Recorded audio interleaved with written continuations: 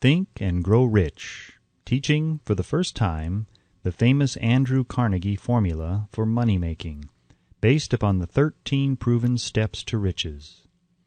Organized through 25 years of research in collaboration with more than 500 distinguished men of great wealth, who proved by their own achievements that this philosophy is practical, by Napoleon Hill, author of The Law of Success Philosophy, published by the Ralston Society, 1938, Meridian, Connecticut. Copyright 1937 by Napoleon Hill. All rights reserved. Tributes to the author from great American leaders. Think and Grow Rich was 25 years in the making. It is Napoleon Hill's newest book based upon his famous Law of Success philosophy. His work and writings have been praised by great leaders in finance, education, politics, government. Supreme Court of the United States, Washington, D.C. Dear Mr. Hill, I have now had an opportunity to finish reading your Law of Success textbooks, and I wish to express my appreciation of the splendid work you have done in the organization of this philosophy.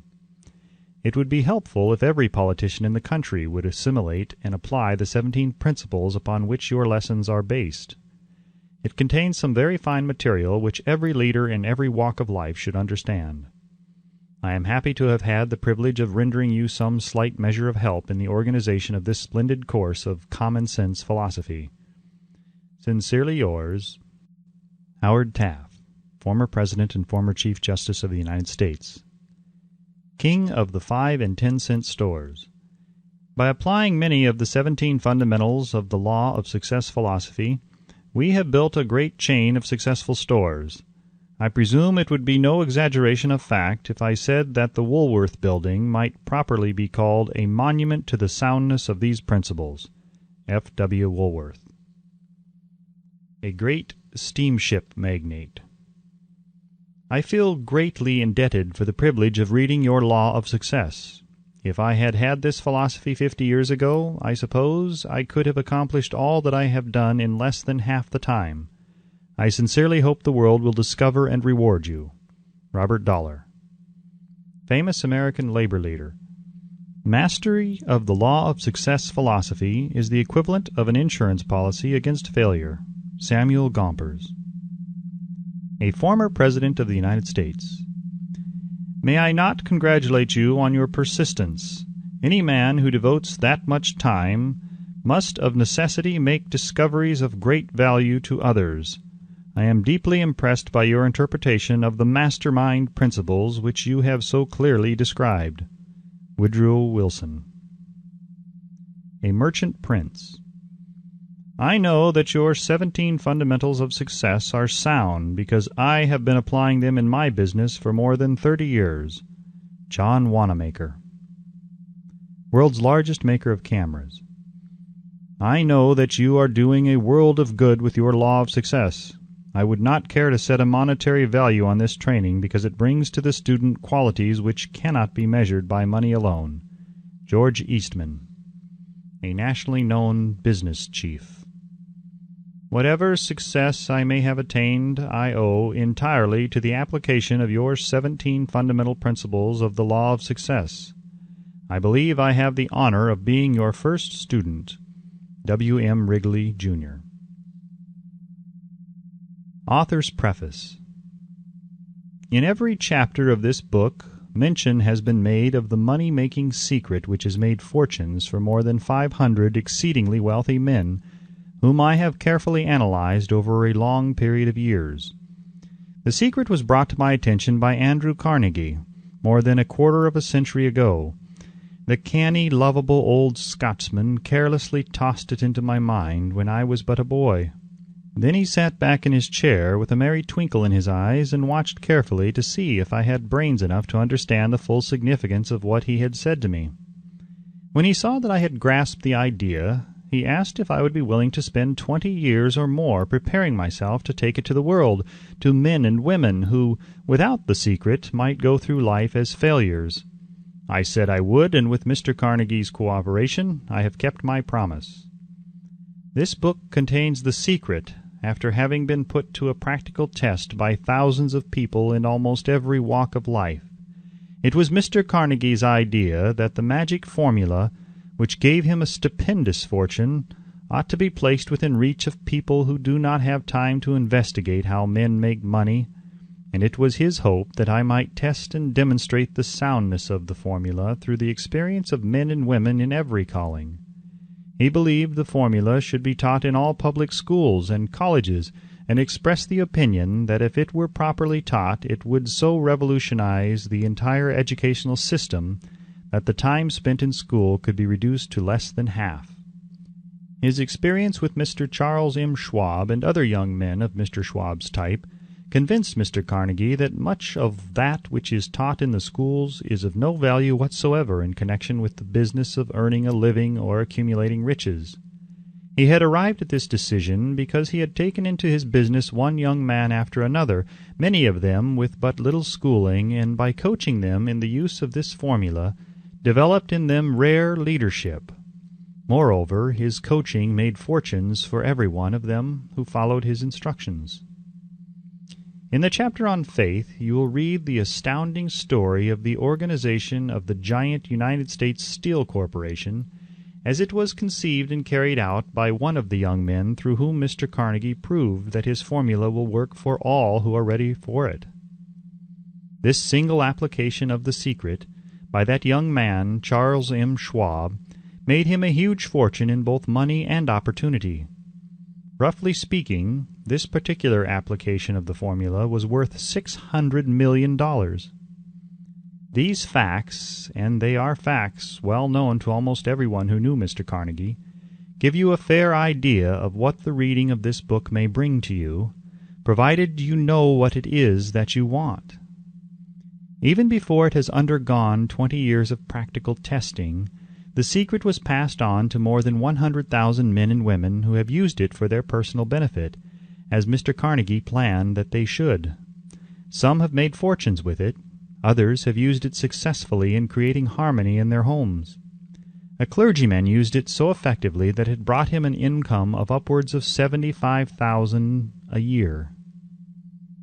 Arthur Nash, a Cincinnati tailor, used his near-bankrupt business as a guinea pig on which to test the formula. The business came to life and made a fortune for its owners. It is still thriving, although Mr. Nash has gone. The experiment was so unique that newspapers and magazines gave it more than $1 million worth of laudatory publicity. The secret was passed on to Stuart Austin Weir of Dallas, Texas. He was ready for it, so ready that he gave up his profession and studied law. Did he succeed? That story is told too. I gave the secret to Jennings Randolph the day he graduated from college, and he has used it so successfully that he is now serving his third term as a member of Congress, with an excellent opportunity to keep on using it until it carries him to the White House. While serving as advertising manager of the LaSalle Extension University, when it was little more than a name, I had the privilege of seeing J.G. Chaplin, president of the university, use the formula so effectively that he has since made the LaSalle one of the great extension schools of the country. The secret to which I refer has been mentioned no fewer than 100 times throughout this book. It has not been directly named, for it seems to work more successfully when it is merely uncovered and left in sight, where those who are ready and searching for it may pick it up. That is why Mr. Carnegie tossed it to me so quietly without giving me its specific name. If you are ready to put it to use, you will recognize this secret at least once in every chapter. I wish I might feel privileged to tell you how you will know if you are ready, but that would deprive you of much of the benefit you will receive when you make the discovery in your own way. While this book was being written, my own son, who was then finishing the last year of his college work, picked up the manuscript of Chapter 2, read it, and discovered the secret for himself. He used the information so effectively that he went directly into a responsible position at a beginning salary greater than the average man ever earns. His story has been briefly described in Chapter 2. When you read it, perhaps you will dismiss any feeling you may have had at the beginning of the book that it promised too much. And 2, if you have ever been discouraged, if you have had difficulties to surmount which took the very soul out of you, If you have tried and failed, if you were ever handicapped by illness or physical affliction, this story of my son's discovery and use of the Carnegie formula may prove to be the oasis in the desert of lost hope for which you have been searching. This secret was extensively used by President Woodrow Wilson during the World War. It was passed on to every soldier who fought in the war, carefully wrapped in the training received before going to the front. President Wilson told me it was a strong factor in raising the funds needed for the war. More than 20 years ago, Honorable Manuel L. Quizon, then Resident Commissioner of the Philippine Islands, was inspired by the secret to gain freedom for his people. He has gained freedom for the Philippines and is the first president of the Free State. A peculiar thing about this secret is that those who once acquire it and use it find themselves literally swept on to success, with but little effort, and they never again submit to failure. If you doubt this, study the names of those who have used it, wherever they have been mentioned. Check their records for yourself, and be convinced. There is no such thing as something for nothing. The secret to which I refer cannot be had without a price, although the price is far less than its value. It cannot be had at any price by those who are not intentionally searching for it. It cannot be given away. It cannot be purchased for money, for the reason that it comes in two parts. One part is already in possession of those who are ready for it. The secret serves equally well all who are ready for it. Education has nothing to do with it.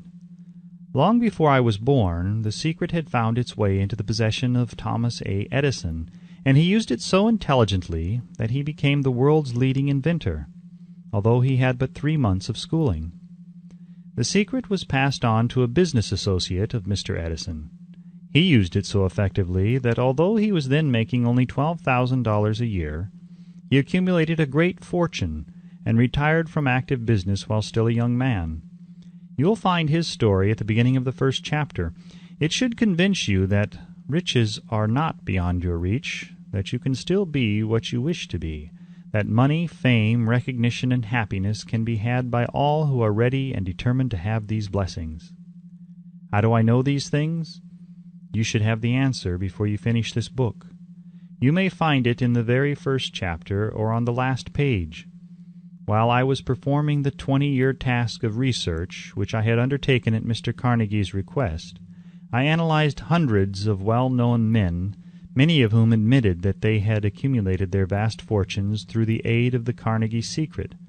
Among these men were Henry Ford, William Wrigley, Jr., John Wanamaker, James J. Hill, George S. Parker, E.M. Statler, Henry L. Doherty, Cyrus K. Curtis, George Eastman, Theodore Roosevelt, John W. Davis, Albert Hubbard, Wilbur Wright, William Jennings Bryan, Dr. Demitted Starr Jordan, J. Ogden Armour, Charles M. Schwab, Harris F. Williams, Dr. Frank Gonzalez, Daniel Willard, King Gillette, Ralph A. Weeks, Judge Daniel T. Wright, John D. Rockefeller, Thomas A. Edison, Frank A. Vanderlip, F. W. Woolworth, Colonel Robert A. Dollar, Edward A. Feline, Edwin C. Barnes, Arthur Brisbane, Woodrow Wilson, William Howard Taft, Luther Burbank, Edward W. Bach, Frank A. Munsey, Albert H. Gary, Dr. Alexander Graham Bell, John H. Patterson, Julius Rosenweld,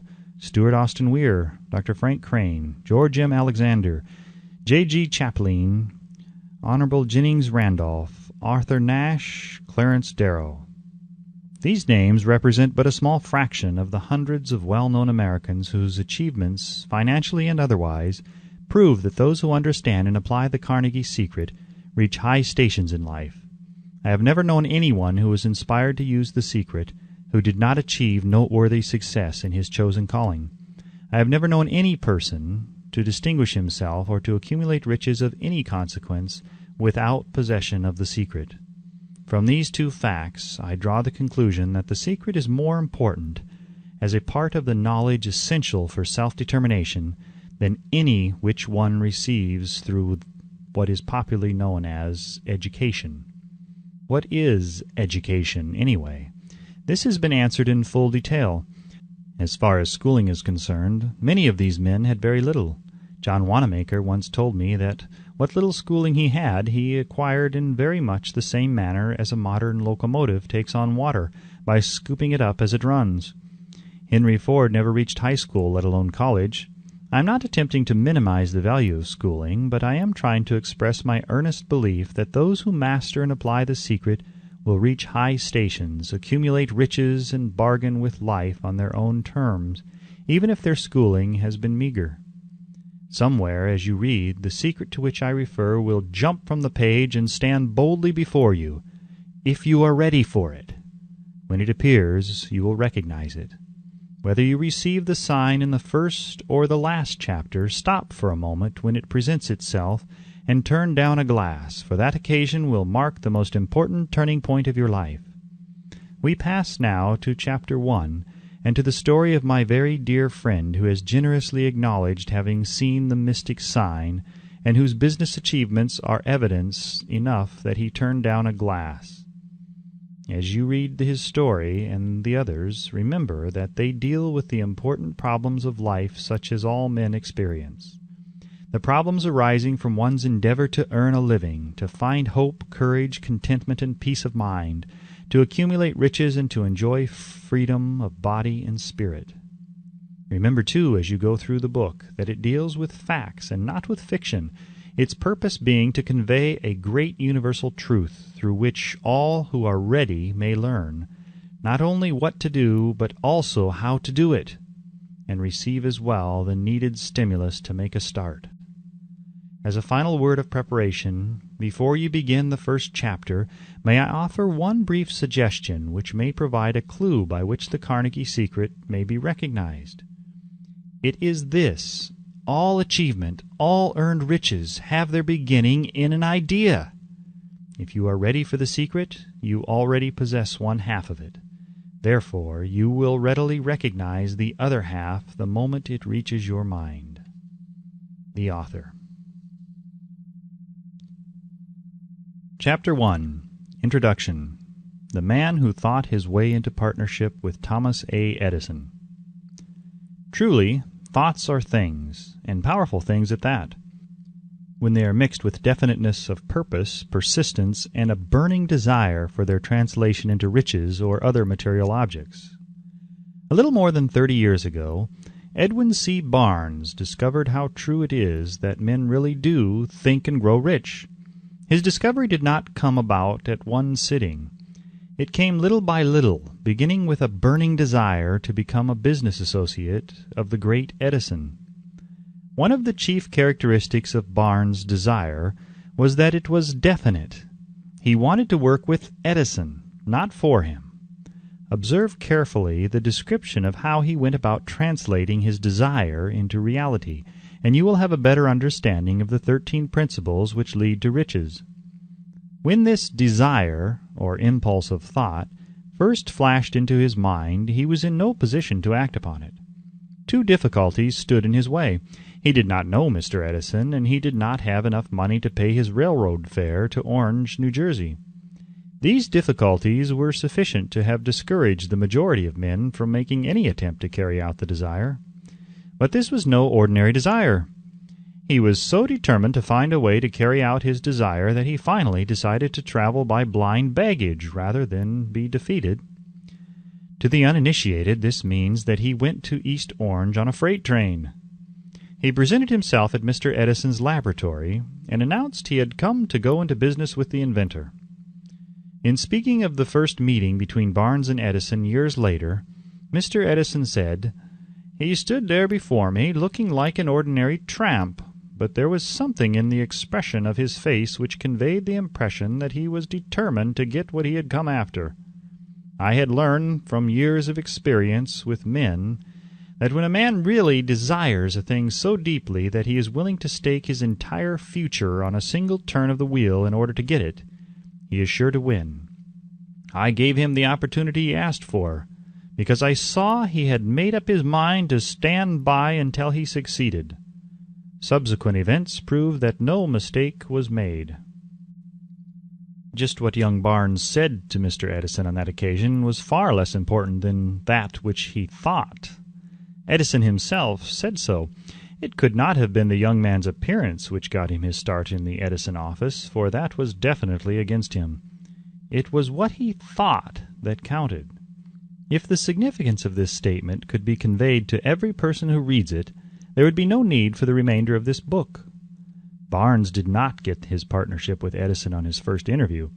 He did get a chance to work in the Edison offices at a very nominal wage, doing work that was unimportant to Edison, but most important to Barnes, because it gave him an opportunity to display his merchandise where his intended partner could see it. Months went by. Apparently nothing happened to bring the converted goal which Barnes had set up in his mind as his definite major purpose. But something important was happening in Barnes's mind. He was constantly intensifying his desire to become the business associate of Edison.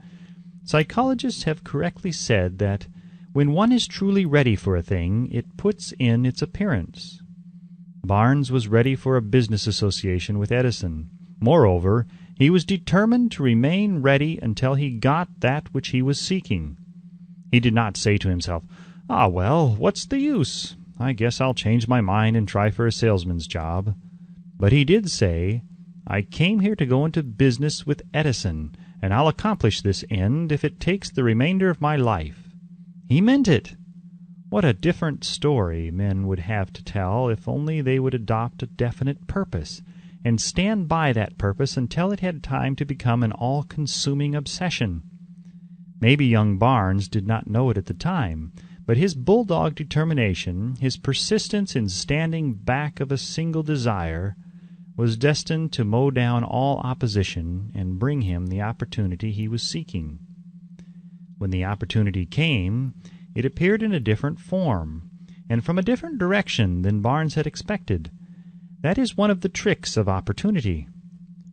It has a sly habit of slipping in by the back door, and often it comes disguised in the form of misfortune or temporary defeat. Perhaps this is why so many fail to recognize opportunity. Mr. Edison had just perfected a new office device known at that time as the Edison dictating machine, now the Ediphone. His salesmen were not enthusiastic over the machine. They did not believe it could be sold without great effort. Barnes saw his opportunity. It had crawled in quietly, hidden in a queer-looking machine which interested no one but Barnes and the inventor. Barnes knew he could sell the Edison dictating machine. He suggested this to Edison and promptly got his chance. He did sell the machine. In fact, he sold it so successfully that Edison gave him a contract to distribute and market it all over the nation. Out of that business association grew the slogan, "Made by Edison and installed by Barnes." The business alliance has been in operation for more than 30 years. Out of it, Barnes has made himself rich in money, but he has done something infinitely greater. He has proved that one really may think and grow rich. How much actual cash that original desire of Barnes has been worth to him, I have no way of knowing. Perhaps it has brought him $2 or $3 million, but the amount, whatever it is, becomes insignificant when compared with the greater asset he acquired in the form of definite knowledge that an intangible impulse of thought can be transmuted into its physical counterpart by the application of known principles. Barnes literally thought himself into a partnership with the great Edison. He thought himself into a fortune. He had nothing to start with except the capacity to know what he wanted and the determination to stand by that desire until he realized it. He had no money to begin with. He had but little education. He had no influence, but he did have initiative, faith, and the will to win. With these intangible forces, he made himself #1 man, with the greatest inventor who ever lived. Now let us look at a different situation and study a man who had plenty of tangible evidence of riches, but lost it because he stopped 3 feet short of the goal he was seeking. 3 feet from gold. One of the most common causes of failure is the habit of quitting when one is overtaken by temporary defeat. Every person is guilty of this mistake at one time or another. An uncle of R.U. Darby was caught by the gold fever in the gold rush days and went west to dig and grow rich. He had never heard that more gold has been mined from the brains of men than has ever been taken from the earth. He staked a claim and went to work with pick and shovel. The going was hard, but his lust for gold was definite. After weeks of labor, he was rewarded by the discovery of the shining ore. He needed machinery to bring the ore to the surface. Quietly, he covered up the mine, retraced his footsteps to his home in Williamsburg, Maryland, told his relatives and a few neighbors of the strike. They got together money for the needed machinery, had it shipped. The uncle and Darby went back to work the mine. The first car of ore was mined and shipped to a smelter. The returns proved they had one of the richest mines in Colorado. A few more cars of that ore would clear the debts. Then would come the big killing and profits. Down went the drills, up went the hopes of Darby and Uncle. Then something happened. The vein of gold ore disappeared. They had come to the end of the rainbow, and the pot of gold was no longer there. They drilled on, desperately trying to pick up the vein again, all to no avail. Finally, they decided to quit. They sold the machinery to a junk man for a few $100s and took the train back home. Some junk men are dumb, but not this one. He called in a mining engineer to look at the mine and do a little calculating. The engineer advised that the project had failed because the owners were not familiar with fault lines. His calculations showed that the vein would be found just 3 feet from where the Darbys had stopped drilling. That is exactly where it was found. The junk man took millions of dollars in ore from the mine because he knew enough to seek expert counsel before giving up. Most of the money which went into the machinery was procured through the efforts of R.U. Darby, who was then a very young man. The money came from his relatives and neighbors because of their faith in him. He paid back every dollar of it, although he was years in doing so. Long afterward, Mr. Darby recouped his loss many times over when he made the discovery that desire can be transmuted into gold. The discovery came after he went into the business of selling life insurance. Remembering that he had lost a huge fortune because he stopped 3 feet from gold, Darby profited by the experience in his chosen work by the simple method of saying to himself, "I stopped 3 feet from gold, but I will never stop because men say no when I ask them to buy insurance." Darby is one of a small group of fewer than 50 men who sell more than $1 million in life insurance annually. He owes his stickability to the lesson he learned from his quitability in the gold mining business. Before success comes in any man's life, he is sure to meet with much temporary defeat, and perhaps some failure. When defeat overtakes a man, the easiest and most logical thing to do is to quit. That is exactly what the majority of men do. More than 500 of the most successful men this country has ever known told the author their greatest success came just one step beyond the point at which defeat had overtaken them. Failure is a trickster with a keen sense of irony and cunning. It takes great delight in tripping one when success is almost within reach. A 50-cent lesson in persistence. Shortly after Mr. Darby received his degree from the University of Hard Knocks and had decided to profit by his experience in the gold mining business, he had the good fortune to be present on an occasion that proved to him that no does not necessarily mean no. One afternoon he was helping his uncle grind wheat in an old-fashioned mill. The uncle operated a large farm on which a number of colored sharecrop farmers lived. Quietly the door was opened and a small colored child, the doctor of a tenant, walked in and took her place near the door. The uncle looked up, saw the child, and barked at her roughly. "What do you want?" Meekly the child replied, "My mammy say send her 50 cents. "I'll not do it," the uncle retorted. "Now run on home." "Yassa," the child replied, but she did not move. The uncle went ahead with his work, so busily engaged that he did not pay enough attention to the child to observe that she did not leave. When he looked up and saw her still standing there, he yelled at her, "I told you to go on home. Now go or I'll take a switch to you." The little girl said, "Yassa," but she did not budge an inch.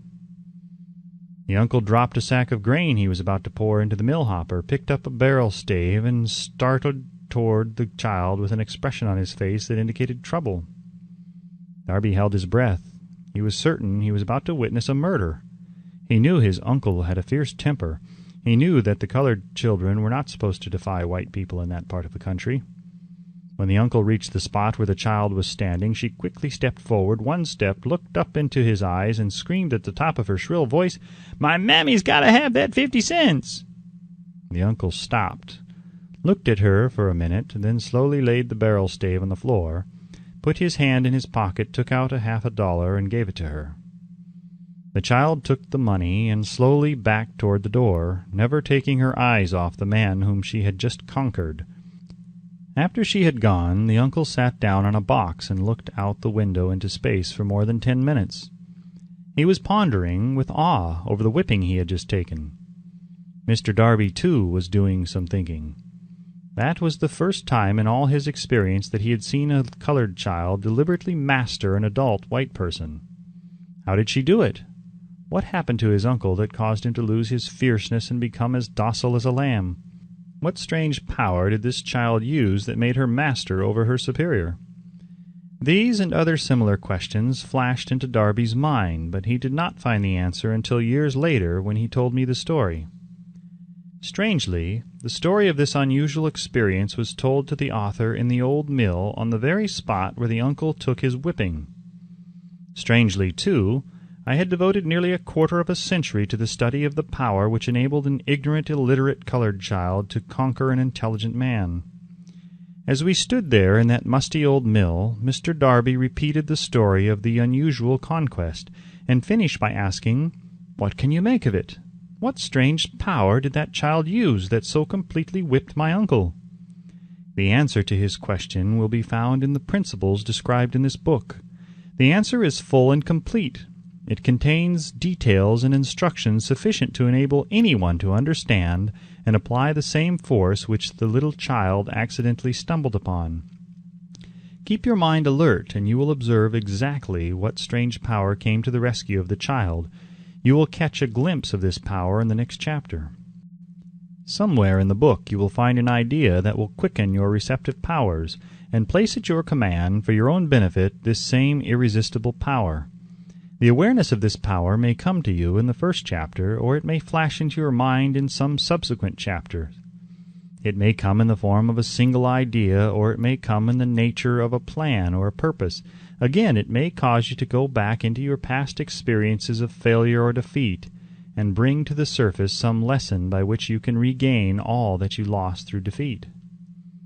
After I had described to Mr. Darby the power unwittingly used by the little colored child, he quickly retraced his 30 years of experience as a life insurance salesman and frankly acknowledged that his success in that field was due in no small degree to the lesson he had learned from the child.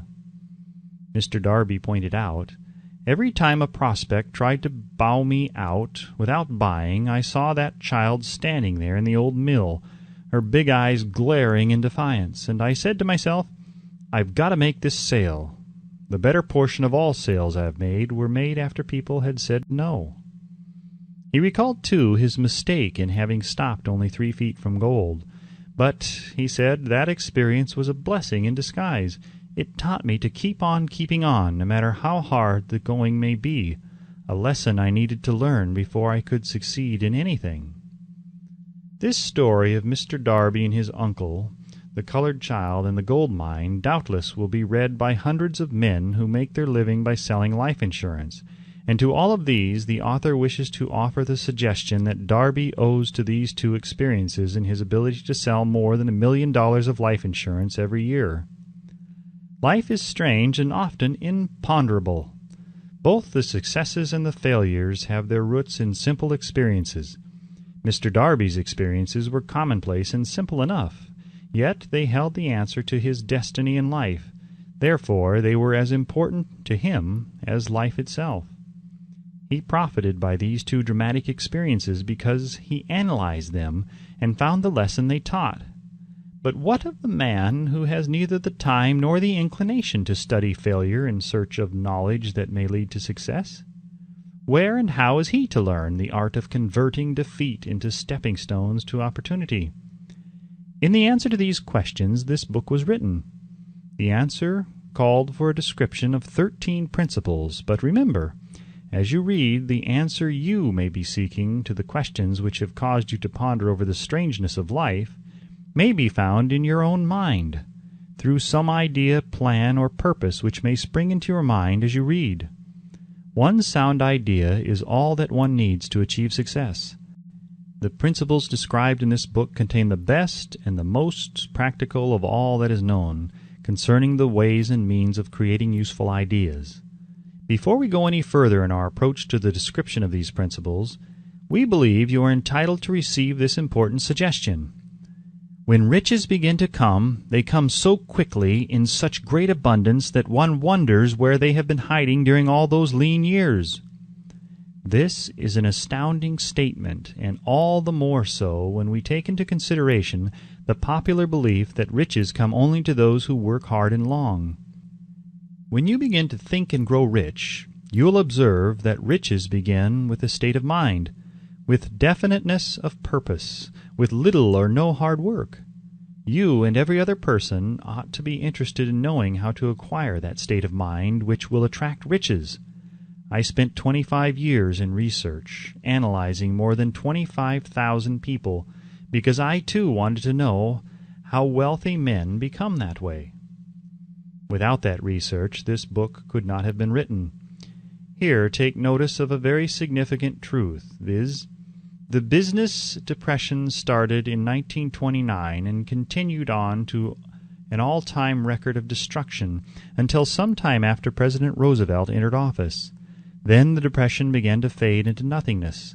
Just as an electrician in a theater raises the light so gradually that darkness is transmuted into light before you realize it, so did the spell of fear in the minds of the people gradually fade away and become faith. Observe very closely as soon as you master the principles of this philosophy and begin to follow the instructions for applying those principles. Your financial status will begin to improve, and everything you touch will begin to transmute itself into an asset for your own benefit. Impossible? Not at all.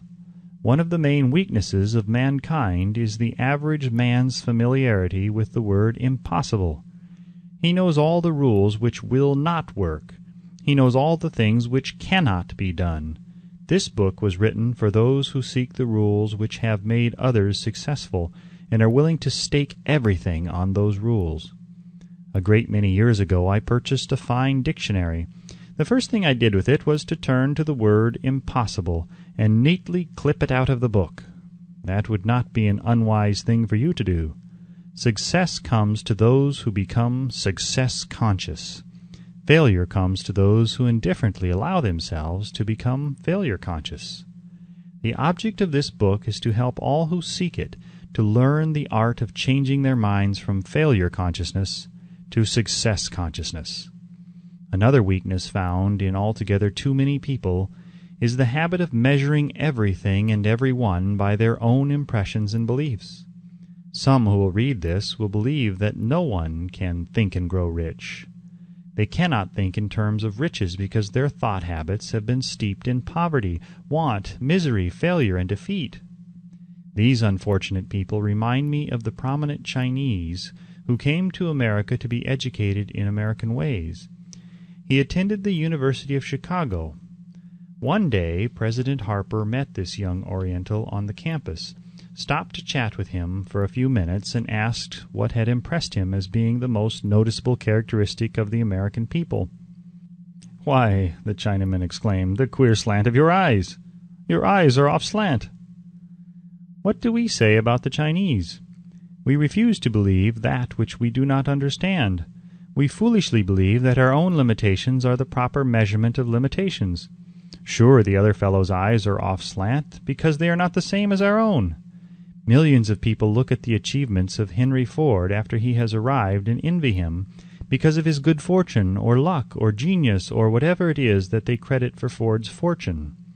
Perhaps one person in every 100,000 knows the secret of Ford's success, and those who do know are too modest or too reluctant to speak of it because of its simplicity.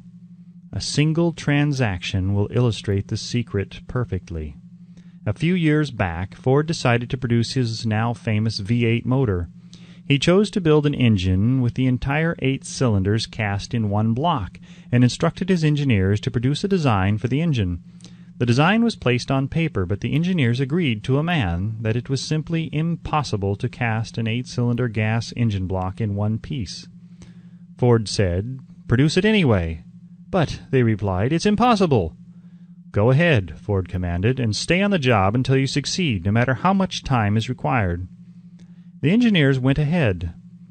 There was nothing else for them to do if they were to remain on the Ford staff. 6 months went by, nothing happened. Another 6 months passed, and still nothing happened. The engineers tried every conceivable plan to carry out the orders, but the thing seemed out of the question. Impossible! At the end of the year, Ford checked with his engineers, and again they informed him that they had found no way to carry out his orders. "Go right ahead," said Ford. "I want it, and I'll have it." They went ahead, and then, as if by a stroke of magic, the secret was discovered. The Ford determination had won once more. This story may not be described with minute accuracy, but the sum and substance of it is correct. Deduce from it, you who wish to think and grow rich, the secret of the Ford millions, if you can. You will not have to look very far. Henry Ford is a success because he understands and applies the principles of success. One of these is desire, knowing what one wants. Remember this Ford story as you read, and pick out the lines in which the secret of his stupendous achievement has been described. If you can do this, if you can lay your finger on the particular group of principles which made Henry Ford rich, you can equal his achievements in almost any calling for which you are suited. You are the master of your fate, the captain of your soul, because when Henley wrote the prophetic lines, "I am the master of my fate, I am the captain of my soul," he should have informed us that we are the masters of our fate, the captains of our souls, because we have the power to control our thoughts. He should have told us that the ether in which this little earth floats, in which we move and have our being, is a form of energy moving at an inconceivably high rate of vibration, and that the ether is filled with a form of universal power which adapts itself to the nature of the thoughts we hold in our minds, and influences us in natural ways to transmute our thoughts into their physical equivalent. If the poet had told us of this great truth, we would know why it is that we are the masters of our fate, the captains of our souls. He should have told us with great emphasis that this power makes no attempt to discriminate between the destructive thoughts and the constructive thoughts, that it will urge us to translate into physical reality thoughts of poverty just as quickly as it will influence us to act upon thoughts of riches. He should have told us, too, that our brains become magnetized with the dominating thoughts which we hold in our minds. And by means with which no man is familiar, these magnets attract to us the forces, the people, the circumstances of life which harmonize with the nature of our dominating thoughts. He should have told us that before we can accumulate riches in great abundance, we must magnetize our minds with intense desire for riches, that we must become money-conscious until the desire for money drives us to create definite plans for acquiring it. But being a poet and not a philosopher, Henley contented himself by stating a great truth in poetic form, leaving those who followed him to interpret the philosophical meaning of his lines. Little by little the truth has unfolded itself until it now appears certain that the principles described in this book hold the secret of mastery over our economic fate. We are now ready to examine the first of these principles.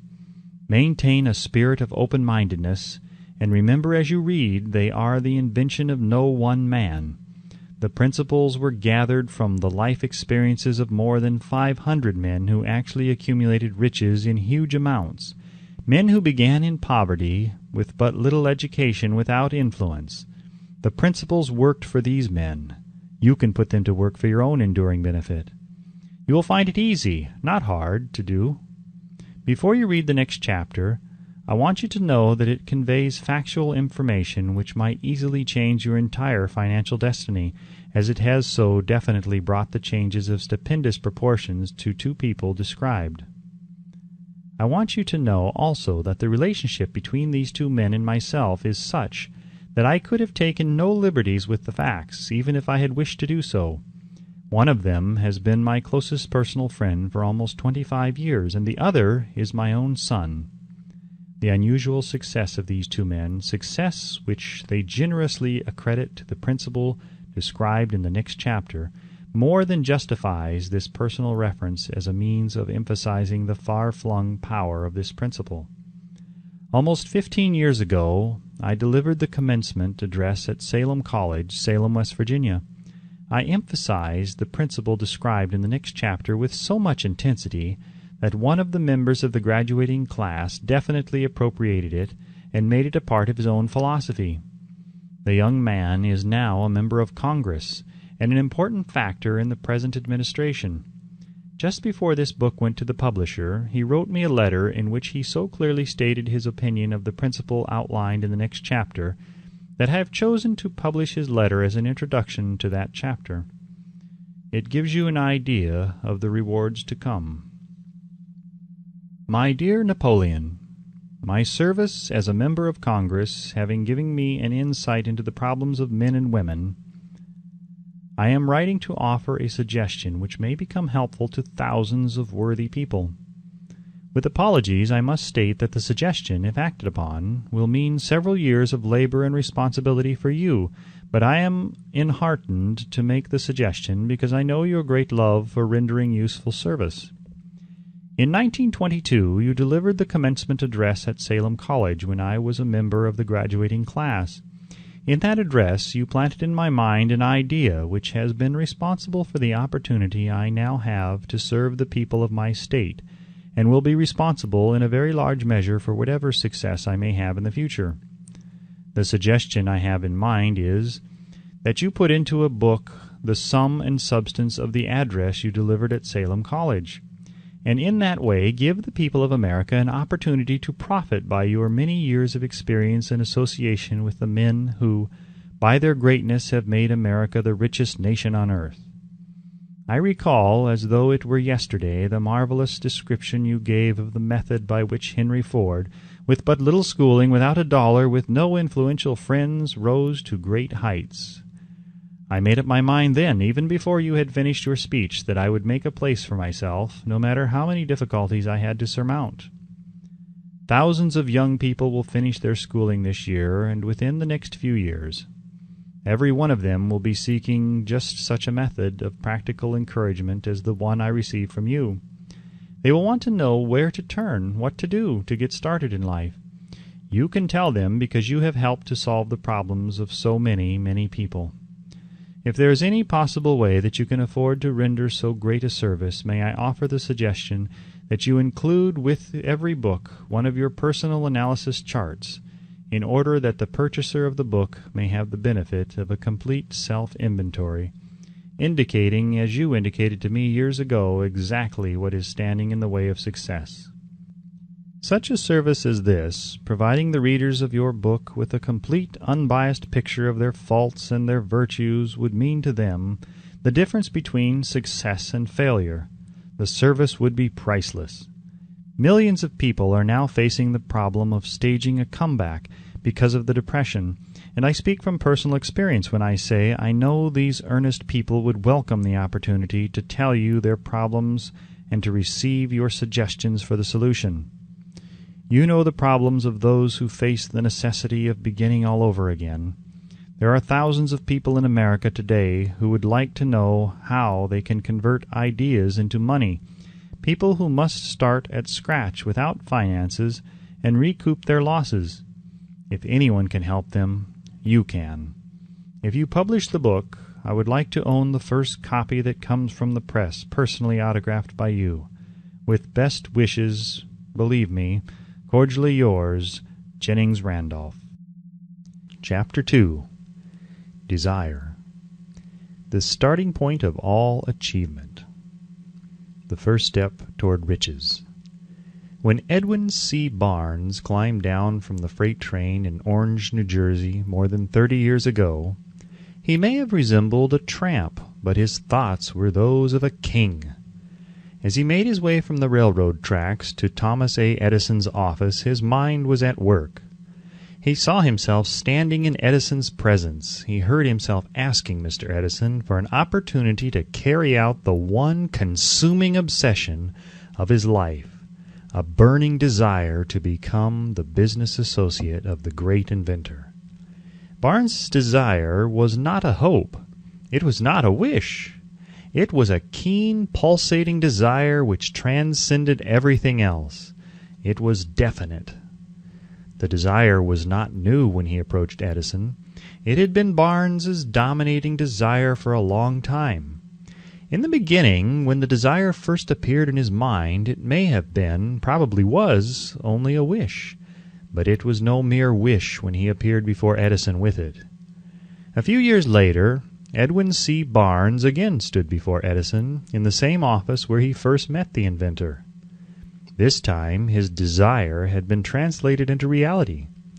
He was in business with Edison. The dominating dream of his life had become a reality. Today, people who know Barnes envy him because of the break life yielded him. They see him in the days of his triumph without taking the trouble to investigate the cause of his success. Barnes succeeded because he chose a definite goal, placed all of his energy, all of his willpower, all of his effort, everything back of that goal. He did not become the partner of Edison the day he arrived.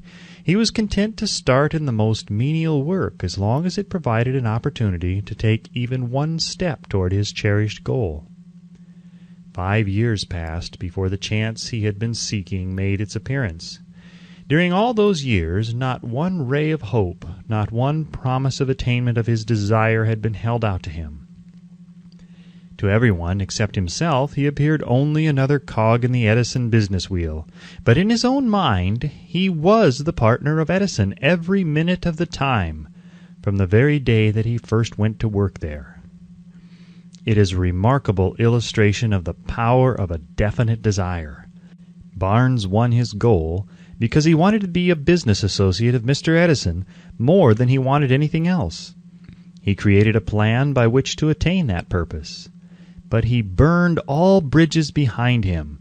He stood by his desire until it became the dominating obsession of his life and, finally, a fact. When he went to Orange, he did not say to himself, "I will try to induce Edison to give me a job of some sort." He said, "I will see Edison and put him on notice that I have come to go into business with him." He did not say, "I will work there for a few months, and if I get no encouragement I will quit and get a job somewhere else." He did say, "I will start anywhere. I will do anything Edison tells me to do, but before I am through I will be his associate." He did not say, "I will keep my eyes open for another opportunity in case I fail to get what I want in the Edison organization." He said, "There is but one thing in this world that I am determined to have, and that is a business association with Thomas A. Edison. I will burn all bridges behind me and stake my entire future on my ability to get what I want." He left himself no possible way of retreat. He had to win or perish. That is all there is to the Barnes story of success. A long while ago, a great warrior faced a situation which made it necessary for him to make a decision which inspired his success on the battlefield. He was about to send his armies against a powerful foe whose men outnumbered his own. He loaded his soldiers into boats, sailed to the enemy's country, unloaded soldiers and equipment, then gave the order to burn the ships that had carried them. Addressing his men before the first battle, he said, "You see the boats going up in smoke? That means that we cannot leave these shores alive unless we win. We now have no choice. We win or we perish." They won. Every person who wins in any undertaking must be willing to burn his ships and cut all sources of retreat. Only by doing so can one be sure of maintaining that state of mind as a burning desire to win, essential to success. The morning after the Great Chicago Fire, a group of merchants stood on State Street looking at the smoking remains of what had been their stores.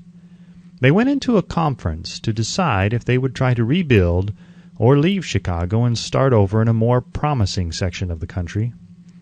They reached a decision, all except one, to leave Chicago.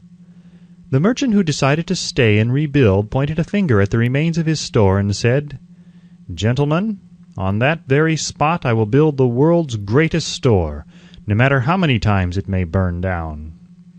That was more than 50 years ago. The store was built. It stands there today, a towering monument to the power of that state of mind known as burning desire.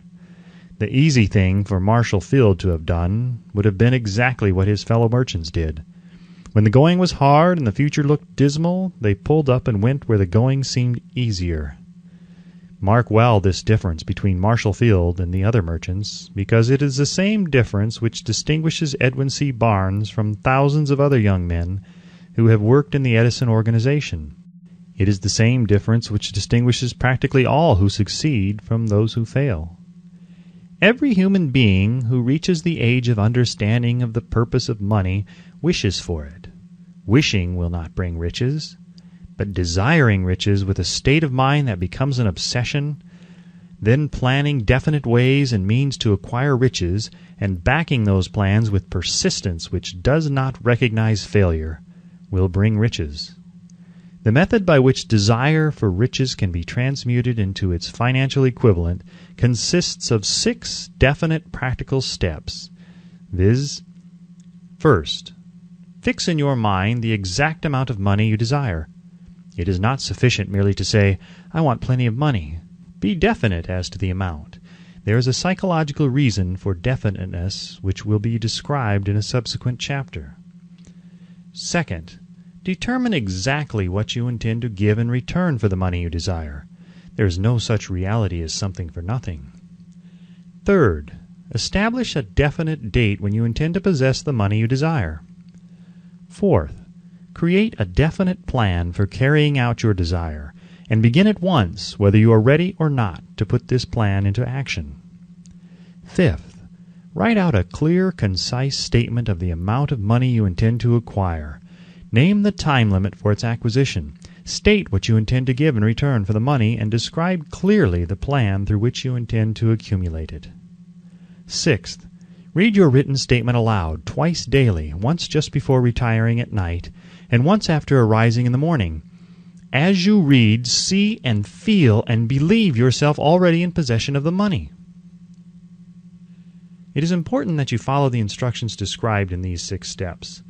It is especially important that you observe and follow the instructions in the 6th paragraph. You may complain that it is impossible for you to see yourself in possession of money before you actually have it. Here is where a burning desire will come to your aid. If you truly desire money so keenly that your desire is an obsession, you will have no difficulty in convincing yourself that you will acquire it. The object is to want money and to become so determined to have it that you convince yourself you will have it. Only those who become money conscious ever accumulate great riches. Money consciousness means that the mind has become so thoroughly saturated with the desire for money that one can see one's self already in possession of it. To the uninitiated, who has not been schooled in the working principles of the human mind, these instructions may appear impractical.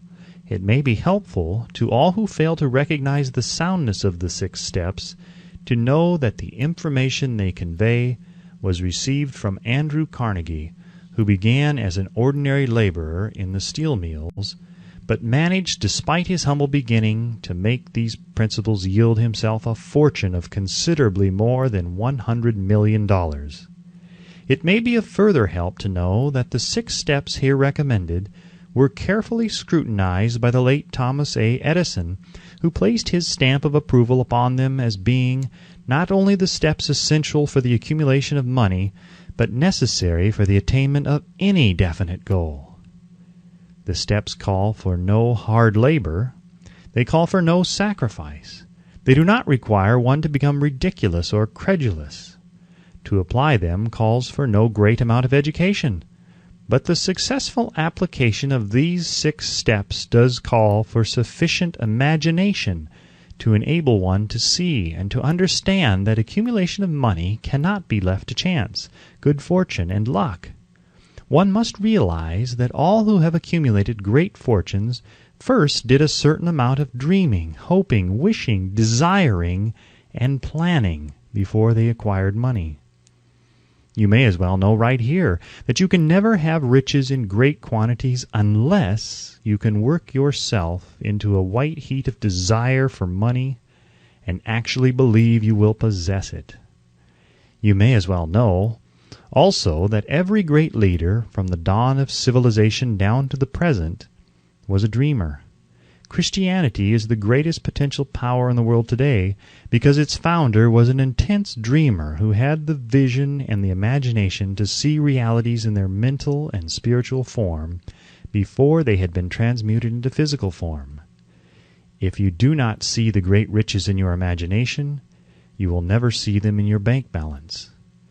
Never in the history of America has there been so great an opportunity for practical dreamers as now exists. The 6-year economic collapse has reduced all men substantially to the same level. A new race is about to be run. The stakes represent huge fortunes which will be accumulated within the next 10 years. The rules of the race have changed because we now live in a changed world that definitely favors the masses, those who had but little or no opportunity to win under the conditions existing during the Depression when fear paralyzed growth and development. We who are in this race for riches should be encouraged to know that this changed world in which we live is demanding new ideas, new ways of doing things, new leaders, new inventions, new methods of teaching, new methods of marketing, new books, new literature, new features for the radio, new ideas for moving pictures.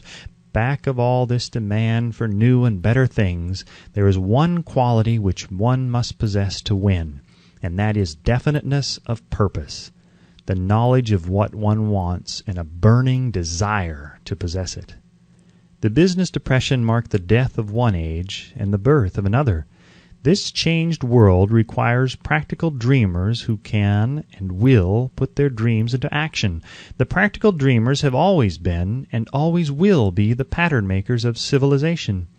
We who desire to accumulate riches should remember the real leaders of the world always have been men who harnessed and put into practical use the intangible, unseen forces of unborn opportunity, and have converted those forces, or impulses of thought, into skyscrapers, cities, factories, airplanes, automobiles, and every form of convenience that makes life more pleasant.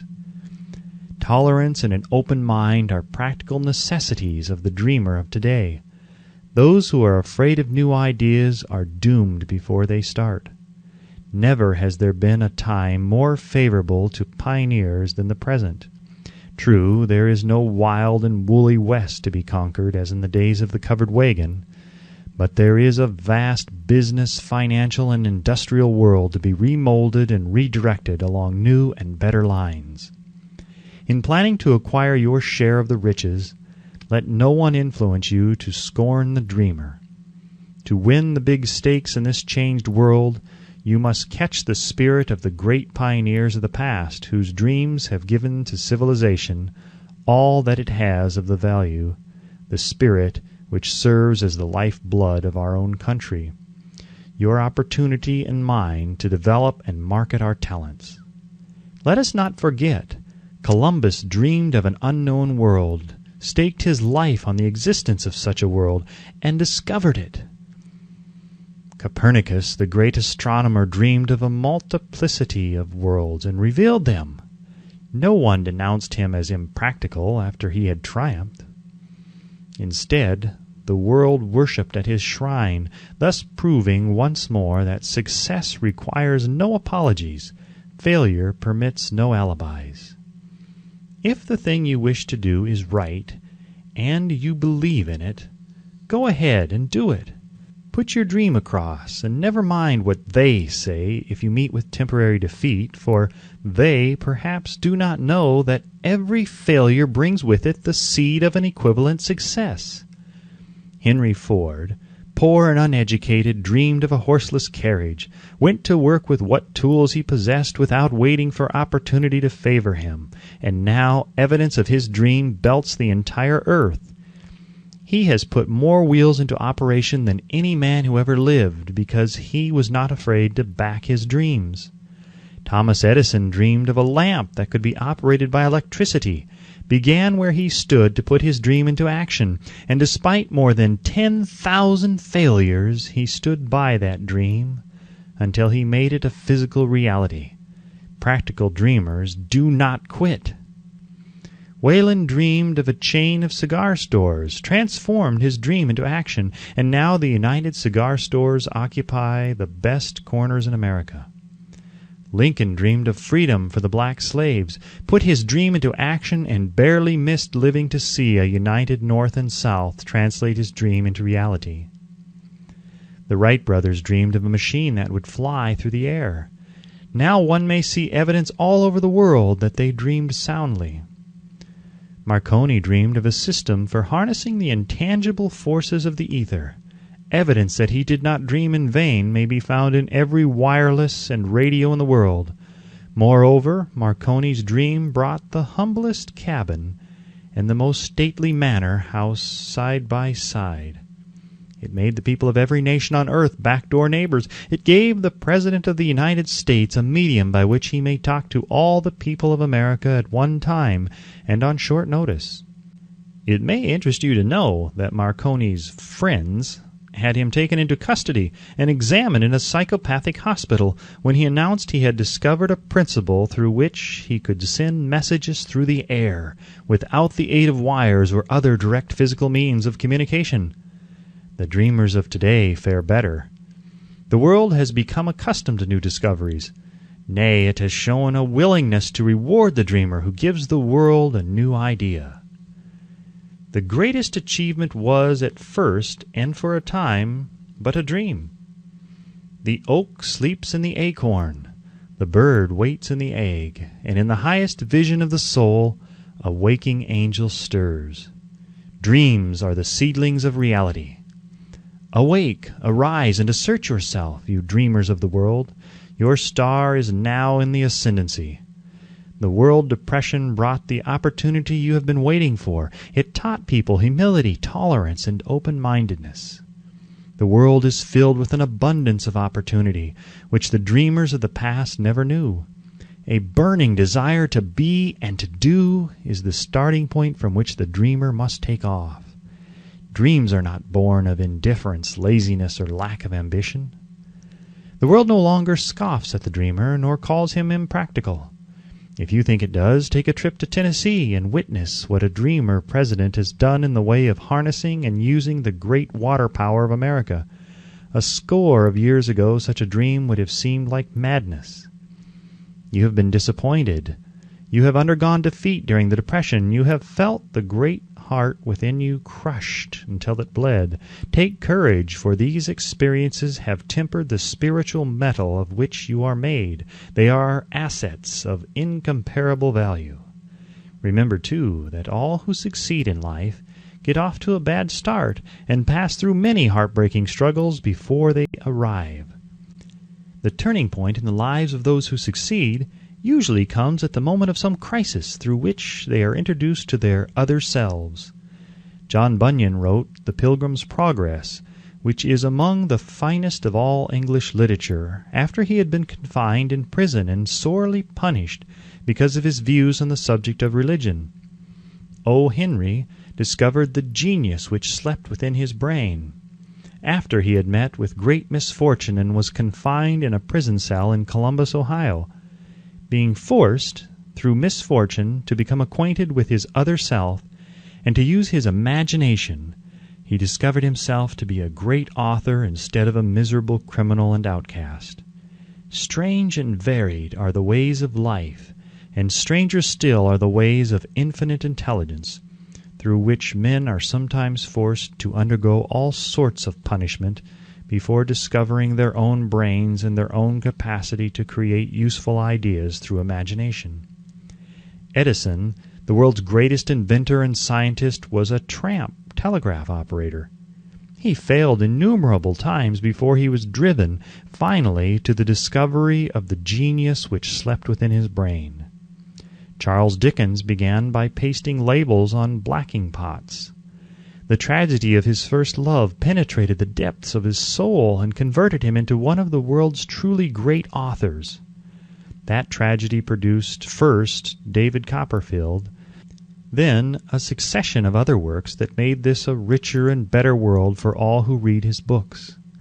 Disappointment over love affairs generally has the effect of driving men to drink and women to ruin, and this because most people never learn the art of transmuting their strongest emotions into dreams of a constructive nature. Helen Keller became deaf, dumb, and blind shortly after birth. Despite her greatest misfortune, she has written her name indelibly in the pages of the history of the great. Her entire life has served as evidence that no one ever is defeated until defeat has been accepted as a reality. Robert Burns was an illiterate country lad. He was cursed by poverty and grew up to be a drunkard in the bargain. The world was made better for his having lived because he clothed beautiful thoughts in poetry, and thereby plucked a thorn and planted a rose in its place. Booker T. Washington was born in slavery, handicapped by race and color. Because he was tolerant, had an open mind at all times on all subjects, and was a dreamer, he left his impress for good on an entire race. Beethoven was deaf, Milton was blind, but their names will last as long as time endures, because they dreamed and translated their dreams into organized thought. Before passing to the next chapter, kindle anew in your mind the fire of hope, faith, courage, and tolerance. If you have these states of mind and a working knowledge of the principles described, all else that you need will come to you when you are ready for it. Let Emerson state the thought in these words: "Every proverb, every book, every byword that belongs to thee, for aid and comfort shall surely come home through open or winding passages. Every friend whom not thy fantastic will, but the great and tender soul in thee craveth, shall lock thee in his embrace." There is a difference between wishing for a thing and being ready to receive it. No one is ready for a thing until he believes he can acquire it. The state of mind must be belief, not mere hope or wish. Open-mindedness is essential for belief. Closed minds do not inspire faith, courage, and belief.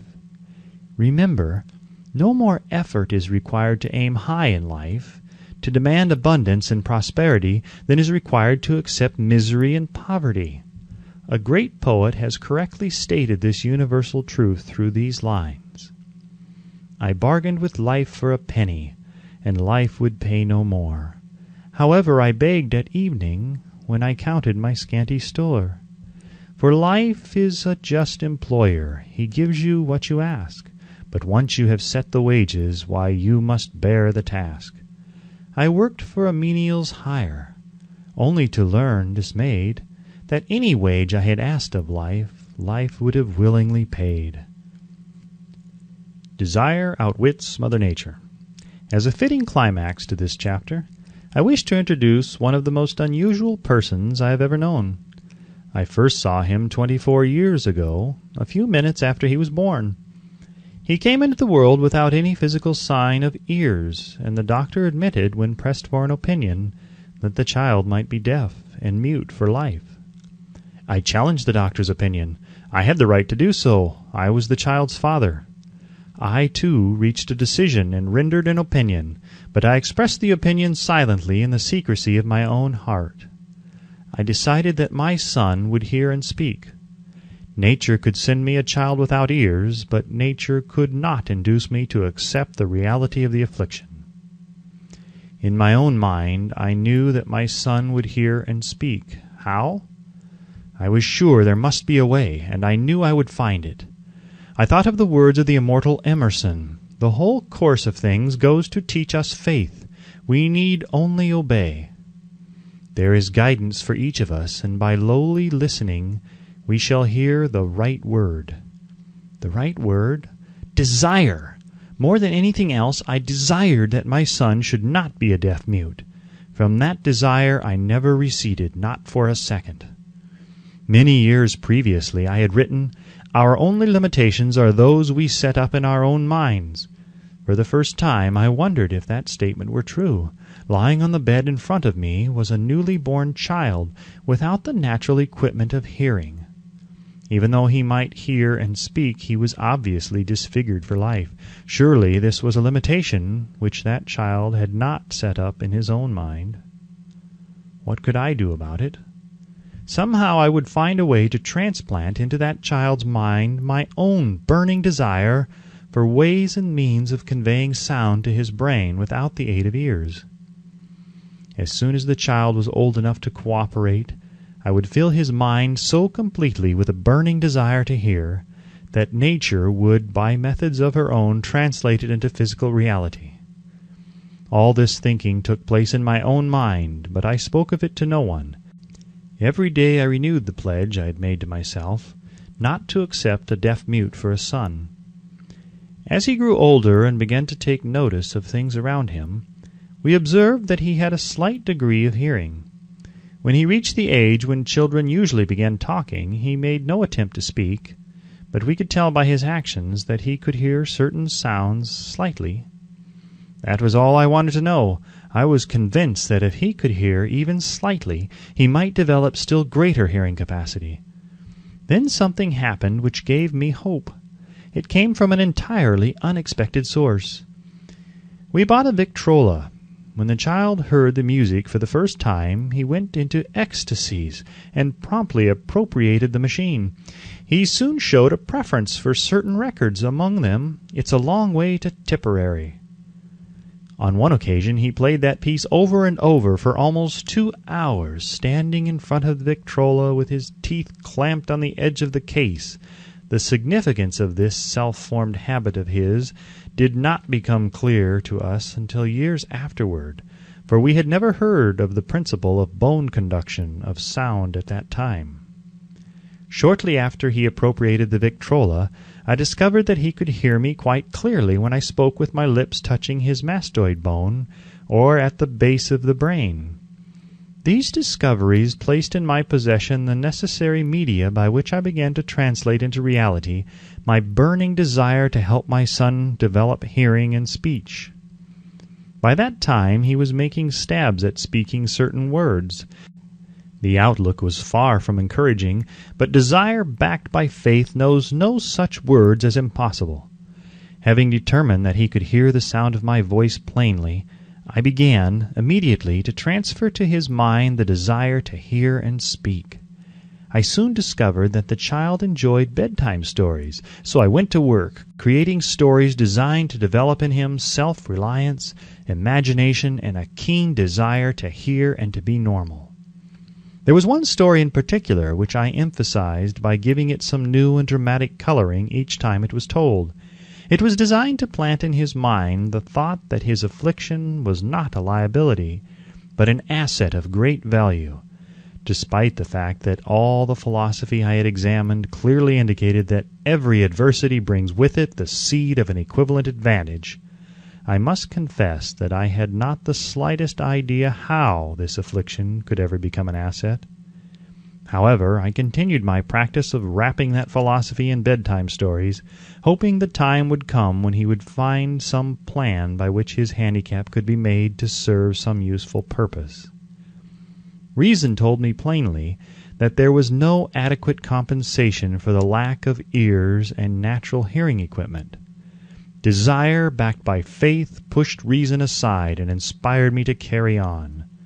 As I analyze the experience in retrospect, I can see now that my son's faith in me had much to do with the astounding results. He did not question anything I told him. I sold him the idea that he had a distinct advantage over his older brother, and that this advantage would reflect itself in many ways. For example, the teachers in school would observe that he had no ears, and because of this they would show him special attention and treat him with extraordinary kindness. They always did. His mother saw to that by visiting the teachers and arranging with them to give the child the extra attention necessary. I sold him the idea, too, that when he became old enough to sell newspapers — his older brother had already become a newspaper merchant — he would have a big advantage over his brother for the reason that people would pay him extra money for his wares because they could see that he was a bright, industrious boy despite the fact that he had no ears. We could notice that gradually the child's hearing was improving. Moreover, he had not the slightest tendency to be self-conscious because of his affliction. When he was about 7, he showed the first evidence that our method of servicing his mind was bearing fruit. For several months he begged for the privilege of selling newspapers, but his mother would not give her consent. She was afraid that his deafness made it unsafe for him to go on the street alone. Finally, he took matters into his own hands. One afternoon, when he was left at home with the servants, he climbed through the kitchen window, shinnied to the ground, and set out on his own. He borrowed 6 cents in capital from the neighborhood shoemaker, invested it in papers, sold out, reinvested, and kept repeating until late in the evening. After balancing his accounts and paying back the 6 cents he had borrowed from his banker, he had a net profit of 42 cents.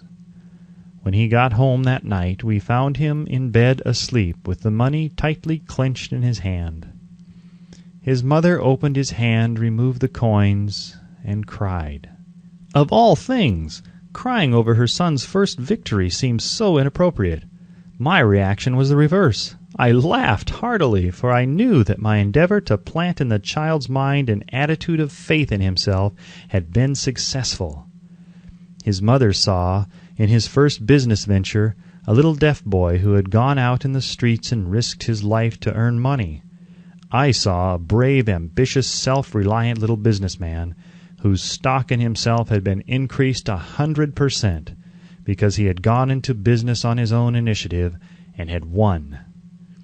The transaction pleased me because I knew that he had given evidence of a trait of resourcefulness that would go with him all through life. Later events proved this to be true. When his older brother wanted something, he would lie on the floor, kick his feet in the air, cry for it, and get it. When the little deaf boy wanted something, he would plan a way to earn the money, then buy it for himself. He still follows that plan. Truly, my own son has taught me that handicaps can be converted into stepping stones on which one may climb toward some worthy goal, unless they are accepted as obstacles and used as alibis. The little deaf boy went through the grades, high school and college, without being able to hear his teachers excepting when they shouted loudly at close range. He did not go to a school for the deaf. We would not permit him to learn the sign language. We were determined that he should live a normal life and associate with normal children, and we stood by that decision, although it cost us many heated debates with school officials. While he was in high school, he tried an electrical hearing aid, but it was of no value to him, due, we believed, to a condition that was disclosed when the child was 6 by Dr. J. Gordon Wilson of Chicago, when he operated on one side of the boy's head and discovered that there was no sign of natural hearing equipment. During his last week in college, 18 years after the operation, something happened which marked the most important turning point of his life. Through what seemed to be mere chance, he came into possession of another electrical hearing device, which was sent to him on trial. He was slow about testing it due to his disappointment with a similar device. Finally, he picked the instrument up and more or less carelessly placed it on his head, hooked up the battery, and lo, as if by a stroke of magic, his lifelong desire for normal hearing became a reality. For the first time in his life, he heard practically as well as any person with normal hearing. God moves in mysterious ways his wonders to perform. Overjoyed because of the changed world which had been brought to him through his hearing device, he rushed to the telephone, called his mother, and heard her voice perfectly. The next day he plainly heard the voices of his professors in class for the first time in his life. Previously, he could hear them only when they shouted at short range. He heard the radio. He heard the talking pictures. For the first time in his life, he could converse freely with other people without the necessity of their having to speak loudly. Truly, he had come into possession of a changed world. We had refused to accept nature's error, and by persistent desire we had induced nature to correct that error through the only practical means available. Desire had commenced to pay dividends, but the victory was not yet complete. The boys still had to find a definite and practical way to convert this handicap into an equivalent asset. Hardly realizing the significance of what had already been accomplished, but intoxicated with the joy of his newly discovered world of sound, he wrote a letter to the manufacturer of the hearing aid, enthusiastically describing his experience. Something in his letter, something perhaps which was not written on the lines but back of them, caused the company to invite him to New York. When he arrived, he was escorted through the factory, and while talking with the chief engineer, telling him about his changed world, a hunch, an idea, or an inspiration, call it what you wish, flashed into his mind. It was this impulse of thought which converted his affliction into an asset, destined to pay dividends in both money and happiness to thousands for all time to come. The sum and substance of that impulsive thought was this. It occurred to him that he might be of help to the millions of deafened people who go through life without the benefit of hearing devices, if he could find a way to tell them the story of his changed world. Then and there he reached a decision to devote the remainder of his life to rendering useful service to the hard of hearing. For an entire month he carried on an intensive research, during which he analyzed the entire marketing system of the manufacture of the hearing device, and created ways and means of communicating with the hard of hearing all over the world for the purpose of sharing with them his newly discovered, changed world. When this was done, he put in writing a 2-year plan based upon his findings. When he presented the plan to the company, he was instantly given a position for the purpose of carrying out his ambition. Little did he dream when he went to work that he was destined to bring hope and practical relief to thousands of deafened people who, without his help, would have been doomed forever to deaf mutism. Shortly after he became associated with the manufacturer of his hearing aid, he invited me to attend a class conducted by his company for the purpose of teaching deaf mutes to hear and to speak.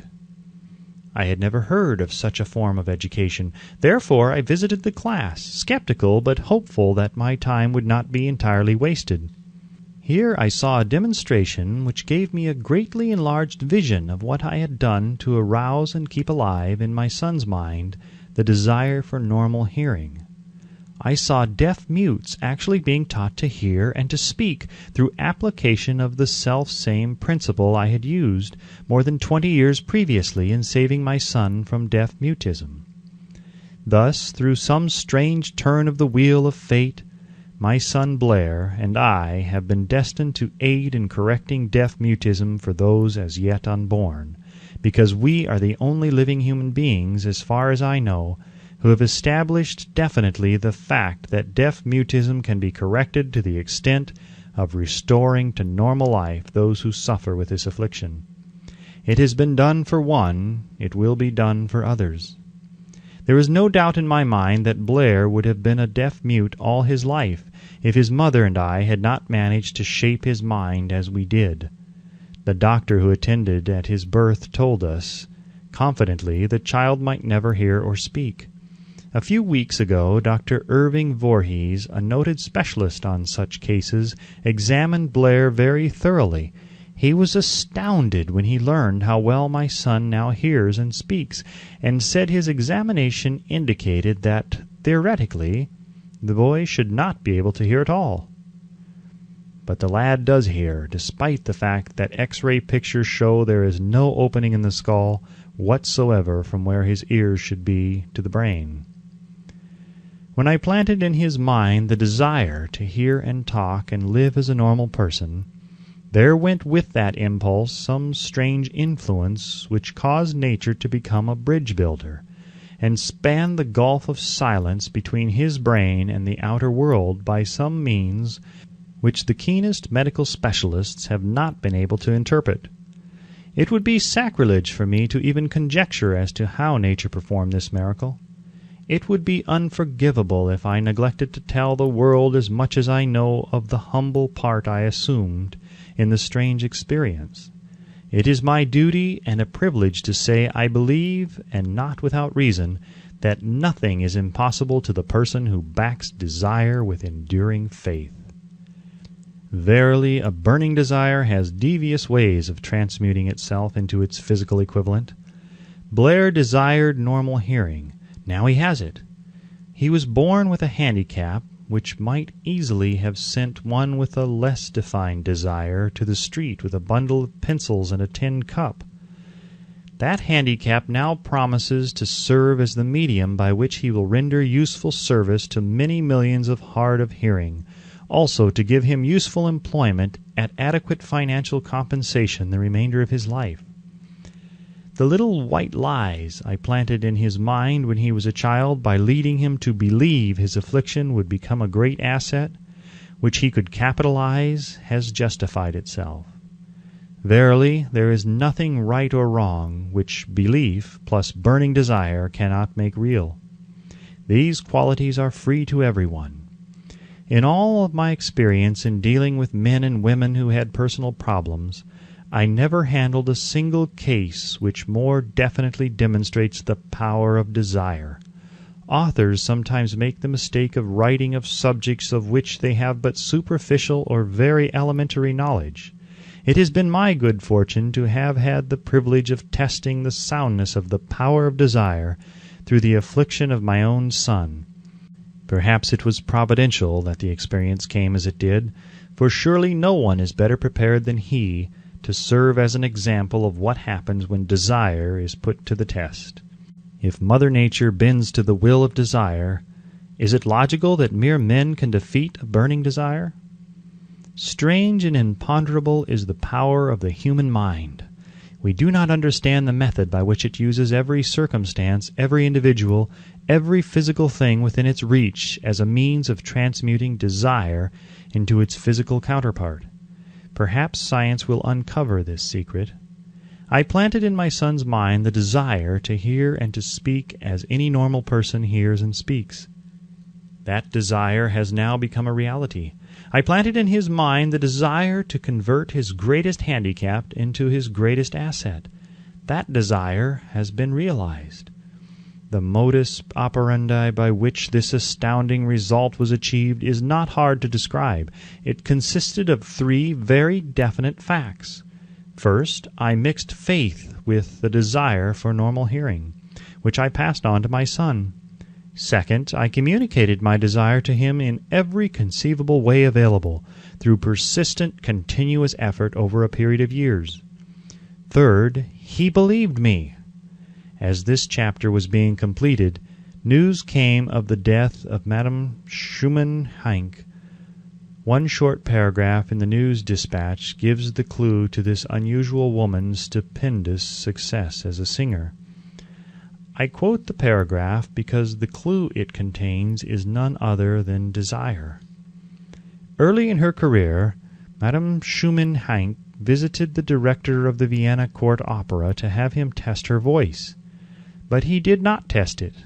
After taking one look at the awkward and poorly dressed girl, he exclaimed none too gently, "With such a face and with no personality at all, how can you ever expect to succeed in opera? My good child, give up the idea. Buy a sewing machine and go to work. You can never be a singer." Never is a long time. The director of the Vienna Court Opera knew much about the technique of singing. He knew little about the power of desire when it assumes the proportion of an obsession. If he had known more of that power, he would not have made the mistake of condemning genius without giving it an opportunity. Several years ago, one of my business associates became ill. He became worse as time went on, and finally was taken to the hospital for an operation. Just before he was wheeled into the operating room, I took a look at him and wondered how anyone as thin and emaciated as he could possibly go through a major operation successfully. The doctor warned me that there was little if any chance of my ever seeing him alive again. But that was the doctor's opinion. It was not the opinion of the patient. Just before he was wheeled away, he whispered feebly, "Do not be disturbed, Chief. I will be out of here in a few days." The attending nurse looked at me with pity. But the patient did come through safely. After it was all over, his physician said, "Nothing but his own desire to live saved him. He never would have pulled through it if he had not refused to accept the possibility of death." I believe in the power of desire backed by faith because I have seen this power lift men from lowly beginnings to places of power and wealth. I have seen it rob the grave of its victims. I have seen it serve as the medium by which men staged a comeback after having been defeated in 100 different ways. I have seen it provide my own son with a normal, happy, successful life despite nature's having sent him into the world without ears. How can one harness and use the power of desire? This has been answered through this and the subsequent chapters of this book. This message is going out to the world at the end of the longest and perhaps the most devastating depression America has ever known. It is reasonable to presume that the message may come to the attention of many who have been wounded by the depression, those who have lost their fortunes, others who have lost their positions, and great numbers who must reorganize their plans and stage a comeback.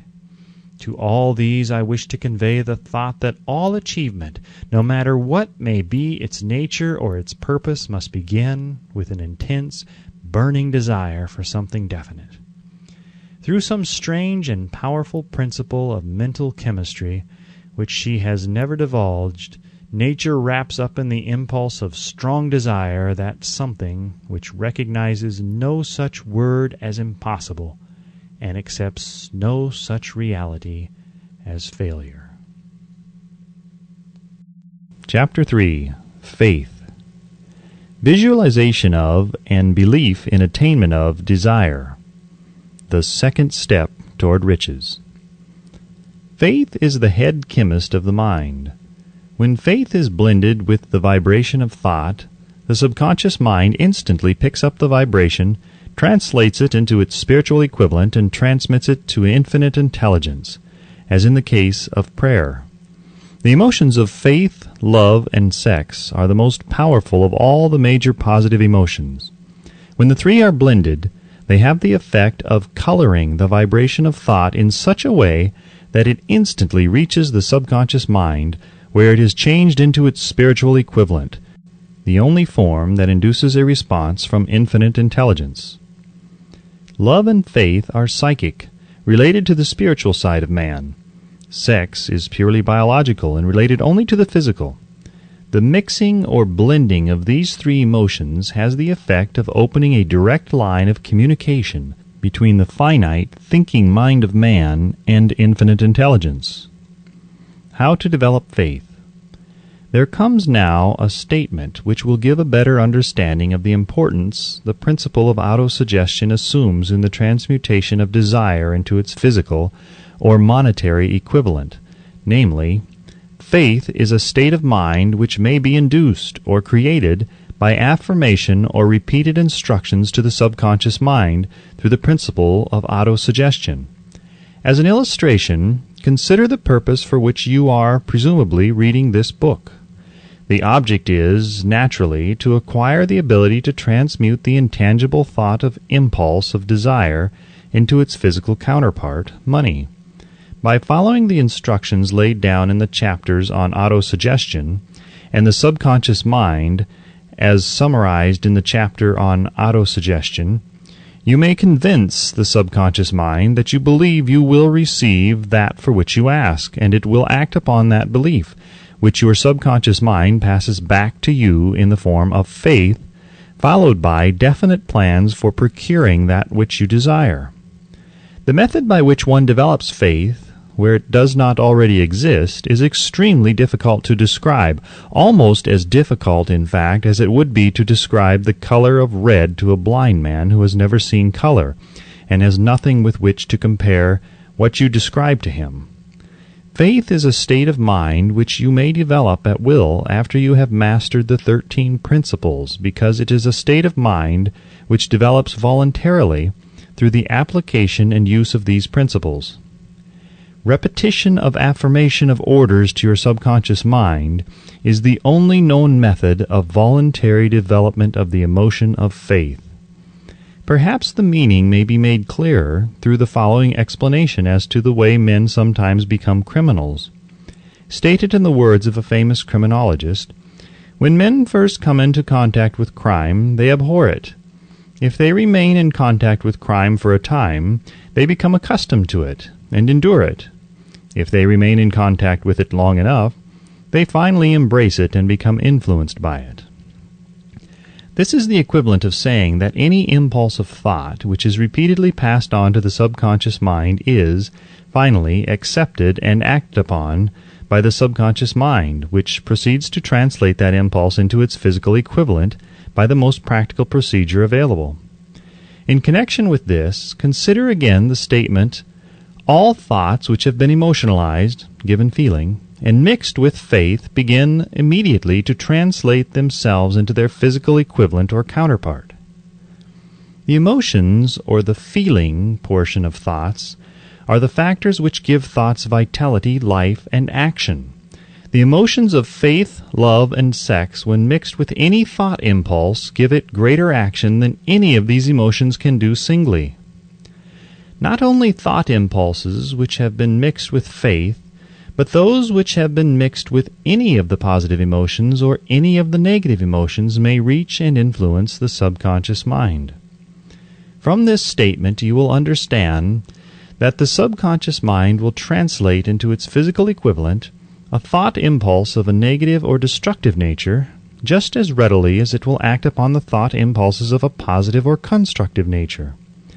This accounts for the strange phenomenon which so many millions of people experience, referred to as misfortune or bad luck.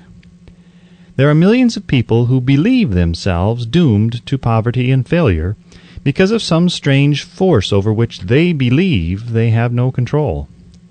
They are the creators of their own misfortunes because of this negative belief, which is picked up by the subconscious mind and translated into its physical equivalent. This is an appropriate place at which to suggest again that you may benefit by passing on to your subconscious mind any desire which you wish translated into its physical or monetary equivalent in a state of expectancy or belief that the transmutation will actually take place. Your belief, or faith, is the element which determines the action of your subconscious mind. There is nothing to hinder you from deceiving your subconscious mind when giving it instructions through autosuggestion, as I deceived my son's subconscious mind. To make this deceit more realistic, conduct yourself just as you would if you were already in possession of the material thing which you are demanding, when you call upon your subconscious mind. The subconscious mind will transmute into its physical equivalent by the most direct and practical media available any order which is given to it in a state of belief or faith that the order will be carried out. Surely, enough has been stated to give a starting point from which one may, through experiment and practice, acquire the ability to mix faith with any order given to the subconscious mind. Perfection will come through practice. It cannot come by merely reading instructions. If it be true that one may become a criminal by association with crime, and this is a known fact, it is equally true that one may develop faith by voluntarily suggesting to the subconscious mind that one has faith. The mind comes, finally, to take on the nature of the influences which dominate it.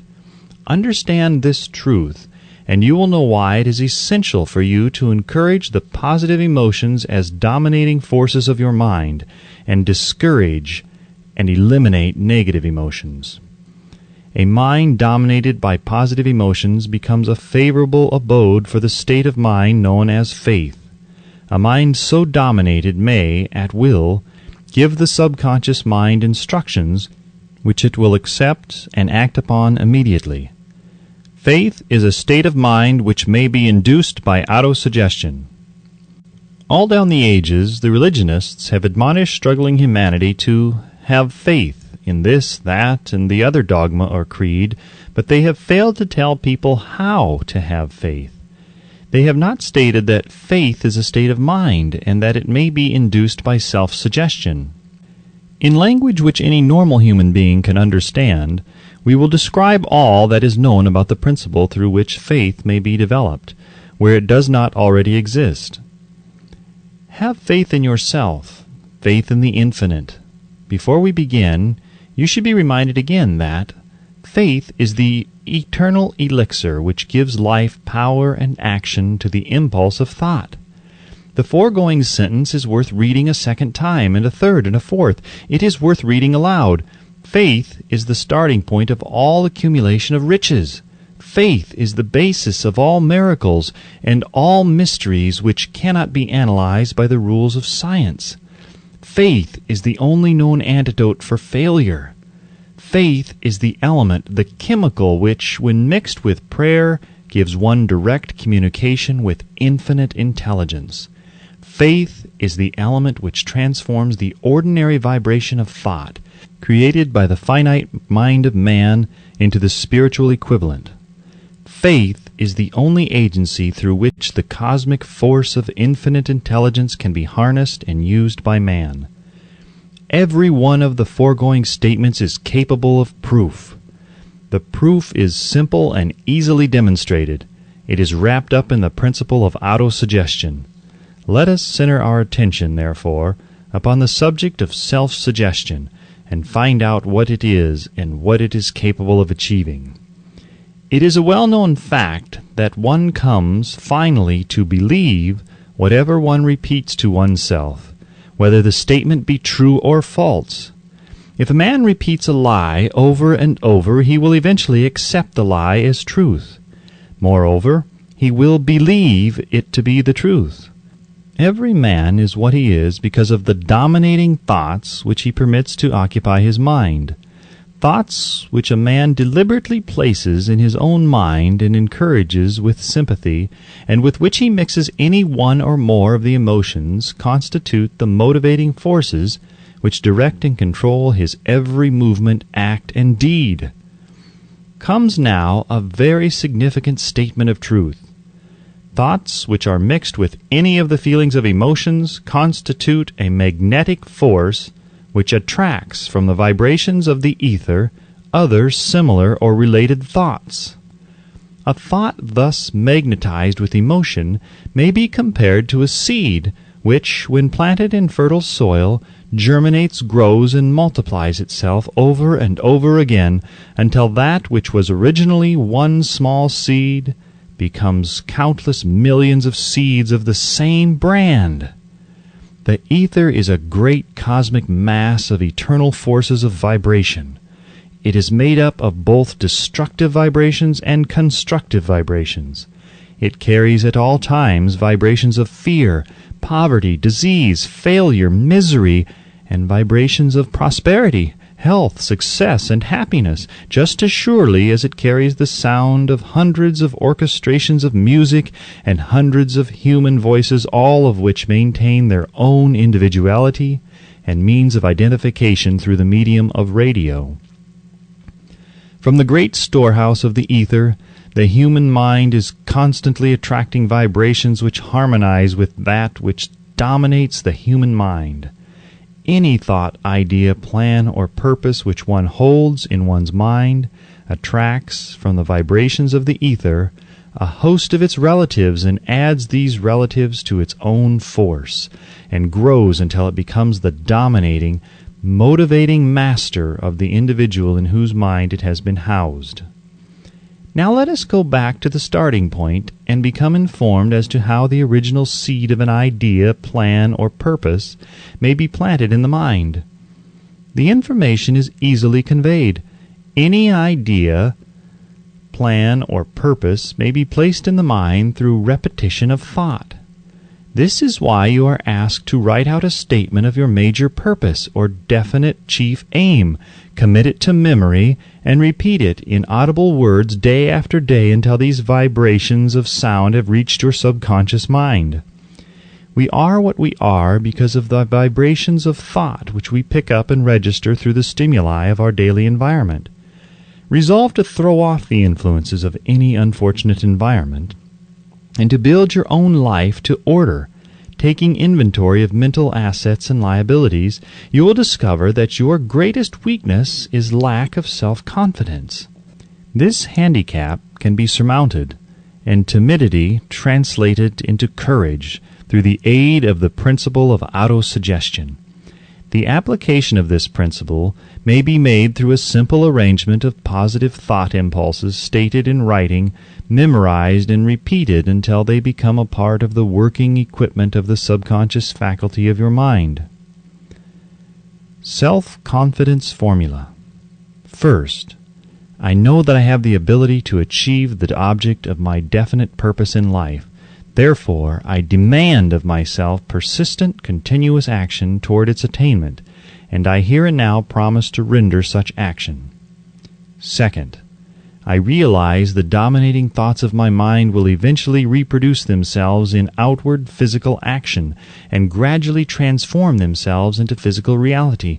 Therefore, I will concentrate my thoughts for 30 minutes daily upon the task of thinking of the person I intend to become, thereby creating in my mind a clear mental picture of that person. Third, I know through the principle of autosuggestion any desire that I persistently hold in my mind will eventually seek expression through some practical means of attaining the object back of it. Therefore, I will devote 10 minutes daily to demanding of myself the development of self-confidence. Fourth, I have clearly written down a description of my definite chief aim in life, and I will never stop trying until I shall have developed sufficient self-confidence for its attainment. Fifth, I fully realize that no wealth or position can long endure, unless built upon truth and justice. Therefore, I will engage in no transaction which does not benefit all whom it affects.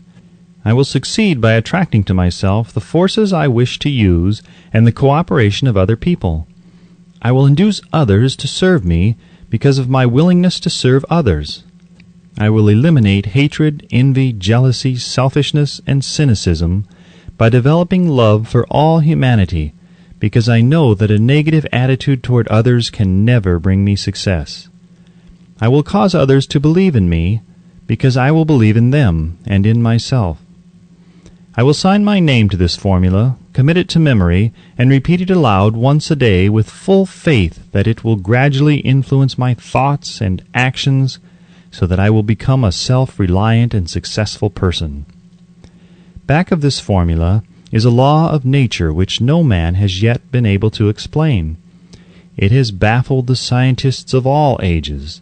The psychologists have named this law autosuggestion, and let it go at that.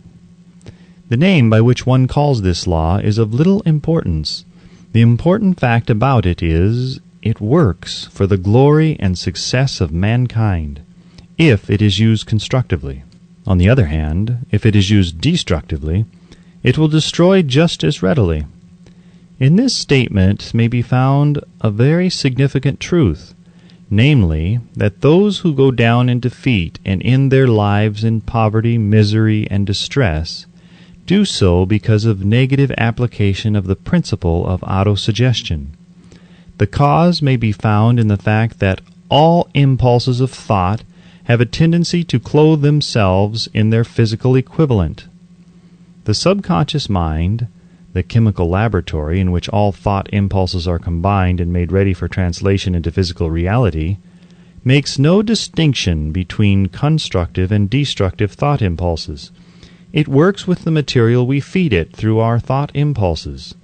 The subconscious mind will translate into reality a thought driven by fear just as readily as it will translate into reality a thought driven by courage or faith. The pages of medical history are rich with the illustrations of cases of suggestive suicide. A man may commit suicide through negative suggestion just as effectively as by any other means.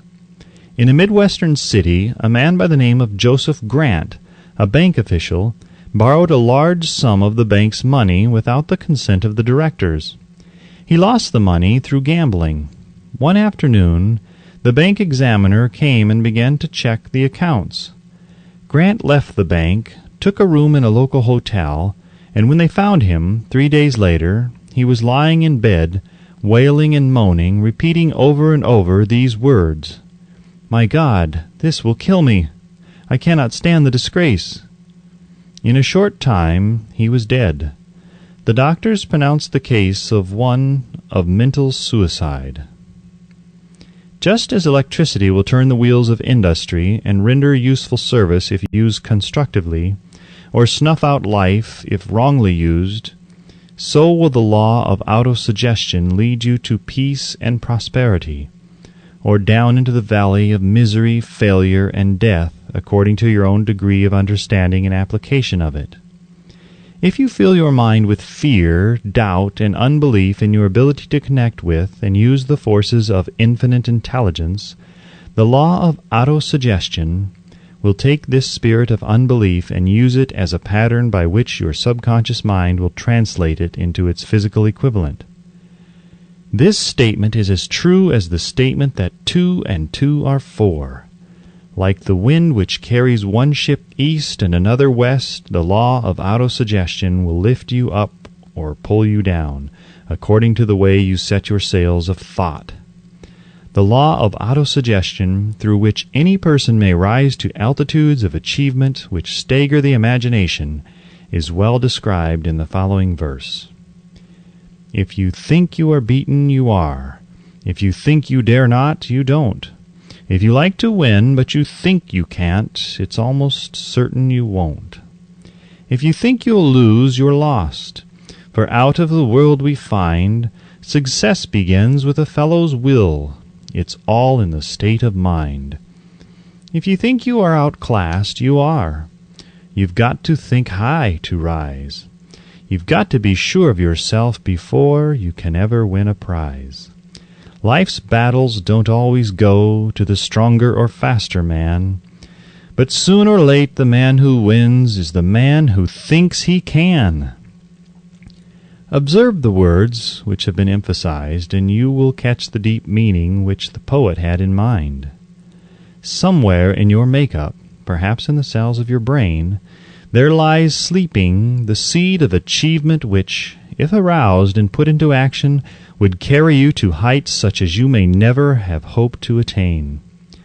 Just as a master musician may cause the most beautiful strains of music to pour forth from the strings of a violin, so may you arouse the genius which lies asleep in your brain, and cause it to drive you upward to whatever goal you may wish to achieve. Abraham Lincoln was a failure at everything he tried until he was well past the age of 40. He was a Mr. Nobody from nowhere until a great experience came into his life, aroused the sleeping genius within his heart and brain, and gave the world one of its really great men. That experience was mixed with the emotions of sorrow and love. It came to him through Anne Rutledge, the only woman whom he ever truly loved. It is a known fact that the emotion of love is closely akin to the state of mind known as faith, and this for the reason that love comes very near to translating one's thought impulses into their spiritual equivalent. During his work of research, the author discovered, from the analysis of the life, work, and achievements of hundreds of men of outstanding accomplishment, that there was the influence of a woman's love back of nearly every one of them. The emotion of love in the human heart and brain creates a favorable field of magnetic attraction, which causes an influx of the higher and finer vibrations which are afloat in the ether. If you wish evidence of the power of faith, study the achievements of men and women who have employed it. At the head of the list comes the Nazarene. Christianity is the greatest single force which influences the minds of men. The basis of Christianity is faith. No matter how many people have perverted or misinterpreted the meaning of this great force, and no matter how many dogmas and creeds have been created in its name which do not reflect its tenets, the sum and substance of the teachings and the achievements of Christ, which may have been interpreted as miracles, were nothing more or less than faith. If there are any such phenomena as miracles, they are produced only through the state of mind known as faith.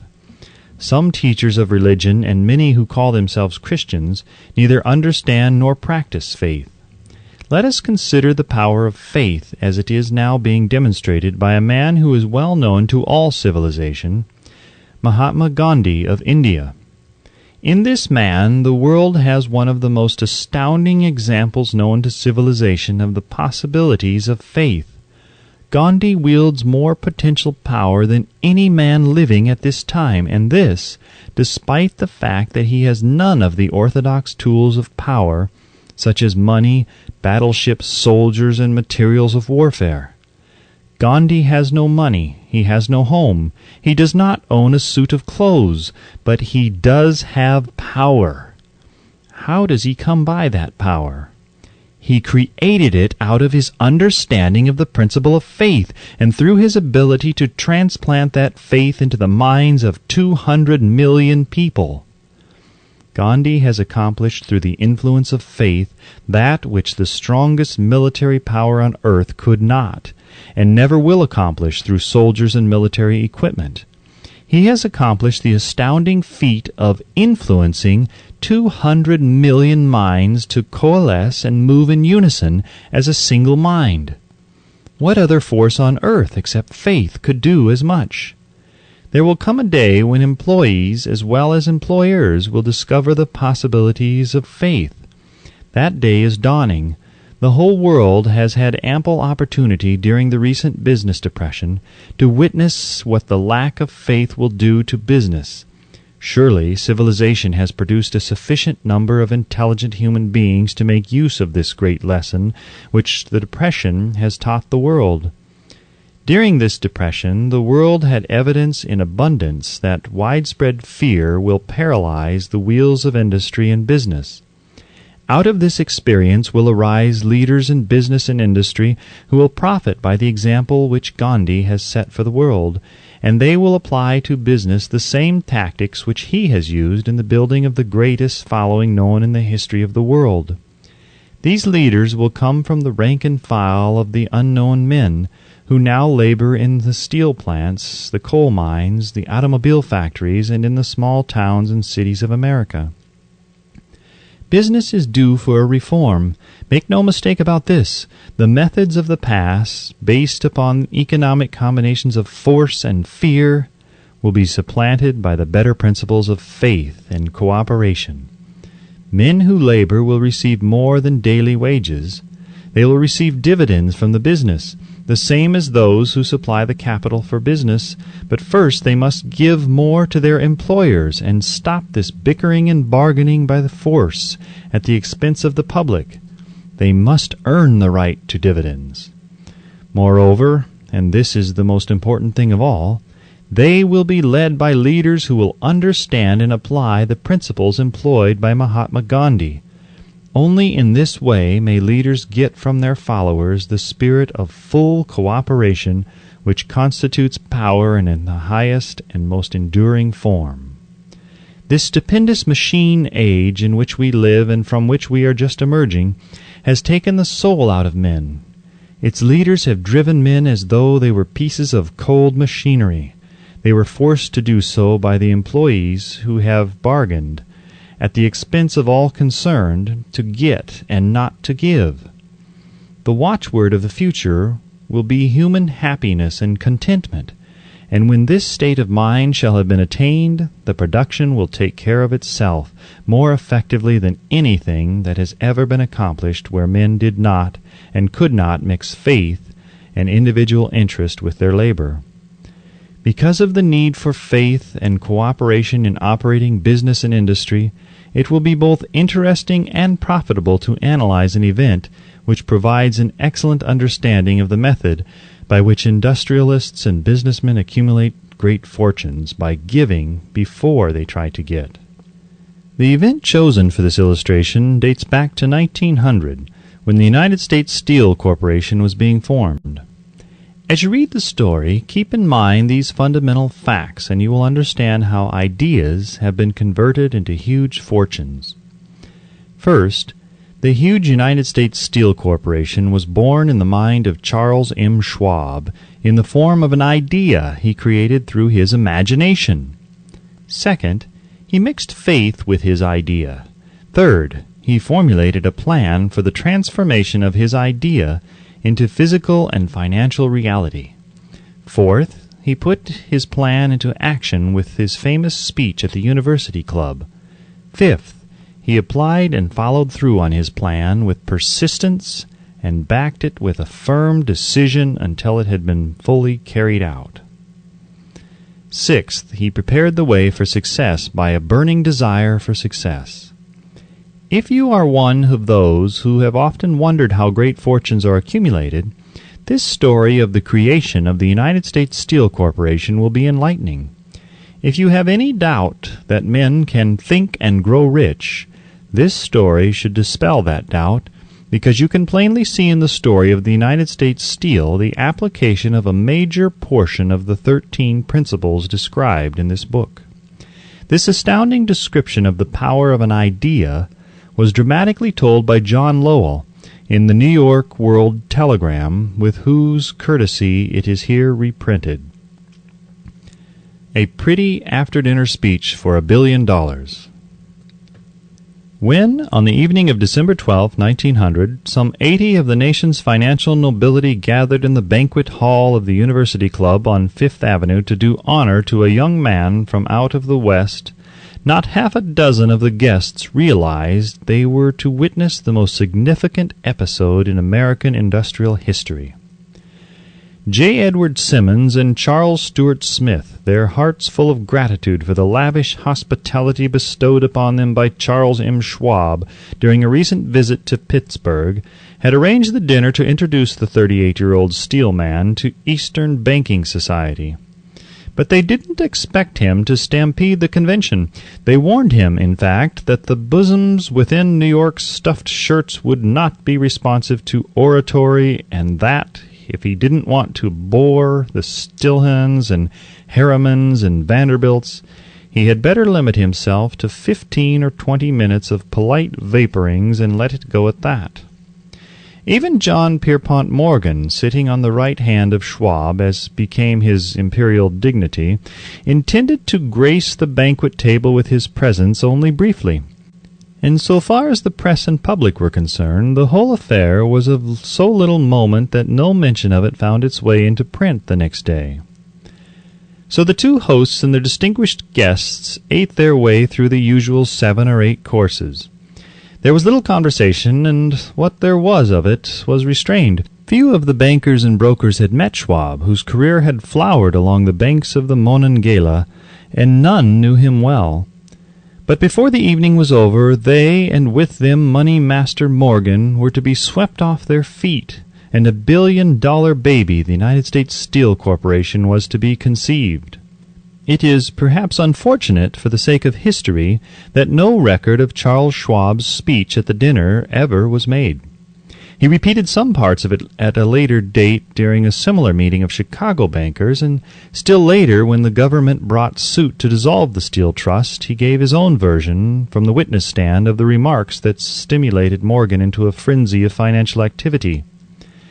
It is probable, however, that it was a homely speech, somewhat ungrammatical, for the niceties of language never bothered Schwab, full of epigram and threaded with wit.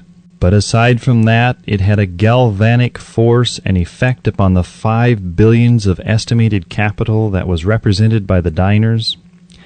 After it was over and the gathering was still under its spell, although Schwab had talked for 90 minutes, Morgan led the orator to a recessed window where, dangling their legs from the high, uncomfortable seat, they talked for an hour more. The magic of the Schwab personality had been turned on, full force, but what was more important and lasting was the full-fledged, clear-cut program he laid down for the aggrandizement of steel. Many other men had tried to interest Morgan in slapping together a steel trust after the pattern of the biscuit, wire, and hoop, sugar, rubber, whiskey, oil, or chewing gum combinations. John W. Gates, the gambler, had urged it, but Morgan distrusted him. The Moore boys, Bill and Jim, Chicago stock jobbers who had glued together a match trust and a cracker corporation, had urged it and failed. Albert H. Gary, the sanctimonious country lawyer, wanted to foster it, but he wasn't big enough to be impressive. Until Schwab's eloquence took J.P. Morgan to the heights from which he could visualize the solid results of the most daring financial undertaking ever conceived, the project was regarded as a delirious dream of easy money crackpots. The financial magnetism that began a generation ago to attract thousands of small and sometimes inefficiently managed companies into large and competition-crushing combinations had become operative in the steel world through the devices of that jovial business pirate John W. Gates. Gates already had formed the American Steel and Wire Company out of a chain of small concerns, and together with Morgan had created the Federal Steel Company. The National Tube and American Bridge Companies were two more Morgan concerns, and the Moore brothers had forsaken the match and cookie business to form the American Group, tin plate, steel hoop, sheet steel, and the National Steel Company. But by the side of Andrew Carnegie's gigantic vertical trust, a trust owned and operated by 53 partners, those other combinations were tiny. They might combine to their heart's content, but the whole lot of them couldn't make a dent in the Carnegie organization, and Morgan knew it. The eccentric old Scot knew it too. From the magnificent heights of Skibo Castle he had viewed, first with amusement and then with resentment, the attempts of Morgan's smaller companies to cut into his business. When the attempts became too bold, Carnegie's temper was translated into anger and retaliation. He decided to duplicate every mill owned by his rivals. Hitherto he hadn't been interested in wire, pipes, hoops, or sheet. Instead, he was content to sell such companies the raw steel and let them work it into whatever shape they wanted. Now, with Schwab as his chief and able lieutenant, he planned to drive his enemies to the wall. So it was that in the speech of Charles M. Schwab, Morgan saw the answer to his problem of combination. A trust without Carnegie, giant of them all, would be no trust at all. A plum pudding, as one writer said, without the plums. Schwab's speech on the night of December 12, 1900, undoubtedly carried the inference, though not the pledge, that the vast Carnegie enterprise could be brought under the Morgan tent. He talked of the world future for steel, of reorganization for efficiency, of specialization, of the scrapping of unsuccessful mills and concentration of effort on the flourishing properties of the economies in the ore traffic, of economies in overhead and administrative departments, of capturing foreign markets. More than that, he told the buccaneers among them wherein lay the heirs of their customary piracy. Their purposes, he inferred, had been to create monopolies, raise prices, and pay themselves fat dividends out of privilege. Schwab condemned the system in his heartiest manner. The short-sightedness of such a policy, he told his hearers, lay in the fact that it restricted the market in an era when everything cried for expansion. By cheapening the cost of steel, he argued, an ever-expanding market would be created, more uses for steel would be devised, and a goodly portion of the world trade could be captured. Actually, though he did not know it, Schwab was an apostle of modern mass production. So the dinner at the University Club came to an end. Morgan went home to think about Schwab's rosy predictions. Schwab went back to Pittsburgh to run the steel business for wee Andra Carnegie, while Gary and the rest went back to their stock tickers to fiddle around in anticipation of the next move. It was not long coming. It took Morgan about 1 week to digest the feast of reason Schwab had placed before him. When he had assured himself that no financial indigestion was to result, he sent for Schwab and found that young man rather coy. Mr. Carnegie, Schwab indicated, might not like it if he found his trusted company president had been flirting with the Emperor of Wall Street, the street upon which Carnegie was resolved never to tread. Then it was suggested by John W. Gates, the go-between, that if Schwab happened to be in the Bellevue Hotel in Philadelphia, J.P. Morgan might also happen to be there. When Schwab arrived, however, Morgan was inconveniently ill at his New York home, and so, on the elder man's pressing invitation, Schwab went to New York and presented himself at the door of the financier's library. Now, certain economic historians have professed the belief that from the beginning to the end of the drama, the stage was set by Andrew Carnegie, that the dinner to Schwab, the famous speech, the Sunday night conference between Schwab and the money king, were events arranged by the canny Scot. The truth is exactly the opposite.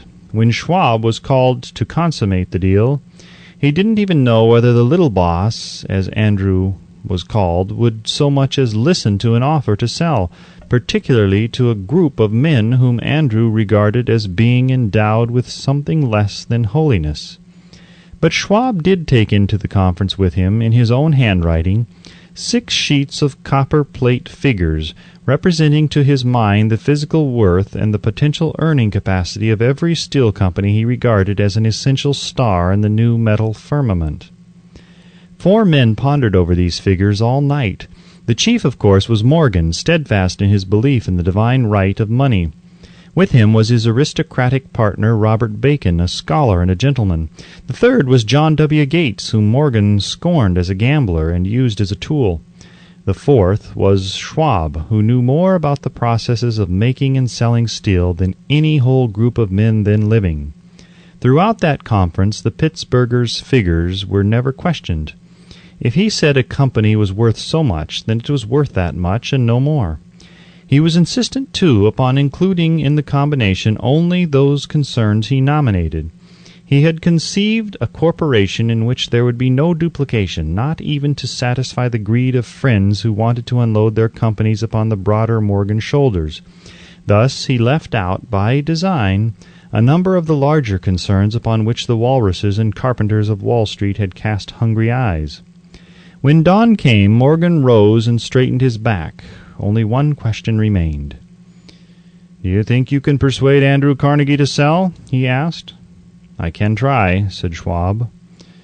"If you can get him to sell, I will undertake the matter," said Morgan. So far so good, but would Carnegie sell?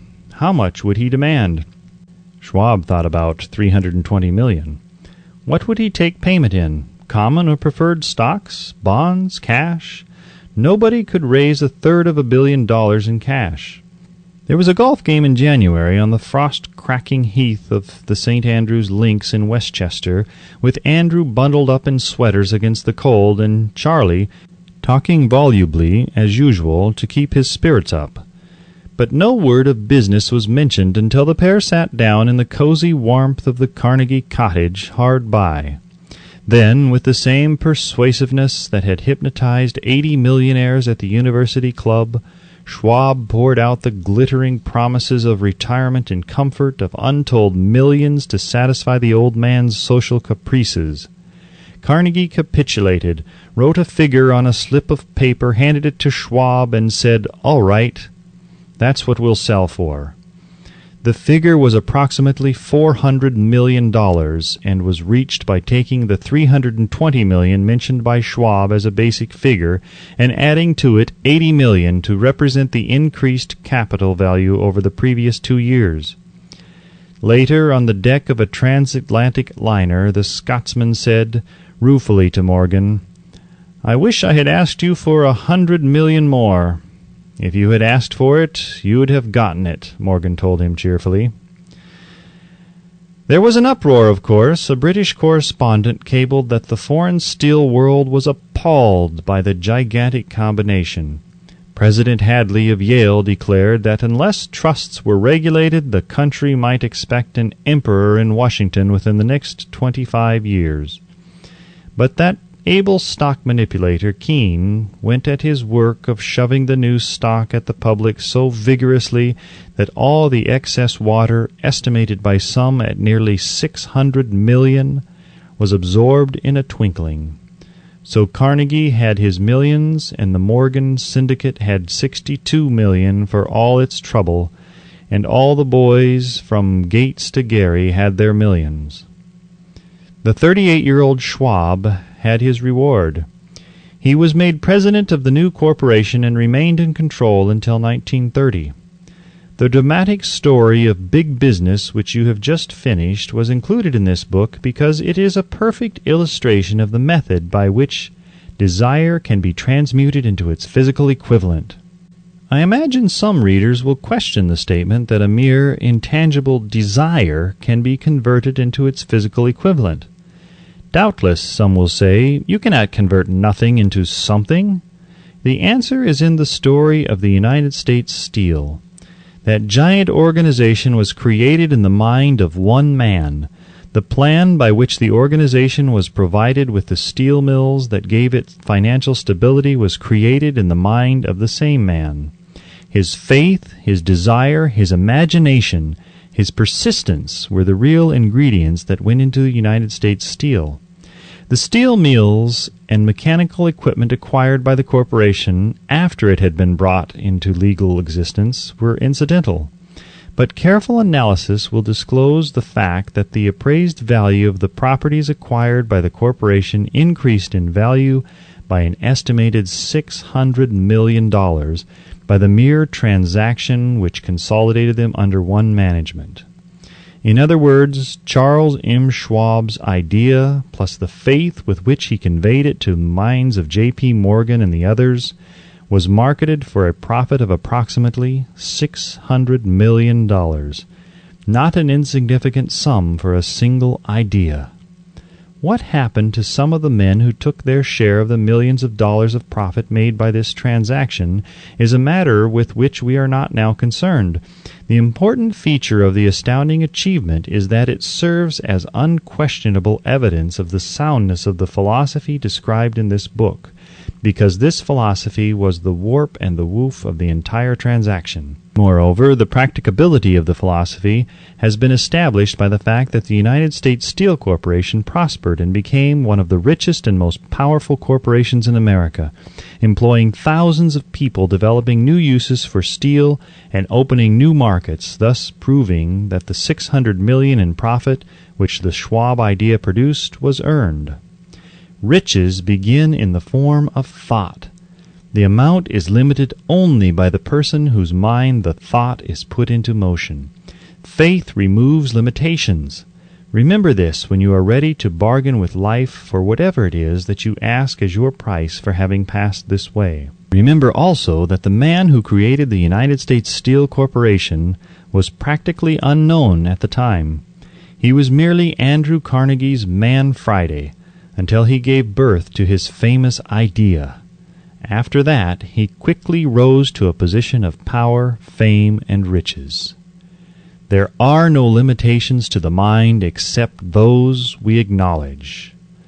Both poverty and riches are the offspring of thought. Chapter 4. Autosuggestion. The medium for influencing the subconscious mind. The third step toward riches. Autosuggestion is a term which applies to all suggestions and all self-administered stimuli which reach one's mind through the five senses. Stated in another way, autosuggestion is self-suggestion. It is the agency of communication between that part of the mind where conscious thought takes place and that which serves as the seat of action for the subconscious mind. Through the dominating thoughts which one permits to remain in the conscious mind, whether these thoughts be negative or positive is immaterial, the principle of autosuggestion voluntarily reaches the subconscious mind and influences it with these thoughts. No thought, whether it be negative or positive, can enter the subconscious mind without the aid of the principle of autosuggestion, with the exception of thoughts picked up from the ether. Stated differently, all sense impressions which are perceived through the five senses are stopped by the conscious thinking mind and may be either passed on to the subconscious mind or rejected at will. The conscious faculty serves, therefore, as an outer guard to the approach of the subconscious.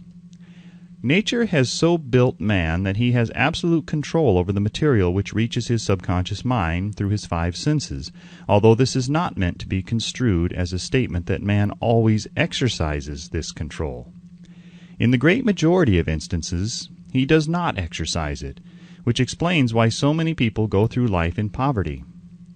Recall what has been said about the subconscious mind resembling a fertile garden spot in which weeds will grow in abundance if the seeds of more desirable crops are not sown therein. Autosuggestion is the agency of control through which an individual may voluntarily feed his subconscious mind on thoughts of a creative nature or, by neglect, permit thoughts of a destructive nature to find their way into this rich garden of the mind.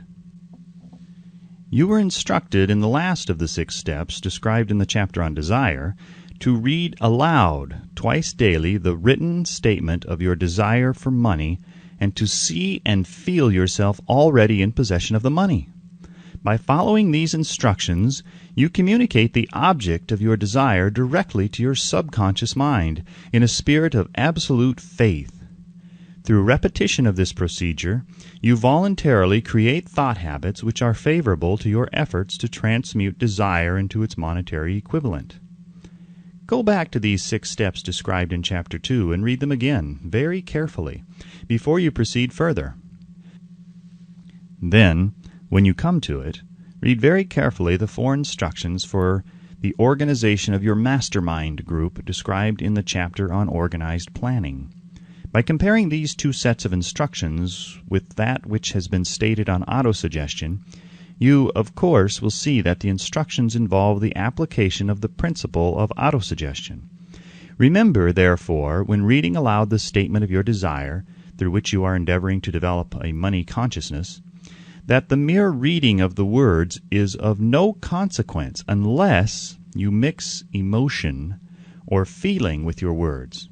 If you repeat 1,000,000 times the famous Émile Coué formula, day by day in every way I am getting better and better, without mixing emotion and faith with your words, you will experience no desirable results. Your subconscious mind recognizes and acts upon only thoughts which have been well mixed with emotion or feeling. This is a fact of such importance as to warrant repetition in practically every chapter, because the lack of understanding of this is the main reason the majority of people who try to apply the principle of autosuggestion get no desirable results. Plain, unemotional words do not influence the subconscious mind. You will get no appreciable results until you learn to reach your subconscious mind with thoughts or spoken words which have been well emotionalized with belief. Do not become discouraged if you cannot control and direct your emotions the first time you try to do so. Remember, there is no such possibility as something for nothing. Ability to reach and influence your subconscious mind has its price, and you must pay that price. You cannot cheat, even if you desire to do so. The price of ability to influence your subconscious mind is everlasting persistence in applying the principles described here. You cannot develop the desired ability for a lower price. You and you alone must decide whether or not the reward for which you are striving, the money consciousness, is worth the price you must pay for it in effort. Wisdom and cleverness alone will not attract and retain money, except in a few very rare instances where the law of averages favors the attraction of money through these sources. The method of attracting money described here does not depend upon the law of averages. Moreover, the method plays no favorites. It will work for one person as effectively as it will for another. Where failure is experienced, it is the individual, not the method, which has failed. If you try and fail, make another effort, and still another, until you succeed. Your ability to use the principle of autosuggestion will depend very largely upon your capacity to concentrate upon a given desire until that desire becomes a burning obsession. When you begin to carry out the instructions in connection with the 6 steps described in the 2nd chapter, it will be necessary for you to make use of the principle of concentration. let us here offer suggestions for the effective use of concentration. When you begin to carry out the first of the 6 steps, which instructs you to fix in your own mind the exact amount of money you desire, hold your thoughts on that amount of money by concentration or fixation of attention, with your eyes closed until you can actually see the physical appearance of the money. Do this at least once each day. As you go through these exercises, follow the instructions given in the chapter on faith and see yourself actually in possession of the money. Here is a most significant fact. The subconscious mind takes any orders given it in a spirit of absolute faith and acts upon those orders, although the orders often have to be presented over and over again through repetition before they are interpreted by the subconscious mind. Following the preceding statement, consider the possibility of playing a perfectly legitimate trick on your subconscious mind by making it believe, because you believe it, that you must have the amount of money you are visualizing, that this money is already awaiting your claim, that the subconscious mind must hand over to you practical plans for acquiring the money which is yours. Hand over the thought suggested in the preceding paragraph to your imagination, and see what your imagination can or will do to create practical plans for the accumulation of money through transmutation of your desire.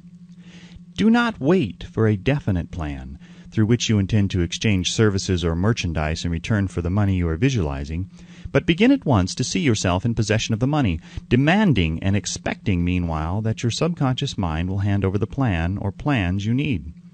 Be on the alert for these plans, and when they appear, put them into action immediately. When the plans appear, they will probably flash into your mind through the 6th sense in the form of an inspiration. This inspiration may be considered a direct telegram or message from the infinite intelligence. Treat it with respect and act upon it as soon as you receive it. Failure to do this will be fatal to your success.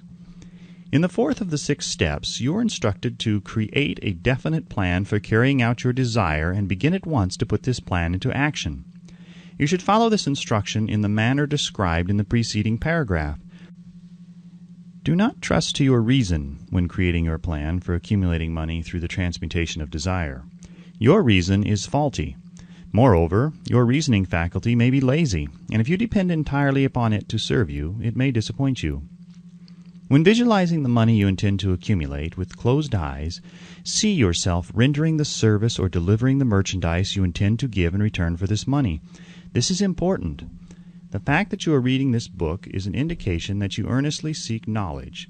It is also an indication that you are a student of this subject. If you are only a student, there is a chance that you may learn much that you did not know, but will learn only by assuming an attitude of humility. If you choose to follow some of the instructions but neglect or refuse to follow others, you will fail. To get satisfactory results, you must follow all instructions in a spirit of faith. The instructions given in connection with the 6 steps in the 2nd chapter will now be summarized and blended with the principles covered by this chapter as follows. First, go into some quiet spot, preferably in bed at night, where you will not be disturbed or interrupted. Close your eyes and repeat aloud, so you may hear your own words, the written statement of the amount of money you intend to accumulate, the time limit for its accumulation, and a description of the service or merchandise you intend to give in return for the money. As you carry out these instructions, see yourself already in possession of the money. For example, suppose that you intend to accumulate $50,000 by the 1st of January. 5 years hence, that you intend to give personal services in return for the money in the capacity of a salesman. Your written statement of your purpose should be similar to the following. By the 1st day of January 2000 blank, I will have in my possession $50,000 which will come to me in various amounts from time to time during the interim.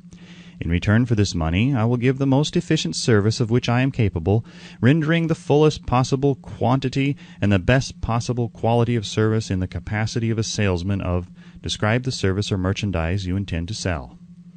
I believe that I will have this money in my possession. My faith is so strong that I can now see this money before my eyes. I can touch it with my hands. It is now awaiting transfer to me at the time and in the proportion that I deliver the service I intend to render in return for it. I am awaiting a plan by which to accumulate this money, and I will follow that plan when it is received. Second, repeat this program night and morning until you can see, in your imagination, the money that you intend to accumulate. Third, place a written copy of your statement where you can see it night and morning and read it just before retiring and upon arising until it has been memorized. Remember, as you carry out these instructions, that you are applying the principle of autosuggestion for the purpose of giving orders to your subconscious mind. Remember also that your subconscious mind will act only upon instructions which are emotionalized and handed over to it with feeling. Faith is the strongest and most productive of the emotions. Follow the instructions given in the chapter on faith. These instructions may, at first, seem abstract. Do not let this disturb you. Follow the instructions, no matter how abstract or impractical they may at first appear to be. The time will soon come, if you do as you have been instructed, in spirit as well as in act, when a whole new universe of power will unfold to you. Skepticism in connection with all new ideas is characteristic of all human beings.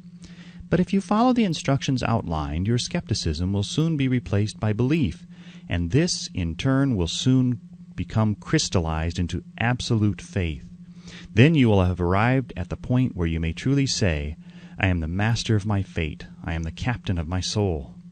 Many philosophers have made the statement that man is the master of his own earthly destiny, but most of them have failed to say why he is the master.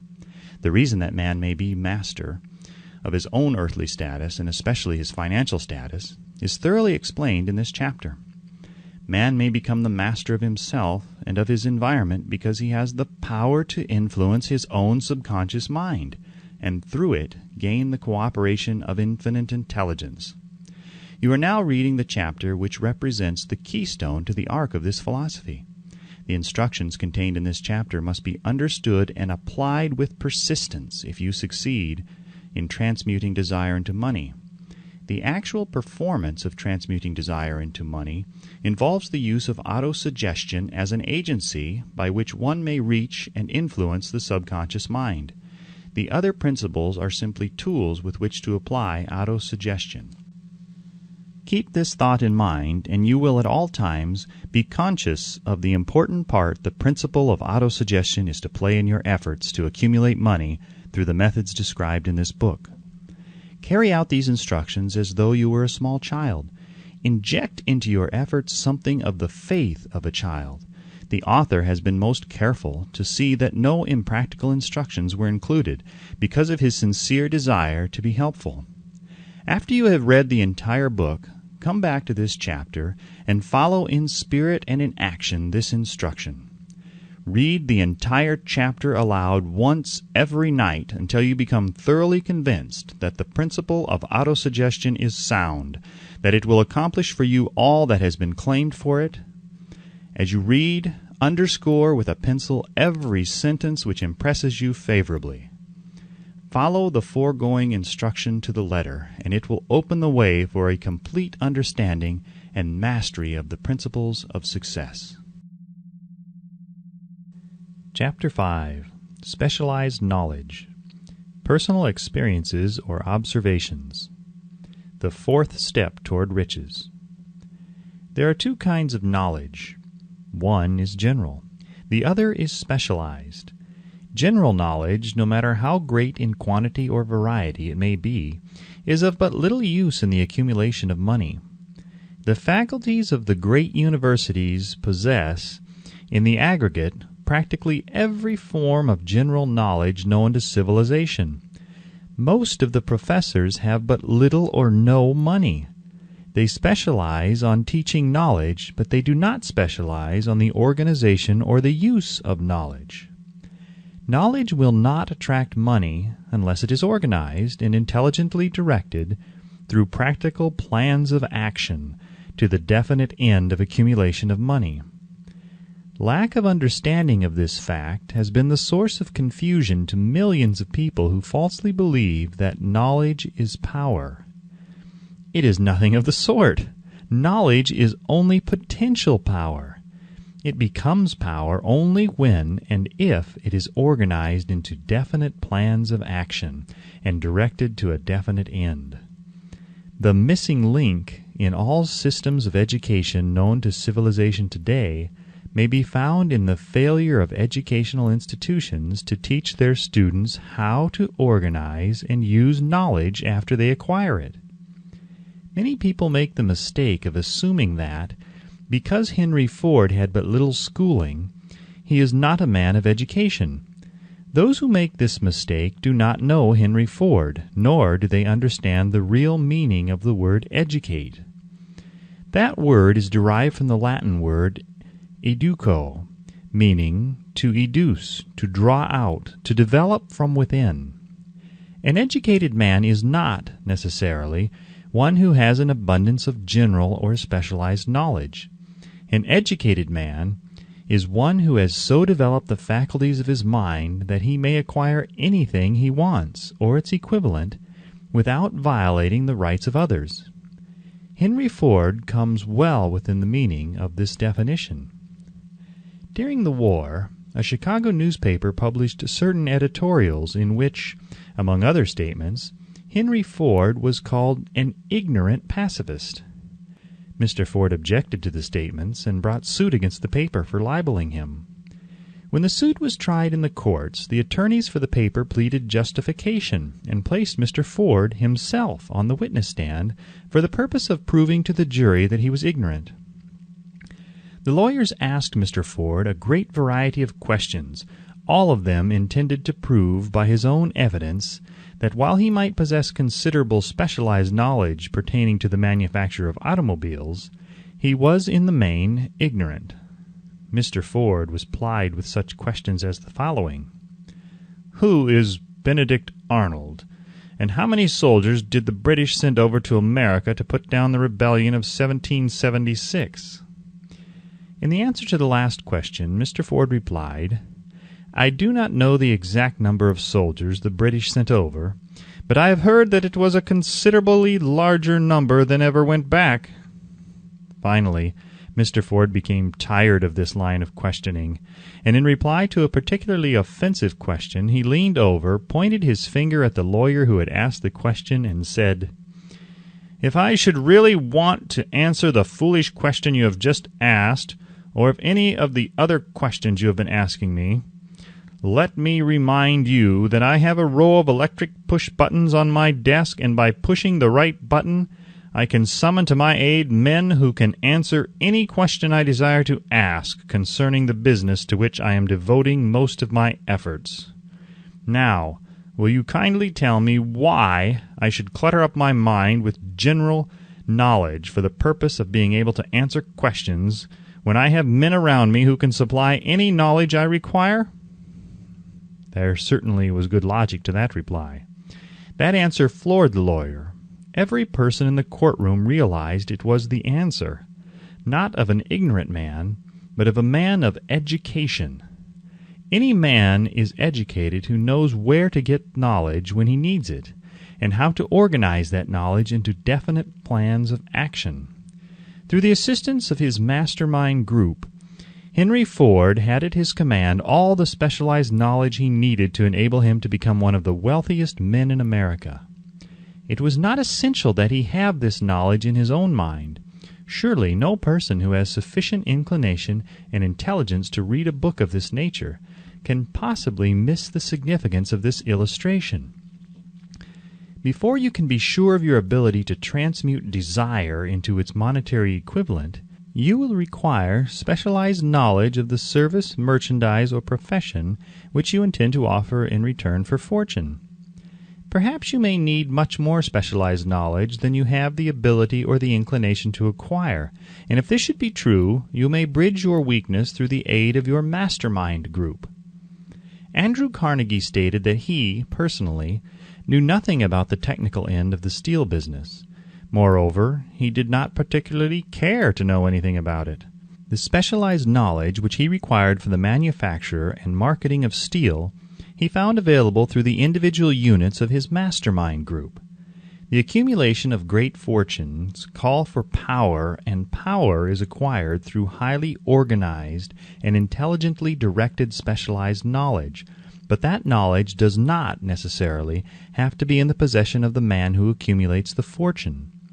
The preceding paragraph should give hope and encouragement to the man with ambition to accumulate a fortune who has not possessed himself of the necessary education to supply such specialized knowledge as he may require. Men sometimes go through life suffering from inferiority complexes because they are not men of education. The man who can organize and direct a mastermind group of men who possess knowledge useful in the accumulation of money is just as much a man of education as any man in the group. Remember this if you suffer from a feeling of inferiority because your schooling has been limited. Thomas A. Edison had only 3 months of schooling during his entire life. He did not lack education, neither did he die poor. Henry Ford had less than a 6th grade schooling, but he has managed to do pretty well by himself financially. Specialized knowledge is among the most plentiful and the cheapest forms of service which may be had. If you doubt this, consult the payroll at any university. It pays to know how to purchase knowledge. First of all, decide the sort of specialized knowledge you require and the purpose for which it is needed.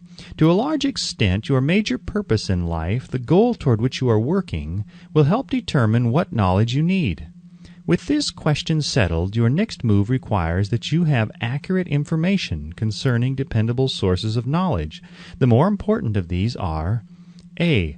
One's own experience and education. B. Experience and education available through cooperation of others, Mastermind Alliance. C. Colleges and universities. D. Public libraries, through books and periodicals in which may be found all the knowledge organized by civilization. E. Special training courses, through night schools and home study schools in particular. As knowledge is acquired, it must be organized and put into use for a definite purpose through practical plans. Knowledge has no value except that which can be gained from its application toward some worthy end. This is one reason why college degrees are not valued more highly. They represent nothing but miscellaneous knowledge. If you contemplate taking additional schooling, first determine the purpose for which you want the knowledge you are seeking. Then learn where this particular sort of knowledge can be obtained from reliable sources. Successful men in all callings never stop acquiring specialized knowledge related to their major purpose, business, or profession. Those who are not successful usually make the mistake of believing that the knowledge acquiring period ends when one finishes school. The truth is that schooling does little more than to put one in the way of learning how to acquire practical knowledge. With this changed world, which began at the end of the economic collapse, came also astounding changes in educational requirements. The order of the day is specialization. This truth was emphasized by Roger P. Moore, Secretary of Appointments of Columbia University. Specialists most sought. Particularly sought after by employing companies are candidates who have specialized in some field, business school graduates with training in accounting and statistics, engineers of all varieties, journalists, architects, chemists, and also outstanding leaders and activity men of the senior class. The man who has been active on the campus, whose personality is such that he gets along with all kinds of people and who has done an adequate job with his studies, has a most decided edge over the strictly academic student. Some of these, because of their all-around qualifications, have received several offers of positions, a few of them as many as 6. In departing from the conception that the straight-A student was invariably the one to get the choice of the better jobs, Mr. Moore said that most companies look not only to academic records but to activity reports and personalities of the students. One of the largest industrial companies, the leader in its field, in writing to Mr. Moore concerning prospective seniors at the college, said, "We are interested primarily in finding men who can make exceptional progress in management work. For this reason, we emphasize qualities of character, intelligence, and personality far more than specific educational background." Apprenticeship proposed. Proposing a system of apprenticing students in offices, stores, and industrial occupations during the summer vacation, Mr. Moore asserts that after the first 2 or 3 years of college, every student should be asked to choose a definite future course and to call a halt if he has been merely pleasantly drifting without purpose through an unspecialized academic curriculum. Colleges and universities must face the practical consideration that all professions and occupations now demand specialists, he said, urging that educational institutions accept more direct responsibility for vocational guidance. One of the most reliable and practical sources of knowledge available to those who need specialized schooling is the night schools operated in most large cities. The correspondence schools give specialized training anywhere the U.S. mails go, on all subjects that can be taught by the extension method. One advantage of home study training is the flexibility of the study program, which permits one to study during spare time. Another stupendous advantage of home study training, if the school is carefully chosen, is the fact that most courses offered by home study schools carry with them generous privileges of consultation, which can be of priceless value to those needing specialized knowledge. No matter where you live, you can share the benefits. Anything acquired without effort and without cost is generally unappreciated, often discredited. Perhaps this is why we get so little from our marvelous opportunity in public schools.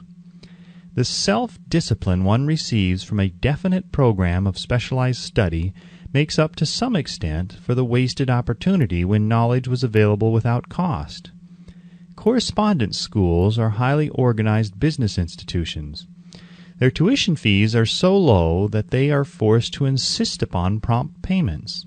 Being asked to pay, whether the student makes good grades or poor, has the effect of causing one to follow through with the course when he would otherwise drop it. The correspondence schools have not stressed this point sufficiently, for the truth is that their collection departments constitute the very finest sort of training on decision, promptness, action, and the habit of finishing that which one begins. I learned this from experience more than 25 years ago. I enrolled for a home study course in advertising. After completing 8 or 10 lessons, I stopped studying, but the school did not stop sending me bills. Moreover, it insisted upon payment whether I kept up my studies or not. I decided that if I had to pay for the course, which I had legally obligated myself to do, I should complete the lessons and get my money's worth. I felt at the time that the collection system of the school was somewhat too well organized, but I learned later in life that it was a valuable part of my training for which no charge had been made. Being forced to pay, I went ahead and completed the course. Later in life, I discovered that the efficient collection system of that school had been worth much in the form of money earned, because of the training in advertising I had so reluctantly taken. We have in this country what is said to be the greatest public school system in the world. We have invested fabulous sums for fine buildings. We have provided convenient transportation for children living in rural districts so they may attend the best schools. But there is one astounding weakness to this marvelous system. It is free. One of the strange things about human beings is that they value only that which has a price. The free schools of America and the free public libraries do not impress people because they are free. This is the major reason why so many people find it necessary to acquire additional training after they quit school and go to work. It is also one of the major reasons why employers give greater consideration to employees who take home study courses. They have learned from experience that any person who has the ambition to give up a part of his spare time to studying at home has in him those qualities which make for leadership. This recognition is not a charitable gesture. It is sound business judgment upon the part of the employers. There is one weakness in people for which there is no remedy. It is the universal weakness of lack of ambition. Persons, especially salaried people, who schedule their spare time to provide for home study seldom remain at the bottom very long. Their action opens the way for the upward climb, removes many obstacles from their path, and gains the friendly interest of those who have the power to put them in the way of opportunity.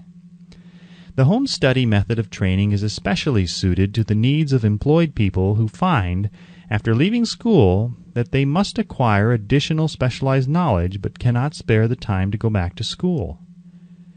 The changed economic conditions prevailing since the Depression have made it necessary for thousands of people to find additional or new sources of income. For the majority of these, the solution to their problem may be found only by acquiring specialized knowledge. Many will be forced to change their occupations entirely.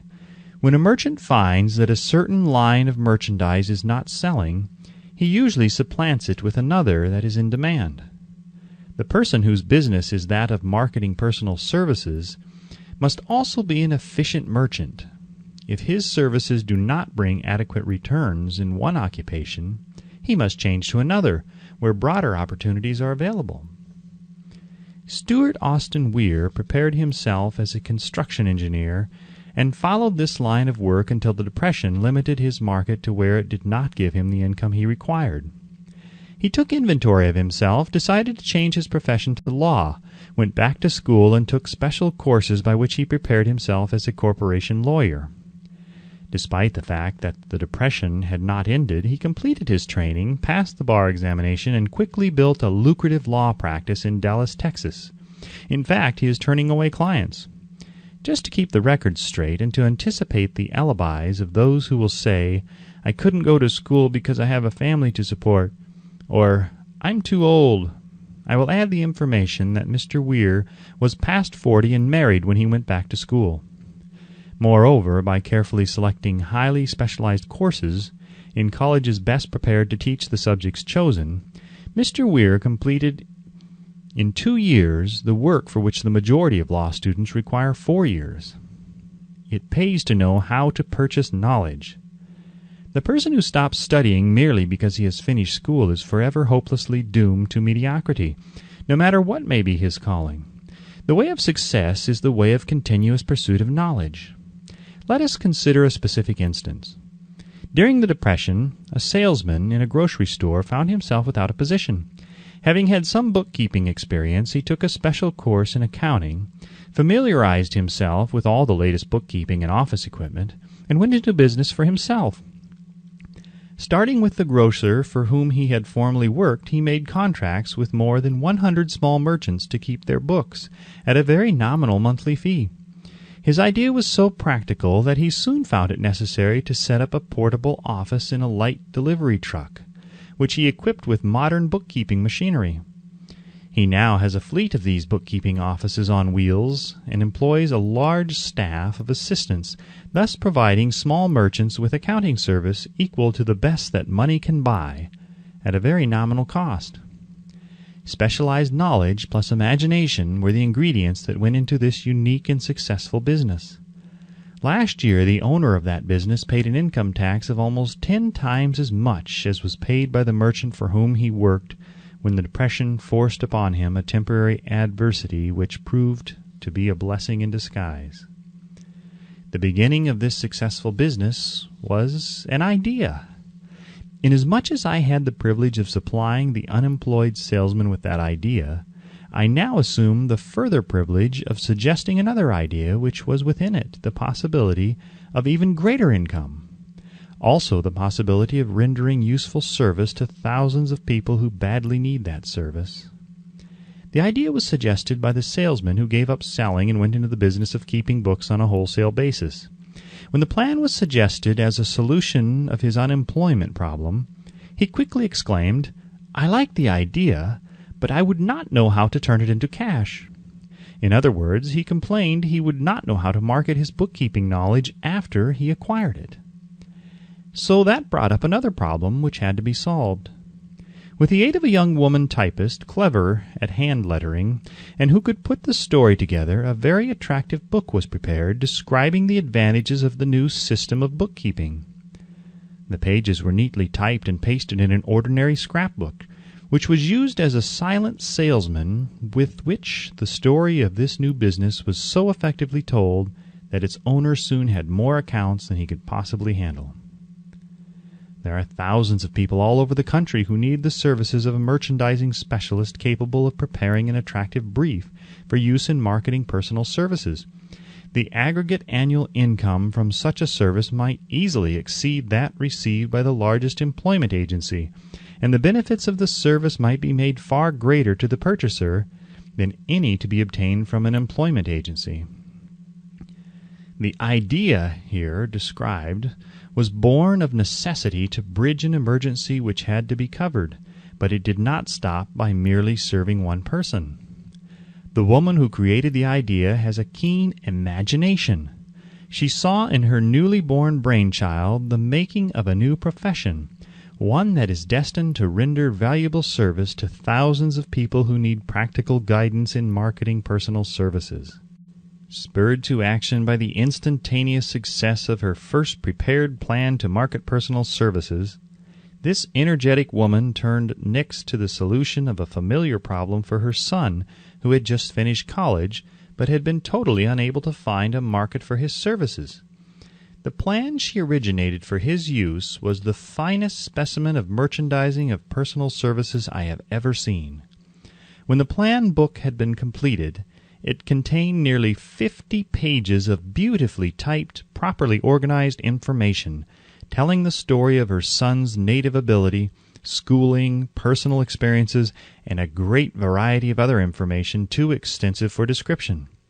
The plan book also contained a complete description of the position her son desired, together with a marvelous word picture of the exact plan he would use in filling the position. The preparation of the plan book required several weeks' labor, during which time its creator sent her son to the public library almost daily to procure data needed in selling his services to best advantage. She sent him also to all the competitors of his prospective employer, and gathered from them vital information concerning their business methods, which was of great value in the formation of the plan he intended to use in filling the position he sought.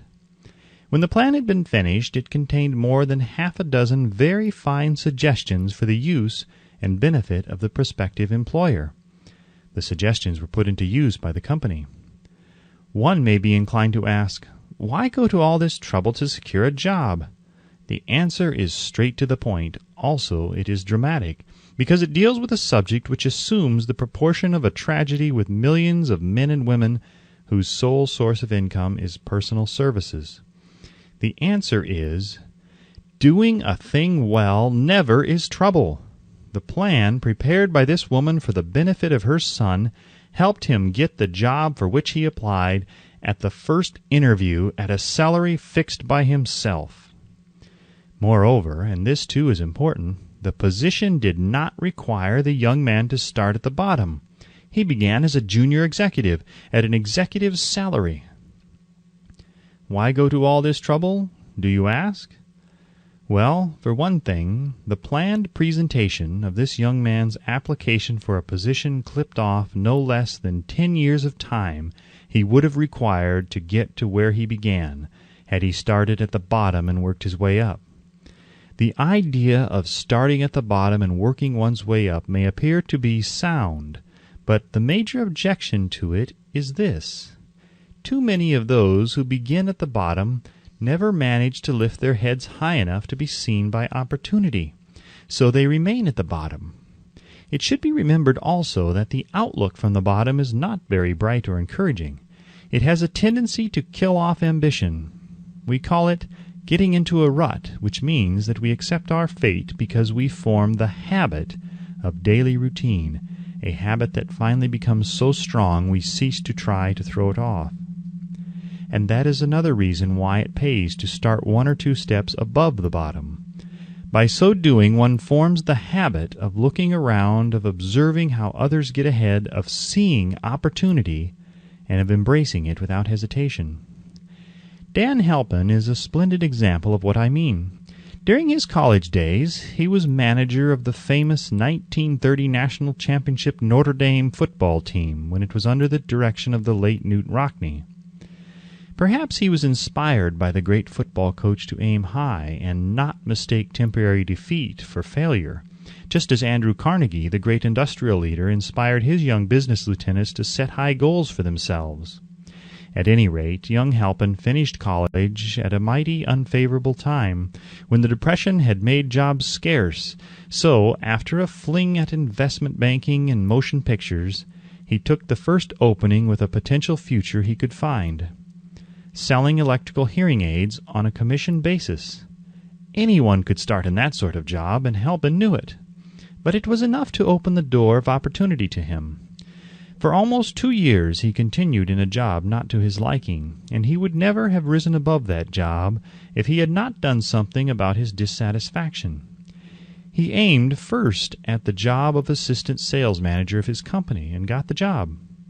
That one step upward placed him high enough above the crowd to enable him to see still greater opportunity. Also, it placed him where opportunity could see him.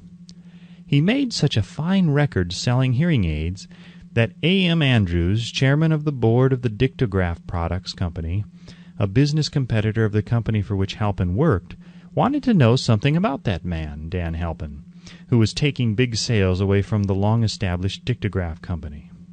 He sent for Halpin. When the interview was over, Halpin was the new sales manager in charge of the Acousticon division. Then, to test Halpin's mettle, Mr. Andrews went away to Florida for 3 months, leaving him to sink or swim in his new job. He did not sink. Newt Rockney's spirit of all the world loves a winner and has no time for a loser inspired him to put so much into his job that he was recently elected vice president of the company and general manager of the Acousticon and Silent Radio division, a job which most men would be proud to earn through 10 years of loyal effort. Halpin turned the trick in little more than 6 months. It is difficult to say whether Mr. Andrews or Mr. Halpin is more deserving of eulogy, for the reason that both showed evidence of having an abundance of that very rare quality known as imagination. Mr. Andrews deserves credit for seeing in young Halpin a go-getter of the highest order. Halpin deserves credit for refusing to compromise with life by accepting and keeping a job he did not want. And that is one of the major points I am trying to emphasize through this entire philosophy, that we rise to high positions or remain at the bottom because of conditions we can control if we desire to control them. I am also trying to emphasize another point, namely that both success and failure are largely the results of habit. I have not the slightest doubt that Dan Halpin's close association with the greatest football coach America ever knew planted in his mind the same brand of desire to excel which made the Notre Dame football team world famous. Truly, there is something to the idea that hero worship is helpful, provided one worships a winner. Halpin tells me that Rockney was one of the world's greatest leaders of men in all history. My belief in the theory that business associations are vital factors, both in failure and in success, was recently demonstrated when my son Blair was negotiating with Dan Halpin for a position. Mr. Halpin offered him a beginning salary of about 1/2 what he could have gotten from a rival company. I brought parental pressure to bear and induced him to accept the place with Mr. Halpin because I believe that close association with one who refuses to compromise with circumstances he does not like is an asset that can never be measured in terms of money. The bottom is a monotonous, dreary, unprofitable place for any person. That is why I have taken the time to describe how lowly beginnings may be circumvented by proper planning. Also, that is why so much space has been devoted to a description of this new profession, created by a woman who was inspired to do a fine job of planning because she wanted her son to have a favorable break. With the changed conditions ushered in by the world economic collapse came also the need for newer and better ways of marketing personal services. It is hard to determine why someone had not previously discovered this stupendous need, in view of the fact that more money changes hands in return for personal services than for any other purpose. The sum paid out monthly to people who work for wages and salaries is so huge that it runs into hundreds of millions and the annual distribution amounts to billions. Perhaps some will find in the idea here briefly described the nucleus of the riches they desire. Ideas with much less merit have been the seedlings from which great fortunes have grown. Woolworth's 5 and 10 cent store idea, for example, had far less merit, but it piled up a fortune for its creator. Those seeing opportunity lurking in this suggestion will find valuable aid in the chapter on organized planning. Incidentally, an efficient merchandiser of personal services would find a growing demand for his services wherever there are men and women who seek better markets for their services. By applying the mastermind principle, a few people with suitable talent could form an alliance and have a paying business very quickly. One would need to be a fair writer with a flair for advertising and selling, one handy at typing and hand lettering, and one should be a first-class business-getter who would let the world know about the service. If one person possessed all these abilities, he might carry on the business alone until it outgrew him. The woman who prepared the personal service sales plan for her son now receives requests from all parts of the country for her cooperation in preparing similar plans for others who desire to market their personal services for more money. She has a staff of expert typists, artists, and writers who have the ability to dramatize the case history so effectively that one's personal services can be marketed for much more money than the prevailing wages for similar services. She is so confident of her ability that she accepts as the major portion of her fee a percentage of the increased pay she helps her clients to earn. It must not be supposed that her plan merely consists of clever salesmanship, by which she helps men and women to demand and receive more money for the same services they formerly sold for less pay. She looks after the interests of the purchaser as well as the seller of personal services, and so prepares her plans that the employer receives full value for the additional money he pays. The method by which she accomplishes this astonishing result is a professional secret which she discloses to no one excepting her own clients. If you have the imagination and seek a more profitable outlet for your personal services, this suggestion may be the stimulus for which you have been searching. The idea is capable of yielding an income far greater than that of the average doctor, lawyer, or engineer whose education required several years in college. The idea is saleable to those seeking new positions, in practically all positions calling for managerial or executive ability, and those desiring rearrangement of incomes in their present positions.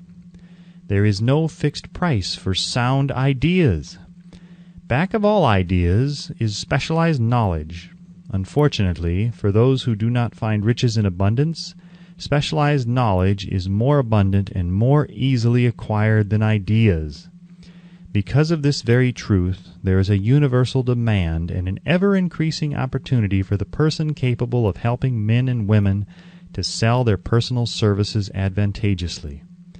Capability means imagination, the one quality needed to combine specialized knowledge with ideas in the form of organized plans designed to yield riches. If you have imagination, this chapter may present you with an idea sufficient to serve as the beginning of the riches you desire. Remember, the idea is the main thing.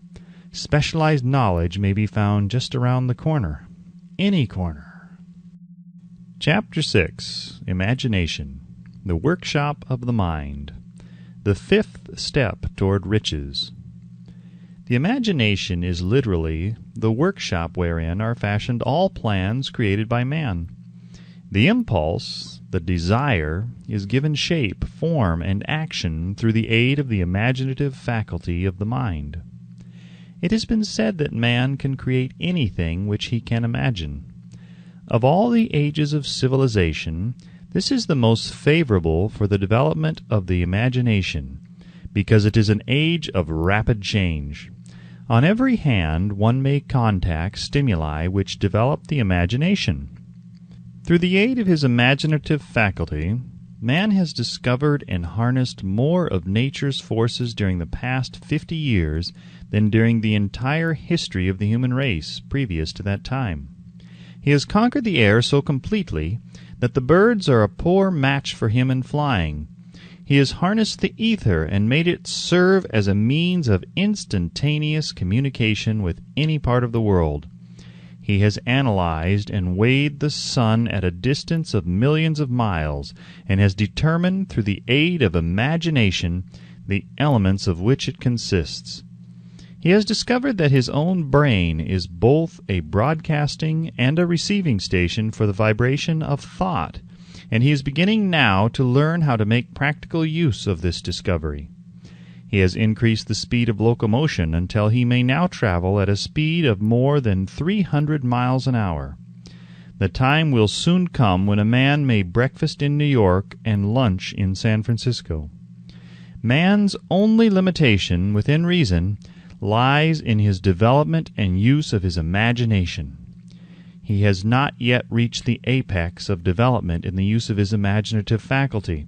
He has merely discovered that he has an imagination, and has commenced to use it in a very elementary way.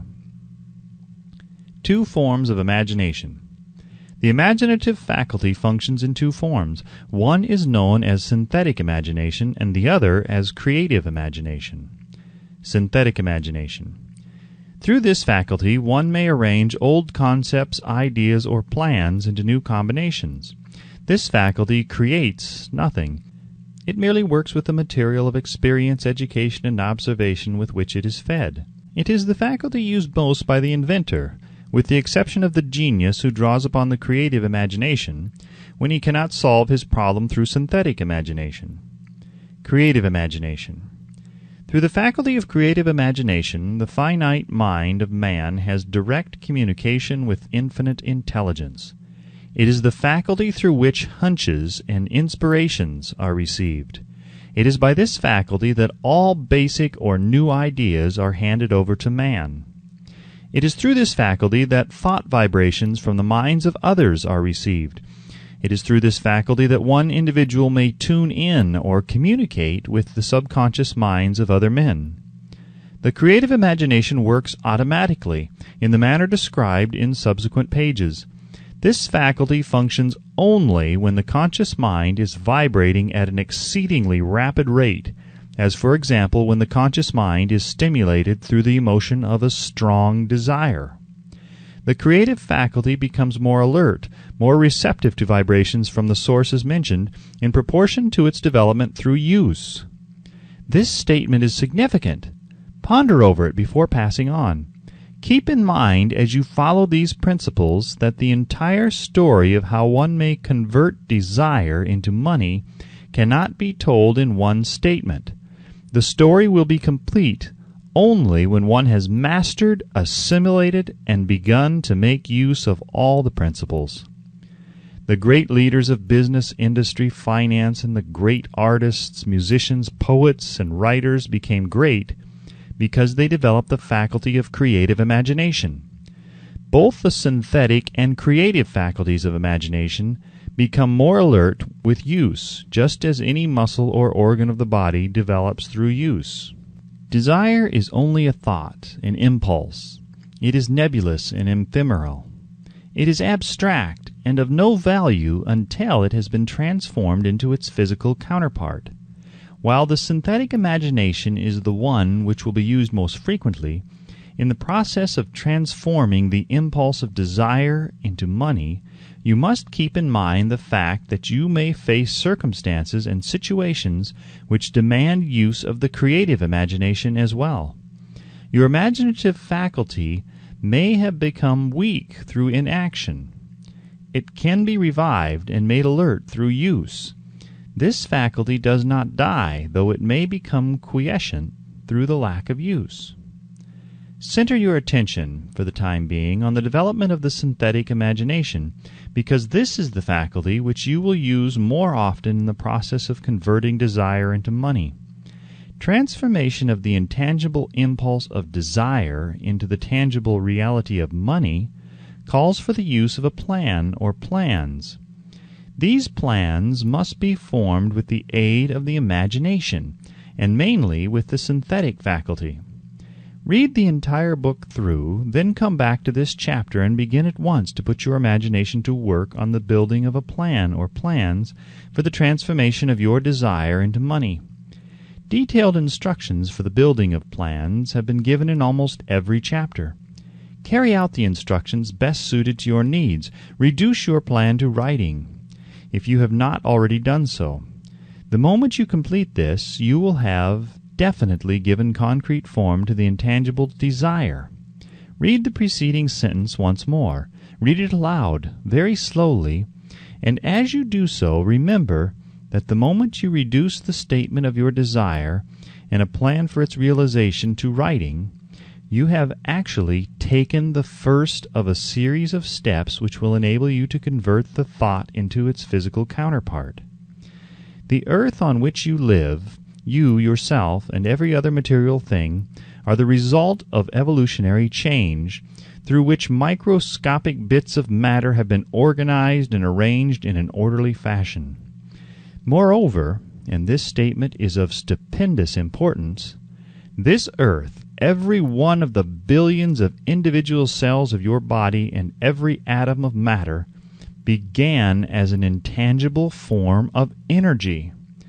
Desire is thought impulse. Thought impulses are forms of energy. When you begin with the thought impulse, desire to accumulate money, you are drafting into your service the same stuff that nature used in creating this earth and every material form in the universe, including the body and brain in which the thought impulses function. As far as science has been able to determine, the entire universe consists of but two elements, matter and energy. Through the combination of energy and matter has been created everything perceptible to man, from the largest star which floats in the heavens down to and including man himself. You are now engaged in the task of trying to profit by nature's method. You are sincerely and earnestly, we hope, trying to adapt yourself to nature's laws by endeavoring to convert desire into its physical or monetary equivalent. You can do it. It has been done before. You can build a fortune through the aid of laws which are immutable, but first you must become familiar with these laws and learn to use them. Through repetition and by approaching the description of these principles from every conceivable angle, the author hopes to reveal to you the secret through which every great fortune has been accumulated. Strange and paradoxical as it may seem, the secret is not a secret. Nature herself advertises it in the earth on which we live, the stars, the planets suspended within our view, in the elements above and around us, in every blade of grass, and in every form of life within our vision. Nature advertises this secret in the terms of biology, in the conversion of a tiny cell so small that it may be lost on the point of a pin into the human being now reading this line. The conversion of desire into its physical equivalent is certainly no more miraculous. Do not become discouraged if you do not fully comprehend all that has been stated. Unless you have long been a student of the mind, it is not to be expected that you will assimilate all that is in this chapter upon a first reading. But you will, in time, make good progress. The principles which follow will open the way for understanding of imagination. Assimilate that which you understand as you read this philosophy for the first time. Then, when you reread and study it, you will discover that something has happened to clarify it and give you a broader understanding of the whole. Above all, do not stop or hesitate in your study of these principles until you have read the book at least 3 times, for then you will not want to stop. How to make practical use of imagination. Ideas are the beginning points of all fortunes. Ideas are products of the imagination. Let us examine a few well-known ideas which have yielded huge fortunes, with the hope that these illustrations will convey definite information concerning the method by which imagination may be used in accumulating riches. The Enchanted Kettle. 50 years ago, an old country doctor drove to town, hitched his horse, quietly slipped into a drug store by the back door, and began dickering with the young drug clerk. His mission was destined to yield great wealth to many people. It was destined to bring to the South the most far-flung benefit since the Civil War. For more than an hour behind the prescription counter, the old doctor and the clerk talked in low tones. Then the doctor left. He went out to the buggy and brought back a large, old-fashioned kettle, a big wooden paddle used for stirring the contents of the kettle, and deposited them in the back of the store. The clerk inspected the kettle, reached into his inside pocket, took out a roll of bills, and handed it over to the doctor. The roll contained exactly $500, the clerk's entire savings. The doctor handed over a small slip of paper on which was written a secret formula. The words on that small slip of paper were worth a king's ransom. But not to the doctor. Those magic words were needed to start the kettle to boiling, but neither the doctor nor the young clerk knew what fabulous fortunes were destined to flow from that kettle. The old doctor was glad to sell the outfit for $500. The money would pay off his debts and give him freedom of mind. The clerk was taking a big chance by staking his entire life's savings on a mere scrap of paper and an old kettle. He never dreamed his investment would start a kettle to overflowing with gold that would surpass the miraculous performance of Aladdin's lamp. What the clerk really purchased was an idea. The old kettle and the wooden paddle and the secret message on a slip of paper were incidental. The strange performance of that kettle began to take place after the new owner mixed with the secret instructions an ingredient on which the doctor knew nothing. Read this story carefully. Give your imagination a test. See if you can discover what it was that the young man added to the secret message which caused the kettle to overflow with gold. Remember, as you read, that this is not a story from Arabian Nights. Here you have a story of facts, stranger than fiction, facts which began in the form of an idea. Let us take a look at the vast fortunes of gold this idea has produced. It has paid and still pays huge fortunes to men and women all over the world who distribute the contents of the kettle to millions of people. The old kettle is now one of the world's largest consumers of sugar, thus providing jobs of a permanent nature to thousands of men and women engaged in growing sugar cane and in refining and marketing sugar. The old kettle consumes annually millions of glass bottles, providing jobs to huge numbers of glass workers. The old kettle gives employment to an army of clerks, stenographers, copywriters, and advertising experts throughout the nation. It has brought fame and fortune to scores of artists who have created magnificent pictures describing the product. The old kettle has converted a small southern city into the business capital of the South, where it now benefits directly or indirectly every business and practically every resident of the city. The influence of this idea now benefits every civilized country in the world, pouring out a continuous stream of gold to all who touch it. Gold from the kettle built and maintains one of the most prominent colleges of the South, where thousands of young people receive the training essential for success. The old kettle has done other marvelous things. All through the world depression, when factories, banks, and business houses were folding up and quitting by the thousands, the owner of this enchanted kettle went marching on, giving continuous employment to an army of men and women all over the world and paying out extra portions of gold to those who long ago had faith in the idea. If the product of that old brass kettle could talk, it would tell thrilling tales of romance in every language, romances of love, romances of business, romances of professional men and women who are daily being stimulated by it. The author is sure of at least one such romance, for he was part of it. And it all began not far from the very spot on which the drug clerk purchased the old kettle.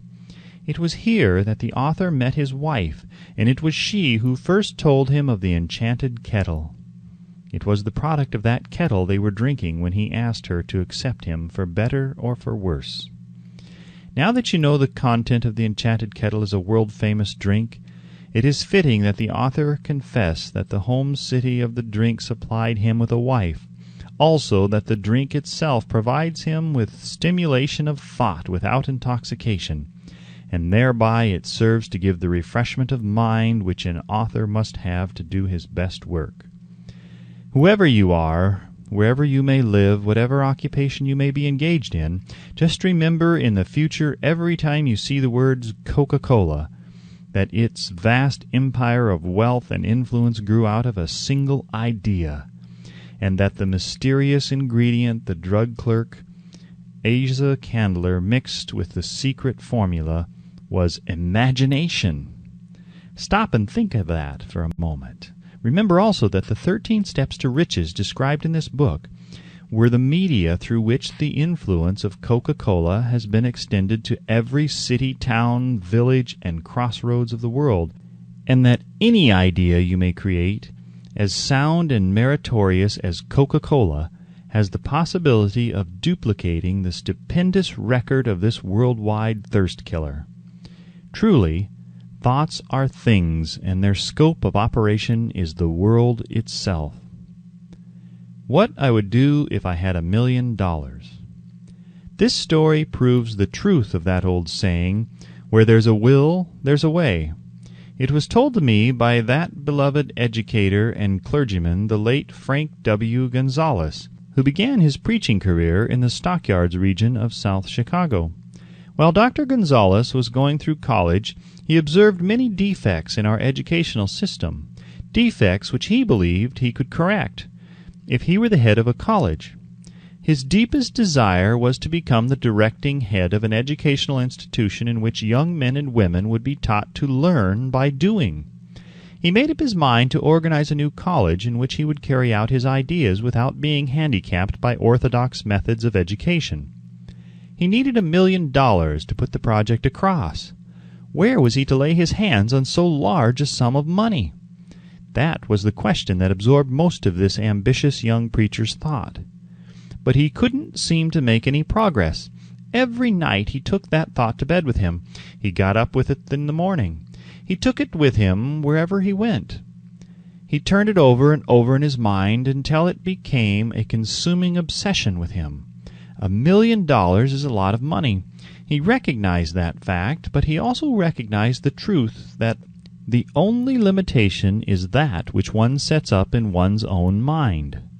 Being a philosopher as well as a preacher, Dr. Gonzalez recognized, as do all who succeed in life, that definiteness of purpose is the starting point from which one must begin.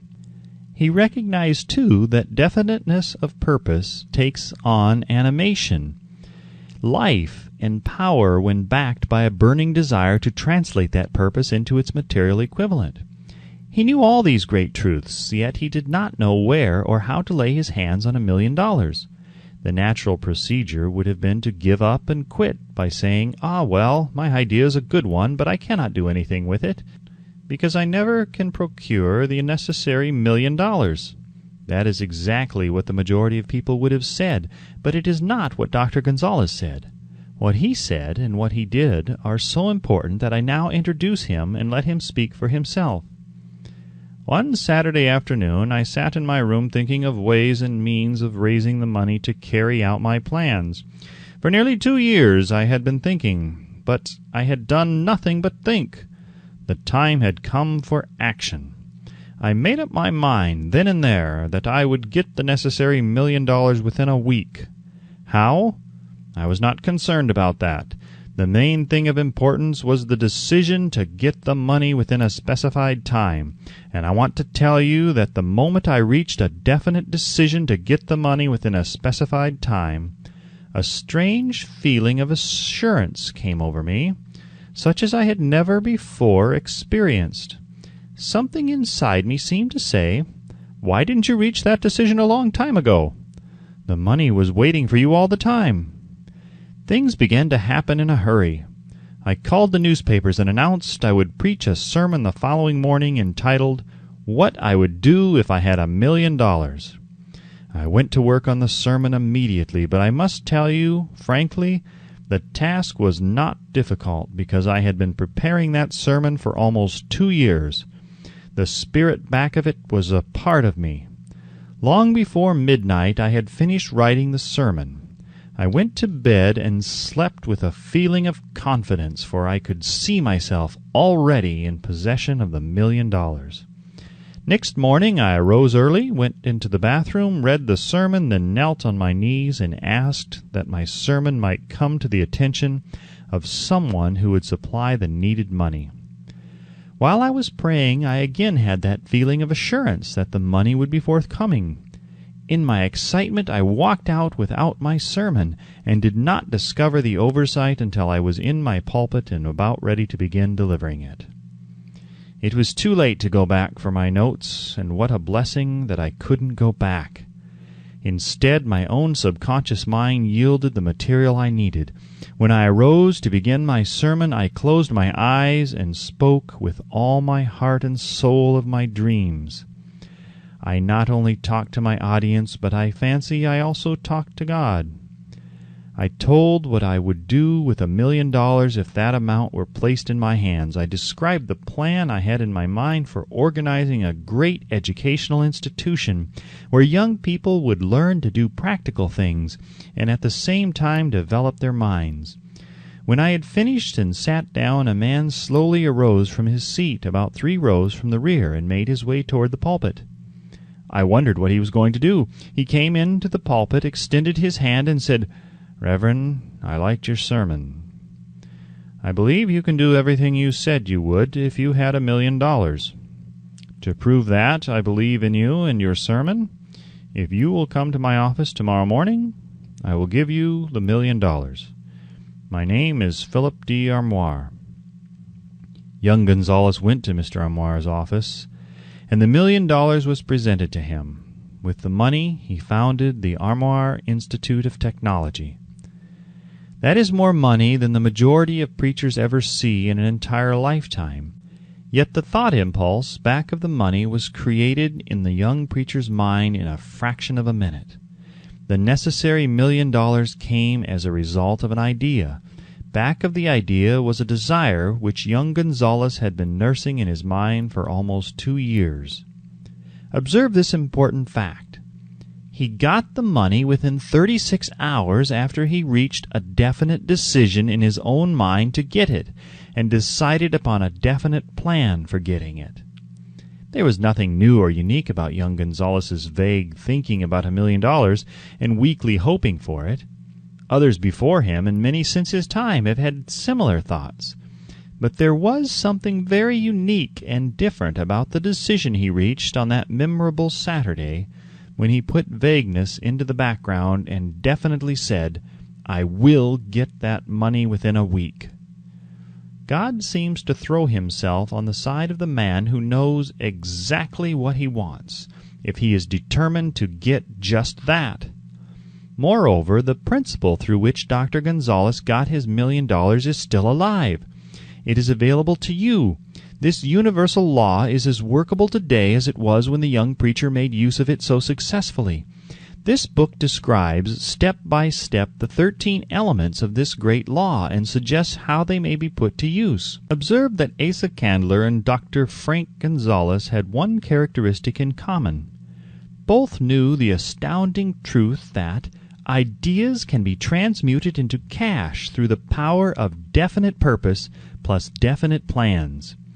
If you are one of those who believe that hard work and honesty alone will bring riches, perish the thought. It is not true. Riches, when they come in huge quantities, are never the result of hard work. Riches come, if they come at all, in response to definite demands based upon the application of definite principles and not by chance or luck. Generally speaking, an idea is an impulse of thought that impels action by an appeal to the imagination. All master salesmen know that ideas can be sold where merchandise cannot. Ordinary salesmen do not know this. That is why they are ordinary. A publisher of books which sell for a nickel made a discovery that should be worth much to publishers generally. He learned that many people buy titles and not contents of books by merely changing the name of one book that was not moving. his sales on that book jumped upward more than 1 million copies. The inside of the book was not changed in any way. He merely ripped off the cover bearing the title that did not sell and put on a new cover with a title that had box office value. That, as simple as it may seem, was an idea. It was imagination. There is no standard price on ideas. The creator of ideas makes his own price, and if he is smart, gets it. The moving picture industry created a whole flock of millionaires. Most of them were men who couldn't create ideas, but they had the imagination to recognize ideas when they saw them. The next flock of millionaires will grow out of the radio business, which is new and not overburdened with men of keen imagination. The money will be made by those who discover or create new and more meritorious radio programs and have the imagination to recognize merit and to give the radio listeners a chance to profit by it. The sponsor, that unfortunate victim who now pays the cost of all radio entertainment, soon will become idea-conscious and demand something for his money. The man who beats the sponsor to the draw and supplies programs that render useful service is the man who will become rich in this new industry. Crooners and light chatter artists who now pollute the air with wisecracks and silly giggles will go the way of all light timbers, and their places will be taken by real artists who interpret carefully planned programs which have been designed to service the minds of men as well as provide entertainment. Here is a wide-open field of opportunity screaming its protest at the way it is being butchered because of a lack of imagination and begging for rescue at any price. Above all, the thing that radio needs is new ideas.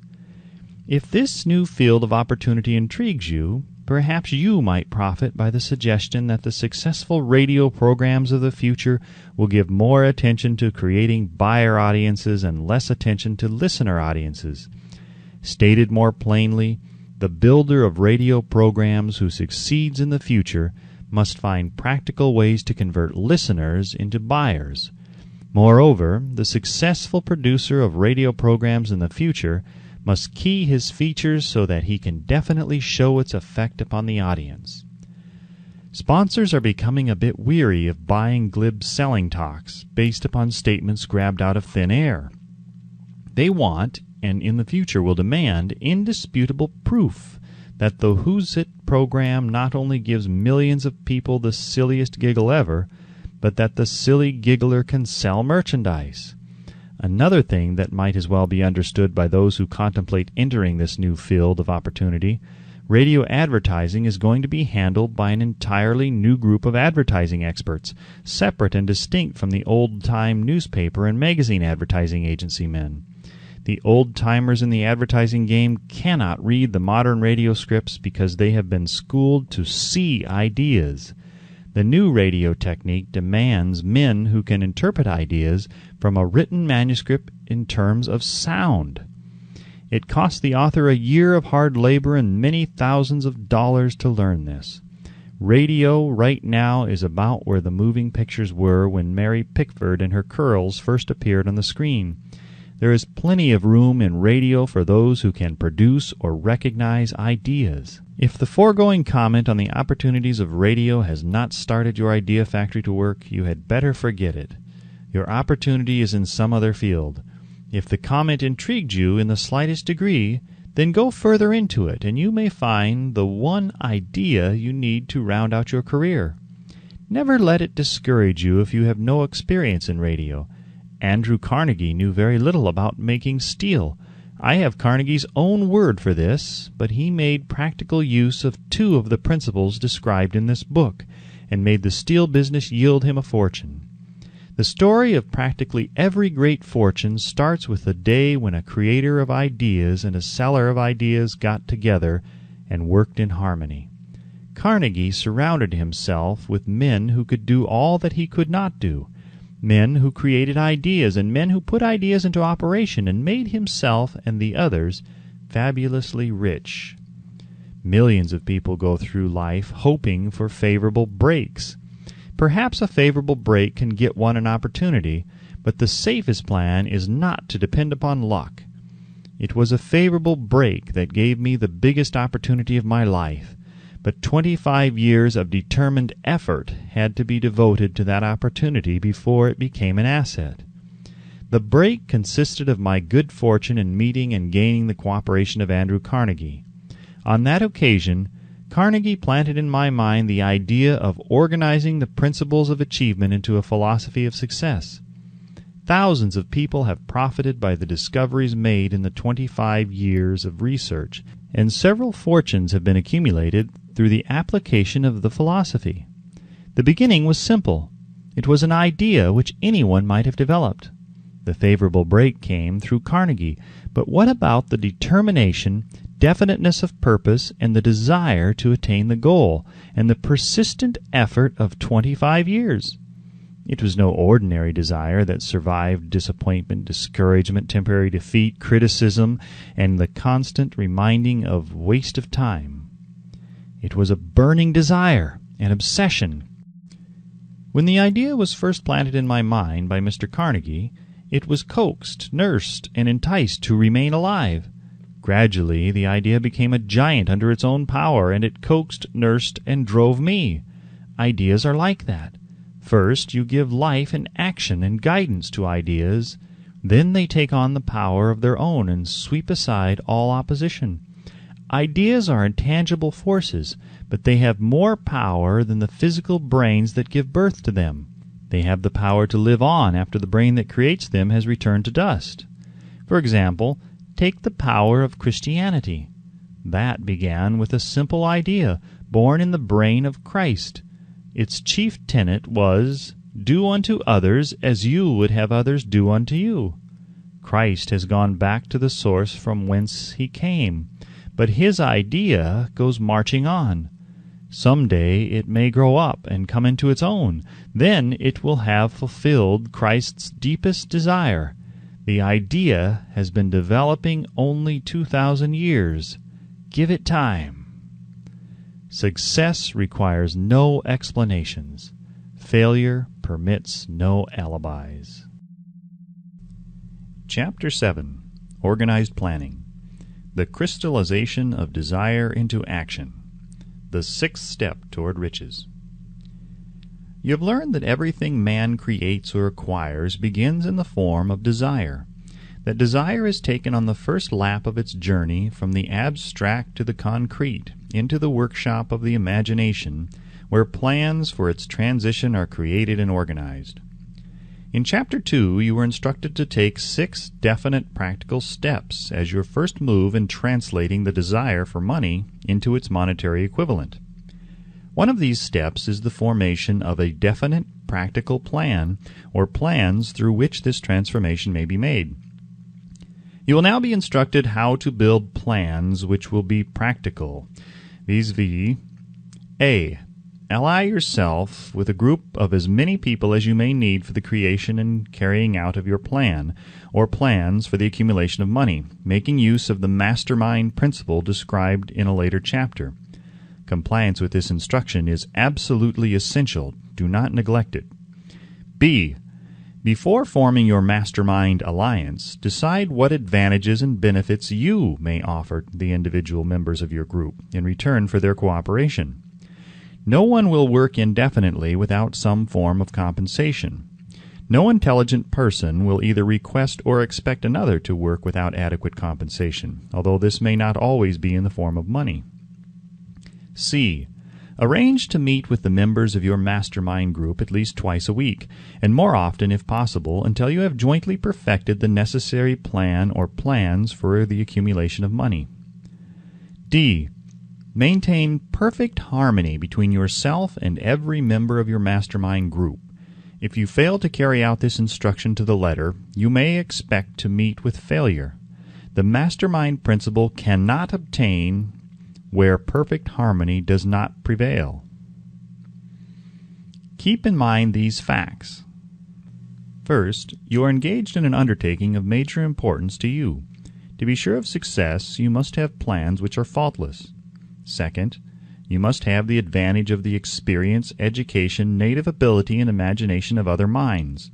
This is in harmony with the methods followed by every person who has accumulated a great fortune. No individual has sufficient experience, education, native ability, and knowledge to ensure the accumulation of a great fortune without the cooperation of other people. Every plan you adopt in your endeavor to accumulate wealth should be the joint creation of yourself and every other member of your mastermind group.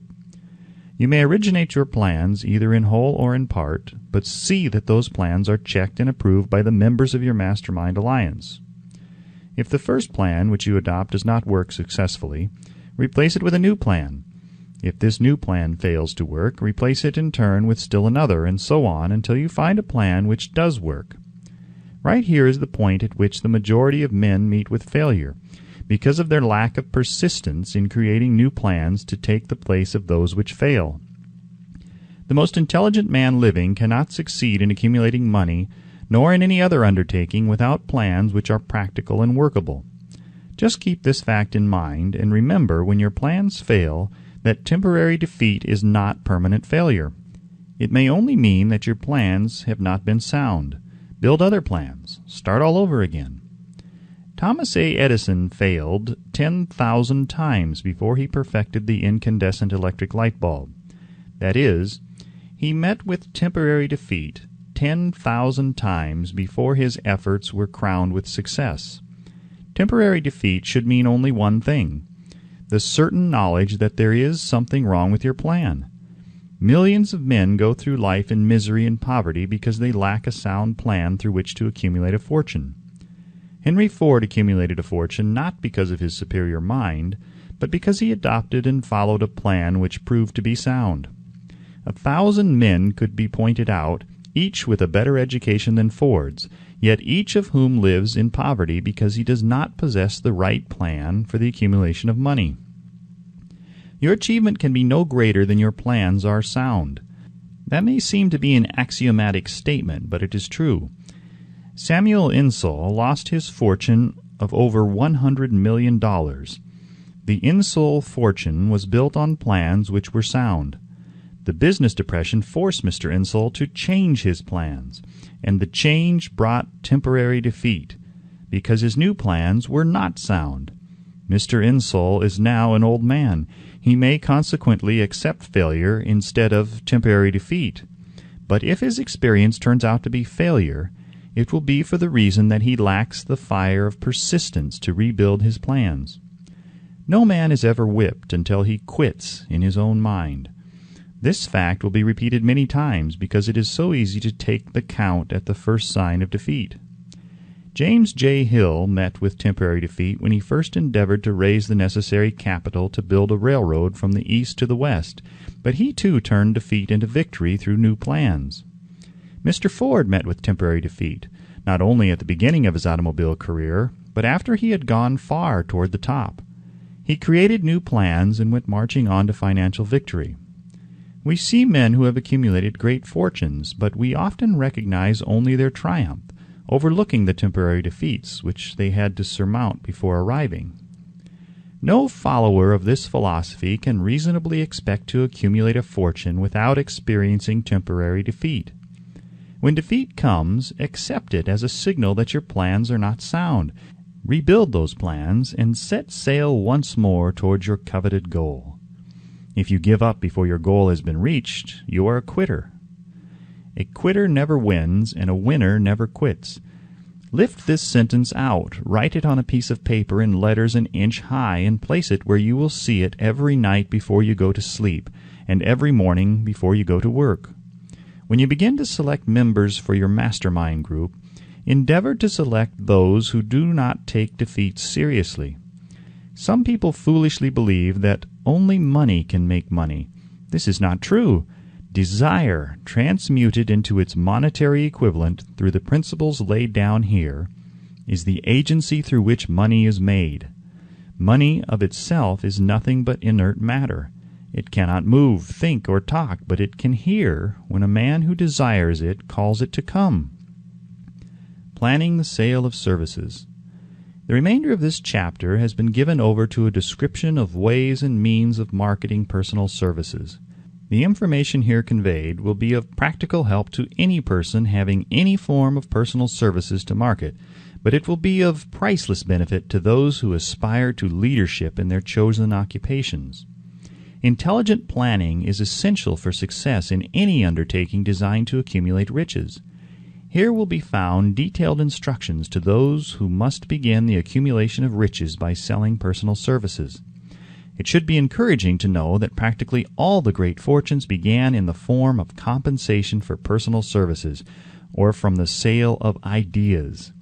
What else, except ideas and personal services, would one not possessed of property have to give in return for riches? Broadly speaking, there are two types of people in the world. One type is known as leaders, and the other as followers. Decide at the outset whether you intend to become a leader in your chosen calling or remain a follower. The difference in compensation is vast. The follower cannot reasonably expect the compensation to which a leader is entitled, although many followers make the mistake of expecting such pay. It is no disgrace to be a follower. On the other hand, it is no credit to remain a follower. Most great leaders began in the capacity of followers. They became great leaders because they were intelligent followers. With few exceptions, the man who cannot follow a leader intelligently cannot become an efficient leader. The man who can follow a leader most efficiently is usually the man who develops into the leadership most rapidly. An intelligent follower has many advantages, among them the opportunity to acquire knowledge from his leader. The major attributes of leadership. The following are important factors of leadership. Unwavering courage based upon knowledge of self and of one's occupation.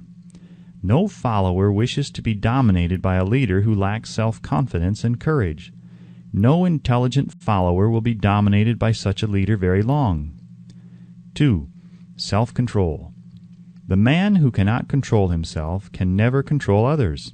Self-control sets a mighty example for one's followers, which the more intelligent will emulate. 3. A keen sense of justice.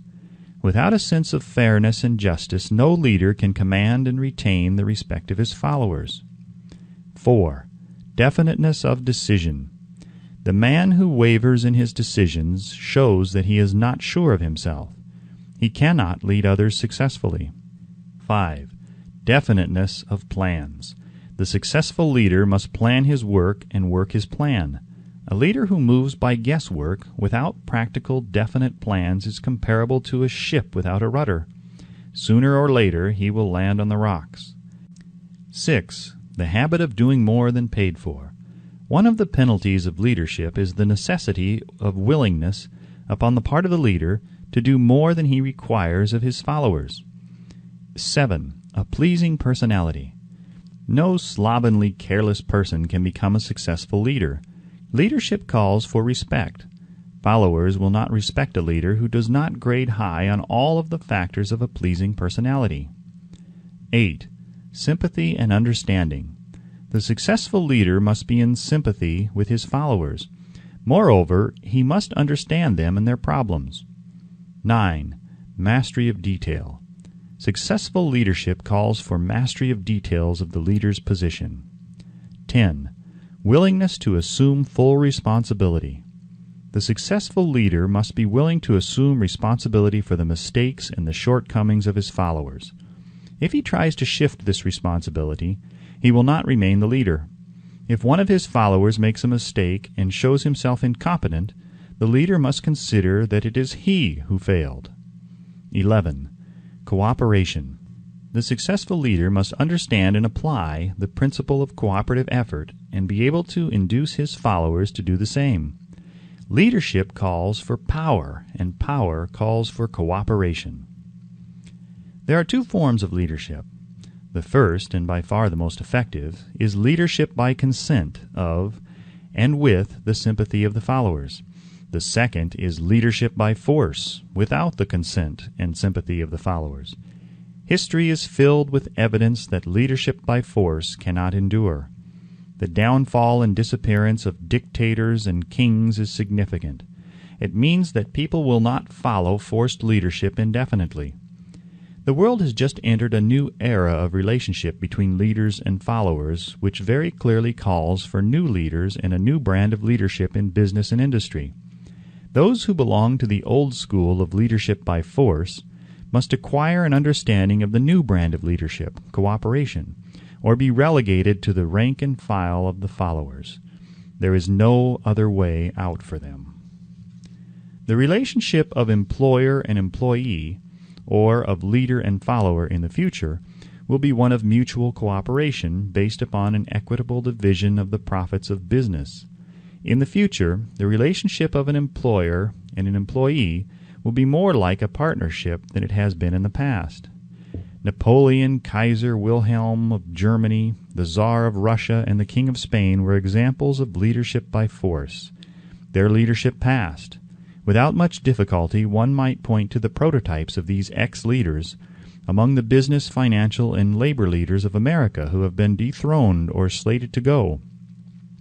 Leadership by consent of the followers is the only brand which can endure.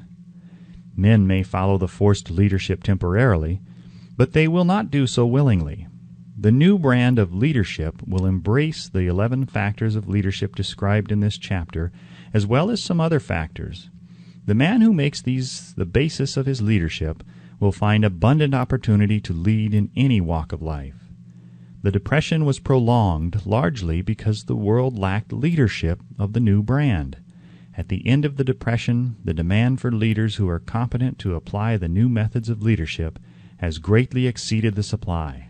Some of the old type of leaders will reform and adapt themselves to the new brand of leadership. But generally speaking, the world will have to look for a new timber for its leadership. This necessity may be your opportunity. The 10 major causes of failure in leadership. We come now to the major faults of leaders who fail, because it is just as essential to know what not to do as it is to know what to do. 1. Inability to organize details. Efficient leadership calls for ability to organize and to master details. No genuine leader is ever too busy to do anything which may be required of him in his capacity as leader. When a man, whether he is a leader or follower, admits that he is too busy to change his plans or to give attention to any emergency, he admits his inefficiency. The successful leader must be the master of all details connected with his position. That means, of course, that he must acquire the habit of relegating details to capable lieutenants. 2. Unwillingness to render humble service. Truly great leaders are willing, when occasion demands, to perform any sort of labor which they would ask another to perform. The greatest among ye shall be the servant of all, is a truth which all able leaders observe and respect. 3. Expectation of pay for what they know instead of what they do with that which they know. The world does not pay men for that which they know. It pays them for what they do, or induce others to do. 4. Fear of competition from followers. The leader who fears that one of his followers may take his position is practically sure to realize that fear sooner or later. The able leader trains understudies to whom he may delegate at will any of the details of his position. Only in this way may a leader multiply himself and prepare himself to be at many places and give attention to many things at one time. It is an eternal truth that men receive more pay for their ability to get others to perform than they could possibly earn by their own efforts. An efficient leader may, through his knowledge of his job and magnetism of his personality, greatly increase the efficiency of others and induce them to render more service and better service than they could render without his aid. 5. Lack of imagination.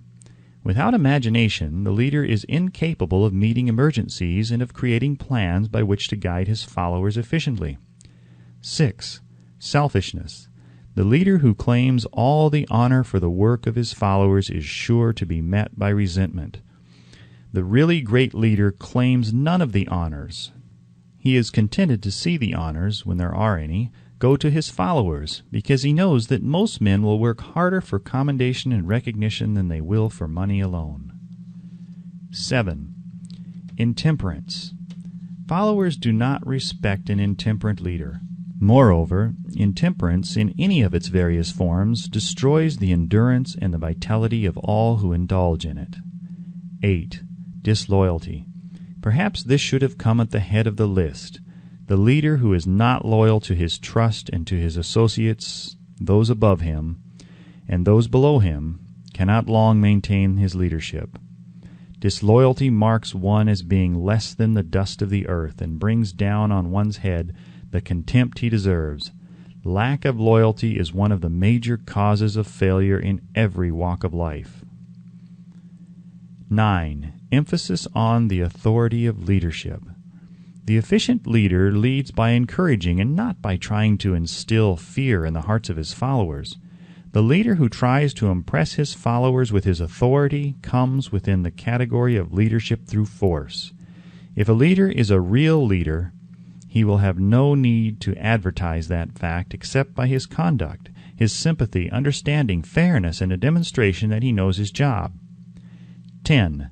Emphasis of title. The competent leader requires no title to give him the respect of his followers. The man who makes too much over his title generally has little else to emphasize. The doors to the office of the real leader are open to all who wish to enter, and his working quarters are free from formality or ostentation. These are among the more common of the causes of failure in leadership. Any one of these faults is sufficient to induce failure. Study the list carefully if you aspire to leadership, and make sure that you are free of these faults. Some fertile fields in which new leadership will be required.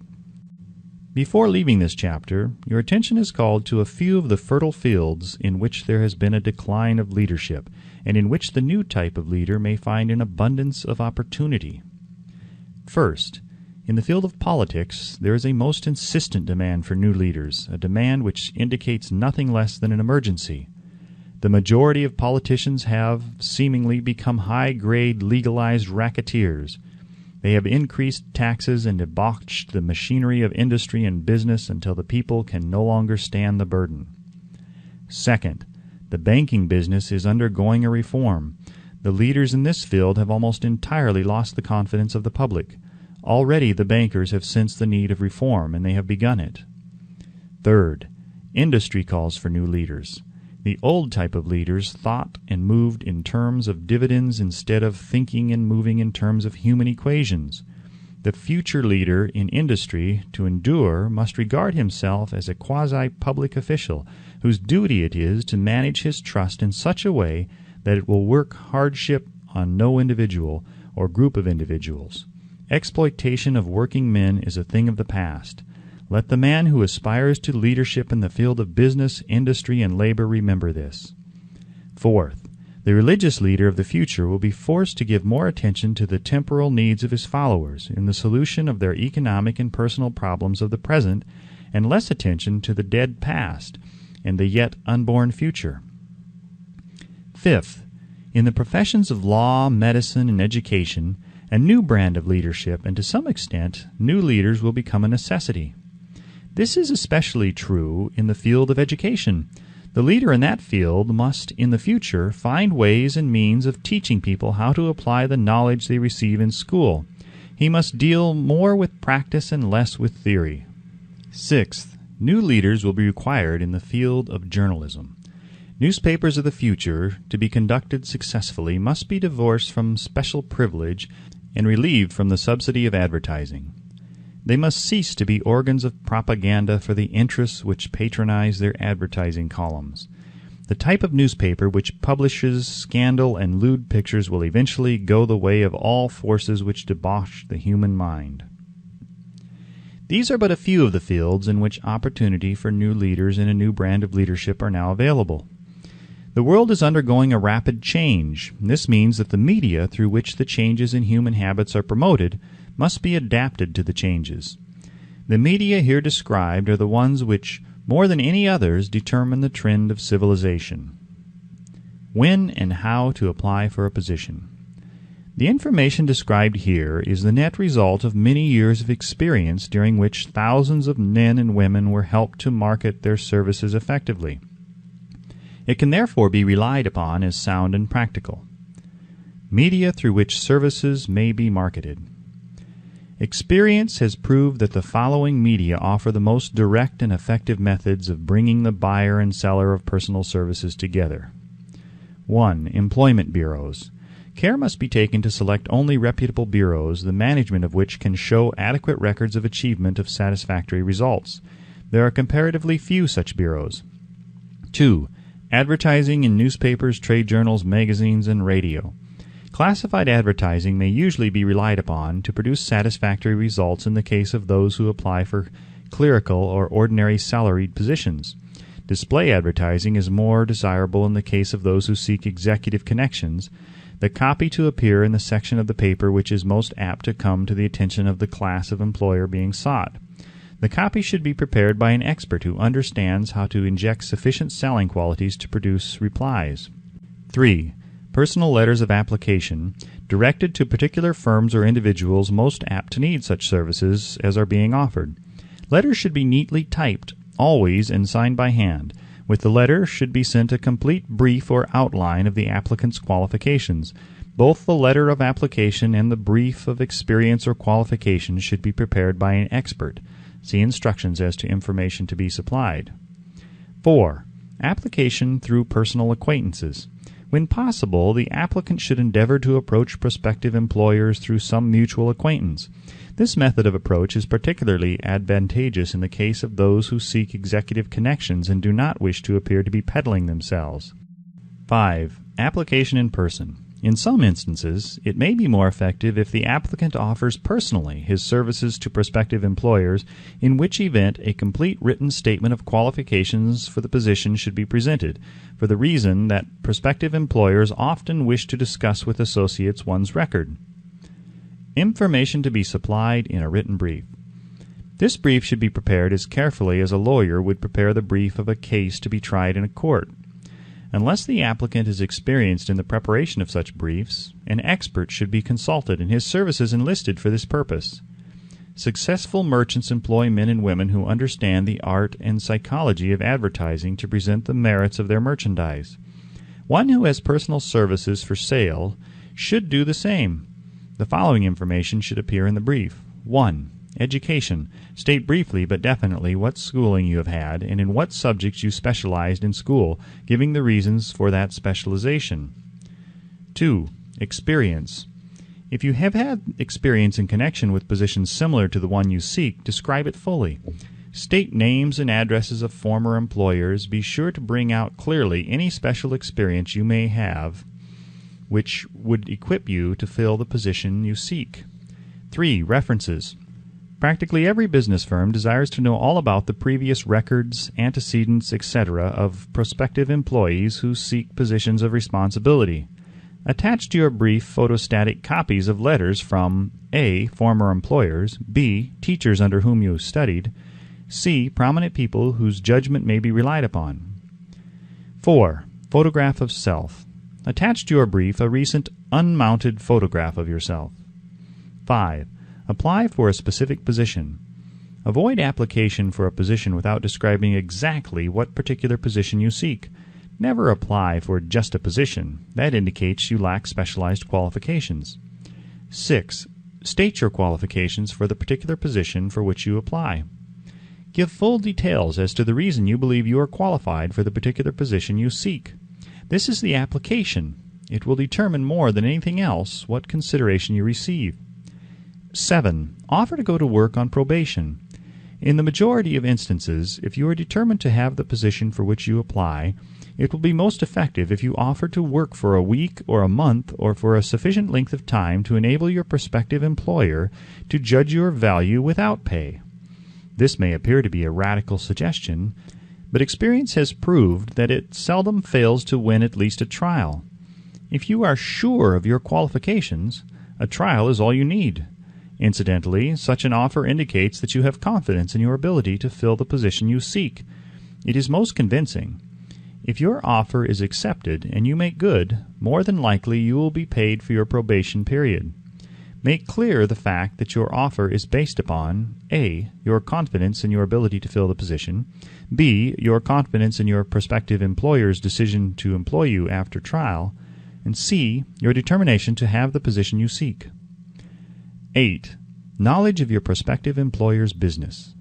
Before applying for a position, do sufficient research in connection with the business to familiarize yourself thoroughly with that business and indicate in your brief the knowledge you have acquired in this field. This will be impressive, as it will indicate that you have imagination and a real interest in the position you seek. Remember that it is not the lawyer who knows the most law, but the one who best prepares his case who wins. If your case is properly prepared and presented, your victory will have been more than half won at the outset. Do not be afraid of making your brief too long. Employers are just as much interested in purchasing the services of well-qualified applicants as you are in securing employment. In fact, the success of most successful employees is due, in the main, to their ability to select well-qualified lieutenants. They want all the information available. Remember another thing. Neatness in the preparation of your brief will indicate that you are a painstaking person. I have helped to prepare briefs for clients which were so striking and out of the ordinary that they resulted in the employment of the applicant without a personal interview. When your brief has been completed, have it neatly bound by an experienced binder and lettered by an artist or printer similar to the following. Brief of the qualifications of Robert K. Smith, applying for the position of Private Secretary of the President of the Bank Company, Incorporated. Change names each time brief is shown. This personal touch is sure to command attention. Have your brief neatly typed or mimeographed on the finest paper you can obtain and bound with a heavy paper of the book cover variety, the binder to be changed and the proper firm name to be inserted if it is to be shown to more than one company. Your photograph should be pasted on one of the pages of your brief.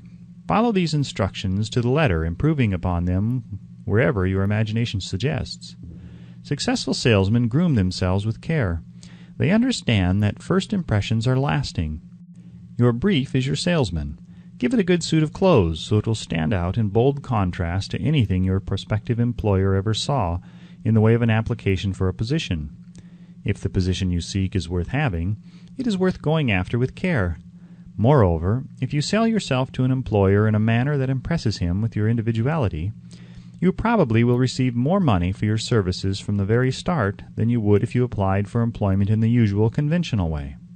If you seek employment through an advertising agency or an employment agency, have the agent use copies of your brief in marketing your services. This will help to gain preference for you, both with the agent and the prospective employers. How to get the exact position you desire. Everyone enjoys doing the kind of work for which he is best suited. An artist loves to work with paints, a craftsman with his hands, a writer loves to write. Those with less definite talents have their preferences for certain fields of business and industry. If America does anything well, it offers a full range of occupations, tilling the soil, manufacturing, marketing, and the professions. First, decide exactly what kind of job you want. If the job doesn't already exist, perhaps you can create it. Second, choose the company or individual for whom you wish to work. Third, study your prospective employer as to policies, personnel, and chances of advancement. Fourth, by analysis of yourself, your talents and capabilities, figure what you can offer, and plan ways and means of giving advantages, services, developments, ideas that you believe you can successfully deliver. Fifth, forget about a job. Forget whether or not there is an opening. Forget the usual routine of, have you got a job for me? Concentrate on what you can give. Sixth, once you have your plan in mind, arrange with an experienced writer to put it on paper in neat form and in full detail. Seventh, present it to the proper person with authority, and he will do the rest. Every company is looking for men who can give something of value, whether it be ideas, services, or connections. Every company has room for the man who has a definite plan of action which is to the advantage of that company. This line of procedure may take a few days or weeks of extra time, but the difference in income, in advancement, and in gaining recognition will save years of hard work at small pay. It has many advantages, the main one being that it will often save from 1 to 5 years of time in reaching a chosen goal. Every person who starts or gets in halfway up the ladder does so by deliberate and careful planning, except, of course, the boss's son. The new way of marketing services. Jobs are now partnerships. Men and women who market their services to best advantage in the future must recognize the stupendous change which has taken place in connection with the relationship between employer and employee. In the future, the golden rule, and not the rule of gold, will be the dominating factor in the marketing of merchandise as well as personal services. The future relationship between employers and their employees will be more in the nature of partnership consisting of A. the employer, B. the employee, C. the public they serve. This new way of marketing personal services is called new for many reasons. First, both the employer and the employee of the future will be considered as fellow employees whose business it will be to serve the public efficiently. In times past, employers and employees have bartered among themselves, driving the best bargains they could with one another, not considering that in the final analysis they were in reality bargaining at the expense of the third party, the public they served. The Depression served as a mighty protest from an injured public, whose rights have been trampled upon in every direction by those who were clamoring for individual advantages and profits. When the debris of the Depression shall have cleared away, and business shall have been once again restored to balance, both employers and employees will recognize that they no longer are privileged to drive bargains at the expense of those whom they serve. The real employer of the future will be the public. This should be kept uppermost in the mind by every person seeking to market personal services effectively. Nearly every railroad in America is in financial difficulty. Who does not remember the day when if a citizen required at the ticket office the time of departure of a train, he was abruptly referred to the bulletin board instead of being politely given the information? The streetcar companies have experienced a change of times also. There was a time not so very long ago when streetcar conductors took pride in giving argument to passengers. Many of the streetcar tracks have been removed and passengers ride on a bus, whose driver is the last word in politeness. All over the country, streetcar tracks are rusting from abandonment, or have been taken up. Wherever streetcars are still in operation, passengers may now ride without argument, and one may even hail the car in the middle of the block, and the motorman will obligingly pick him up. How times have changed! That is just the point I am trying to emphasize. Times have changed. Moreover, the change is reflected not merely in railroad offices and on streetcars, but in other walks of life as well. The public be damned policy is now passé. It has been supplanted by the "we are obligingly at your service, sir" policy. The bankers have learned a thing or two during this rapid change which has taken place during the past few years. Impoliteness on the part of a bank official or bank employee today is as rare as it was conspicuous a dozen years ago. In the years past, some bankers, not all of them, of course, carried an atmosphere of austerity which gave every would-be borrower a chill when he even thought of approaching his banker for a loan. The thousands of bank failures during the Depression had the effect of removing the mahogany doors behind which bankers formerly barricaded themselves. They now sit at desks in the open where they may be seen and approached at will by any depositor or by anyone who wishes to see them, and the whole atmosphere of the bank is one of courtesy and understanding. It used to be customary for customers to have to stand and wait at the corner grocery until the clerks were through passing the time of day with friends, and the proprietor had finished making up his bank deposit before being waited upon. Chain stores managed by courteous men who do everything in the way of service short of shining the customer's shoes have pushed the old-time merchants into the background. Time marches on. Courtesy and service are the watchwords of merchandising today, and apply to the person who is marketing personal services even more directly than to the employer whom he serves. Because in the final analysis both the employer and his employee are employed by the public they serve. If they fail to serve well, they pay by the loss of their privilege of serving. We can all remember the time when the gas meter reader pounded on the door hard enough to break the panels. When the door was opened, he pushed his way in uninvited with a scowl on his face, which plainly said, "What the hell did you keep me waiting for?" All that has undergone a change.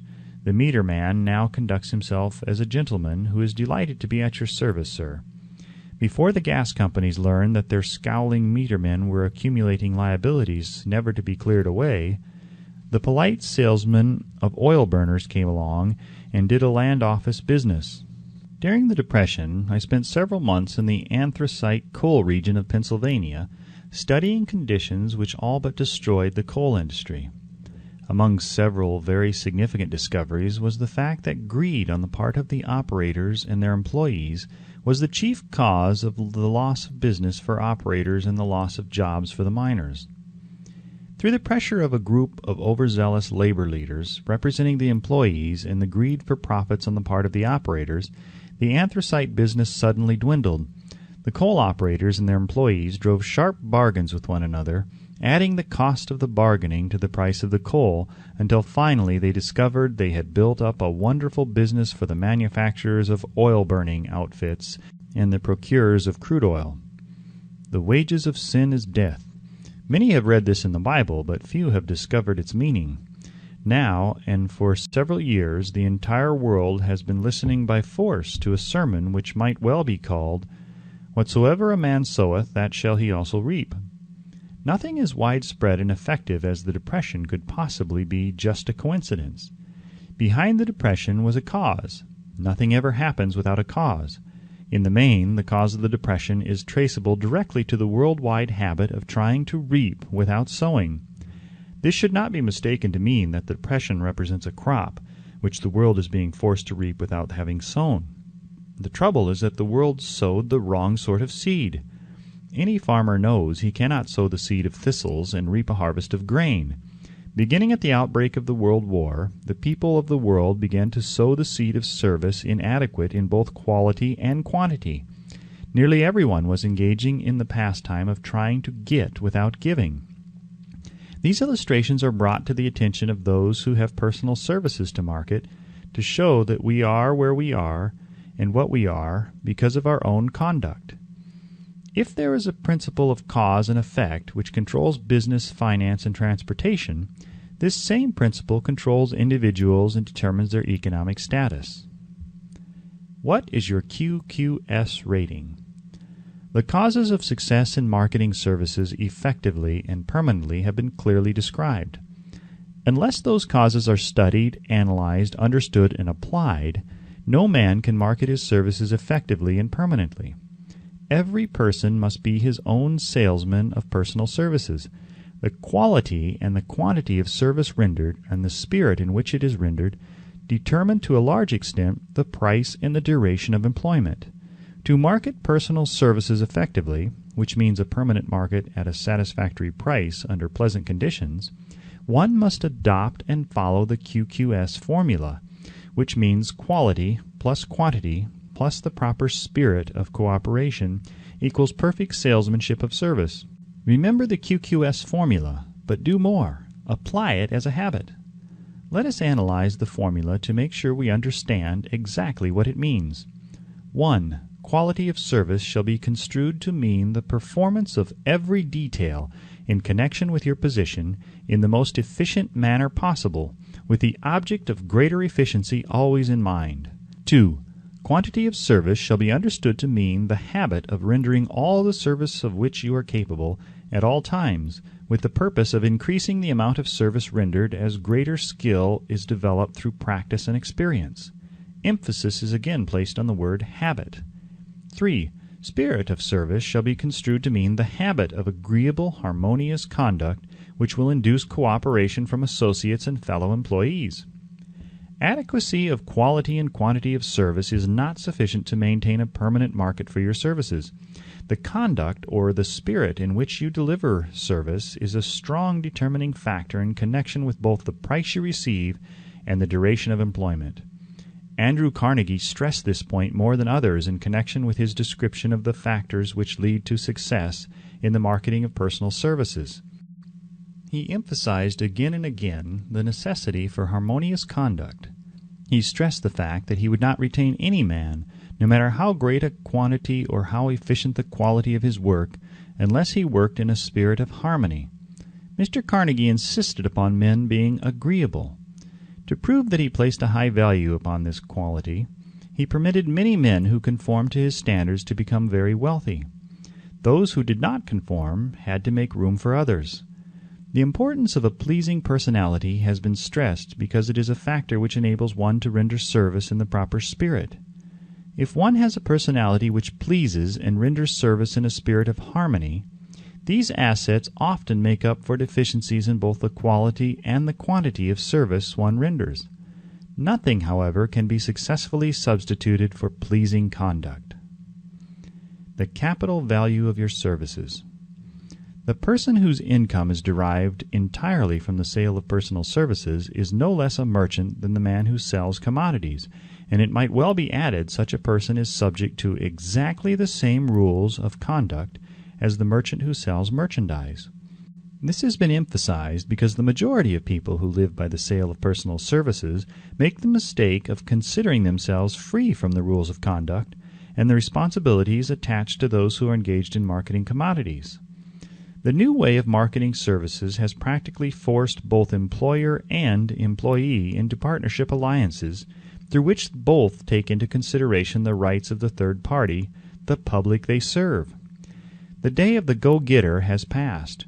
He has been supplanted by the go-giver. High-pressure methods in business finally blew the lid off. There will never be the need to put the lid back on because in the future, business will be conducted by methods that will require no pressure. The actual capital value of your brains may be determined by the amount of income you can produce by marketing your services. A fair estimate of the capital value of your services may be made by multiplying your annual income by 16 2/3, as it is reasonable to estimate that your annual income represents 6% of your capital value. Money rents for 6% per annum. Money is worth no more than brains. It is often worth much less. Competent brains, if effectively marketed, represent a much more desirable form of capital than that which is required to conduct a business dealing in commodities, because brains are a form of capital which cannot be permanently depreciated through depressions, nor can this form of capital be stolen or spent. Moreover, the money which is essential for the conduct of business is as worthless as a sand dune until it has been mixed with efficient brains. The 30 major causes of failure. How many of these are holding you back? Life's greatest tragedy consists of men and women who earnestly try and fail. The tragedy lies in the overwhelmingly large majority of people who fail as compared to the few who succeed. I have had the privilege of analyzing several thousand men and women, 98% of whom were classed as failures. There is something radically wrong with a civilization and a system of education which permits 98% of the people to go through life as failures. But he did not write this book for the purpose of moralizing on the rights and wrongs of the world. That would require a book 100 times the size of this one. My analysis work proved that there are 30 major reasons for failure and 13 major principles through which people accumulate fortunes. In this chapter, a description of the 30 major causes of failure will be given. As you go over the list, check yourself by it, point by point, for the purpose of discovering how many of these causes of failure stand between you and success. 1. Unfavorable hereditary background. There is but little, if anything, which can be done for people who are born with a deficiency in brain power. This philosophy offers but one method of bridging this weakness, through the aid of the mastermind. Observe with profit, however, that this is the only one of the 30 causes of failure which may not be easily corrected by any individual. 2. Lack of a well-defined purpose in life. There is no hope of success for the person who does not have a central purpose or definite goal at which to aim. 98 out of every 100 of those whom I have analyzed had no such aim. Perhaps this was the 3. Lack of ambition to aim above mediocrity. We offer no hope for the person who is so indifferent as not to want to get ahead in life and who is not willing to pay the price. 4. Insufficient education. This is a handicap which may be overcome with comparative ease. Experience has proven that the best educated people are often those who are known as self-made or self-educated. It takes more than a college degree to make one a person of education. Any person who is educated is one who has learned to get whatever he wants in life without violating the rights of others. Education consists not so much of knowledge, but of knowledge effectively and persistently applied. Men are paid not merely for what they know, but more particularly for what they do with that which they know. 5. Lack of self-discipline. Discipline comes through self-control. This means that one must control all negative qualities. Before you control conditions, you must first control yourself. Self-mastery is the hardest job you will ever tackle. If you do not conquer self, you will be conquered by self. You may see at one and the same time both your best friend and your greatest enemy by stepping in front of a mirror. 6. Ill health. No person may enjoy outstanding success without good health. Many of the causes of ill health are subject to mastery and control. These, in the main, are A. Overeating of foods not conducive to health. B. Wrong habits of thought, giving expression to negatives. C. Wrong use of and overindulgence in sex. D. Lack of proper physical exercise. E. An inadequate supply of fresh air due to improper breathing. 7. Unfavorable environmental influences during childhood. As the twig is bent, so shall the tree grow. Most people who have criminal tendencies acquire them as the result of bad environment and improper associates during childhood. 8. Procrastination. This is one of the most common causes of failure. Old man procrastination stands within the shadow of every human being, waiting his opportunity to spoil one's chances of success. Most of us go through life as failures because we are waiting for the time to be right to start doing something worthwhile. Do not wait. The time will never be just right. Start where you stand and work with whatever tools you may have at your command, and better tools will be found as you go along. 9. Lack of persistence. Most of us are good starters but poor finishers of everything we begin.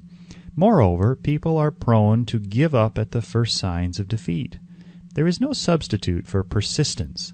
The person who makes persistence his watchword discovers that old man failure finally becomes tired and makes his departure.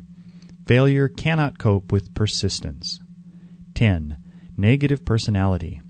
There is no hope of success for the person who repels people through negative personality. Success comes through the application of power, and power is attained through the cooperative efforts of other people.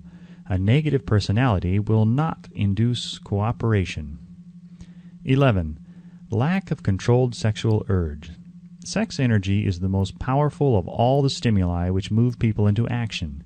Because it is the most powerful of the emotions, it must be controlled through transmutation and converted into other channels. 12. Uncontrolled desire for something for nothing. The gambling instinct drives millions of people to failure. Evidence of this may be found in a study of the Wall Street crash of '29, during which millions of people tried to make money by gambling on stock margins. 13. Lack of a well-defined power of decision. Men who succeed reach decisions promptly and change them, if at all, very slowly. Men who fail reach decisions, if at all, very slowly and change them frequently and quickly. Indecision and procrastination are twin brothers. Where one is found, the other may usually be found also. Kill off this pair before they completely hog-tie you to the treadmill of failure. 14. One or more of the 6 basic fears. These fears have been analyzed for you in a later chapter. They must be mastered before you can market your services effectively. 15. Wrong selection of a mate in marriage. This is a most common cause of failure. The relationship of marriage brings people intimately into contact. Unless this relationship is harmonious, failure is likely to follow. Moreover, it will be a form of failure that is marked by misery and unhappiness, destroying all signs of ambition. 16. Overcaution. The person who takes no chances generally has to take whatever is left when others are through choosing. Overcaution is as bad as undercaution. Both are extremes to be guarded against. Life itself is filled with the element of chance. 17. Wrong selection of associates in business. This is one of the most common causes of failure in business. In marketing personal services, one should use great care to select an employer who will be an inspiration and who is himself intelligent and successful. We emulate those with whom we associate most closely. Pick an employer who is worth emulating. 18. Superstition and prejudice. Superstition is a form of fear. It is also a sign of ignorance. Men who succeed keep open minds and are afraid of nothing. 19. Wrong selection of a vocation. No man can succeed in a line of endeavor which he does not like. The most essential step in the marketing of personal services is that of selecting an occupation into which you can throw yourself wholeheartedly. 20. Lack of concentration of effort. The jack of all trades seldom is good at any. Concentrate all your efforts on one definite chief aim.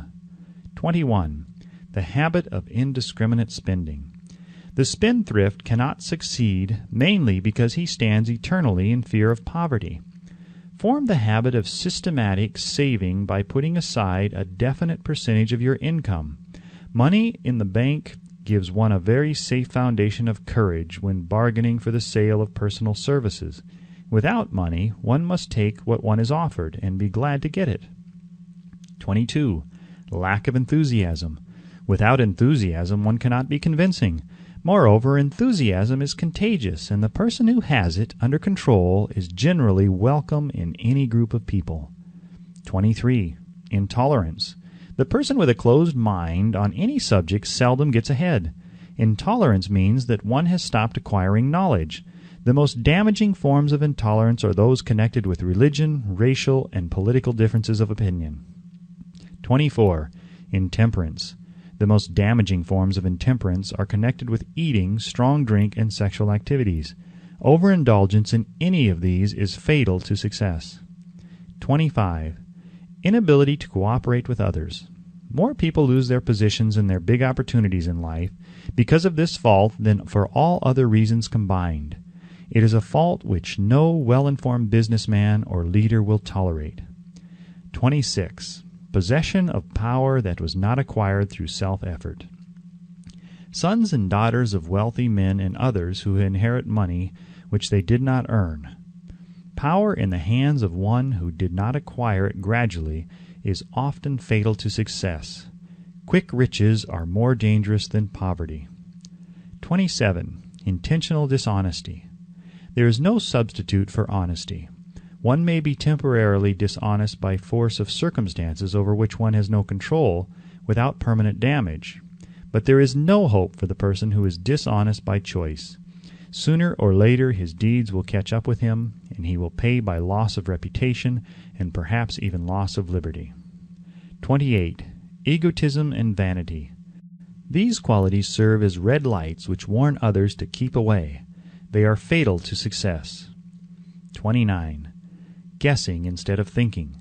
Most people are too indifferent or lazy to acquire facts with which to think accurately. They prefer to act on opinions created by guesswork or snap judgments. 30. Lack of capital.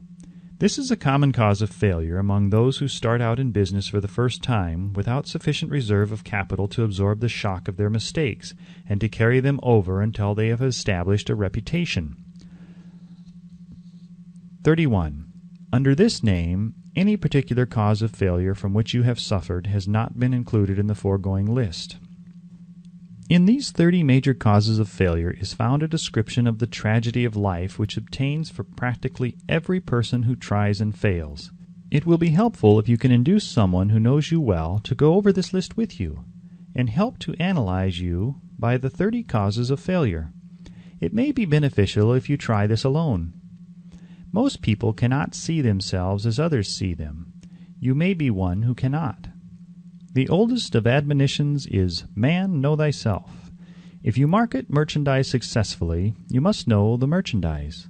The same is true in marketing personal services. You should know all of your weaknesses in order that you may either bridge them or eliminate them entirely. You should know your strength in order that you may call attention to it when selling your services. You can know yourself only through accurate analysis. The folly of ignorance in connection with self was displayed by a young man who applied to the manager of a well-known business for a position. He made a very good impression until the manager asked him what salary he expected. He replied that he had no fixed sum in mind, lack of a definite aim. The manager then said, "We will pay you all you are worth, after we try you out for a week." "I will not accept it," the applicant replied, "because I am getting more than that where I am now employed." Before you even start to negotiate for a readjustment of your salary in your present position, or to seek employment elsewhere, be sure that you are worth more than you now receive. It is one thing to want money, everyone wants more, but it is something entirely different to be worth more. Many people mistake their wants for their just dues. Your financial requirements or wants have nothing whatever to do with your worth. Your value is established entirely by your ability to render useful service or your capacity to induce others to render such service. Take inventory of yourself. 28 questions you should answer. Annual self-analysis is as essential in the effective marketing of personal services as is annual inventory in merchandising. Moreover, the yearly analysis should disclose a decrease in faults and an increase in virtues. One goes ahead, stands still, or goes backward in life. One's object should be, of course, to go ahead. Annual self-analysis will disclose whether advancement has been made, and if so, how much. It will also disclose any backward steps one may have made. The effective marketing of personal services requires one to move forward, even if the progress is slow. Your annual self-analysis should be made at the end of each year, so you can include in your New Year's resolutions any improvements which the analysis indicates should be made. Take this inventory by asking yourself the following questions and by checking your answers with the aid of someone who will not permit you to deceive yourself as to their accuracy. Self-analysis questionnaire for personal inventory. 1. Have I attained the goal which I established as my objective for this year? You should work with a definite yearly objective to be attained as a part of your major life objective. 2. Have I delivered service of the best possible quality of which I am capable, or could I have improved any part of this service? 3. Have I delivered service in the greatest possible quantity of which I am capable? 4. Has the spirit of my conduct been harmonious and cooperative at all times? 5. Have I permitted the habit of procrastination to decrease my efficiency, and if so, to what extent? 6. Have I improved my personality, and if so, in what ways? 7. Have I been persistent in following my plans through to completion? 8. Have I reached decisions promptly and definitely on all occasions? 9. Have I permitted any one or more of the 6 basic fears to decrease my efficiency? 10. Have I been either overcautious or undercautious? 11. Has my relationship with my associates in work been pleasant or unpleasant? If it has been unpleasant, has the fault been partly or wholly mine? 12. Have I dissipated any of my energy through lack of concentration of effort? 13. Have I been open-minded and tolerant in connection with all subjects? 14. In what way have I improved my ability to render service? 15. Have I been intemperate in any of my habits? 16. Have I expressed either openly or secretly any form of egotism? 17. Has my conduct toward my associates been such that it has induced them to respect me? 18. Have my opinions and decisions been based upon guesswork or accuracy of analysis and thought? 19. Have I followed the habit of budgeting my time, my expenses, and my income, and have I been conservative in these budgets? 20. How much time have I devoted to unprofitable effort which I might have used to better advantage? 21. How may I re-budget my time and change my habits so I will be more efficient during the coming year? 22. Have I been guilty of any conduct which was not approved by my conscience? 23. In what ways have I rendered more service and better service than I was paid to render? 24. Have I been unfair to anyone, and if so, in what way? 25. If I had been the purchaser of my own services for the year, would I be satisfied with my purchase? 26. Am I in the right vocation, and if not, why not? 27. Has the purchaser of my services been satisfied with the service I have rendered, and if not, why not? 28. What is my present rating on the fundamental principles of success? Make this rating fairly and frankly, and have it checked by someone who is courageous enough to do it accurately.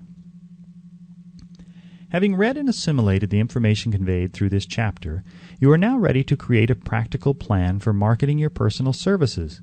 In this chapter will be found an adequate description of every principle essential in planning the sale of personal services, including the major attributes of leadership, the most common causes of failure in leadership, a description of the fields of opportunity for leadership, the main causes of failure in all walks of life, and the important questions which should be used in self-analysis. This extensive and detailed presentation of accurate information has been included because it will be needed by all who must begin the accumulation of riches by marketing personal services. Those who have lost their fortunes and those who are just beginning to earn money have nothing but personal services to offer in return for riches. Therefore, it is essential that they have available the practical information needed to market services to best advantage. The information contained in this chapter will be of great value to all who aspire to attain leadership in any calling. It will be particularly helpful to those aiming to market their services as business or industrial executives. Complete assimilation and understanding of the information here conveyed will be helpful in marketing one's own services, and it will also help one to become more analytical and capable of judging people. The information will be priceless to personnel directors, employment managers, and other executives charged with the selection of employees and the maintenance of efficient organizations. If you doubt this statement, test its soundness by answering in writing the 28 self-analysis questions. That might be both interesting and profitable, even though you do not doubt the soundness of the statement. Where and how one may find opportunities to accumulate riches. Now that we have analyzed the principles by which riches may be accumulated, we naturally ask, where may one find favorable opportunities to apply these principles? Very well, let us take inventory and see what the United States of America offer the person seeking riches, great or small. To begin with, let us remember, all of us, that we live in a country where every law-abiding citizen enjoys freedom of thought and freedom of deed unequaled anywhere in the world. Most of us have never taken inventory of the advantages of this freedom. We have never compared our unlimited freedom with the curtailed freedom in other countries. Here we have freedom of thought, freedom in the choice and enjoyment of education, freedom in religion, freedom in politics, freedom in the choice of a business, profession, or occupation, freedom to accumulate and own without molestation, all the property we can accumulate, freedom to choose our place of residence, freedom in marriage, freedom through equal opportunity to all races, freedom of travel from one state to another, freedom in our choice of foods, and freedom to aim for any station in life for which we have prepared ourselves, even for the presidency of the United States. We have other forms of freedom, but this list will give a bird's-eye view of the most important, which constitute opportunity of the highest order. This advantage of freedom is all the more conspicuous because the United States is the only country guaranteeing to every citizen, whether native-born or naturalized, so broad and varied a list of freedom. Next, let us recount some of the blessings which our widespread freedom has placed within our hands. Take the average American family, for example, meaning the family of average income, and sum up the benefits available to every member of the family in this land of opportunity and plenty. A. Food. Next to freedom of thought and deed comes food, clothing, and shelter, the three basic necessities of life. Because of our universal freedom, the average American family has available at its very door the choicest selection of food to be found anywhere in the world and at prices within its financial range. B. Shelter. And C. Clothing. Only the three basic necessities of food, clothing, and shelter have been mentioned. The average American citizen has other privileges and advantages available in return for modest effort, not exceeding 8 hours per day of labor. Among these is the privilege of automobile transportation, with which one can go and come at will at a very small cost. He can place his surplus money in a bank with the assurance that his government will protect it and make good to him if the bank fails. If an American citizen wants to travel from one state to another, he needs no passport, no one's permission. He may go when he pleases and return at will. Moreover, he may travel by train, private automobile, bus, airplane, or ship, as his pocketbook permits. In Germany, Russia, Italy, and most of the other European and Oriental countries, the people cannot travel with so much freedom and at so little cost. The miracle that has provided these blessings. We often hear politicians proclaiming the freedom of America when they solicit votes, but seldom do they take the time or devote sufficient effort to the analysis of the source or nature of this freedom. Having no axe to grind, no grudge to express, no ulterior motives to be carried out, I have the privilege of going into a frank analysis of that mysterious, abstract, greatly misunderstood something which gives to every citizen of America more blessings, more opportunities to accumulate wealth, more freedom of every nature than may be found in any other country. I have the right to analyze the source and nature of this unseen power, because I know and have known for more than a quarter of a century many of the men who organized that power, and many who are now responsible for its maintenance. The name of this mysterious benefactor of mankind is capital.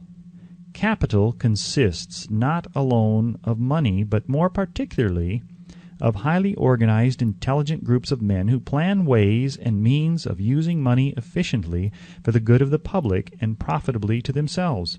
These groups consist of scientists, educators, chemists, inventors, business analysts, publicity men, transportation experts, accountants, lawyers, doctors, and both men and women who have highly specialized knowledge in all fields of industry and business. They pioneer, experiment, and blaze trails in new fields of endeavor. They support colleges, hospitals, public schools, build good roads, publish newspapers, pay most of the cost of government, and take care of the multitudinous detail essential to human progress. Stated briefly, the capitalists are the brains of civilization, because they supply the entire fabric of which all education, enlightenment, and human progress consists. Money without brains always is dangerous. Properly used, it is the most important essential of civilization. The simple breakfasts here described could not have been delivered to the New York City family at a dime each or at any other price if organized capital had not provided the machinery, the ships, the railroads, and the huge armies of trained men to operate them. Some slight idea of the importance of organized capital may be had by trying to imagine yourself burdened with the responsibility of collecting, without the aid of capital, and delivering to the New York City family the simple breakfast described. To supply the tea, you would have to make a trip to China or India, both a very long way from America. Unless you are an excellent swimmer, you would become rather tired before making the round trip. Then, too, another problem would confront you. What would you use for money, even if you had the physical endurance to swim the ocean? To supply the sugar, you would have to take another long swim to Cuba or a long walk to the sugar-beet section of Utah. But even then, you might come back without the sugar because organized effort and money are necessary to produce sugar, to say nothing of what is required to refine, transport, and deliver it to the breakfast table anywhere in the United States. Easily enough from the barnyards near New York City, but you would have a very long walk to Florida and return before you could serve the 2 glasses of grapefruit juice. You would have another long walk to Kansas or one of the other wheat-growing states when you went after the 4 slices of wheat bread. The rippled wheat biscuits would have to be omitted from the menu because they would not be available except through the labor of a trained organization of men and suitable machinery, all of which calls for capital. While resting, you could take off for another little swim down to South America, where you would pick up a couple of bananas, and on your return you could take a short walk to the nearest farm having a dairy and pick up some butter and cream. Then your New York City family would be ready to sit down and enjoy breakfast, and you could collect your 2 dimes for your labor. Seems absurd, doesn't it?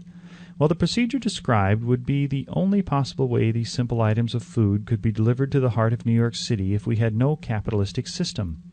The sum of money required for the building and maintenance of the railroads and steamships used in the delivery of that simple breakfast is so huge that it staggers one's imagination.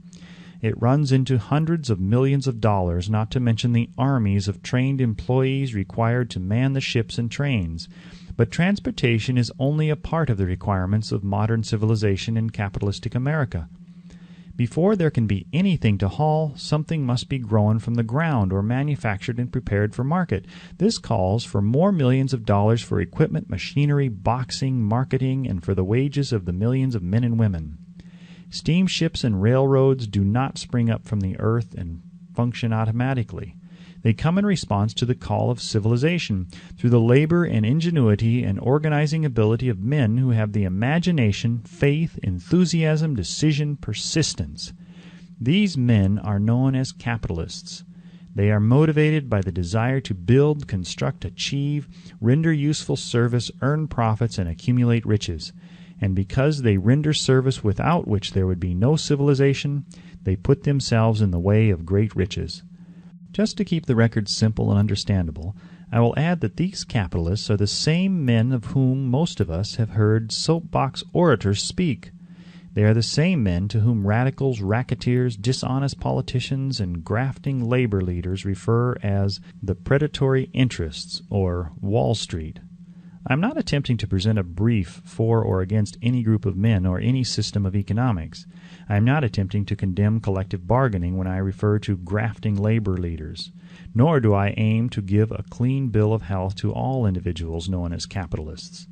The purpose of this book, a purpose to which I have faithfully devoted over a quarter of a century, is to present to all who want the knowledge the most dependable philosophy through which individuals may accumulate riches in whatever amounts they desire.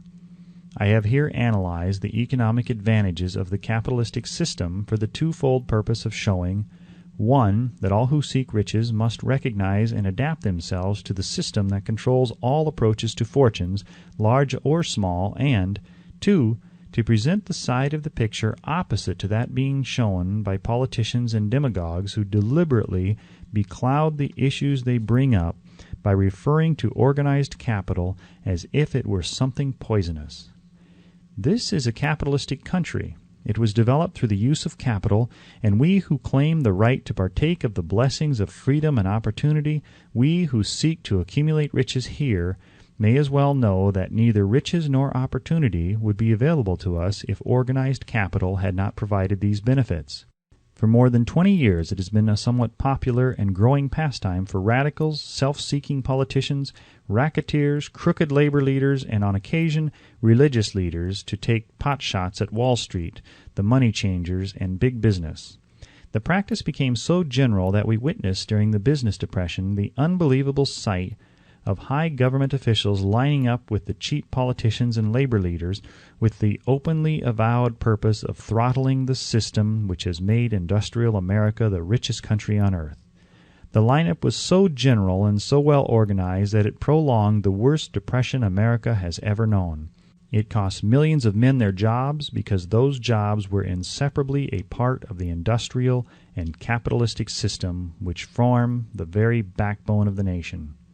During this unusual alliance of government officials and self-seeking individuals who were endeavoring to profit by declaring open season on the American system of industry, a certain type of labor leader joined forces with the politicians and offered to deliver voters in return for legislation designed to permit men to take riches away from industry by organized force of numbers instead of the better method of giving a fair day's work for a fair day's pay. Millions of men and women throughout the nation are still engaged in this popular pastime of trying to get without giving. Some of them are lined up with labor unions where they demand shorter hours and more pay. Others do not take the trouble to work at all. They demand government relief and are getting it. Their idea of their rights of freedom was demonstrated in New York City, where violent complaint was registered with the postmaster by a group of relief beneficiaries because the postmen awakened them at 7:30 a.m. to deliver government relief checks. They demanded that the time of delivery be set up to 10 o'clock. If you are one of those who believe that riches can be accumulated by the mere act of men who organize themselves into groups and demand more pay for less service, if you are one of those who demand government relief without early morning disturbance when money is delivered to you, If you are one of those who believe in trading their votes to politicians in return for the passing of laws which permit the raiding of the public treasury, you may rest securely on your belief with certain knowledge that no one will disturb you, because this is a free country where every man may think as he pleases, where nearly everybody can live with but little effort, where many men live well without doing any work whatsoever. However, you should know the full truth concerning this freedom of which so many people boast and so few understand. As great as it is, as far as it reaches as many privileges as it provides, it does not and cannot bring riches without effort. There is but one dependable method of accumulating and legally holding riches, and that is by rendering useful service. No system has ever been created by which men can legally acquire riches through mere force of numbers, or without giving in return an equivalent value of one form or another. There is a principle known as the law of economics. This is more than a theory. It is a law no man can beat. Mark well the name of the principle and remember it, because it is far more powerful than all the politicians and political machines. It is above and beyond the control of all the labor unions. It cannot be swayed nor influenced nor bribed by racketeers or self-appointed leaders in any calling. Moreover, it has an all-seeing eye and a perfect system of bookkeeping, in which it keeps an accurate account of the transactions of every human being engaged in the business of trying to get without giving. Sooner or later, its auditors come around, looking over the records of individuals both great and small, and demand an accounting. Wall Street, big business, capital, predatory interests, or whatever name you choose to give the system which has given us American freedom, represents a group of men who understand, respect, and adapt themselves to this powerful law of economics. Their financial continuation depends upon their respecting the law. Most people living in America like this country, its capitalistic system and all. I must confess I know of no better country where one may find greater opportunities to accumulate riches. Judging by their acts and deeds, there are some in this country who do not like it. That, of course, is their privilege. If they do not like this country, its capitalistic system, its boundless opportunities, they have the privilege of clearing out. Always there are other countries, such as Germany, Russia, and Italy, where one may try one's hand at enjoying freedom and accumulating riches, providing one is not too particular. America provides all the freedom and all the opportunity to accumulate riches that any honest person may require. When one goes hunting for game, one selects hunting grounds where game is plentiful. When seeking riches, the same rule would naturally obtain. If it is riches you are seeking, do not overlook the possibilities of a country whose citizens are so rich that women alone spend over $200 million annually for lipsticks, rouge, and cosmetics. Think twice, you who are seeking riches, before trying to destroy the capitalistic system of a country whose citizens spend over $50 million a year for greeting cards, with which to express their appreciation of their freedom. If it is money you are seeking, consider carefully a country that spends hundreds of millions of dollars annually for cigarettes, the bulk of the income from which goes to only 4 major companies engaged in supplying this national builder of nonchalance and quiet nerves. By all means, give plenty of consideration to a country whose people spend annually more than $15 million for the privilege of seeing moving pictures, and toss in a few additional millions for liquor, narcotics, and other less potent soft drinks and giggle waters. Do not be in too big a hurry to get away from a country whose people willingly, even eagerly, hand over millions of dollars annually for football, baseball, and prize fights. And by all means, stick by a country whose inhabitants give up more than $1 million a year for chewing gum and another $1 million for safety razor blades. Remember also that this is but the beginning of the available sources for the accumulation of wealth. Only a few of the luxuries and non-essentials have been mentioned, but remember that the business of producing, transporting, and marketing these few items of merchandise gives regular employment to many millions of men and women, who receive for their services many millions of dollars monthly and spend it freely for both the luxuries and the necessities. Especially remember that back of all this exchange of merchandise and personal services may be found an abundance of opportunity to accumulate riches. Here our American freedom comes to one's aid. There is nothing to stop you or anyone from engaging in any portion of the effort necessary to carry on these businesses. If one has superior talent, training, experience, one may accumulate riches in large amounts.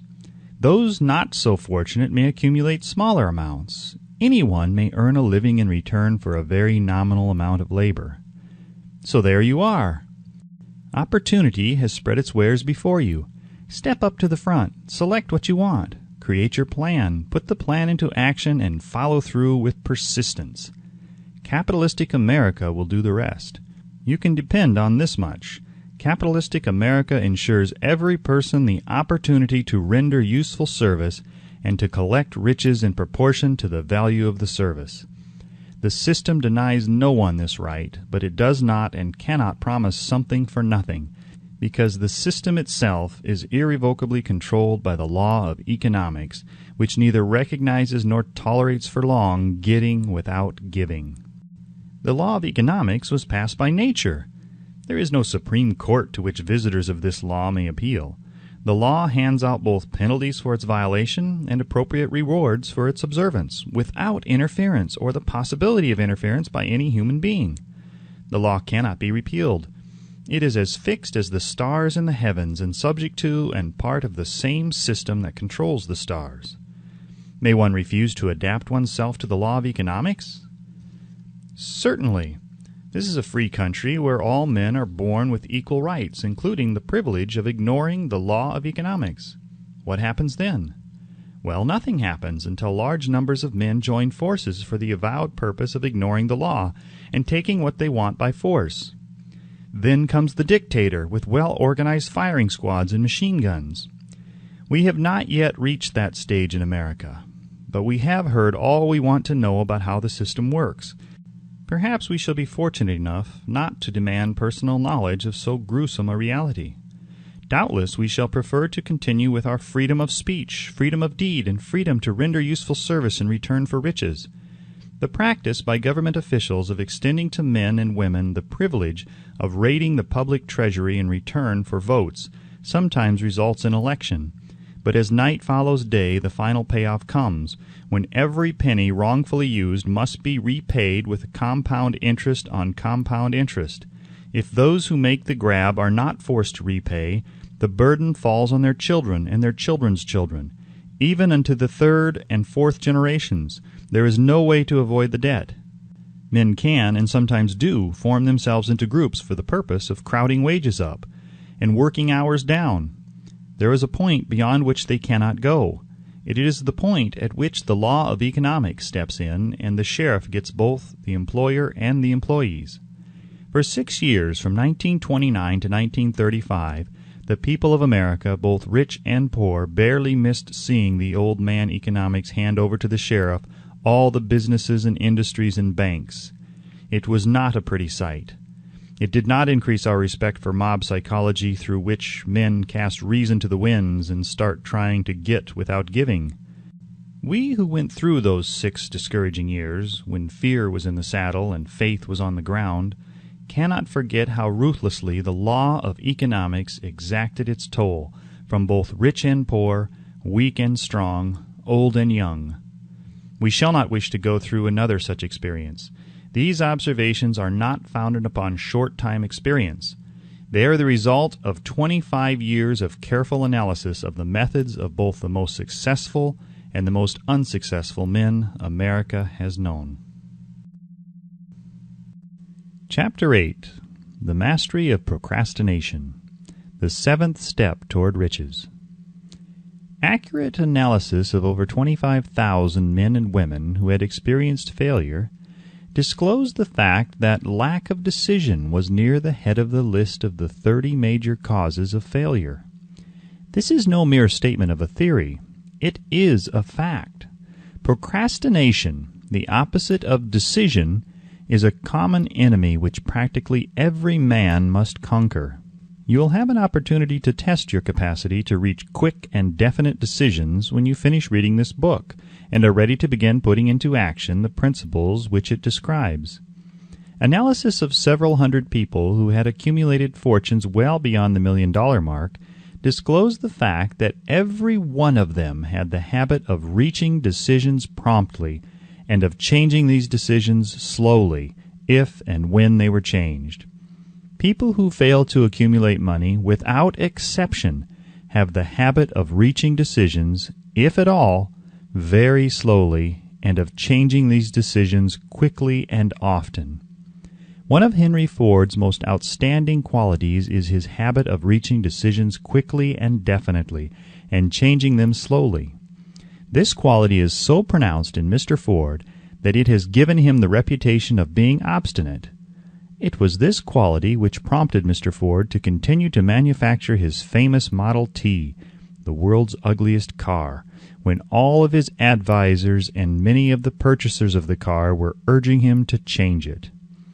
Perhaps Mr. Ford delayed too long in making the change, but the other side of the story is that Mr. Ford's firmness of decision yielded a huge fortune before the change in model became necessary. There is but little doubt that Mr. Ford's habit of definiteness of decision assumes the proportion of obstinacy, but this quality is preferable to slowness in reaching decisions and quickness in changing them. The majority of people who fail to accumulate money sufficient for their needs are generally easily influenced by the opinions of others.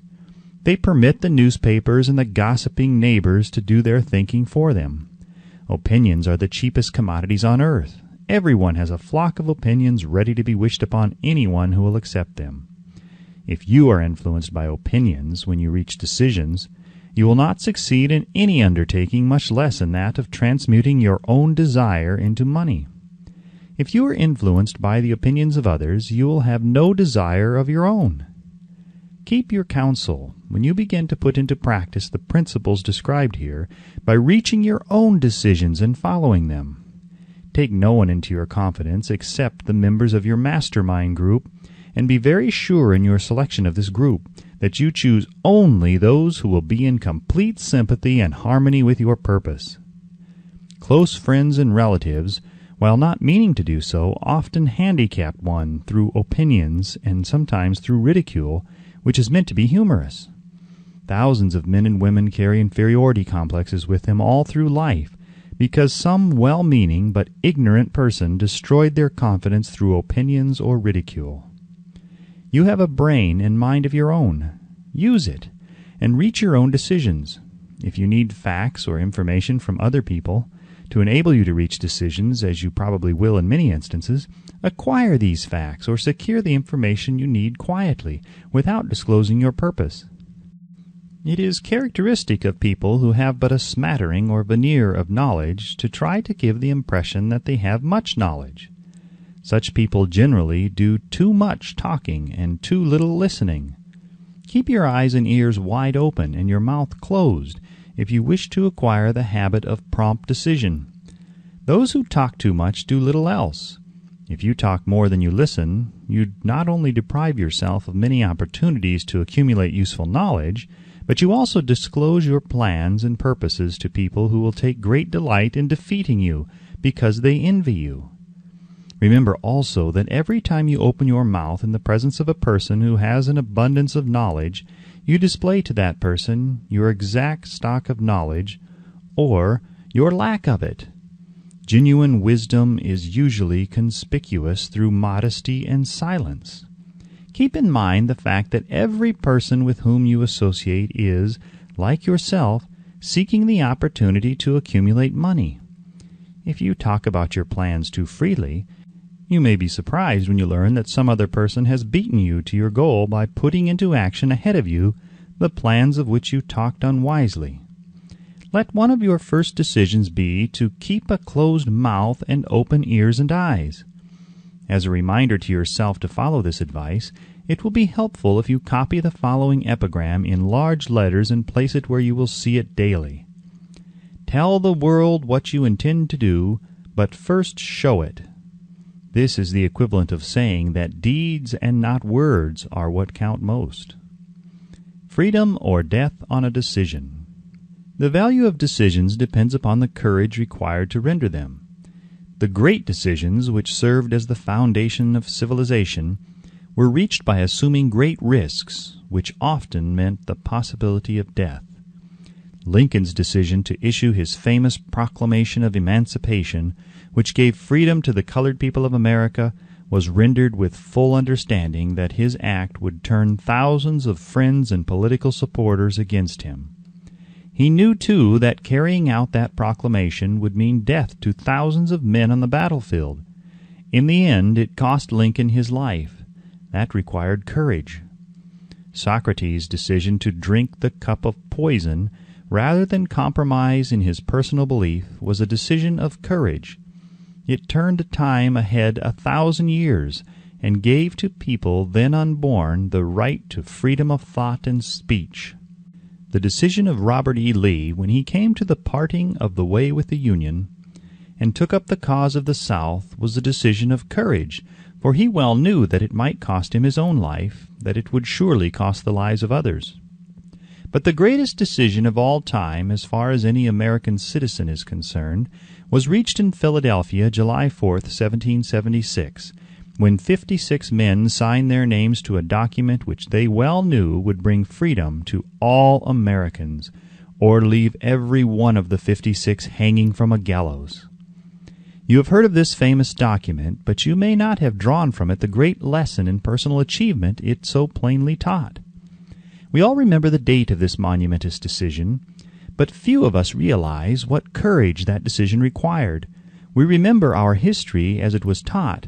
We remember dates and the names of the men who fought. We remember Valley Forge and Yorktown. We remember George Washington and Lord Cornwallis, but we know little of the real forces back of these names, dates, and places. We know still less of that intangible power which ensured us freedom long before Washington's armies reached Yorktown. We read the history of the Revolution and falsely imagine that George Washington was the father of our country, that it was he who won our freedom, while the truth is, Washington was only an accessory after the fact, because victory for his armies had been ensured long before Lord Cornwallis surrendered. This is not intended to rob Washington of any of the glory he so richly merited. Its purpose, rather, is to give greater attention to the astounding power that was the real cause of his victory. It is nothing short of tragedy that the writers of history have missed entirely even the slightest reference to the irresistible power which gave birth and freedom to the nation destined to set up new standards of independence for all the peoples of the earth. I say it is a tragedy because it is the self-same power which must be used by every individual who surmounts the difficulties of life and forces life to pay the price asked. Let us briefly review the events which gave birth to this power. The story begins with an incident in Boston, March 5, 1770. British soldiers were patrolling the streets and by their presence openly threatening the citizens. The colonists resented armed men marching in their midst. They began to express their resentment openly, hurling stones as well as epithets at the marching soldiers until the commanding officer gave orders, "Fix bayonets! Charge!" The battle was on. It resulted in the death and injury of many. The incident aroused such resentment that the Provincial Assembly, made up of prominent colonists, called a meeting for the purpose of taking definite action. Two of the members of that assembly were John Hancock and Samuel Adams. Long live their names! They spoke up courageously and declared that a move must be made to eject all British soldiers from Boston. Remember this: a decision in the minds of two men might properly be called the beginning of the freedom which we of the United States now enjoy. Remember, too, that the decision of these two men called for faith and courage because it was dangerous.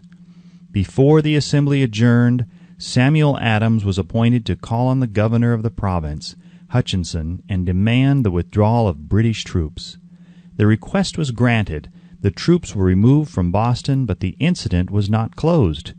It had caused a situation destined to change the entire trend of civilization. Strange, is it not, how the great changes such as the American Revolution and the World War often have their beginnings in circumstances which seem unimportant?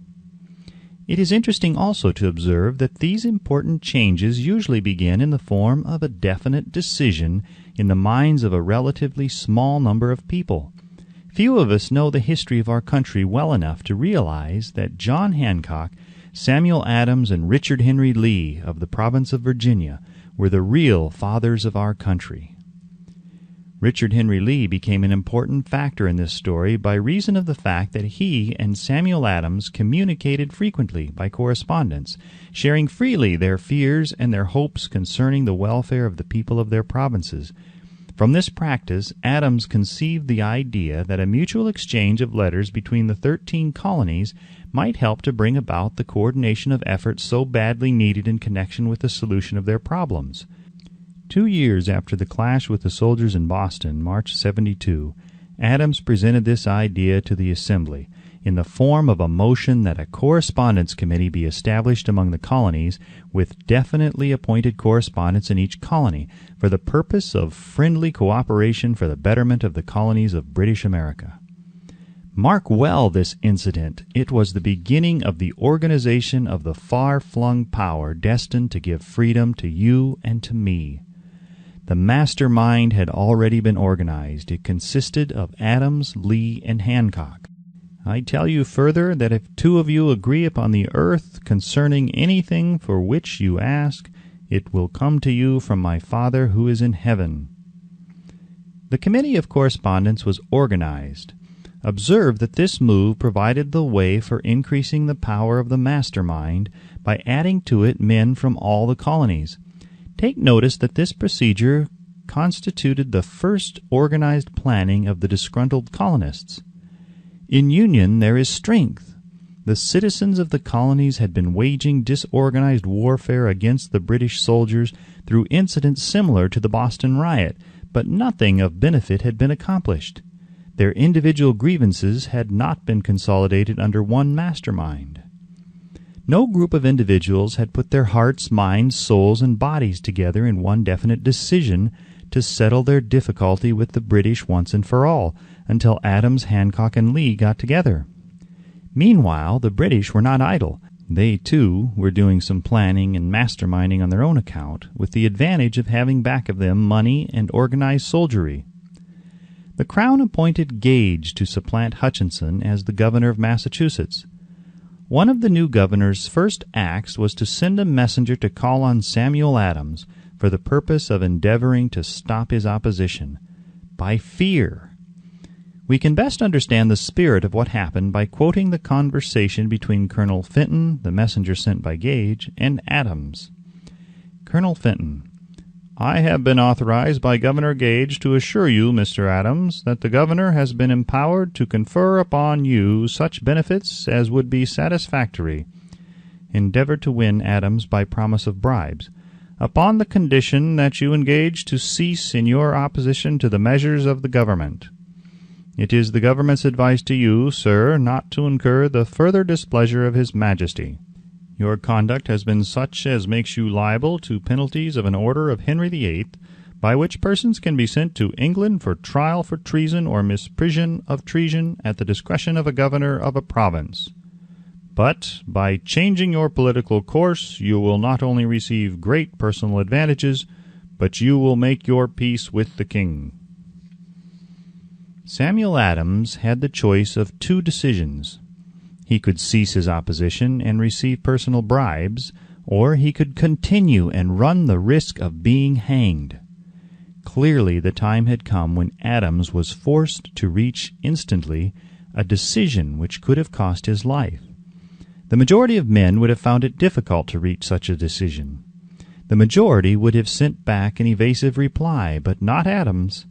He insisted upon Colonel Fenton's word of honor that the colonel would deliver to the governor the answer exactly as Adams would give it to him. Adams' answer: Then you may tell Governor Gage that I trust I have long since made my peace with the King of Kings. No personal consideration shall induce me to abandon the righteous cause of my country. And tell Governor Gage it is the advice of Samuel Adams to him no longer to insult the feelings of an exasperated people. Comment as to the character of this man seems unnecessary. It must be obvious to all who read this astounding message that its sender possessed loyalty of the highest order. This is important. Racketeers and dishonest politicians have prostituted the honor for which such men as Adams died. When Governor Gage received Adams' caustic reply, he flew into a rage and issued a proclamation which read, "I do hereby, in His Majesty's name, offer and promise His most gracious pardon to all persons who shall forthwith lay down their arms and return to the duties of peaceable subjects, excepting only from the benefit of such pardon Samuel Adams and John Hancock, whose offenses are too flagitious a nature to admit to any other consideration but that of condign punishment." As one might say in modern slang, Adams and Hancock were on the spot. The threat of the irate governor forced the two men to reach another decision, equally as dangerous. They hurriedly called a secret meeting of their staunchest followers. Here the mastermind began to take on momentum. After the meeting had been called to order, Adams locked the door, placed the key in his pocket, and informed all present that it was imperative that a Congress of the colonists be organized and that no man should leave the room until the decision for such a Congress had been reached. Great excitement followed. Some weighed the possible consequences of such radicalism, old man fear. Some expressed grave doubt as to the wisdom of so definite a decision in defiance of the Crown. Locked in that room were two men immune to fear, blind to the possibility of failure, Hancock and Adams. Through the influence of their minds, the others were induced to agree that, through the Correspondence Committee, arrangements should be made for a meeting of the First Continental Congress to be held in Philadelphia, September 5th, 1774. Remember this date. It is more important than July 4th, 1776. If there had been no decision to hold a Continental Congress, there could have been no signing of the Declaration of Independence. Before the first meeting of the new Congress, another leader, in a different section of the country, was deep in the throes of publishing a summary view of the rights of British America. He was Thomas Jefferson, of the province of Virginia, whose relationship to Lord Dunmore, representative of the Crown in Virginia, was as strained as that of Hancock and Adams with their governor. Shortly after his famous Summary of Rights was published, Jefferson was informed that he was subject to prosecution for high treason against His Majesty's government. Inspired by the threat, one of Jefferson's colleagues, Patrick Henry, boldly spoke his mind, concluding his remarks with a sentence which shall remain forever a classic: "If this be treason, then make the most of it."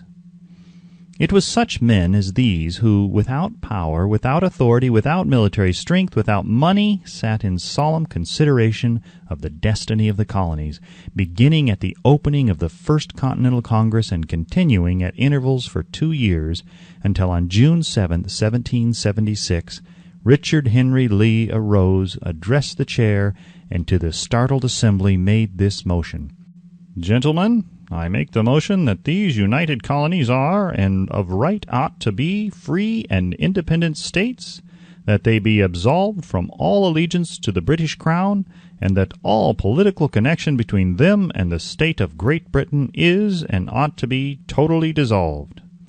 Lee's astounding motion was discussed fervently, and at such length that he began to lose patience. Finally, after days of argument, he again took the floor and declared in a clear, firm voice, "Mr. President, we have discussed this issue for days. It is the only course for us to follow. Why then, sir, do we longer delay? Why still deliberate? Let this happy day give birth to an American republic. Let her arise not to devastate and to conquer, but to reestablish the reign of peace and of law. The eyes of Europe are fixed upon us. She demands of us a living example of freedom that may exhibit a contrast in the felicity of the citizen to the ever-increasing tyranny." Before this motion was finally voted upon, Lee was called back to Virginia because of serious family illness, but before leaving he placed his cause in the hands of his friend, Thomas Jefferson, who promised to fight until favorable action was taken. Shortly thereafter, the President of the Congress, Hancock, appointed Jefferson as chairman of a committee to draw up a Declaration of Independence. Long and hard the committee labored on a document which would mean, when accepted by the Congress, that every man who signed it would be signing his own death warrant should the colonies lose in the fight with Great Britain, which was sure to follow. The document was drawn, and on June 28 the original draft was read before the Congress. For several days it was discussed, altered, and made ready. On July 4, 1776, Thomas Jefferson stood before the Assembly and fearlessly read the most momentous decision ever placed upon paper.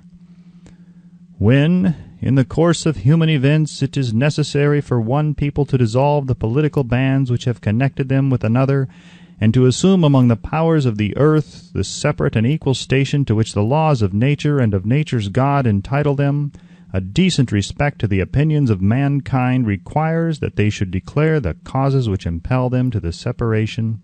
When Jefferson finished, the document was voted upon, accepted, and signed by the 56 men, every one staking his own life upon his decision to write his name. By that decision came into existence a nation destined to bring to mankind forever the privilege of making decisions. By decisions made in a similar spirit of faith, and only by such decisions, can men solve their personal problems and win for themselves high estates of material and spiritual wealth. Let us not forget this. Analyze the events which led to the Declaration of Independence and be convinced that this nation, which now holds a position of commanding respect and power among all nations of the world, was born of a decision created by a mastermind consisting of 56 men. Note well the fact that it was their decision which ensured the success of Washington's armies, because the spirit of that decision was in the heart of every soldier who fought with him, and served as a spiritual power which recognizes no such thing as failure. Note also, with great personal benefit, that the power which gave this nation its freedom is the self-same power that must be used by every individual who becomes self-determining. This power is made up of the principles described in this book. It will not be difficult to detect in the story of the Declaration of Independence at least 6 of these principles: desire, decision, faith, persistence, the mastermind, and organized planning. Throughout this philosophy will be found the suggestion that thought, backed by strong desire, has a tendency to transmute itself into its physical equivalent. Before passing on, I wish to leave with you the suggestion that one may find in this story, and in the story of the organization of the United States Steel Corporation, a perfect description of the method by which thought makes this astounding transformation. In your search for the secret of the method, do not look for a miracle, because you will not find it. You will find only the eternal laws of nature. These laws are available to every person who has the faith and the courage to use them. They may be used to bring freedom to a nation or to accumulate riches. There is no charge save the time necessary to understand and appropriate them. Those who reach decisions promptly and definitely know what they want and generally get it. The leaders in every walk of life decide quickly and firmly. That is the major reason why they are leaders. The world has the habit of making room for the man whose words and actions show that he knows where he is going. Indecision is a habit which usually begins in youth. The habit takes on a permanency as the youth goes through graded school, high school, and even through college, without definiteness of purpose. The major weakness of all educational systems is that they neither teach nor encourage the habit of definite decision. It would be beneficial if no college would permit the enrollment of any student unless and until the student declared his major purpose in matriculating. It would be of still greater benefit if every student who enters the graded schools were compelled to accept training in the habit of decision and forced to pass a satisfactory examination on this subject before being permitted to advance in the grade. The habit of indecision, acquired because of the deficiencies of our school system, goes with the student into the occupation he chooses, if, in fact, he chooses his occupation. Generally, the youth just out of school seeks any job that can be found. He takes the first place he finds because he has fallen into the habit of indecision. 98 out of every 100 people working for wages today are in the positions they hold because they lack the definiteness of decision to plan a definite position and the knowledge of how to choose an employer. Definiteness of decision always requires courage, sometimes very great courage. The 56 men who signed the Declaration of Independence staked their lives on the decision to affix their signatures to that document. The person who reaches a definite decision to procure the particular job and make life pay the price he asks does not stake his life on that decision. He stakes his economic freedom. Financial independence, riches, desirable business, and professional positions are not within reach of the person who neglects or refuses to expect, plan, and demand these things. The person who desires riches in the same spirit that Samuel Adams desired freedom for the colonies is sure to accumulate wealth. In the chapter on organized planning, you will find complete instructions for marketing every type of personal services. You will find also detailed information on how to choose the employer you prefer and the particular job you desire.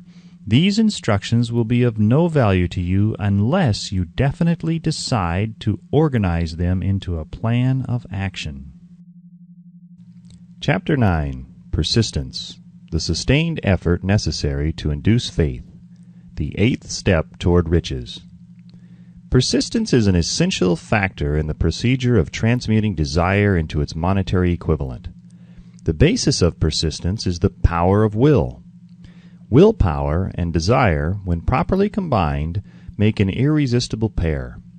Men who accumulate great fortunes are generally known as cold-blooded and sometimes ruthless. Often they are misunderstood. What they have is willpower, which they mix with persistence and place back of their desires to ensure the attainment of their objectives.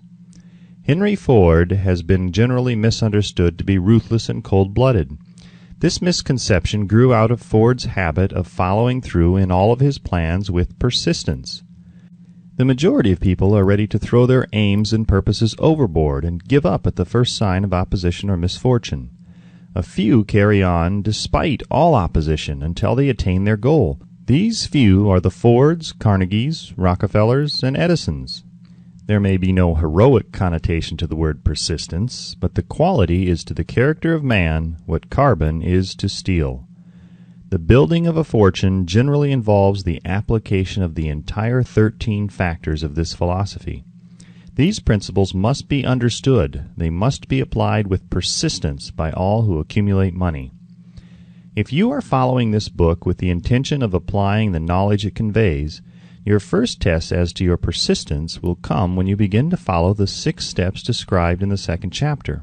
Unless you are one of the 2 out of every 100 who already have a definite goal at which you are aiming, and a definite plan for its attainment, you may read the instructions and then pass on with your daily routine and never comply with those instructions. The author is checking you up at this point because lack of persistence is one of the major causes of failure. Moreover, experience with thousands of people has proved that lack of persistence is a weakness common to the majority of men. It is a weakness which may be overcome by effort. The ease with which lack of persistence may be conquered will depend entirely upon the intensity of one's desire. The starting point of all achievement is desire. Keep this constantly in mind. Weak desires bring weak results, just as a small amount of fire makes a small amount of heat. If you find yourself lacking in persistence, this weakness may be remedied by building a stronger fire under your desires. Continue to read through to the end, then go back to Chapter 2 and start immediately to carry out the instructions given in connection with the 6 steps. The eagerness with which you follow these instructions will indicate clearly how much or how little you really desire to accumulate money. If you find that you are indifferent, you may be sure that you have not yet acquired the money consciousness which you must possess before you can be sure of accumulating a fortune. Fortunes gravitate to men whose minds have been prepared to attract them, just as surely as water gravitates to the ocean. In this book may be found all the stimuli necessary to attune any normal mind to the vibrations which will attract the object of one's desires. If you find you are weak in persistence, center your attention upon the instructions contained in the chapter on power. Surround yourself with a mastermind group, and through the cooperative efforts of the members of this group, you can develop persistence. You will find additional instructions for development of persistence in the chapters on autosuggestion in the subconscious mind. Follow the instructions outlined in these chapters until your habit nature hands over to your subconscious mind a clear picture of the object of your desire. From that point on, you will not be handicapped by lack of persistence. Your subconscious mind works continuously while you are awake and while you are asleep. Spasmodic or occasional effort to apply the rules will be of no value to you. To get results, you must apply all of the rules until their application becomes a fixed habit with you. In no other way can you develop the necessary money consciousness. Poverty is attracted to the one whose mind is favorable to it, as money is attracted to him whose mind has been deliberately prepared to attract it, and through the same laws. Poverty consciousness will voluntarily seize the mind which is not occupied with the money consciousness. A poverty consciousness develops without conscious application of habits favorable to it. The money consciousness must be created to order, unless one is born with such a consciousness. Catch the full significance of the statements in the preceding paragraph, and you will understand the importance of persistence in the accumulation of a fortune. Without persistence, you will be defeated, even before you start. With persistence, you will win. If you have ever experienced a nightmare, you will realize the value of persistence. You are lying in bed, half awake, with a feeling that you are about to smother. You are unable to turn over or to move a muscle. You realize that you must begin to regain control over your muscles. Through persistent effort of willpower, you finally manage to move the fingers of one hand. By continuing to move your fingers, you extend your control to the muscles of one arm until you can lift it. Then you gain control of the other arm in the same manner. You finally gain control over the muscles of one leg and then extend it to the other leg. Then, with one supreme effort of will, you regain complete control over your muscular system and snap out of your nightmare. The trick has been turned step by step. You may find it necessary to snap out of your mental inertia through a similar procedure, moving slowly at first and then increasing your speed until you gain complete control over your will. Be persistent, no matter how slowly you may at first have to move. With persistence will come success. If you select your mastermind group with care, you will have in it at least one person who will aid you in the development of persistence. Some men who have accumulated great fortunes did so because of necessity. They developed the habit of persistence because they were so closely driven by circumstances that they had to become persistent. There is no substitute for persistence. It cannot be supplanted by any other quality. Remember this, and it will hearten you in the beginning when the going may seem difficult and slow. Those who have cultivated the habit of persistence seem to enjoy insurance against failure. No matter how many times they are defeated, they finally arrive up toward the top of the ladder. Sometimes it appears that there is a hidden guide whose duty is to test men through all sorts of discouraging experiences. Those who pick themselves up after defeat and keep on trying arrive, and the world cries, "Bravo! I knew you could do it." The hidden guide lets no one enjoy great achievement without passing the persistence test. Those who can't take it simply do not make the grade. Those who can take it are bountifully rewarded for their persistence. They receive as their compensation whatever goal they are pursuing. That is not all. They receive something infinitely more important than material compensation, the knowledge that every failure brings with it the seed of an equivalent advantage. There are exceptions to this rule. A few people know from experience the soundness of persistence. They are the ones who have not accepted defeat as being anything more than temporary. They are the ones whose desires are so persistently applied that defeat is finally changed into victory. We who stand on the sidelines of life see the overwhelmingly large number who go down in defeat, never to rise again. We see the few who take the punishment of defeat as an urge to greater effort. These, fortunately, never learn to accept life's reverse gear. But what we do not see What most of us never suspect of existing is the silent but irresistible power which comes to the rescue of those who fight on in the face of discouragement. If we speak of this power at all, we call it persistence, and let it go at that. One thing we all know, if one does not possess persistence, one does not achieve noteworthy success in any calling. As these lines are being written, I look up from my work and see before me, less than a block away, the great mysterious Broadway, the graveyard of dead hopes, and the front porch of opportunity.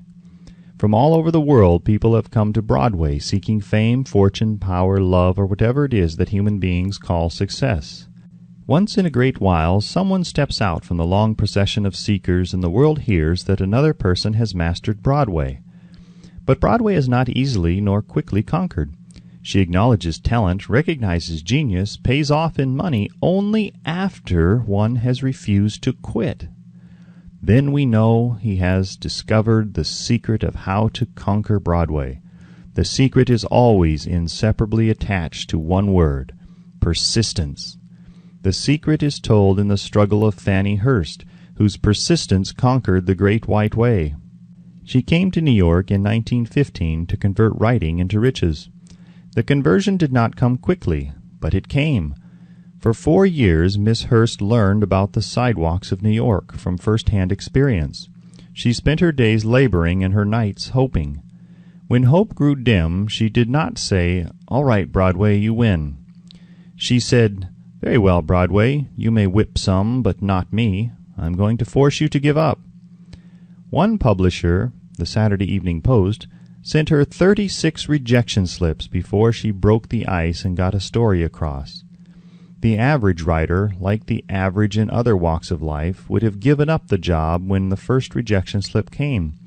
She pounded the pavements for 4 years to the tune of the publisher's no, because she was determined to win.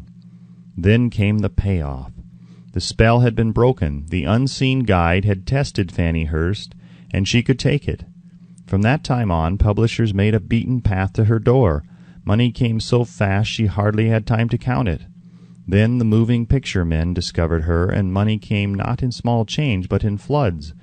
The moving picture rights to her latest novel, Great Laughter, brought $100,000, said to be the highest price ever paid for a story before publication. Her royalties from the sale of the book probably will run much more. Briefly, you have a description of what persistence is capable of achieving. Fannie Hurst is no exception. Wherever men and women accumulate great riches, you may be sure they first acquired persistence. Broadway will give any beggar a cup of coffee and a sandwich, but it demands persistence of those who go after the big stakes. Kate Smith will say amen when she reads this. For years she sang without money and without price before any microphone she could reach. Broadway said to her, "Come and get it if you can take it." She did take it until one happy day Broadway got tired and said, "What's the use? You don't know when you're whipped, so name your price and go to work in earnest." Smith named the price. It was plenty.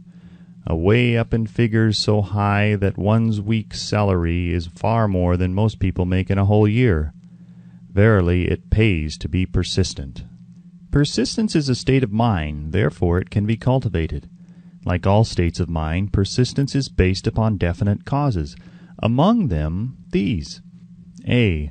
Definiteness of purpose. Knowing what one wants is the first and perhaps the most important step toward the development of persistence. A strong motive forces one to surmount many difficulties. B. Desire. It is comparatively easy to acquire and to maintain persistence in pursuing the object of intense desire. C. Self-reliance. Belief in one's ability to carry out a plan encourages one to follow the plan through with persistence. Self-reliance can be developed through the principle described in the chapter on autosuggestion. D. Definiteness of plans.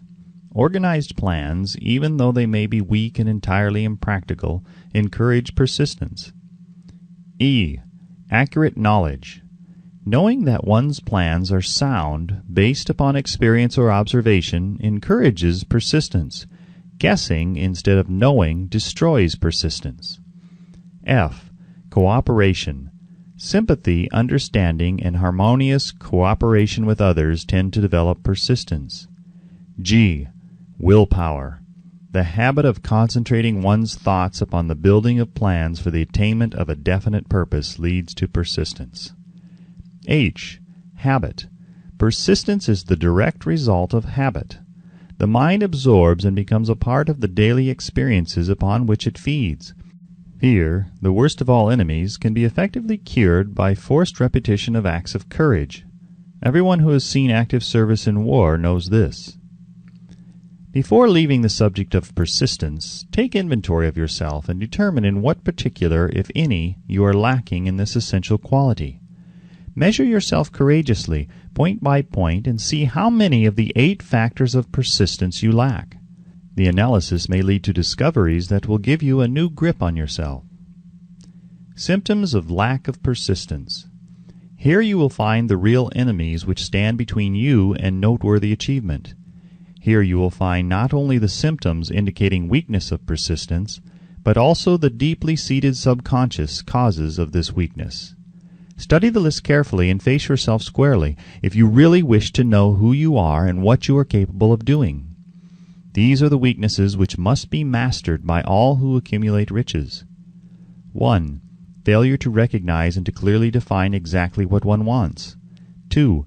Procrastination with or without cause, usually backed up with a formidable array of alibis and excuses. 3. Lack of interest in acquiring specialized knowledge. 4. Indecision, the habit of passing the buck on all occasions instead of facing issues squarely, also backed by alibis. 5. The habit of relying upon alibis instead of creating definite plans for the solution of problems. 6. Self-satisfaction. There is but little remedy for this affliction, and no hope for those who suffer from it. 7. Indifference, usually reflected in one's readiness to compromise on all occasions rather than meet opposition and fight it. 8. The habit of blaming others for one's mistakes and accepting unfavorable circumstances as being unavoidable. 9. Weakness of desire, due to neglect in the choice of motives that impel action. 10.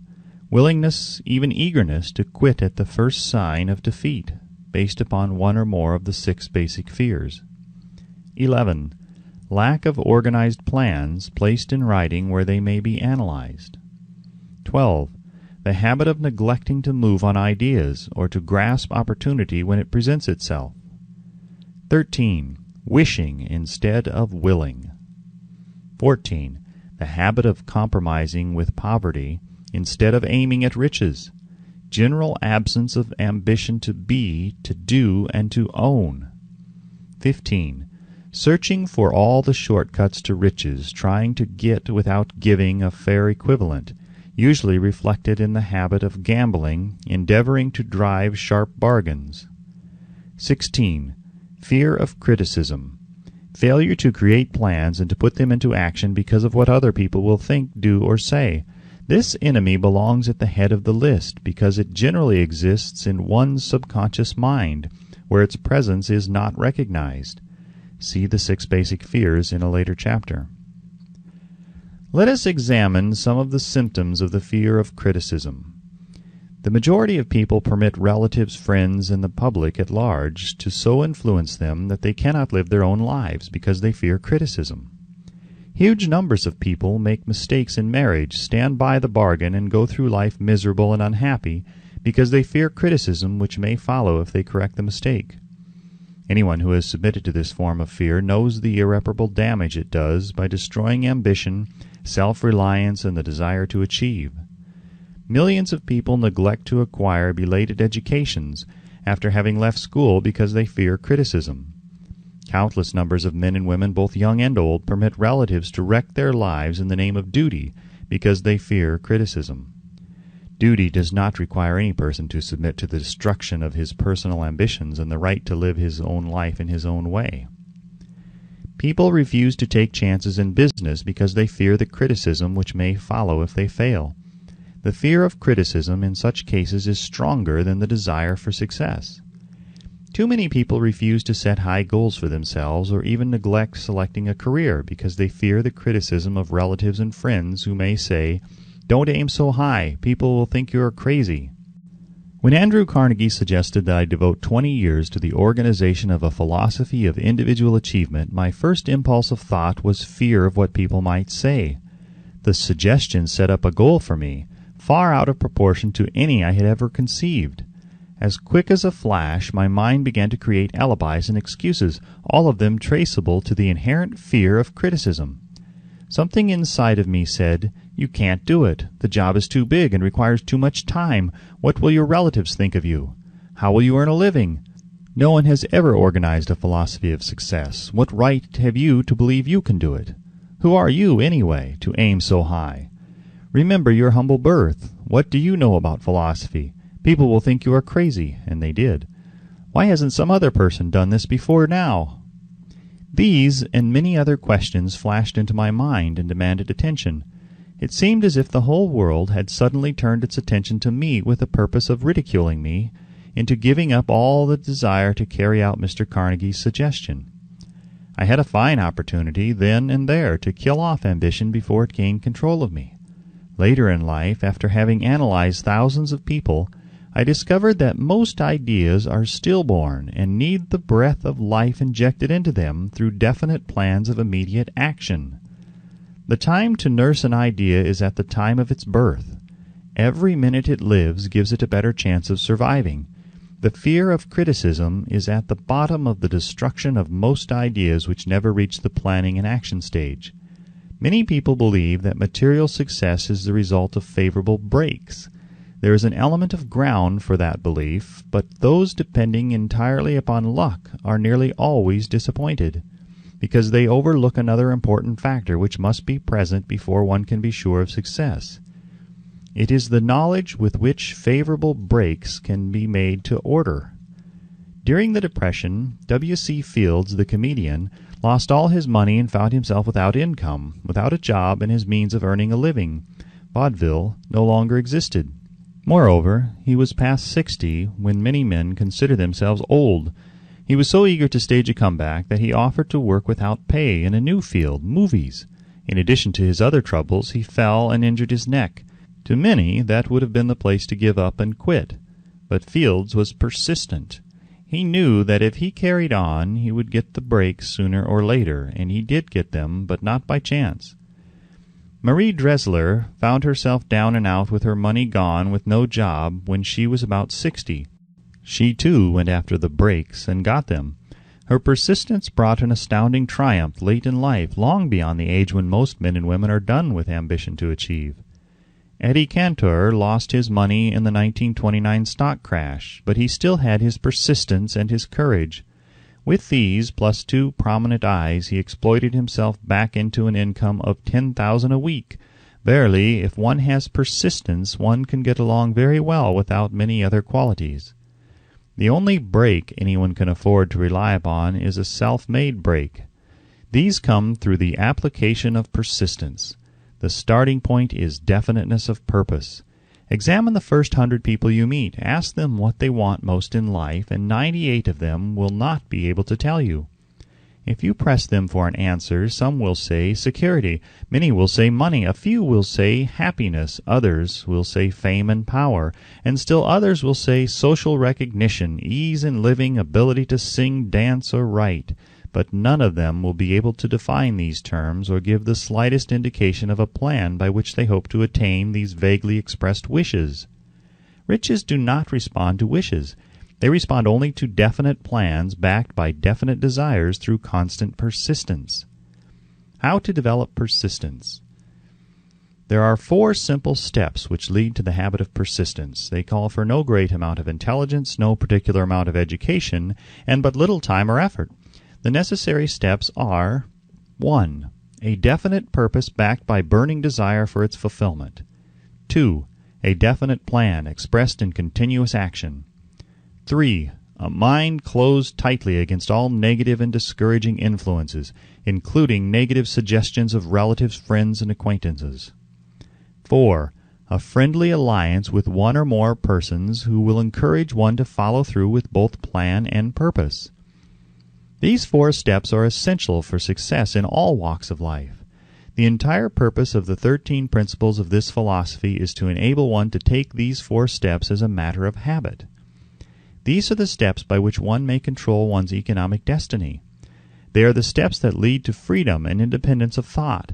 They are the steps that lead to riches in small or great quantities. They lead the way to power, fame, and worldly recognition. They are the 4 steps which guarantee favorable breaks. They are the steps that convert dreams into physical realities. They lead also to the mastery of fear, discouragement, indifference. There is a magnificent reward for all who learn to take these 4 steps. It is the privilege of writing one's own ticket and of making life yield whatever price is asked. I have no way of knowing the facts, but I venture to conjecture that Mrs. Wallace Simpson's great love for a man was not accidental, nor the result of favorable breaks alone.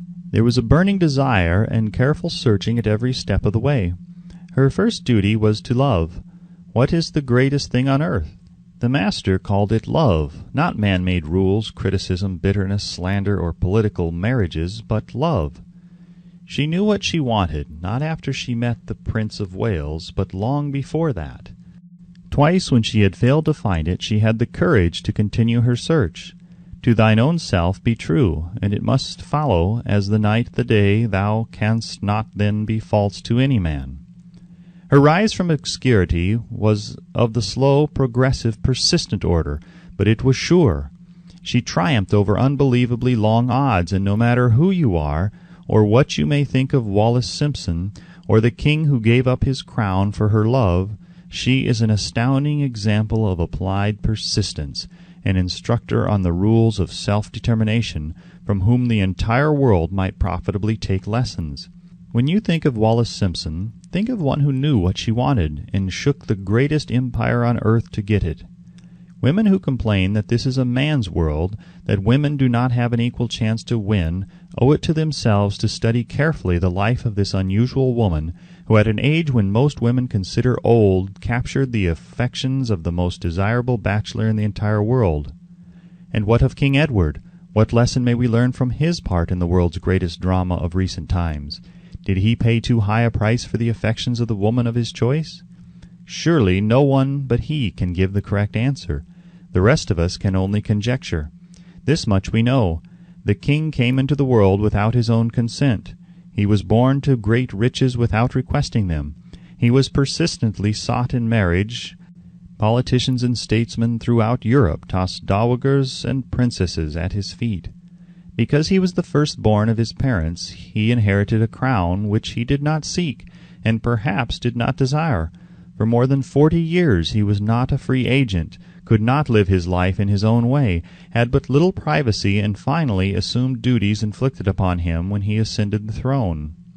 Some will say, with all these blessings, King Edward should have found peace of mind, contentment, and joy of living. The truth is that back of all the privileges of a crown, all the money, the fame, and the power inherited by King Edward, there was an emptiness which could be filled only by love. His greatest desire was for love. Long before he met Wallace Simpson, he doubtless felt this great universal emotion tugging at the strings of his heart, beating upon the door of his soul, and crying out for expression. And when he met a kindred spirit crying out for this same holy privilege of expression, he recognized it, and without fear or apology opened his heart and bade it enter. All the scandal-mongers in the world cannot destroy the beauty of this international drama, through which two people found love and had the courage to face open criticism, renounce all else to give it holy expression. King Edward's decision to give up the crown of the world's most powerful empire for the privilege of going the remainder of the way through life with the woman of his choice was a decision that required courage. The decision also had a price, but who has the right to say the price was too great? Surely not he who said, "He among you who is without sin, let him cast the first stone." As a suggestion to any evil-minded person who chooses to find fault with the Duke of Windsor because his desire was for love and for openly declaring his love for Wallace Simpson and giving up his throne for her, let it be remembered that the open declaration was not essential. He could have followed the custom of clandestine liaison. which has prevailed in Europe for centuries without giving up either his throne or the woman of his choice, and there would have been no complaint from either church or laity. But this unusual man was built of sterner stuff. His love was clean. It was deep and sincere. It represented the one thing which above all else he truly desired. Therefore he took what he wanted and paid the price demanded. If Europe had been blessed with more rulers with the human heart and the traits of honesty of ex-King Edward, for the past century that unfortunate hemisphere, now seething with greed, hate, lust, political connivance, and threats of war, would have a different and a better story to tell, a story in which love and not hate would rule. In the words of Stuart Austin Weir, we raise our cup and drink this toast to ex-King Edward and Wallace Simpson. Blessed is the man who has come to know that our muted thoughts are our sweetest thoughts. Blessed is the man who from the blackest depths can see the luminous figure of love, and seeing, sing, and singing say, "Sweeter far than uttered lays are the thoughts I have of you." In these words would we pay tribute to the two people who, more than all others of modern times, have been the victims of criticism and the recipients of abuse, because they found life's greatest treasure and claimed it. Mrs. Simpson read and approved this analysis. Most of the world will applaud the Duke of Windsor and Wallace Simpson because of their persistence in searching until they found life's greatest reward. All of us can profit by following their example in our own search for that which we demand of life. What mystical power gives to men of persistence the capacity to master difficulties? Does the quality of persistence set up in one's mind some form of spiritual, mental, or chemical activity which gives one access to supernatural forces? Does infinite intelligence throw itself on the side of the person who still fights on after the battle has been lost, with the whole world on the opposing side?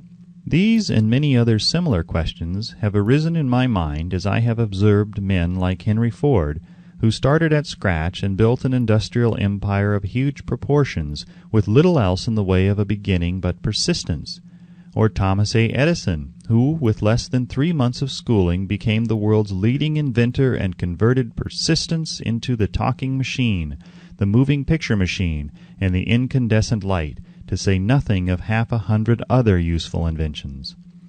I had the happy privilege of analyzing both Mr. Edison and Mr. Ford year by year over a long period of years, and therefore the opportunity to study them at close range, so I speak from actual knowledge when I say that I found no quality save persistence in either of them that even remotely suggested the major source of their stupendous achievements. As one makes an impartial study of the prophets, philosophers, miracle men, and religious leaders of the past, one is drawn to the inevitable conclusion that persistence, concentration of effort, and definiteness of purpose were the major sources of their achievements. Consider, for example, the strange and fascinating story of Mohammed. Analyze his life, compare him with men of achievement in this modern age of industry and finance, and observe how they have one outstanding trait in common: persistence. If you are keenly interested in studying the strange power which gives potency to persistence, read a biography of Mohammed, especially the one by Asad Bai. This brief review of that book by Thomas Sugrue in the Herald Tribune will provide a preview of the rare treat in store for those who take the time to read the entire story of one of the most astounding examples of the power of persistence known to civilization. The Last Great Prophet, reviewed by Thomas Sugrue. Mohammed was a prophet, but he never performed a miracle. He was not a mystic, he had no formal schooling, he did not begin his mission until he was 40. When he announced that he was the messenger of God, bringing the word of the true religion, he was ridiculed and labeled a lunatic. Children tripped him, and women threw filth upon him. He was banished from his native city, Mecca, and his followers were stripped of their worldly goods and sent into the desert after him. When he had been preaching 10 years, he had nothing to show for it but banishment, poverty, and ridicule. Yet before another 10 years had passed, he was dictator of all Arabia, ruler of Mecca, and the head of a new world religion which was to sweep to the Danube and the Pyrenees before exhausting the impetus he gave it. That impetus was threefold: the power of words, the efficacy of prayer, and man's kinship with God. His career never made sense. Muhammad was born to impoverished members of a leading family of Mecca. Because Mecca, the crossroads of the world, home of the magic stone called the Kaaba, great city of trade and the center of trade routes, was unsanitary, its children were sent to be raised in the desert by Bedouins. Muhammad was thus nurtured, drawing strength and health from the milk of nomad, vicarious mothers. He tended sheep and soon hired out to a rich widow as leader of her caravans. He traveled to all parts of the Eastern world, talked with many men of diverse beliefs, and observed the decline of Christianity into warring sects. When he was 28, Khadija, the widow, looked upon him with favor and married him. Her father would have objected to such a marriage, so she got him drunk and held him up while he gave the paternal blessing. For the next 12 years, Muhammad lived as a rich and respected and very shrewd trader. Then he took to wandering in the desert, and one day he returned with the first verse of the Koran and told Khadija that the archangel Gabriel had appeared to him and said that he was to be the messenger of God.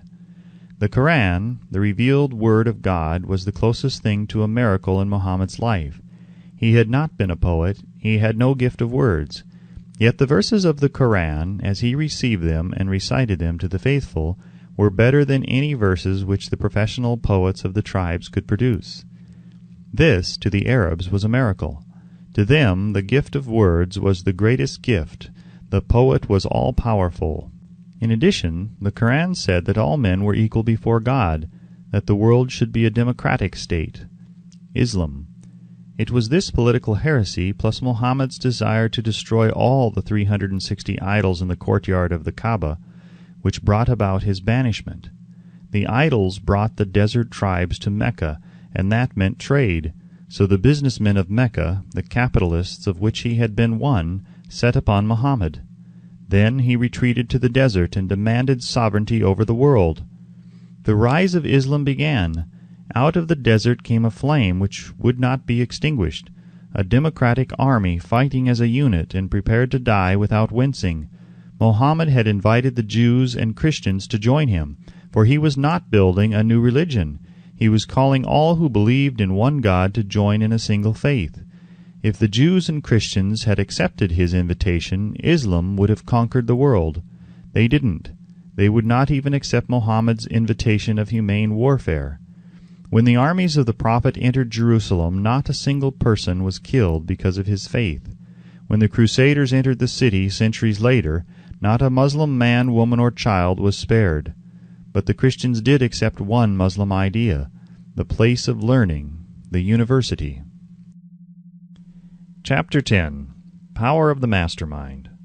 The Driving Force. The 9th step towards riches. Power is essential for success in the accumulation of money. Plans are inert and useless without sufficient power to translate them into action. This chapter will describe the method by which an individual may attain and apply power. Power may be defined as organized and intelligently directed knowledge. Power, as the term is here used, refers to organized effort, sufficient to enable an individual to transmute desire into its monetary equivalent.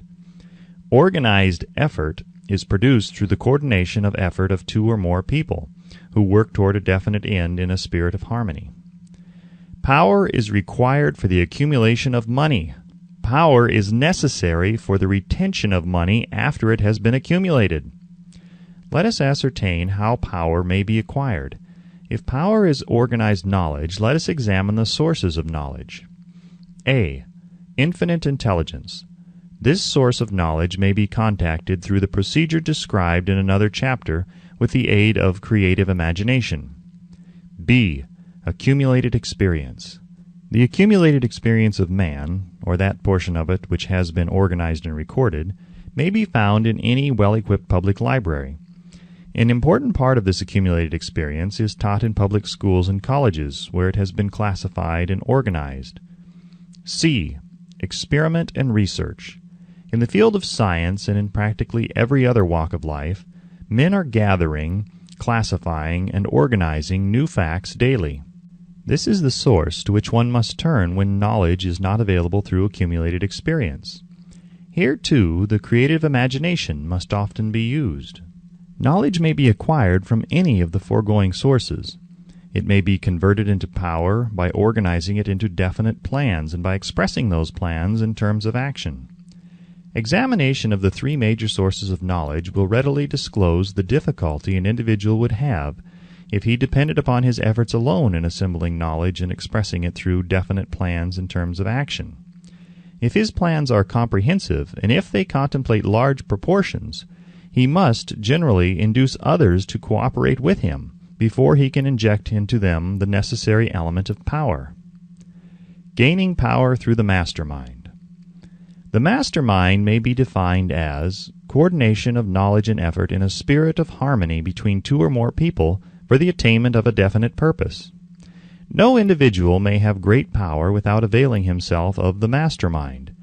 In a preceding chapter, instructions were given for the creation of plans for the purpose of translating desire into its monetary equivalent. If you carry out these instructions with persistence and intelligence, and use discrimination in the selection of your mastermind group, your objective will have been halfway reached even before you begin to recognize it. So you may better understand the intangible potentialities of power available to you through a properly chosen mastermind group, we will here explain the two characteristics of the mastermind principle, one of which is economic in nature and the other psychic. The economic feature is obvious. Economic advantages may be created by any person who surrounds himself with the advice, counsel, and personal cooperation of a group of men who are willing to lend him wholehearted aid, in a spirit of perfect harmony. This form of cooperative alliance has been the basis of nearly every great fortune. Your understanding of this great truth may definitely determine your financial status. The psychic phase of the mastermind principle is much more abstract, much more difficult to comprehend because it has reference to the spiritual forces with which the human race as a whole is not acquainted. You may catch a significant suggestion from this statement. No two minds ever come together without thereby creating a third invisible, intangible force, which may be likened to a third mind. Keep in mind the fact that there are only two known elements in the whole universe, energy and matter. It is a well-known fact that matter may be broken down into units of molecules, atoms, and electrons. There are units of matter which may be isolated, separated, and analyzed. Likewise, there are units of energy. The human mind is a form of energy, a part of it being spiritual in nature. When the minds of two people are coordinated in a spirit of harmony, the spiritual units of energy of each mind form an affinity, which constitutes the psychic phase of the mastermind. The mastermind principle, or rather the economic feature of it, was first called to my attention by Andrew Carnegie over 25 years ago. Discovery of this principle was responsible for the choice of my life's work. Mr. Carnegie's mastermind group consisted of a staff of approximately 50 men with whom he surrounded himself for the definite purpose of manufacturing and marketing steel. He attributed his entire fortune to the power he accumulated through this mastermind. Analyze the record of any man who has accumulated a great fortune, and many of those who have accumulated modest fortunes, and you will find that they have either consciously or unconsciously employed the mastermind principle. Great power can be accumulated through no other principle. Energy is nature's universal set of building blocks, out of which she constructs every material thing in the universe, including man and every form of animal and vegetable life. Through a process which only nature completely understands, she translates energy into matter. Nature's building blocks are available to man in the energy involved in thinking. Man's brain may be compared to an electric battery. It absorbs energy from the ether, which permeates every atom of matter and fills the entire universe. It is a well-known fact that a group of electric batteries will provide more energy than a single battery. It is also a well-known fact that an individual battery will provide energy in proportion to the number and capacity of the cells it contains. The brain functions in a similar fashion. This accounts for the fact that some brains are more efficient than others and leads to this significant statement. A group of brains, coordinated or connected in a spirit of harmony, will provide more thought energy than a single brain, just as a group of electric batteries will provide more energy than a single battery. Through this metaphor, it becomes immediately obvious that the mastermind principle holds the secret of the power wielded by men who surround themselves with other men of brains. There follows now another statement which will lead still nearer to an understanding of the psychic phase of the mastermind principle. When a group of individual brains are coordinated and function in harmony, the increased energy created through that alliance becomes available to every individual brain in the group. It is a well-known fact that Henry Ford began his business career under the handicap of poverty, illiteracy, and ignorance. It is an equally well-known fact that within the inconceivably short period of 10 years, Mr. Ford mastered these three handicaps, and that within 25 years he made himself one of the richest men in America. Connect with this fact the additional knowledge that Mr. Ford's most rapid strides became noticeable from the time he became a personal friend of Thomas A. Edison, and you will begin to understand what the influence of one mind upon another can accomplish. Go a step farther and consider the fact that Mr. Ford's most outstanding achievements began from the time that he formed the acquaintances of Harvey Firestone, John Burroughs, and Luther Burbank, each a man of great brain capacity, and you will have further evidence that power may be produced through friendly alliance of minds. There is little, if any, doubt that Henry Ford is one of the best informed men in the business and industrial world. The question of his wealth needs no discussion. Analyze Mr. Ford's intimate personal friends, some of whom have already been mentioned, and you will be prepared to understand the following statement. Men take on the nature and the habits and the power of thought of those with whom they associate in a spirit of sympathy and harmony. Henry Ford whipped poverty, illiteracy, and ignorance by allying himself with the great minds whose vibration of thought he absorbed into his own mind.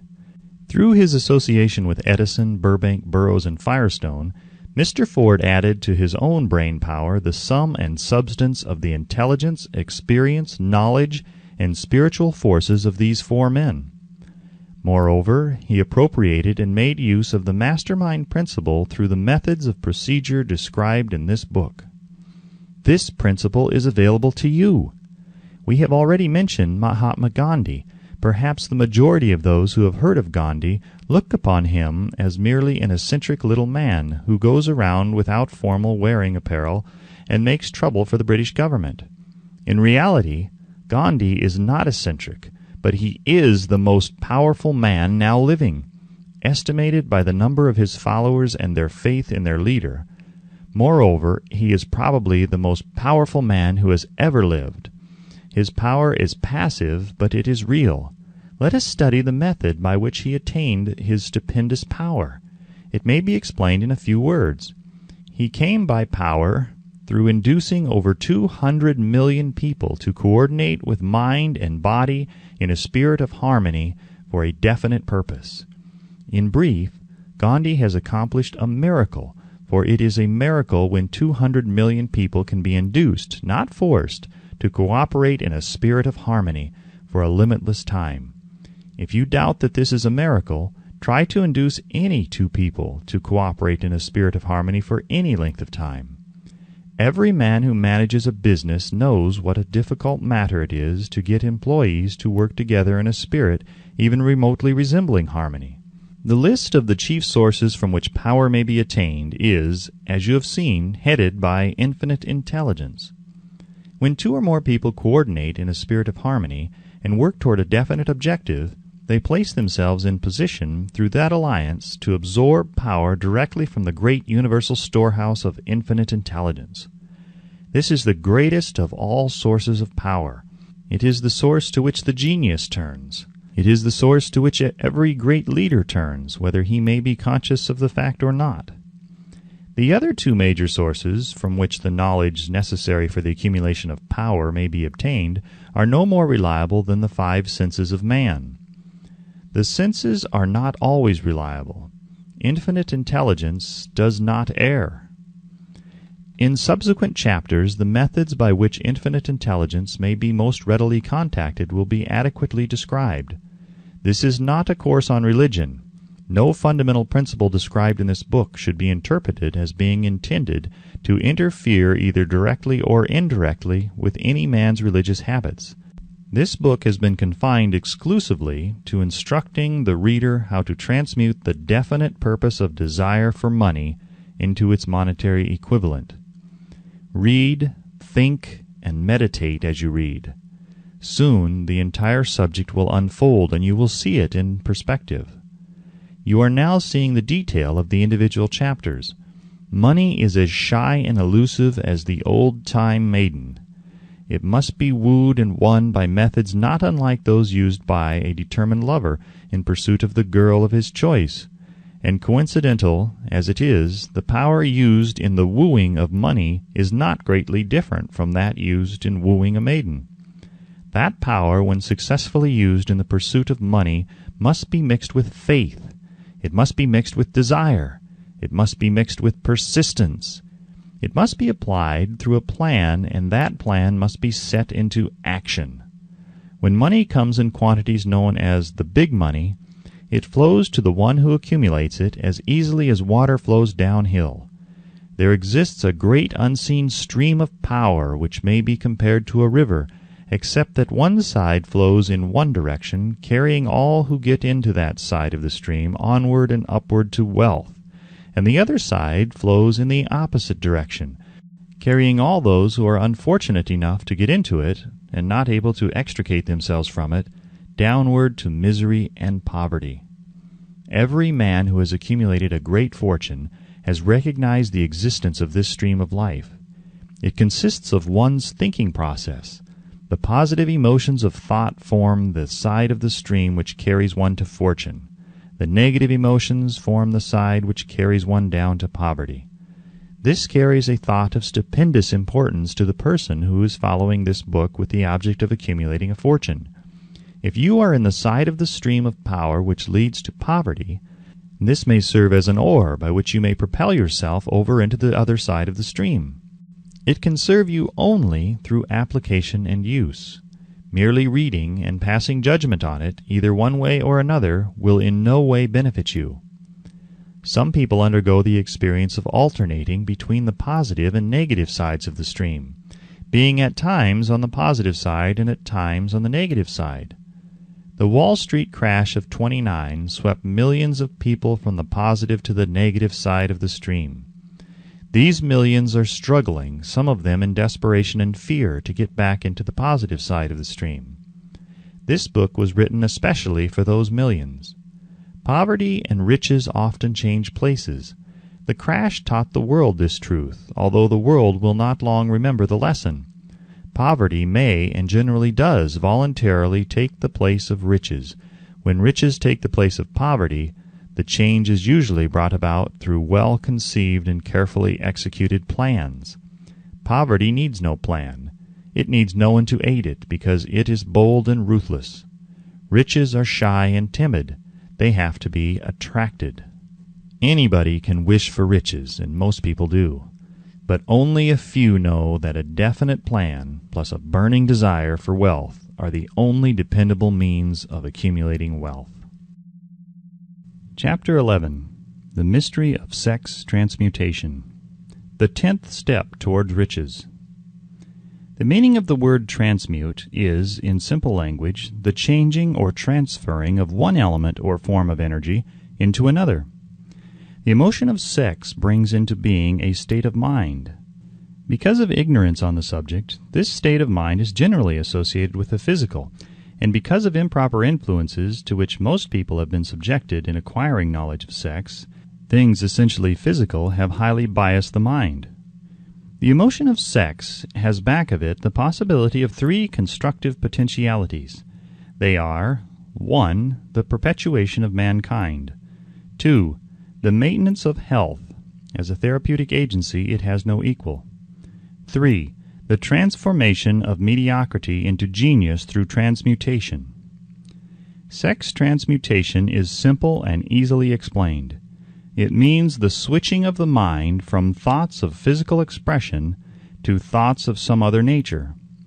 Sex desire is the most powerful of human desires. When driven by this desire, men develop keenness of imagination, courage, willpower, persistence, and creative ability unknown to them at other times.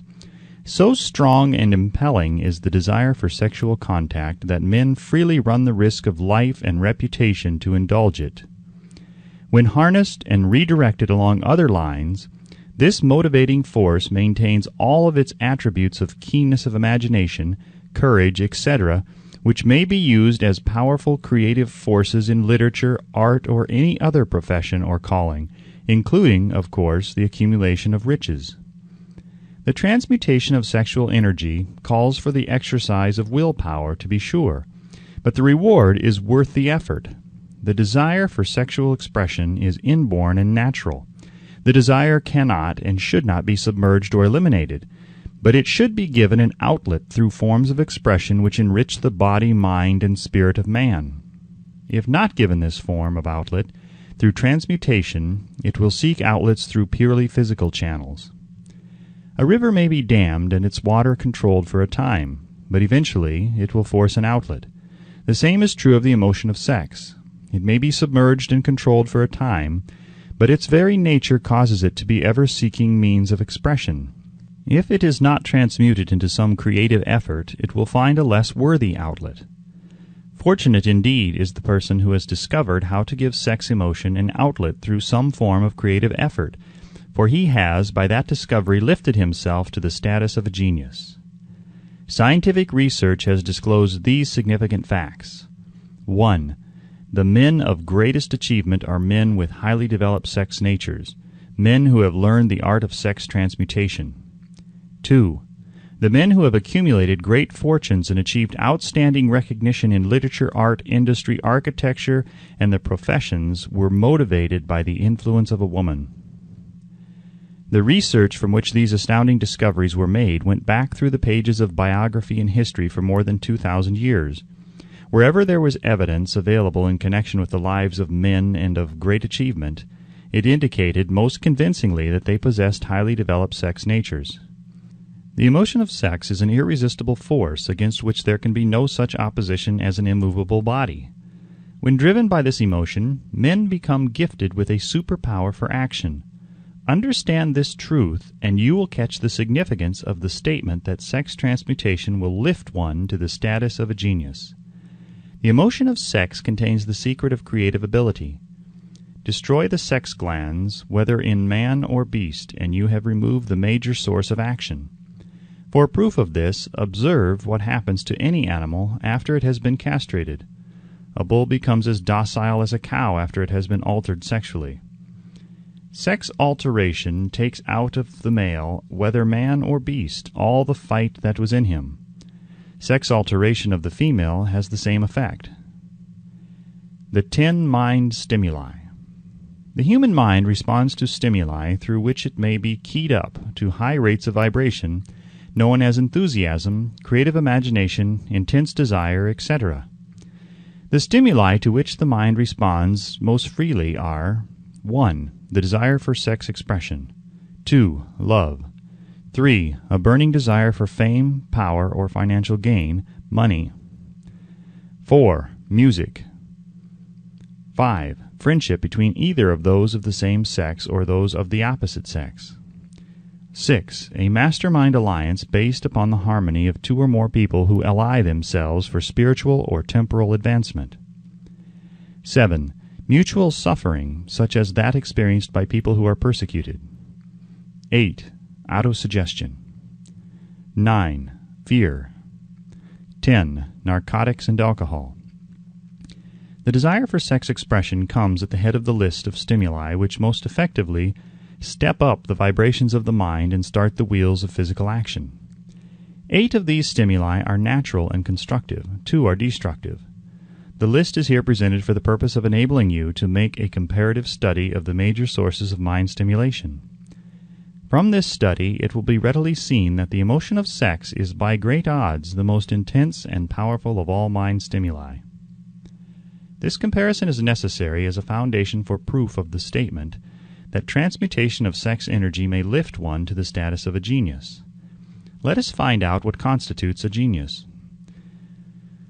Some wiseacre has said that a genius is a man who wears long hair, eats queer food, lives alone, and serves as a target for the joke-makers. A better definition of a genius is a man who has discovered how to increase the vibrations of thought to the point where he can freely communicate with sources of knowledge not available through the ordinary rate of vibration of thought. The person who thinks will want to ask some questions concerning this definition of genius. The first question will be, how may one communicate with sources of knowledge which are not available through the ordinary rate of vibration of thought? The next question will be, are there known sources of knowledge which are available only to genii? And if so, what are these sources, and exactly how may they be reached? We shall offer proof of the soundness of some of the more important statements made in this book, or at least we shall offer evidence through which you may secure your own proof through experimentation, and in doing so we shall answer both of these questions. Genius is developed through the sixth sense. The reality of the sixth sense has been fairly well established. This sixth sense is creative imagination. The faculty of creative imagination is one which the majority of people never use during an entire lifetime, and if used at all, it usually happens by mere accident. A relatively small number of people use, with deliberation and purpose aforethought, the faculty of creative imagination. Those who use this faculty voluntarily and with understanding of its function are genii. The faculty of creative imagination is the direct link between the finite mind of man and infinite intelligence. All so-called revelations referred to in the realm of religion, and all discoveries of basic or new principles in the field of invention, take place through the faculty of creative imagination. When ideas or concepts flash into one's mind through what is popularly called a hunch, they come from one or more of the following sources. 1. Infinite intelligence. 2. One's subconscious mind, wherein is stored every sense impression and thought impulse which ever reached the brain through any of the five senses. 3. From the mind of some other person who has just released the thought or picture of the idea or concept through conscious thought, or 4. From the other person's subconscious storehouse. There are no other known sources from which inspired ideas or hunches may be received. The creative imagination functions best when the mind is vibrating due to some form of mind stimulation at an exceedingly high rate. That is, when the mind is functioning at a rate of vibration higher than that of ordinary normal thought. When brain action has been stimulated through one or more of the 10 mind stimulants, it has the effect of lifting the individual far above the horizon of ordinary thought, and permits him to envision distance, scope, and quality of thoughts not available on the lower plane, such as that occupied while one is engaged in the solution of the problems of business and professional routine. When lifted to this higher level of thought, through any form of mind stimulation, an individual occupies, relatively, the same position as one who has ascended in an airplane to a height from which he may see over and beyond the horizon line, which limits his vision while on the ground.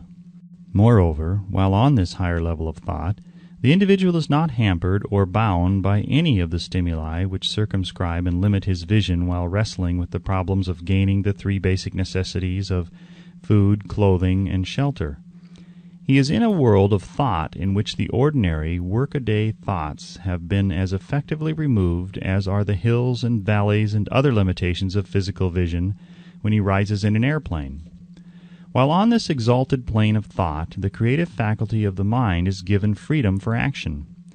The way has been cleared for the sixth sense to function. It becomes receptive to ideas which could not reach the individual under any other circumstances. The sixth sense is the faculty which marks the difference between a genius and an ordinary individual. The creative faculty becomes more alert and receptive to vibrations originating outside the individual's subconscious mind. The more this faculty is used, and the more the individual relies upon it and makes demands upon it for thought impulses. This faculty can be cultivated and developed only through use. That which is known as one's conscious operates entirely through the faculty of the sixth sense. The great artists, writers, musicians, and poets become great because they acquire the habit of relying upon the still small voice, which speaks from within through the faculty of creative imagination. It is a fact well known to people who have keen imaginations that their best ideas come through so-called hunches. There is a great orator who does not attain to greatness until he closes his eyes and begins to rely entirely upon the faculty of creative imagination. When asked why he closed his eyes just before the climaxes of his oratory, he replied, "I do it because then I speak through ideas which come to me from within." One of America's most successful and best-known financiers followed the habit of closing his eyes for 2 or 3 minutes before making a decision. When asked why he did this, he replied, "With my eyes closed, I am able to draw upon a source of superior intelligence." The late Dr. Elmer R. Gates of Chevy Chase, Maryland, created more than 200 useful patents, many of them basic, through the process of cultivating and using the creative faculty. His method is both significant and interesting to one interested in attaining to the status of genius, in which category Dr. Gates unquestionably belonged. Dr. Gates was one of the really great, though less publicized, scientists of the world. In his laboratory, he had what he called his personal communication room. It was practically soundproof and so arranged that all light could be shut out. It was equipped with a small table on which he kept a pad of writing paper.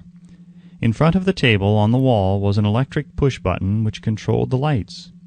When Dr. Gates desired to draw upon the forces available to him through his creative imagination, he would go into this room, seat himself at the table, shut off the lights, and concentrate upon the known factors of the invention on which he was working, remaining in that position until ideas began to flash into his mind in connection with the unknown factors of the invention. On one occasion, ideas came through so fast that he was forced to write for almost 3 hours. When the thoughts stopped flowing and he examined his notes, he found that they contained a minute description of principles which had not a parallel among the known data of the scientific world. Moreover, the answer to his problem was intelligently presented in those notes. In this manner, Dr. Gates completed over 200 patents, which had been begun, but not completed, by half-baked brains. Evidence of the truth of this statement is in the United States Patent Office. Dr. Gates earned his living by sitting for ideas for individuals and corporations. Some of the largest corporations in America paid him substantial fees by the hour for sitting for ideas. The reasoning faculty is often faulty because it is largely guided by one's accumulated experience. Not all knowledge which one accumulates through experience is accurate. Ideas received through the creative faculty are much more reliable for the reason that they come from sources more reliable than any which are available to the reasoning faculty of the mind. The major difference between the genius and the ordinary crank inventor may be found in the fact that the genius works through his faculty of creative imagination, while the crank knows nothing of this faculty. The scientific inventor, such as Mr. Edison and Dr. Gates, makes use of both the synthetic and the creative faculties of imagination. For example, the scientific inventor or genius begins an invention by organizing and combining the known ideas or principles accumulated through experience, through the synthetic faculty, the reasoning faculty. If he finds this accumulated knowledge to be insufficient for the completion of his invention, he then draws upon the sources of knowledge available to him through his creative faculty. The method by which he does this varies with the individual, but this is the sum and substance of his procedure. 1. He stimulates his mind so that it vibrates on a higher-than-average plane, using one or more of the 10 mind stimulants or some other stimulant of his choice. 2. He concentrates upon the known factors, the finished part, of his invention, and creates in his mind a perfect picture of unknown factors, the unfinished part of his invention. He holds this picture in his mind until it has been taken over by the subconscious mind, then relaxes by clearing his mind of all thought and waits for his answers to flash into his mind. Sometimes the results are both definite and immediate. At other times the results are negative, depending upon the state of development of the sixth sense or creative faculty. Mr. Edison tried out more than 10,000 different combinations of ideas through the synthetic faculty of his imagination before he tuned in through the creative faculty and got the answer which perfected the incandescent light. His experience was similar when he produced the talking machine. There is plenty of reliable evidence that the faculty of creative imagination exists. This evidence is available through accurate analysis of men who have become leaders in their respective callings without having had extensive educations. Lincoln was a notable example of a great leader who achieved greatness through the discovery and use of his faculty of creative imagination. He discovered and began to use this faculty as the result of the stimulation of love which he experienced after he met Anne Rutledge, a statement of the highest significance in connection with the study of the source of genius. The pages of history are filled with the records of great leaders whose achievements may be traced directly to the influence of women who aroused the creative faculties of their minds through the stimulation of sex desire. Napoleon Bonaparte was one of these. When inspired by his first wife, Josephine, he was irresistible and invincible. When his better judgment or reasoning faculty prompted him to put Josephine aside, he began to decline. His defeat and St. Helena were not far distant. If good taste would permit, we might easily mention scores of men, well known to the American people, who climbed to great heights of achievement under the stimulating influence of their wives, only to drop back to destruction after money and power went to their heads and they put aside the old wife for a new one.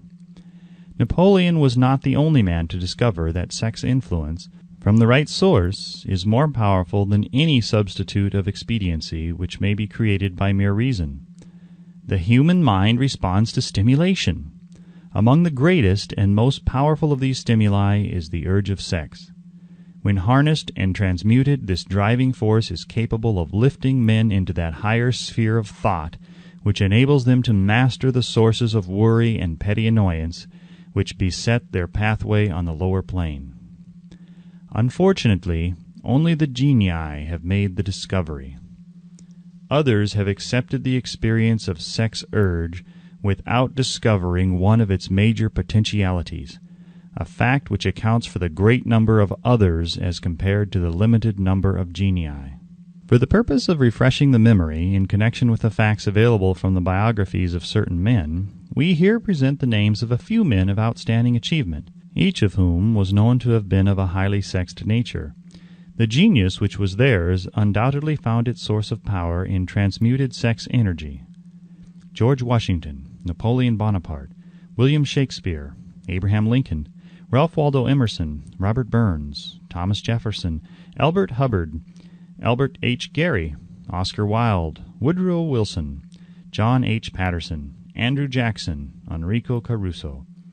Your own knowledge of biography will enable you to add to this list. Find, if you can, a single man in all history of civilization who achieved outstanding success in any calling who was not driven by a well-developed sex nature. If you do not wish to rely upon biographies of men not now living, take inventory of those whom you know to be men of great achievement, and see if you can find one among them who is not highly sexed. Sex energy is the creative energy of all genii.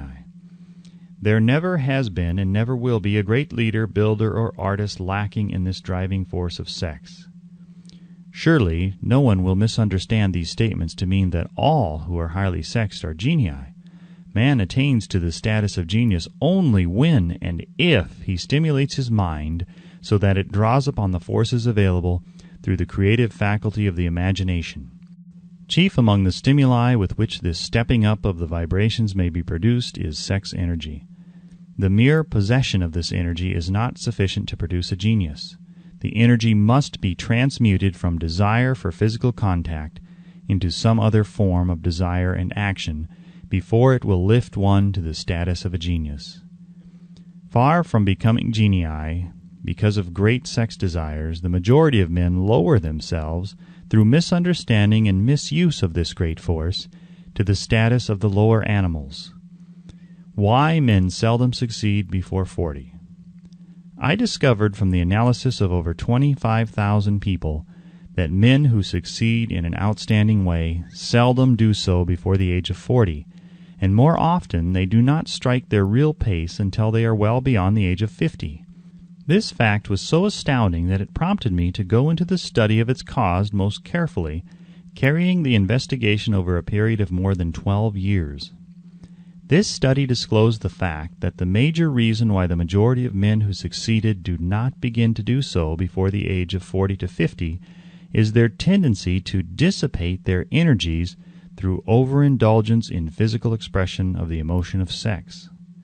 The majority of men never learn that the urge of sex has other possibilities, which far transcend in importance that of mere physical expression. The majority of those who make this discovery do so after having wasted many years at a period when the sex energy is at its height, prior to the age of 45 to 50. This usually is followed by noteworthy achievement. The lives of many men up to and sometimes well past the age of 40 reflect a continued dissipation of energies which could have been more profitably turned into better channels. Their finer and more powerful emotions are sown wildly in the four winds. Out of this habit of the male grew the term, sowing his wild oats. The desire for sexual expression is by far the strongest and most impelling of all human emotions, and for this very reason this desire, when harnessed and transmuted into action other than that of physical expression, may raise one to the status of a genius. One of America's most able businessmen frankly admitted that his attractive secretary was responsible for most of the plans he created. He admitted that her presence lifted him to heights of creative imagination such as he could experience under no other stimulus. One of the most successful men in America owes most of his success to the influence of a very charming young woman who has served as his source of inspiration for more than 12 years. Everyone knows the man to whom this reference is made, but not everyone knows the real source of his achievements. History is not lacking in examples of men who attained to the status of genii as the result of the use of artificial mind stimulants in the form of alcohol and narcotics. Edgar Allan Poe wrote The Raven while under the influence of liquor, dreaming dreams that mortal never dared to dream before.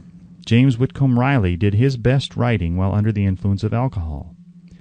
Perhaps it was thus he saw the ordered intermingling of the real and the dream, the mill above the river and the mist above the stream.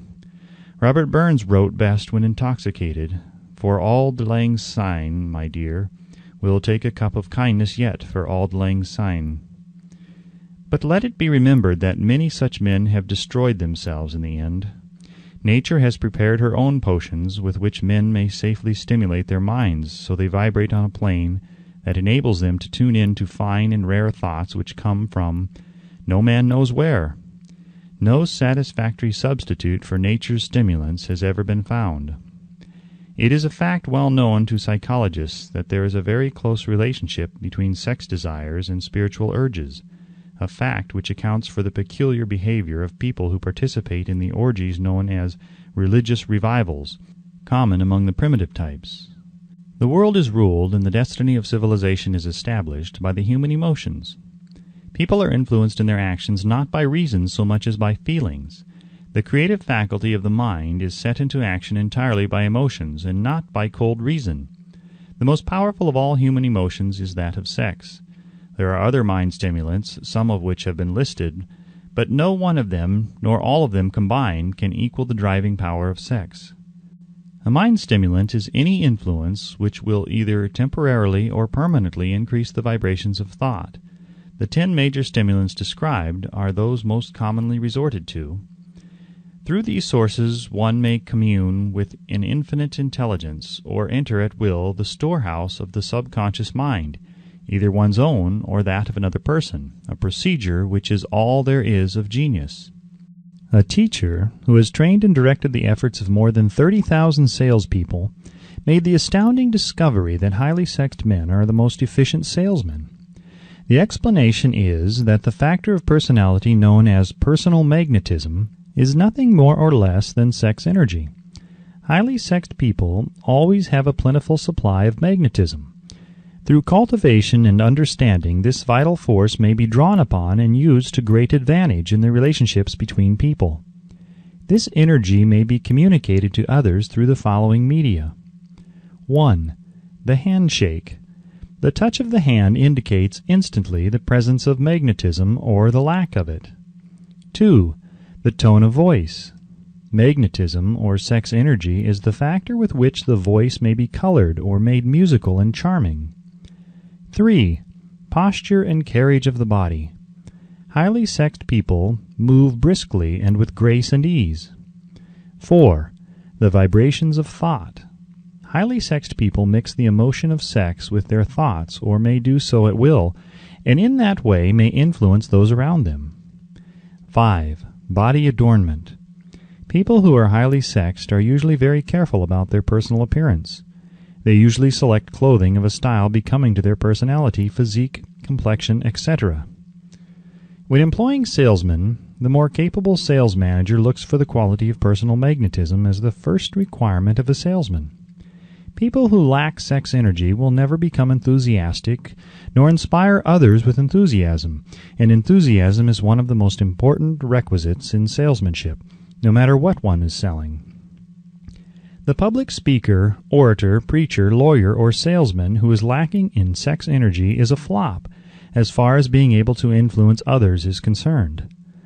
Couple with this the fact that most people can be influenced only through an appeal to their emotions, and you will understand the importance of sex energy as a part of the salesman's native ability. Master salesmen attain the status of mastery in selling because they, either consciously or unconsciously, transmute the energy of sex into sales enthusiasm. In this statement may be found a very practical suggestion as to the actual meaning of sex transmutation. The salesman who knows how to take his mind off the subject of sex and direct it in sales effort with as much enthusiasm and determination as he would apply to its original purpose, has acquired the art of sex transmutation, whether he knows it or not. The majority of salesmen who transmute their sex energy do so without being in the least aware of what they are doing or how they are doing it.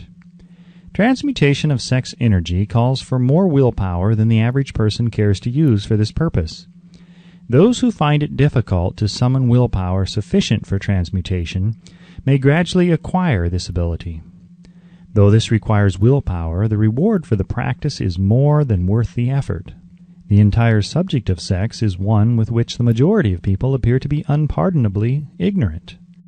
The urge of sex has been grossly misunderstood, slandered, and burlesqued by the ignorant and the evil-minded for so long that the very word sex is seldom used in polite society.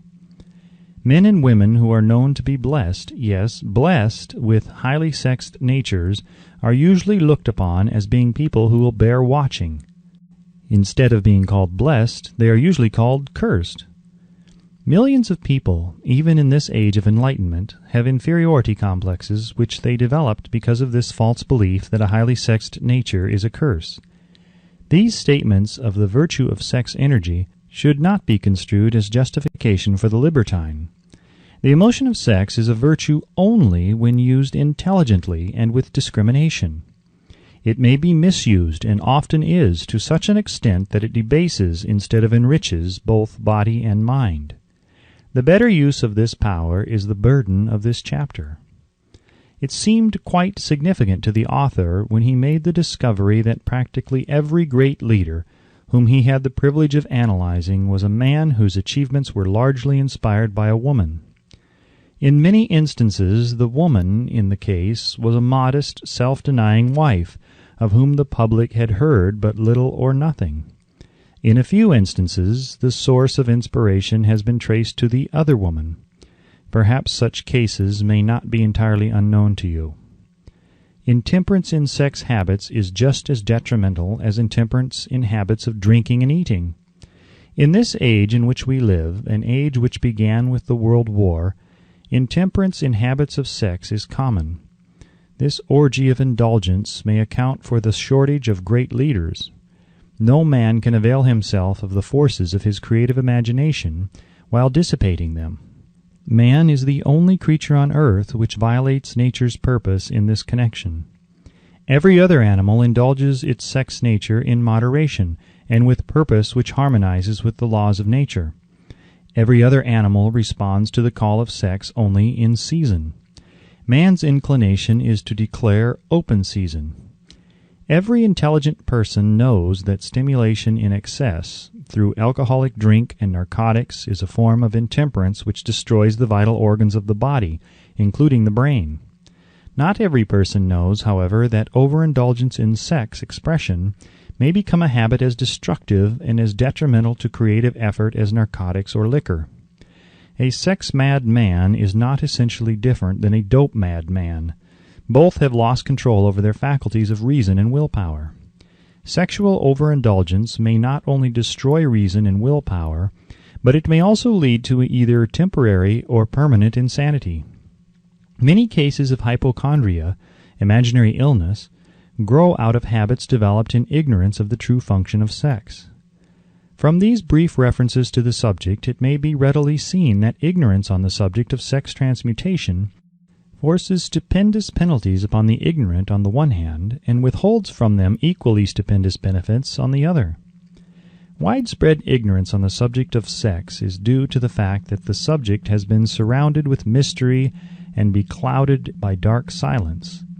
The conspiracy of mystery and silence has had the same effect upon the minds of young people that the psychology of prohibition had. The result has been increased curiosity and desire to acquire more knowledge on this verboten subject. And, to the shame of all lawmakers and most physicians, by training best qualified to educate youth on that subject, information has not been easily available.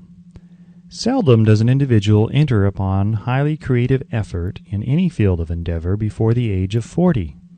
The average man reaches the period of his greatest capacity to create between 40 and 60. These statements are based upon analysis of thousands of men and women who have been carefully observed. They should be encouraging to those who fail to arrive before the age of 40, and to those who become frightened at the approach of old age around the 40-year mark. The years between 40 and 50 are, as a rule, the most fruitful. Man should approach this age not with fear and trembling, but with hope and eager anticipation. If you want evidence that most men do not begin to do their best work before the age of 40, study the records of the most successful men known to the American people, and you will find it. Henry Ford had not hit his pace of achievement until he had passed the age of 40. Andrew Carnegie was well past 40 before he began to reap the reward of his efforts. James J. Hill was still running a telegraph key at the age of 40. His stupendous achievements took place after that age. Biographies of American industrialists and financiers are filled with evidence that the period from 40 to 60 is the most productive age of man. Between the ages of 30 and 40, man begins to learn, if he ever learns, the art of sex transmutation. This discovery is generally accidental, and more often than otherwise, the man who makes it is totally unconscious of his discovery. He may observe that his powers of achievement have increased around the age of 35 to 40, but in most cases he is not familiar with the cause of this change, that nature begins to harmonize the emotions of love and sex in the individual between the ages of 30 and 40, so that he may draw upon these great forces and apply them jointly as stimuli to action. Sex alone is a mighty urge to action, but its forces are like a cyclone. They are often uncontrollable. When the emotion of love begins to mix itself with the emotion of sex, the result is calmness of purpose, poise, accuracy of judgment, and balance. What person who has attained to the age of 40 is so unfortunate as to be unable to analyze these statements and to corroborate them by his own experience? When driven by his desire to please a woman, based solely upon the emotion of sex, a man may be, and usually is, capable of great achievement, but his actions may be disorganized, distorted, and totally destructive. When driven by his desire to please a woman, based upon the motive of sex alone, a man may steal, cheat, and even commit murder. But when the emotion of love is mixed with the emotion of sex, that same man will guide his actions with more sanity, balance, and reason. Criminologists have discovered that the most hardened criminals can be reformed through the influence of a woman's love. There is no record of a criminal having been reformed solely through the sex influence. These facts are well known, but their cause is not. Reformation comes, if at all, through the heart or emotional side of man, not through his head or reasoning side. Reformation means a change of heart. It does not mean a change of head. A man may, because of reason, make certain changes in his personal conduct to avoid the consequences of undesirable effects, but genuine reformation comes only through a change of heart, through a desire to change. Love, romance, and sex are all emotions capable of driving men to heights of superachievement. Love is the emotion which serves as a safety valve and ensures balance, poise, and constructive effort. When combined, these three emotions may lift one to an altitude of a genius. There are genii, however, who know but little of the emotion of love. Most of them may be found engaged in some form of action which is destructive, or at least not based upon justice and fairness toward others. If good taste would permit, a dozen genii could be named in the field of industry and finance, who ride ruthlessly over the rights of their fellow men. They seem totally lacking in conscience. The reader can easily supply his own list of such men. The emotions are states of mind. Nature has provided man with a chemistry of the mind which operates in a manner similar to the principles of chemistry of matter. It is a well-known fact that through the aid of chemistry of matter, a chemist may create a deadly poison by mixing certain elements, none of which are in themselves harmful in the right proportions. The emotions may likewise be combined so as to create a deadly poison. The emotions of sex and jealousy, when mixed, may turn a person into an insane beast. The presence of any one or more of the destructive emotions in the human mind, through the chemistry of the mind, sets up a poison which may destroy one's sense of justice and fairness. In extreme cases, the presence of any combination of these emotions in the mind may destroy one's reason. The road to genius consists of the development, control, and use of sex, love, and romance. Briefly, the process may be stated as follows. Encourage the presence of these emotions as the dominating thoughts in one's mind, and discourage the presence of all the destructive emotions. The mind is a creature of habit. It thrives upon the dominating thoughts fed it.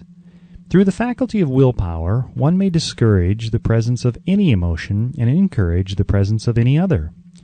Control of the mind through the power of will is not difficult. Control comes from persistence and habit.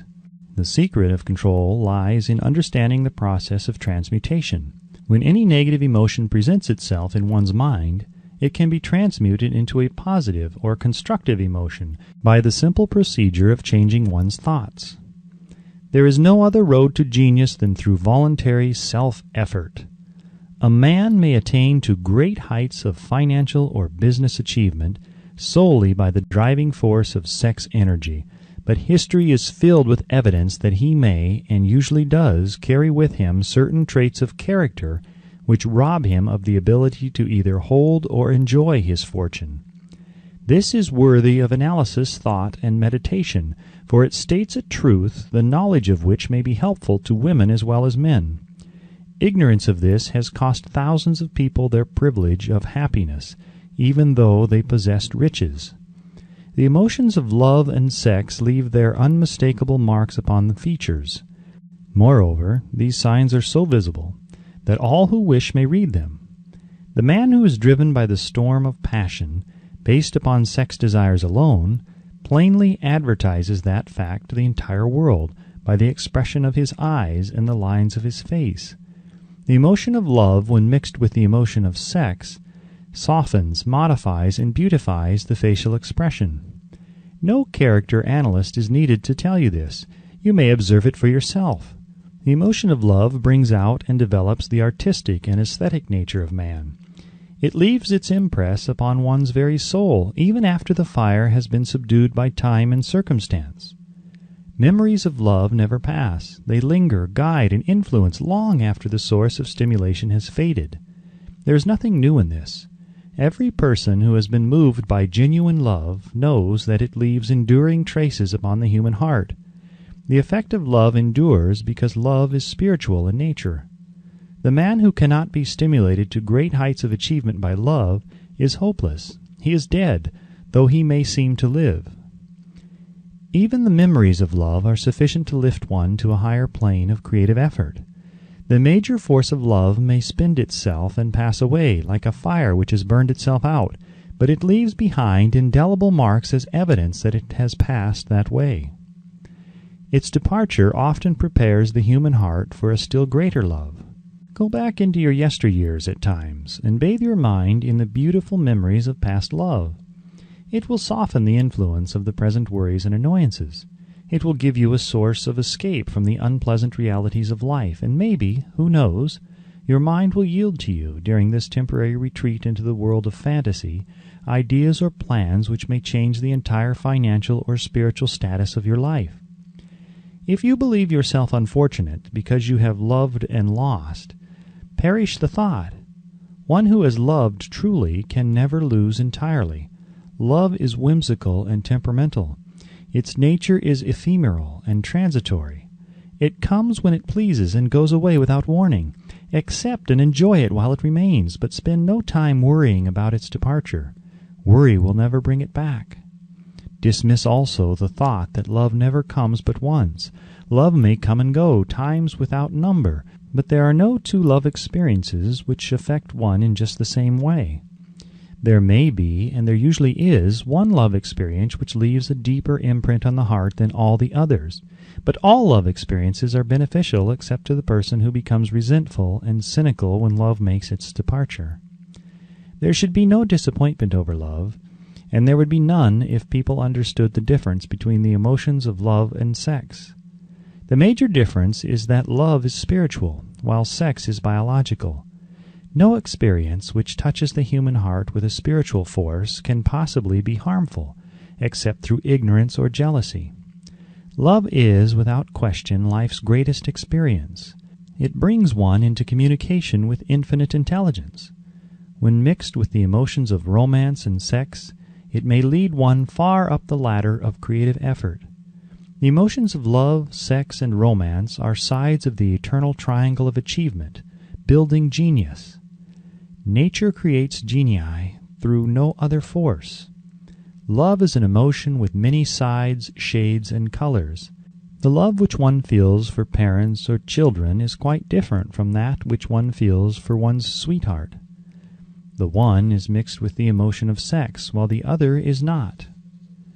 The love which one feels in true friendship is not the same as that felt for one's sweetheart, parents, or children, but it too is a form of love. Then there is the emotion of love for things inanimate, such as the love of nature's handiwork. But the most intense and burning of all these various kinds of love is that experienced in the blending of the emotions of love and sex.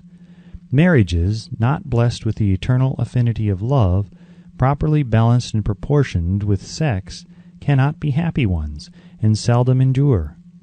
Love alone will not bring happiness in marriage, nor will sex alone. When these two beautiful emotions are blended, marriage may bring about a state of mind closest to the spiritual that one may ever know on this earthly plane. When the emotion of romance is added to those of love and sex, the obstructions between the finite mind of man and infinite intelligence are removed. Then a genius has been born. What a different story is this than those usually associated with the emotion of sex.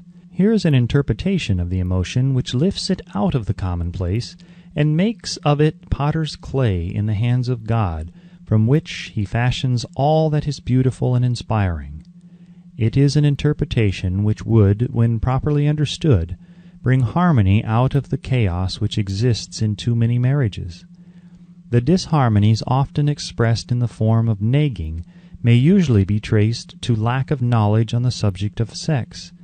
Where love, romance, and the proper understanding of the emotion and function of sex abide, there is no disharmony between married people. Fortunate is the husband whose wife understands the true relationship between the emotions of love, sex, and romance.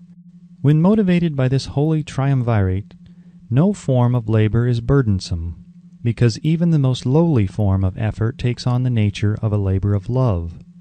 It is a very old saying that a man's wife may either make him or break him, but the reason is not always understood. The making and breaking is the result of the wife's understanding or lack of understanding of the emotions of love, sex, and romance. Despite the fact that men are polygamous by the very nature of their biological inheritance, it is true that no woman has as great an influence on a man as his wife, unless he is married to a woman totally unsuited to his nature. If a woman permits her husband to lose interest in her and become more interested in other women, it is usually because of her ignorance or indifference toward the subjects of sex, love, and romance. This statement presupposes, of course, that genuine love once existed between a man and his wife. The facts are equally applicable to a man who permits his wife's interest in him to die. Married people often bicker over a multitude of trivialities. If these are analyzed accurately, the real cause of the trouble will often be found to be indifference or ignorance on these subjects. Man's greatest motivating force is his desire to please woman. The hunter who excelled during prehistoric days before the dawn of civilization did so because of his desire to appear great in the eyes of woman. Man's nature has not changed in this respect. The hunter of today brings home no skins of wild animals, but he indicates his desire for her favor by supplying fine clothes, motor cars, and wealth. Man has the same desire to please woman that he had before the dawn of civilization. The only thing that has changed is his method of pleasing. Men who accumulate large fortunes and attain to great heights of power and fame do so mainly to satisfy their desire to please women. Take women out of their lives, and great wealth would be useless to most men. It is this inherent desire of man to please woman which gives woman the power to make or break a man. The woman who understands man's nature and tactfully caters to it need have no fear of competition from other women. Men may be giants with indomitable willpower when dealing with other men, but they are easily managed by the woman of their choice. Most men will not admit that they are easily influenced by the women they prefer, because it is in the nature of the male to want to be recognized as the stronger of the species. Moreover, the intelligent woman recognizes this manly trait and very wisely makes no issue of it. Some men know that they are being influenced by the women of their choice, their wives, sweethearts, mothers, or sisters, but they tactfully refrain from rebelling against the influence because they are intelligent enough to know that no man is happy or complete without the modifying influence of the right woman. The man who does not recognize this important truth deprives himself of the power which has done more to help men achieve success than all other forces combined. Chapter 12. The Subconscious Mind. The Connecting Link. The 11th Step Toward Riches. The subconscious mind consists of a field of consciousness in which every impulse of thought that reaches the objective mind through any of the five senses is classified and recorded, and from which thoughts may be recalled or withdrawn as letters may be taken from a filing cabinet. It receives and files sense impressions or thoughts regardless of their nature. You may voluntarily plant in your subconscious mind any plan, thought, or purpose which you desire to translate into its physical or monetary equivalent. The subconscious acts first on the dominating desires which have been mixed with emotional feelings, such as faith. Consider this in connection with the instructions given in the chapter on desire, for taking the 6 steps there outlined, and instructions given in the chapter on the building and execution of plans, and you will understand the importance of the thought conveyed. The subconscious mind works day and night. Through a method or procedure unknown to man, the subconscious mind draws upon the forces of infinite intelligence for the power with which it voluntarily transmutes one's desires into their physical equivalent, making use always of the most practical media by which this end may be accomplished.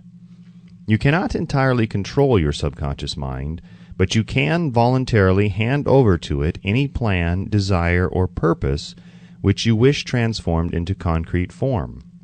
Read again instructions for using the subconscious mind in the chapter on autosuggestion. There is plenty of evidence to support the belief that the subconscious mind is the connecting link between the finite mind of man and infinite intelligence. It is the intermediary through which one may draw upon the forces of infinite intelligence at will. It alone contains the secret process by which mental impulses are modified and changed into their spiritual equivalent. It alone is the medium through which prayer may be transmitted to the source capable of answering prayer. The possibilities of creative effort connected with the subconscious mind are stupendous and imponderable. They inspire one with awe. I never approach the discussion of the subconscious mind without a feeling of littleness and inferiority due, perhaps, to the fact that man's entire stock of knowledge on this subject is so pitifully limited. The very fact that the subconscious mind is the medium of communication between the thinking mind of man and infinite intelligence is, of itself, a thought which almost paralyzes one's reason. After you have accepted as a reality the existence of the subconscious mind, and understand its possibilities as a medium for transmuting your desires into their physical or monetary equivalent, you will comprehend the full significance of the instructions given in the chapter on desire. You will also understand why you have been repeatedly admonished to make your desires clear and to reduce them to writing. You will also understand the necessity of persistence in carrying out instructions. The 13 principles are the stimuli with which you acquire the ability to reach and to influence your subconscious mind. Do not become discouraged if you cannot do this upon the first attempt. Remember that the subconscious mind may be voluntarily directed only through habit, under the directions given in the chapter on faith. You have not yet had time to master faith. Be patient. Be persistent.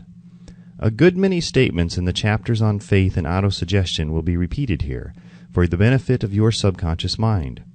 Remember, your subconscious mind functions voluntarily, whether you make any effort to influence it or not.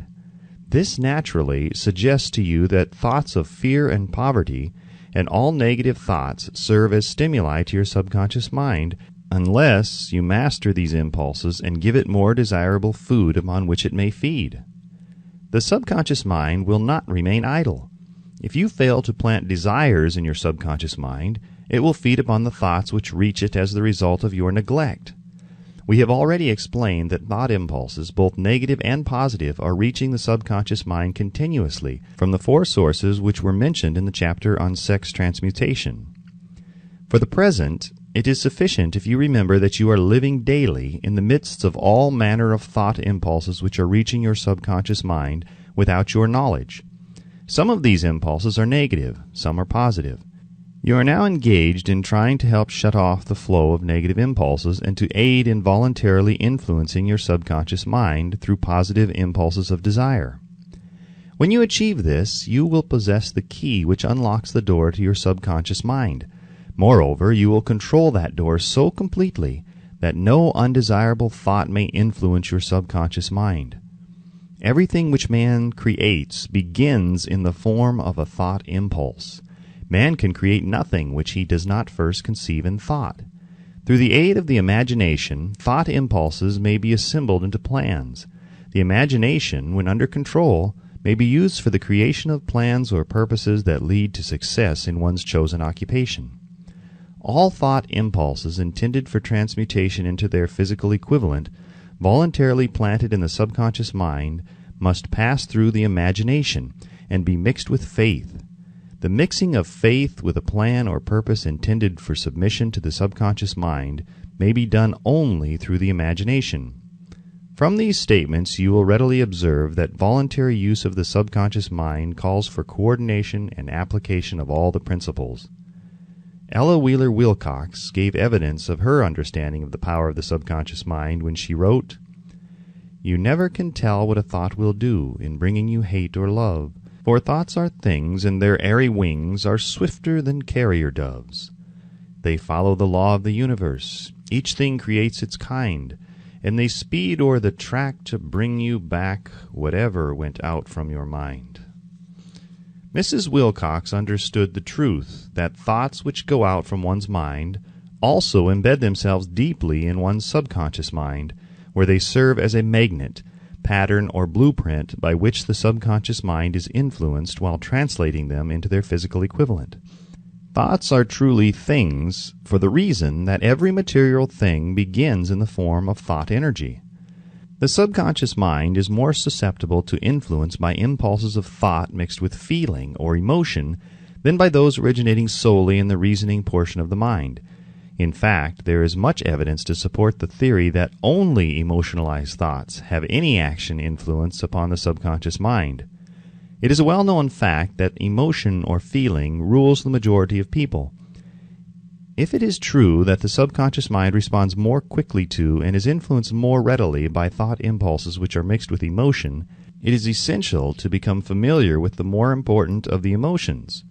There are 7 major positive emotions and 7 major negative emotions. The negatives voluntarily inject themselves into the thought impulses which ensure passage into the subconscious mind.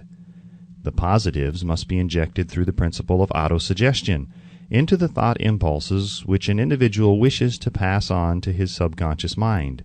Instructions have been given in the chapter on autosuggestion. These emotions or feeling impulses may be likened to yeast in a loaf of bread because they constitute the action element, which transforms thought impulses from the passive to the active state.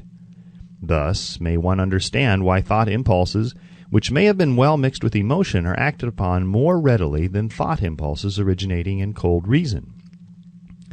You are preparing yourself to influence and control the inner audience of your subconscious mind in order to hand over to it the desire for money, which you wish transmuted into its monetary equivalent. It is essential, therefore, that you understand the method of approach to this inner audience. You must speak its language, or it will not heed your call. It understands best the language of emotion or feeling. Let us therefore describe here the 7 major positive emotions and the 7 major negative emotions, so that you may draw upon the positives and avoid the negatives when giving instructions to your subconscious mind. The 7 major positive emotions: the emotion of desire, the emotion of faith, the emotion of love, the emotion of sex, the emotion of enthusiasm, the emotion of romance, the emotion of hope. There are other positive emotions, but these are the 7 most powerful and the ones most commonly used in creative effort. Master these 7 emotions, they can be mastered only by use, and the other positive emotions will be at your command when you need them. Remember in this connection that you are studying a book which is intended to help you develop a money consciousness by filling your mind with positive emotions. One does not become money conscious by filling one's mind with negative emotions. The 7 major negative emotions to be avoided: the emotion of fear, the emotion of jealousy, the emotion of hatred, the emotion of revenge, the emotion of greed, the emotion of superstition, the emotion of anger. Positive and negative emotions cannot occupy the mind at the same time. One or the other must dominate. It is your responsibility to make sure that positive emotions constitute the dominating influence on your mind. Here the law of habit will come to your aid, from the habit of applying and using the positive emotions.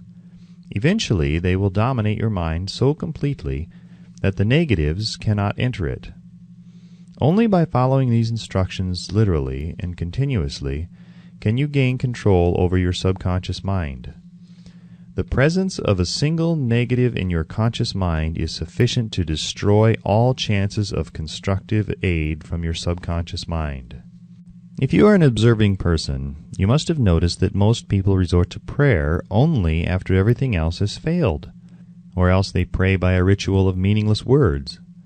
And, because it is a fact that most people who pray do so only after everything else has failed, they go to prayer with their minds filled with fear and doubt, which are the emotions the subconscious mind acts upon and passes on to infinite intelligence. Likewise, that is the emotion which infinite intelligence receives and acts upon. If you pray for a thing but have fear as you pray that you may not receive it, or that your prayer will not be acted upon by infinite intelligence, your prayer will have been in vain. Prayer does sometimes result in the realization of that for which one prays. If you have ever had the experience of receiving that for which you prayed, go back in your memory and recall your actual state of mind while you were praying, and you'll know for sure that the theory here described is more than a theory. The time will come when the schools and educational institutions of the country will teach the science of prayer. Moreover, then, prayer may be and will be reduced to a science. When that time comes, it will come as soon as mankind is ready for it and demands it. No one will approach the universal mind in a state of fear, for the very good reason that there will be no such emotion as fear. Ignorance, superstition, and false teaching will have disappeared, and man will have attained his true status as a child of infinite intelligence. A few have already attained this blessing. If you believe this prophecy is far-fetched, take a look at the human race in retrospect. Less than 100 years ago, men believed the lightning to be evidence of the wrath of God, and feared it. Now, thanks to the power of faith, men have harnessed the lightning and made it turn the wheels of industry.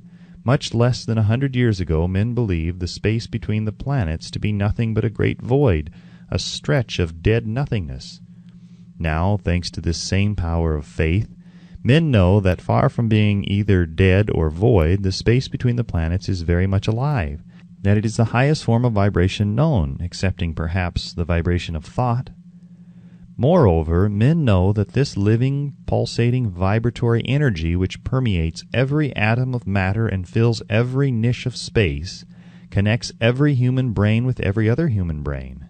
What reason have men to believe that this same energy does not connect every human brain with infinite intelligence? There are no toll gates between the finite mind of man and infinite intelligence. The communication costs nothing except patience, faith, persistence, understanding, and a sincere desire to communicate. Moreover, the approach can be made only by the individual himself. Paid prayers are worthless. Infinite intelligence does no business by proxy. You either go direct or you do not communicate. You may buy prayer books and repeat them until the day of your doom without avail. Thoughts which you wish to communicate to infinite intelligence must undergo transformation, such as can be given only through your own subconscious mind. The method by which you may communicate with infinite intelligence is very similar to that through which the vibration of sound is communicated by radio. If you understand the working principle of radio, you of course know that sound cannot be communicated through the ether until it has been stepped up or changed into a rate of vibration which the human ear cannot detect. The radio sending station picks up the sound of the human voice and scrambles or modifies it by stepping up the vibration millions of times. Only in this way can the vibration of sound be communicated through the ether. After this transformation has taken place, the ether picks up the energy, which originally was in the form of vibrations of sound, carries that energy to radio receiving stations, and these receiving sets step that energy back down to its original rate of vibration, so it's recognized as sound. The subconscious mind is the intermediary, which translates one's prayers into terms which infinite intelligence can recognize, presents the message, and brings back the answer in the form of a definite plan or idea for procuring the object of the prayer. Understand this principle, and you will know why mere words read from a prayer book cannot and will never serve as an agency of communication between the mind of man and infinite intelligence. Before your prayer will reach infinite intelligence, a statement of the author's theory only, it probably is transformed from its original thought vibration into terms of spiritual vibration. Faith is the only known agency which will give your thoughts a spiritual nature. Faith and fear make poor bedfellows. Where one is found, the other cannot exist. Chapter 13. The Brain, a broadcasting and receiving station for thought. The 12th step toward riches.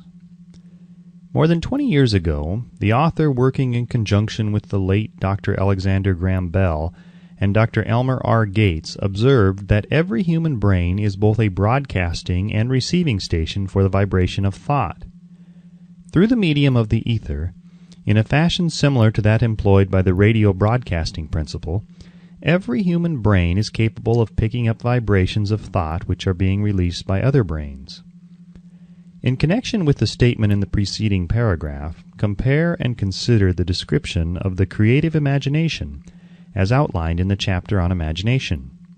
The creative imagination is the receiving set of the brain, which receives thoughts released by the brains of others. It is the agency of communication between one's conscious or reasoning mind and the four sources from which one may receive thought stimuli. When stimulated or stepped up to a high rate of vibration, the mind becomes more receptive to the vibration of thought which reaches it through the ether from outside sources. This stepping up process takes place through the positive emotions or the negative emotions. Through the emotions, the vibrations of thought may be increased. Vibrations of an exceedingly high rate are the only vibrations picked up and carried by the ether from one brain to another. Thought is energy traveling at an exceedingly high rate of vibration. Thought which has been modified or stepped up by any of the major emotions vibrates at a much higher rate than ordinary thought, and it is this type of thought which passes from one brain to another through the broadcasting machinery of the human brain.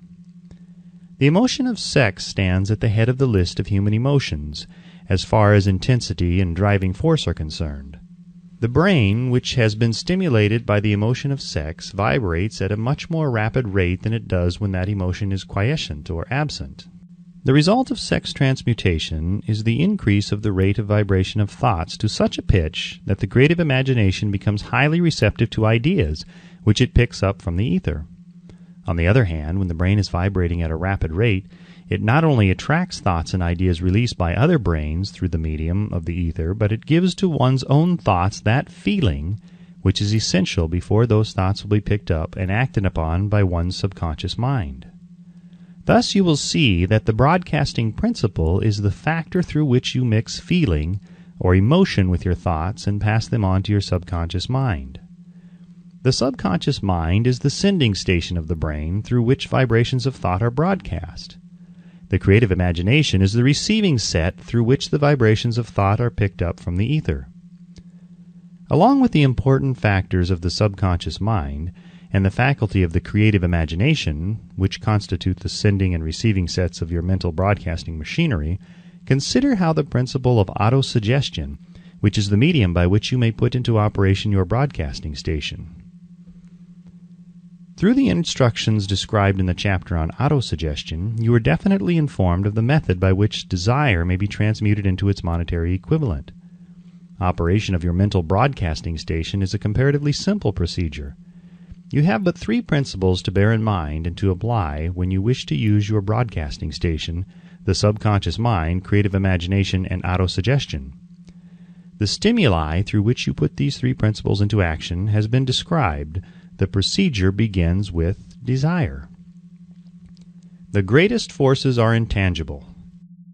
The Depression brought the world to the very borderline of understanding of the forces which are intangible and unseen. Through the ages which have passed, man has depended too much upon his physical senses, and has limited his knowledge to physical things which he could see, touch, weigh, and measure. We are now entering the most marvelous of all ages, an age which will teach us something of the intangible forces of the world about us.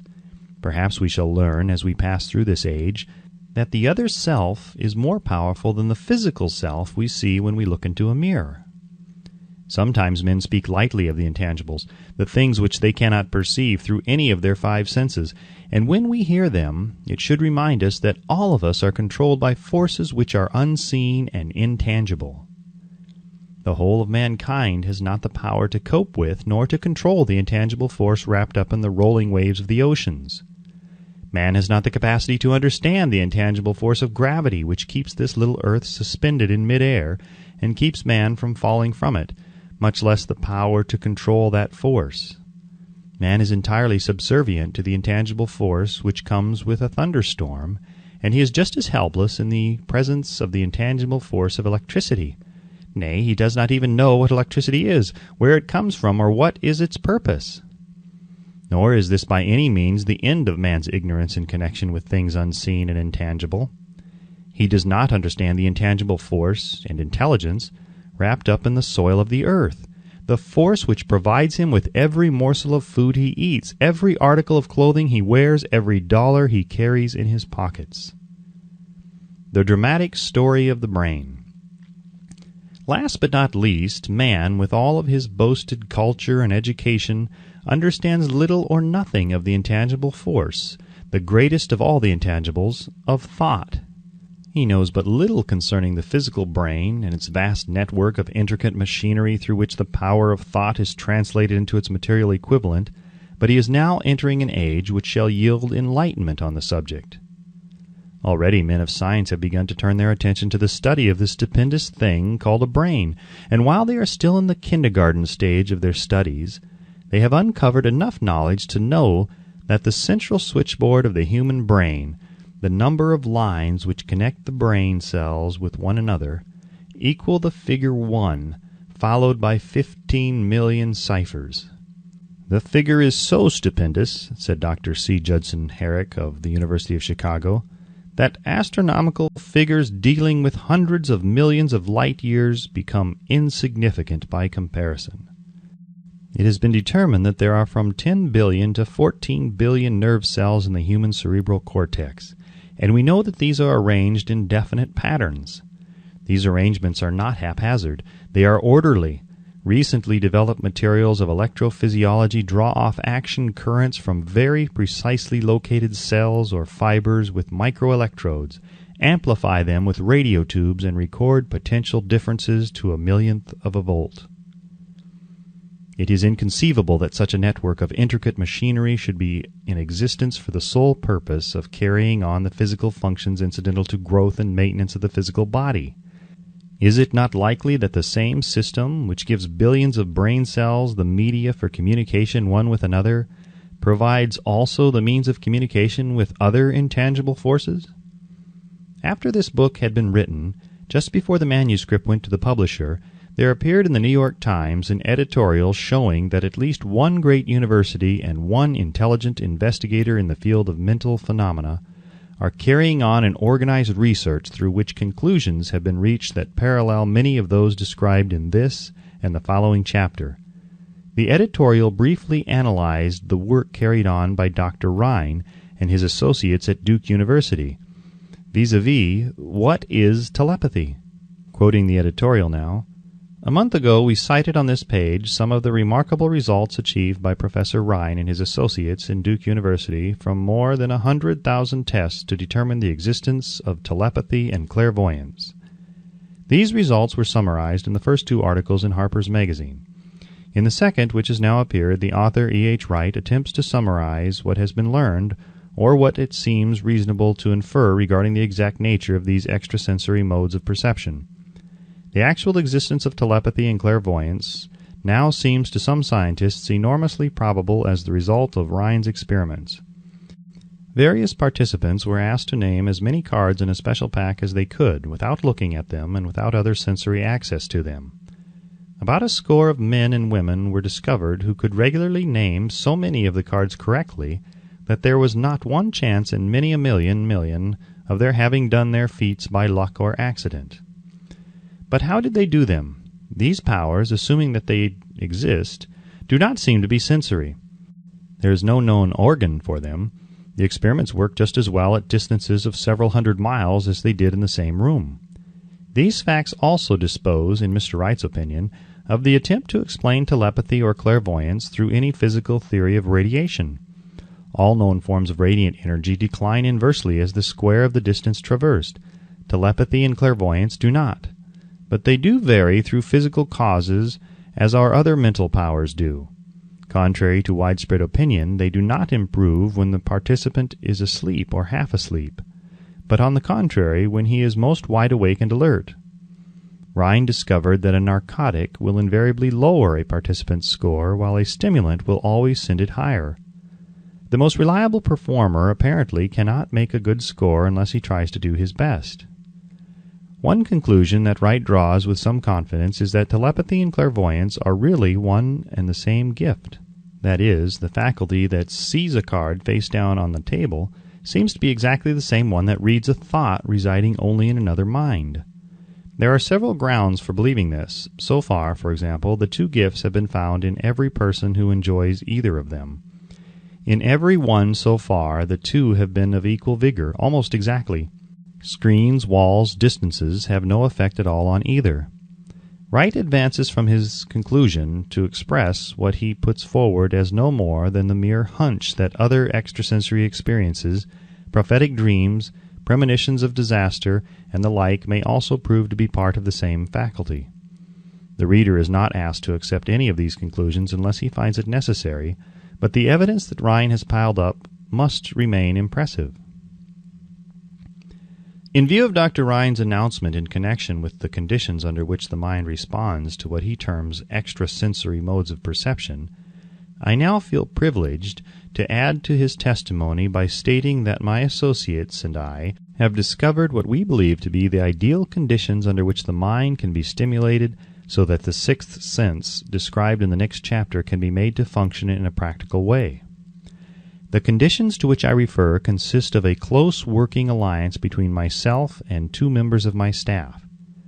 Through experimentation and practice, we have discovered how to stimulate our minds by applying the principle used in connection with the invisible counselors described in the next chapter, so that we can, by a process of blending our 3 minds into one, find the solution to a great variety of personal problems which are submitted by my clients. The procedure is very simple. We sit down at a conference table, clearly state the nature of the problem we have under consideration, then begin discussing it. Each contributes whatever thoughts that may occur. The strange thing about this method of mind stimulation is that it places each participant in communication with unknown sources of knowledge definitely outside his own experience. If you understand the principle described in the chapter on mastermind, you of course recognize the roundtable procedure here described as being a practical application of the mastermind. This method of mind stimulation, through harmonious discussion of definite subjects between 3 people, illustrates the simplest and most practical use of the mastermind. By adapting and following a similar plan, any student of this philosophy may come into possession of the famous Carnegie formula briefly described in the introduction. If it means nothing to you at all by this time, mark this page and read it again after you have finished the last chapter. The depression was a blessing in disguise. It reduced the whole world to a new starting point that gives everyone a new opportunity. Chapter 14. The Sixth Sense, the Door to the Temple of Wisdom. The 13th Step Toward Riches. The 13th principle is known as the sixth sense, through which infinite intelligence may and will communicate voluntarily without any effort from or demands by the individual. This principle is the apex of the philosophy. It can be assimilated, understood, and applied only by first mastering the other 12 principles. The sixth sense is that portion of the subconscious mind which has been referred to as the creative imagination. It has also been referred to as the receiving set through which ideas, plans, and thoughts flash into the mind. The flashes are sometimes called hunches or inspirations. The sixth sense defies description. It cannot be described to a person who has not mastered the other principles of this philosophy, because such a person has no knowledge and no experience with which the sixth sense may be compared. Understanding of the sixth sense comes only by meditation through mind development from within. The sixth sense probably is the medium of contact between the finite mind of man and infinite intelligence, and for this reason it is a mixture of both the mental and the spiritual. It is believed to be the point at which the mind of man contacts the universal mind. After you have mastered the principles described in this book, you will be prepared to accept as truth a statement which may, otherwise, be incredible to you, namely, through the aid of the sixth sense, you will be warned of impending dangers in time to avoid them, and notified of opportunities in time to embrace them. There comes to your aid, and to do your bidding, with the development of the sixth sense, a guardian angel, who will open to you at all times the door to the temple of wisdom. Whether or not this is a statement of truth, you will never know except by following the instructions described in the pages of this book or some similar method of procedure. The author is not a believer in nor an advocate of miracles, for the reason that he has enough knowledge of nature to understand that nature never deviates from her established laws. Some of her laws are so incomprehensible that they produce what appear to be miracles. The sixth sense comes as near to being a miracle as anything I have ever experienced, and it appears so only because I do not understand the method by which this principle is operated. This much the author does know, that there is a power, or a first cause, or an intelligence which permeates every atom of matter and embraces every unit of energy perceptible to man, that this infinite intelligence converts acorns into oak trees, causes water to flow downhill in response to the law of gravity, follows night with day and winter with summer, each maintaining its proper place in relationship to the other. This intelligence may, through the principles of this philosophy, be induced to aid in transmuting desires into concrete or material form. The author has this knowledge because he has experimented with it and has experienced it. Step by step, through the preceding chapters, you have been led to this, the last principle. If you have mastered each of the preceding principles, you are now prepared to accept, without being skeptical, the stupendous claims made here. If you have not mastered the other principles, you must do so before you may determine definitely whether or not the claims made in this chapter are fact or fiction. While I was passing through the age of hero worship, I found myself trying to imitate those whom I most admired. Moreover, I discovered that the element of faith with which I endeavored to imitate my idols gave me great capacity to do so quite successfully. I have never entirely divested myself of this habit of hero worship, although I have passed the age commonly given over to such. My experiences taught me that the next best thing to being truly great is to emulate the great by feeling and action as nearly as possible.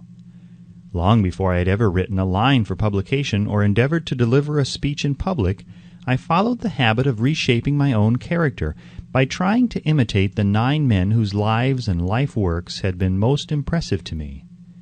These 9 men were Emerson, Paine, Edison, Darwin, Lincoln, Burbank, Napoleon, Ford, and Carnegie. Every night over a long period of years I held an imaginary council meeting with this group whom I called my invisible counselors. The procedure was this. Just before going to sleep at night, I would shut my eyes and see in my imagination this group of men seated with me around my council table. Here I had not only an opportunity to sit among those whom I considered to be great, but I actually dominated the group by serving as the chairman. I had a very definite purpose in indulging my imagination through these nightly meetings. My purpose was to rebuild my own character so it would represent a composite of the characters of my imaginary counselors. Realizing, as I did early in life, that I had to overcome the handicap of birth in an environment of ignorance and superstition, I deliberately assigned myself the task of voluntary rebirth through the method here described. Building character through autosuggestion. Being an earnest student of psychology, I knew, of course, that all men have become what they are because of their dominating thoughts and desires. I knew that every deeply seated desire has the effect of causing one to seek outward expression through which that desire may be transmuted into reality. I knew that self-suggestion is a powerful factor in building character, that it is, in fact, the sole principle through which character is built. With this knowledge of the principles of mind operation, I was fairly well armed with the equipment needed in rebuilding my character. In these imaginary council meetings, I called on my cabinet members for the knowledge I wished each to contribute, addressing myself to each member in audible words as follows. Mr. Emerson, I desire to acquire from you the marvelous understanding of nature which distinguished your life. I ask that you make an impress upon my subconscious mind of whatever qualities you possessed which enabled you to understand and adapt yourself to the laws of nature. I ask that you assist me in reaching and drawing upon whatever sources of knowledge are available to this end. Mr. Burbank, I request that you pass on to me the knowledge which enabled you to so harmonize the laws of nature that you caused the cactus to shed its thorns and become an edible food. Give me access to the knowledge which enabled you to make 2 blades of grass grow where but 1 grew before, and helped you to blend the coloring of the flowers with more splendor and harmony, for you alone have successfully gilded the lily. Napoleon, I desire to acquire from you, by emulation, the marvelous ability you possess to inspire men and to arouse them to greater and more determined spirit of action. Also to acquire the spirit of enduring faith, which enabled you to turn defeat into victory and to surmount staggering obstacles. Emperor of fate, king of chance, man of destiny, I salute you. Mr. Payne, I desire to acquire from you the freedom of thought and the courage and clarity with which to express convictions which so distinguished you. Mr. Darwin, I wish to acquire from you the marvelous patience and ability to study cause and effect, without bias or prejudice, so exemplified by you in the field of natural science. Mr. Lincoln, I desire to build in my own character the keen sense of justice, the untiring spirit of patience, the sense of humor, the human understanding, and the tolerance which were your distinguishing characteristics. Mr. Carnegie, I am already indebted to you for my choice of life work, which has brought me great happiness and peace of mind. I wish to acquire a thorough understanding of the principles of organized effort, which you used so effectively in the building of a great industrial enterprise. Mr. Ford, you have been among the most helpful of the men who have supplied much of the material essential to my work. I wish to acquire your spirit of persistence, the determination, poise, and self-confidence which have enabled you to master poverty, organize, unify, and simplify human effort, so I may help others to follow in your footsteps. Mr. Edison, I have seated you nearest to me at my right, because of the personal cooperation you have given me during my research into the causes of success and failure. I wish to acquire from you the marvelous spirit of faith, with which you have uncovered so many of nature's secrets, the spirit of unremitting toil with which you have so often wrested victory from defeat. My method of addressing the members of the imaginary cabinet would vary according to the traits of character in which I was, for the moment, most interested in acquiring. I studied the records of their lives with painstaking care. After some months of this nightly procedure, I was astounded by the discovery that these imaginary figures became apparently real. Each of these 9 men developed individual characteristics which surprised me. For example, Lincoln developed the habit of always being late, then walking around in solemn parade. When he came, he walked very slowly with his hands clasped behind him, and once in a while he would stop as he passed and rest his hand momentarily upon my shoulder. He always wore an expression of seriousness upon his face. Rarely did I see him smile. The cares of a sundered nation made him grave.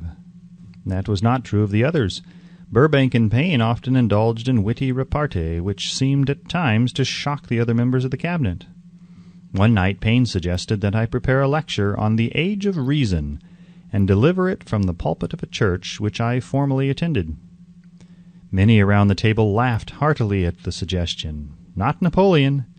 He drew his mouth down at the corners and groaned so loudly that all turned and looked at him with amazement.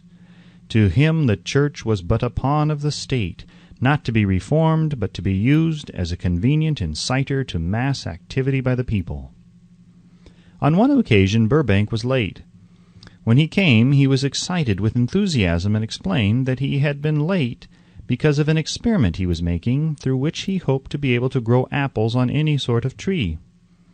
Payne chided him by reminding him that it was an apple which started all the trouble between man and woman. Darwin chuckled heartily as he suggested that Payne should watch out for little serpents when he went into the forest to gather apples, as they had the habit of growing into big snakes. Emerson observed, "No serpents, no apples," and Napoleon remarked, "No apples, no state." Lincoln developed the habit of always being the last one to leave the table after each meeting. On one occasion he leaned across the end of the table, his arms folded, and remained in that position for many minutes. I made no attempt to disturb him.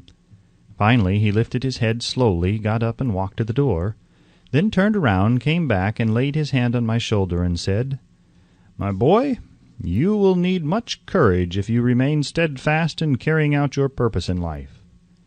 But remember, when difficulties overtake you, the common people have common sense. Adversity will develop it." One evening Edison arrived ahead of all the others. He walked over and seated himself at my left, where Emerson was accustomed to sit, and said, "You are destined to witness the discovery of the secret of life. When the time comes, you will observe that life consists of great swarms of energy or entities, each as intelligent as human beings think themselves to be.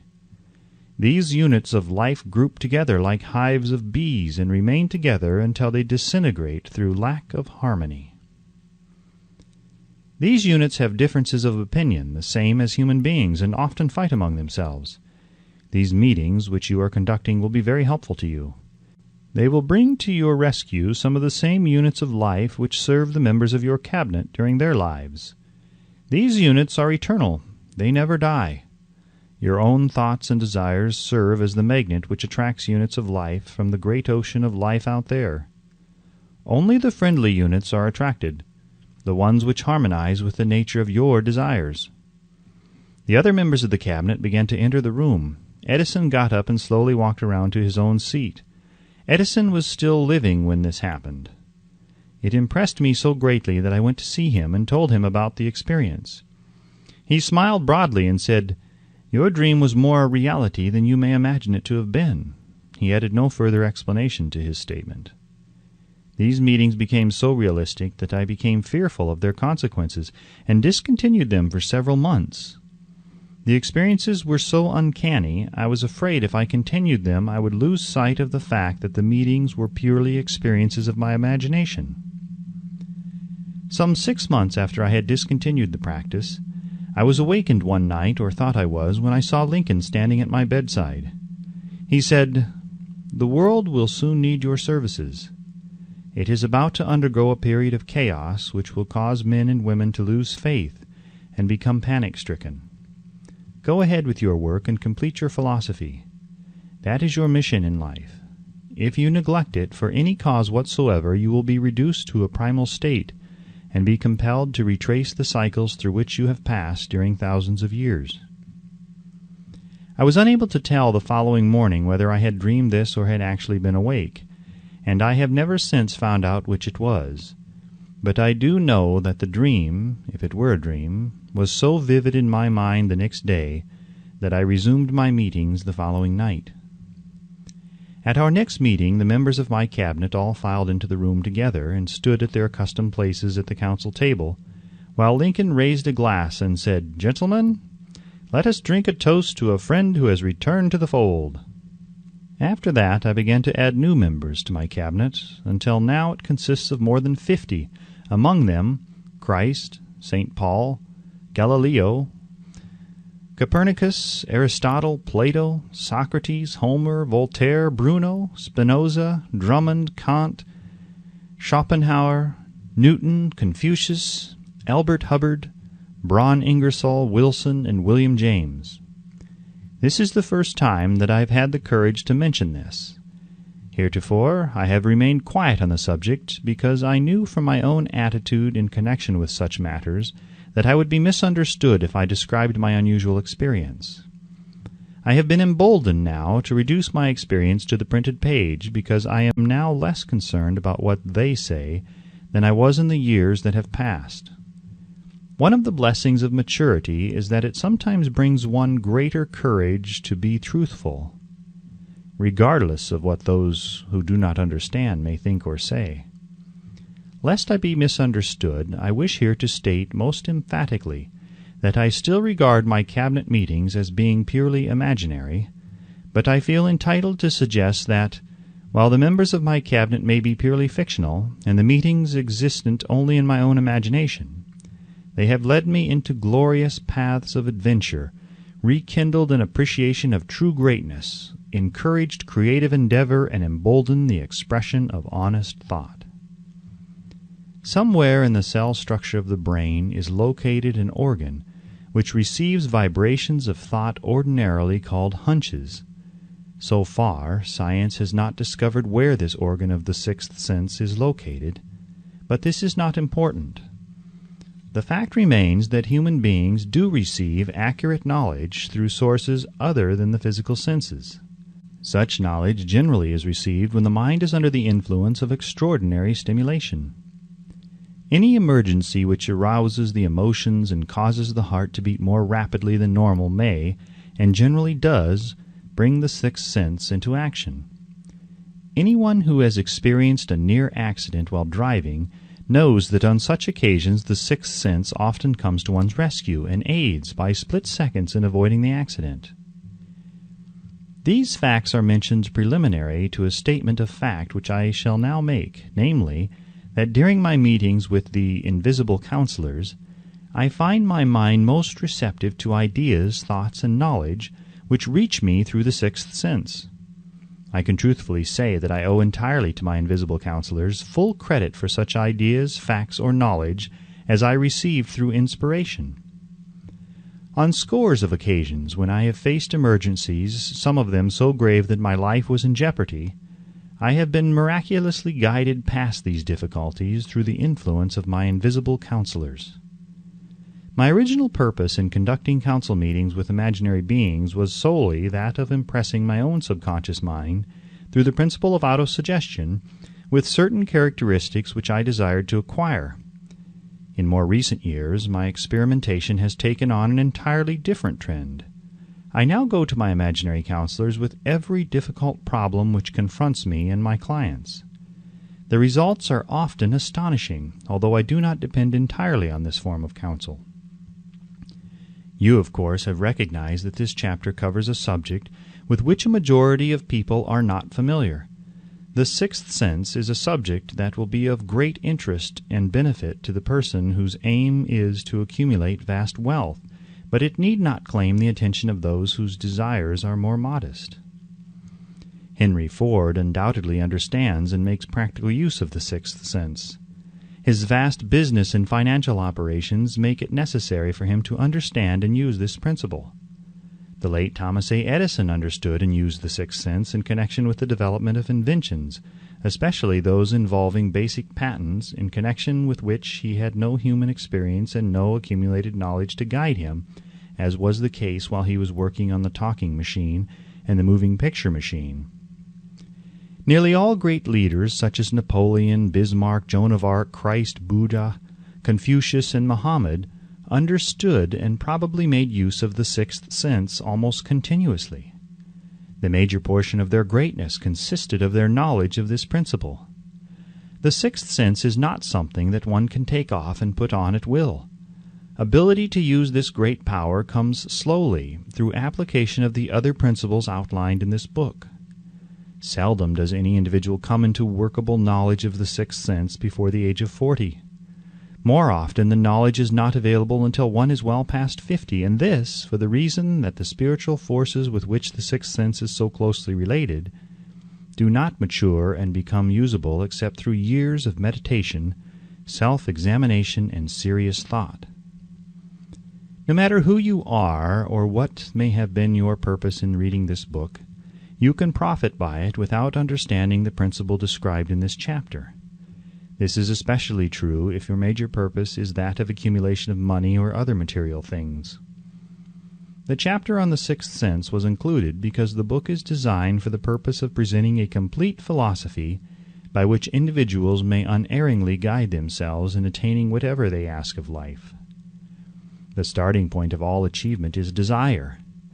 The finishing point is that brand of knowledge which leads to understanding of self, understanding of others, understanding of the laws of nature, recognition, and understanding of happiness. This sort of understanding comes in its fullness only through familiarity with and use of the principle of the sixth sense. Hence that principle had to be included as part of this philosophy, for the benefit of those who demand more than money. Having read the chapter, you must have observed that while reading it, you were lifted to a high level of mental stimulation. Splendid! Come back to this again a month from now, read it once more, and observe that your mind will soar to a still higher level of stimulation. Repeat this experience from time to time, giving no concern as to how much or how little you learn at the time, and eventually you will find yourself in possession of a power that will enable you to throw off discouragement, master fear, overcome procrastination, and draw freely upon your imagination. Then you will have felt the touch of that unknown something which has been the moving spirit of every truly great thinker, leader, artist, musician, writer, statesman. Then you will be in position to transmute your desires into their physical or financial counterpart as easily as you may lie down and quit at the first sign of opposition. Faith versus fear. Previous chapters have described how to develop faith through autosuggestion, desire, and the subconscious. The next chapter presents detailed instructions for the mastery of fear. Here will be found a full description of the 6 fears which are the cause of all discouragement, timidity, procrastination, indifference, indecision, and the lack of ambition, self-reliance, initiative, self-control, and enthusiasm. Search yourself carefully as you study these 6 enemies, as they may exist only in your subconscious mind, where their presence will be hard to detect. Remember, too, as you analyze the 6 ghosts of fear, that they are nothing but ghosts because they exist only in one's mind. Remember also that ghosts, creations of uncontrolled imagination, have caused most of the damage people have done to their own minds. Therefore, the ghosts can be as dangerous as if they lived and walked on the earth in physical bodies. The ghost of fear of poverty, which seized the minds of millions of people in 1929, was so real that it caused the worst business depression this country has ever known. Moreover, this particular ghost still frightens some of us out of our wits. Chapter 15. How to Outwit the 6 Ghosts of Fear. Take inventory of yourself as you read this closing chapter and find out how many of the ghosts are standing in your way. Before you can put any portion of this philosophy into successful use, your mind must be prepared to receive it. The preparation is not difficult. It begins with study, analysis, and understanding of 3 enemies which you shall have to clear out. These are indecision, doubt, and fear. The 6th sense will never function while these 3 negatives or any of them remain in your mind. The members of this unholy trio are closely related. Where one is found, the other 2 are close at hand. Indecision is the seedling of fear. Remember this as you read. Indecision crystallizes into doubt. The 2 blend and become fear. The blending process often is slow. This is one reason why these 3 enemies are so dangerous. They germinate and grow without their presence being observed. The remainder of this chapter describes an end which must be attained before the philosophy as a whole can be put into practical use. It also analyzes a condition which has, but lately, reduced huge numbers of people to poverty, and it states a truth which must be understood by all who accumulate riches, whether measured in terms of money or a state of mind of far greater value than money. The purpose of this chapter is to turn the spotlight of attention upon the cause and the cure of the 6 basic fears. Before we can master an enemy, we must know its name, its habits, and its place of abode. As you read, analyze yourself carefully and determine which, if any, of the 6 common fears have attached themselves to you. Do not be deceived by the habits of these subtle enemies. Sometimes they remain hidden in the subconscious mind, where they are difficult to locate and still more difficult to eliminate. The 6 basic fears. There are 6 basic fears, with some combination of which every human suffers at one time or another. Most people are fortunate if they do not suffer from the entire 6. Named in the order of their most common appearance, they are the fear of poverty, the fear of criticism, the fear of ill health. These 3 are at the bottom of most of one's worries. The next 3 are the fear of loss of love of someone, the fear of old age, the fear of death. All other fears are of minor importance. They can be grouped under these 6 headings. The prevalence of these fears as a curse to the world runs in cycles. For almost 6 years, while the Depression was on, we floundered in the cycle of fear of poverty. During the World War, we were in the cycle of fear of death. Just following the war, we were in the cycle of fear of ill health, as evidenced by the epidemic of disease which spread itself all over the world. Fears are nothing more than states of mind. One state of mind is subject to control and direction. Physicians, as everyone knows, are less subject to attack by disease than ordinary laymen, for the reason that physicians do not fear disease. Physicians, without fear or hesitation, have been known to physically contact hundreds of people daily who were suffering from such contagious diseases as smallpox without becoming infected. Their immunity against the disease consisted largely, if not solely, in their absolute lack of fear. Man can create nothing which he does not first conceive in the form of an impulse of thought. Following this statement comes another of still greater importance, namely, man's thought impulses begin immediately to translate themselves into their physical equivalent, whether those thoughts are voluntary or involuntary. Thought impulses which are picked up through the ether by mere chance, thoughts which have been released by other minds, may determine one's financial, business, professional, or social destiny just as surely as do the thought impulses which one creates by intent and design. We are here laying the foundation for the presentation of a fact of great importance to the person who does not understand why some people appear to be lucky, while others of equal or greater ability, training, experience, and brain capacity seem destined to ride with misfortune. This fact may be explained by the statement that every human being has the ability to completely control his own mind, and with this control, obviously, every person may open his mind to the tramp thought impulses which are being released by other brains, or close the doors tightly and admit only thought impulses by his own choice. Nature has endowed man with absolute control over but one thing, and that is thought. This fact, coupled with the additional fact that everything which man creates begins in the form of thought, leads one very near to the principle by which fear may be mastered. If it is true that all thought has a tendency to clothe itself in its physical equivalent, and this is true beyond any reasonable room for doubt, it is equally true that thought impulses of fear and poverty can be translated into terms of courage and financial gain. The people of America began to think of poverty following the Wall Street crash of 1929. Slowly but surely that mass thought was crystallized into its physical equivalent, which was known as a depression. This had to happen. It is in conformity with the laws of nature. The fear of poverty. There can be no compromise between poverty and riches. The two roads that lead to poverty and riches travel in opposite directions. If you want riches, you must refuse to accept any circumstance that leads towards poverty. The word riches here is used in its broadest sense, meaning financial, spiritual, mental, and material estates. The starting point of the path that leads to riches is desire. In Chapter 1, you received full instructions for the proper use of desire. In this chapter, on fear, you have complete instructions for preparing your mind to make practical use of desire. Here, then, is the place to give yourself a challenge which will definitely determine how much of this philosophy you have absorbed. Here is the point at which you can turn prophet and foretell accurately what the future holds in store for you. If, after reading this chapter, you are willing to accept poverty, you may as well make up your mind to receive poverty. This is one decision you cannot avoid.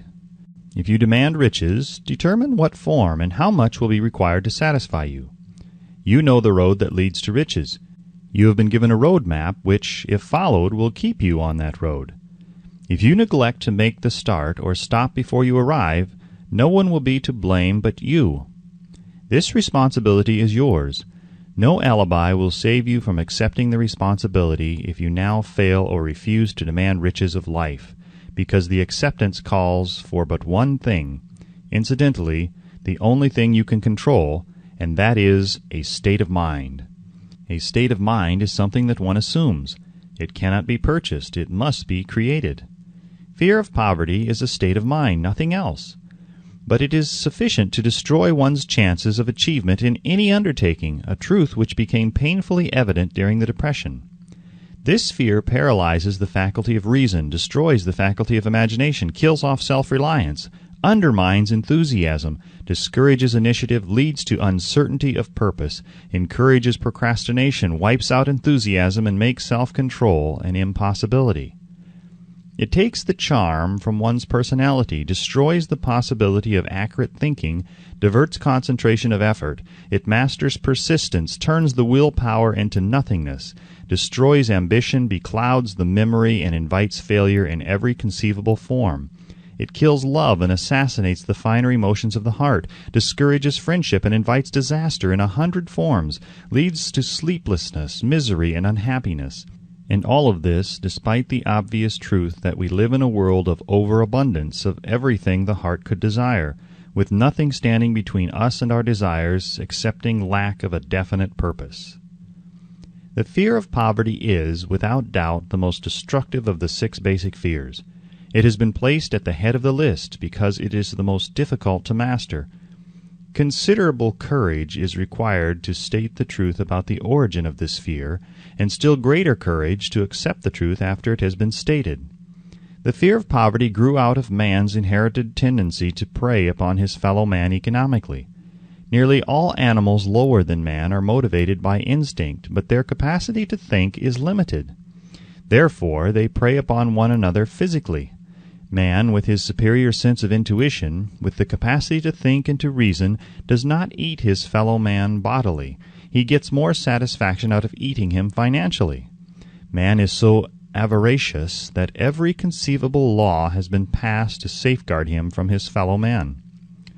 Of all the ages of the world of which we know anything, the age in which we live seems to be one that is outstanding because of man's money madness. A man is considered less than the dust of the earth unless he can display a fat bank account. But if he has money, never mind how he acquired it. He is a king or a big shot. He is above the law. He rules in politics. He dominates in business, and the whole world about him bows in respect when he passes. Nothing brings man so much suffering and humility as poverty. Only those who have experienced poverty understand the full meaning of this. It is no wonder that man fears poverty.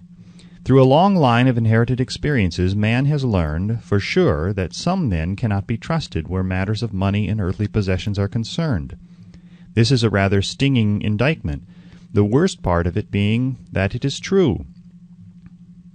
The majority of marriages are motivated by the wealth possessed by one or both of the contracting parties.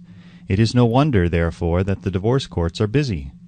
So eager is man to possess wealth that he will acquire it in whatever manner he can, through legal methods if possible, through other methods if necessary or expedient.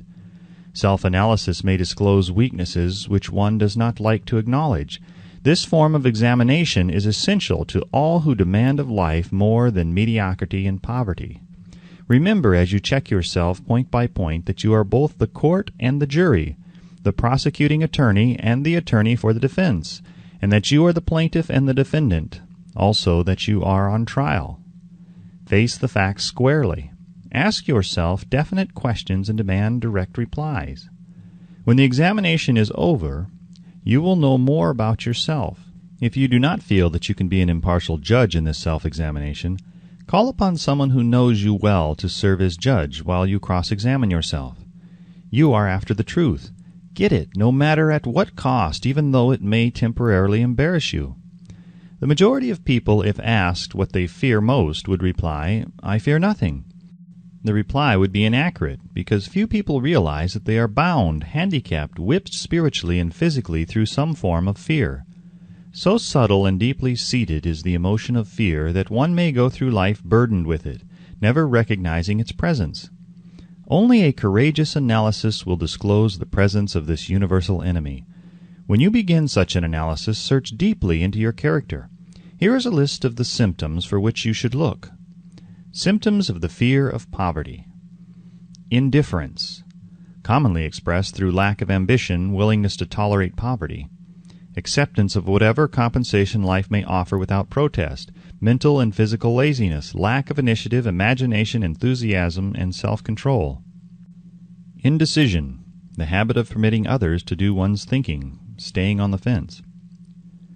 Doubt, generally expressed through alibis and excuses designed to cover up, explain away, or apologize for one's failures, sometimes expressed in the form of envy of those who are successful or by criticizing them.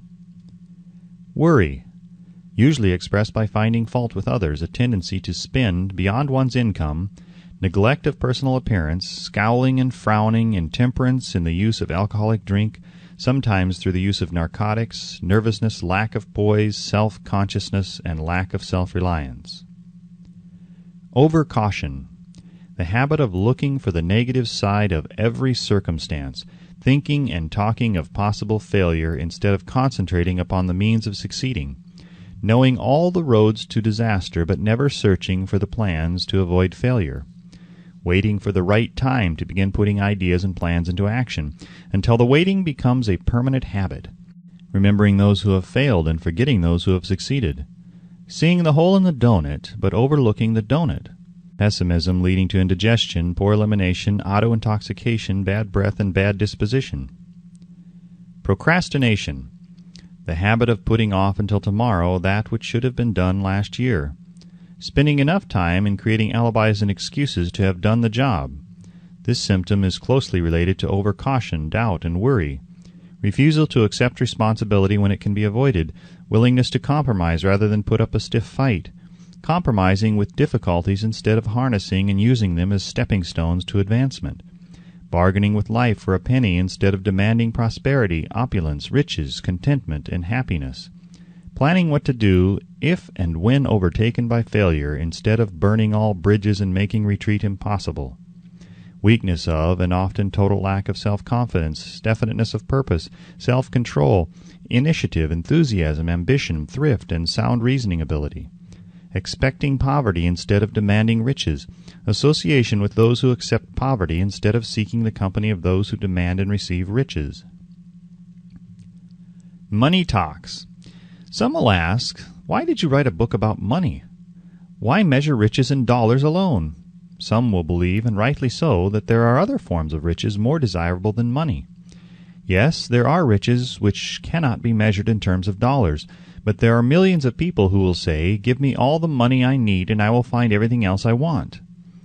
The major reason why I wrote this book on how to get money is the fact that the world has but lately passed through an experience that left millions of men and women paralyzed with the fear of poverty. What this sort of fear does to one was well described by Westbrook Pegler in the New York World Telegram as follows. Money is only clamshells or metal discs or scraps of paper, and there are treasures of the heart and soul which money cannot buy. But most people, being broke, are unable to keep this in mind and sustain their spirits. When a man is down and out and on the street, unable to get any job at all, something happens to his spirit which can be observed in the droop of his shoulders, the set of his hat, his walk, and his gaze. He cannot escape a feeling of inferiority among people with regular employment, even though he knows they are definitely not his equals in character, intelligence, or ability. These people, even his friends, feel, on the other hand, a sense of superiority and regard him, perhaps unconsciously, as a casualty. He may borrow for a time, but not enough to carry on in his accustomed way, and he cannot continue to borrow very long. But borrowing in itself, when a man is borrowing merely to live, is a depressing experience, and the money lacks the power of earned money to revive his spirits. Of course, none of this applies to bums or habitual ne'er-do-wells, but only to men of normal ambitions and self-respect. Women conceal despair. Women in the same predicament must be different. We somehow do not think of women at all in considering the down-and-outers. They are scarce in the bread lines, they rarely are seen begging on the streets, and they are not recognizable in crowds by the same plain signs which identify busted men. Of course, I do not mean the shuffling hags of the city streets or the opposite number of the confirmed male bums. I mean reasonably young, decent, and intelligent women. There must be many of them, but their despair is not apparent. When a man is down and out, he has time on his hands for brooding. He may travel miles to see a man about a job and discover that the job is filled, or that it is one of those jobs with no base pay but only a commission on the sale of some useless knick-knack which nobody would buy except out of pity. Turning that down, he finds himself back on the street with nowhere to go but just anywhere. So he walks and walks. He gazes into store windows at luxuries which are not for him, and feels inferior and gives way to people who stop to look with an active interest. He wanders into the railroad station or puts himself down in the library to ease his legs and soak up a little heat, but that isn't looking for a job, so he gets going again. He may not know it, but his aimlessness would give him away, even if the very lines of his figure did not. He may be well dressed in the clothes left over from the days when he had a steady job, but the clothes cannot disguise the droop. Money makes difference. He sees thousands of other people, bookkeepers or clerks or chemists or wagon hands, busy at their work, and envies them from the bottom of his soul. They have their independence, their self-respect and manhood, and he simply cannot convince himself that he is a good man too, though he argue it out and arrive at a favorable verdict hour after hour. It is just money which makes this difference in him. With a little money he would be himself again. Some employers take the most shocking advantage of people who are down and out. The agencies hang out little colored cards offering miserable wages to busted men. $12 a week, $15 a week, an $18 a week job is a plum, and anyone with a $25 a week to offer does not hang the job in front of an agency on a colored card. I have a want ad clipped from the local newspaper demanding a clerk, a good clean penman, to take telephone orders for a sandwich shop from 11 a.m. to 2 p.m. for $8 a month. Not $8 a week, but $8 a month. The ad says also, state religion. Can you imagine the brutal effrontery of anyone who demands a good clean penman for 11 cents an hour, inquiring into the victim's religion? But that is what busted people are offered. The fear of criticism. Just how man originally came by this fear no one can state definitely, but one thing is certain. He has it in a highly developed form. Some believe that this fear made its appearance about the time that politics became a profession. Others believe it can be traced to the age when women first began to concern themselves with styles in wearing apparel. The author, being neither a humorist nor a prophet, is inclined to attribute the basic fear of criticism to that part of man's inherited nature which prompts him not only to take away his fellow man's goods and wares, but to justify his action by criticism of his fellow man's character. It is a well-known fact that a thief will criticize the man from whom he steals, that politicians seek office not by displaying their own virtues and qualifications, but by attempting to besmirch their opponents. The fear of criticism takes on many forms, the majority of which are petty and trivial. Men obviously fear criticism, but it must not be supposed that women are free from this fear. If any woman claims to be superior to man with reference to this fear, ask her to walk down the street wearing a hat of the vintage of 1890. The astute manufacturers of clothing have not been slow to capitalize this basic fear of criticism, with which all mankind has been cursed. Every season the styles in many articles of wearing apparel change. Who establishes the styles? Certainly not the purchaser of clothing, but the manufacturer. Why does he change styles so often? The answer is obvious. He changes the styles so he can sell more clothes. For the same reason, the manufacturers of automobiles, with a few rare and very sensible exceptions, change styles of models every season. No man wants to drive an automobile which is not of the latest style, although the older model may actually be the better car. We have been describing the manner in which people behave under the influence of fear of criticism, as applied to the small and petty things of life. Let us now examine human behavior when this fear affects people in connection with the more important events of human relationship. Take, for example, practically any person who has reached the age of mental maturity, from 35 to 40 years of age as a general average, and if you could read the secret thoughts of his mind, you would find a very decided disbelief in most of the fables taught by the majority of the dogmatists and theologians of a few decades back. Not often, however, you will find a person who has the courage to openly state his belief on this subject. Most people will, if pressed far enough, tell a lie rather than admit that they do not believe the stories associated with that form of religion which held people in bondage prior to the age of scientific discovery and education. Why does the average person, even in this day of enlightenment, shy away from denying his belief in the fables which were the basis of most of the religions a few decades ago? The answer is because of the fear of criticism. Men and women have been burned at the stake for daring to express disbelief in ghosts. It is no wonder we have inherited a consciousness which makes us fear criticism. The time was, and not so far in the past, when criticism carried severe punishments. It still does in some countries. The fear of criticism robs man of his initiative, destroys his power of imagination, limits his individuality, takes away his self-reliance, and does him damage in 100 other ways. Parents often do their children irreparable injury by criticizing them. The mother of one of my boyhood chums used to punish him with a switch almost daily, always completing the job with the statement, "You'll land in the penitentiary before you are 20. He was sent to a reformatory at the age of 17. Criticism is one form of service of which everyone has too much.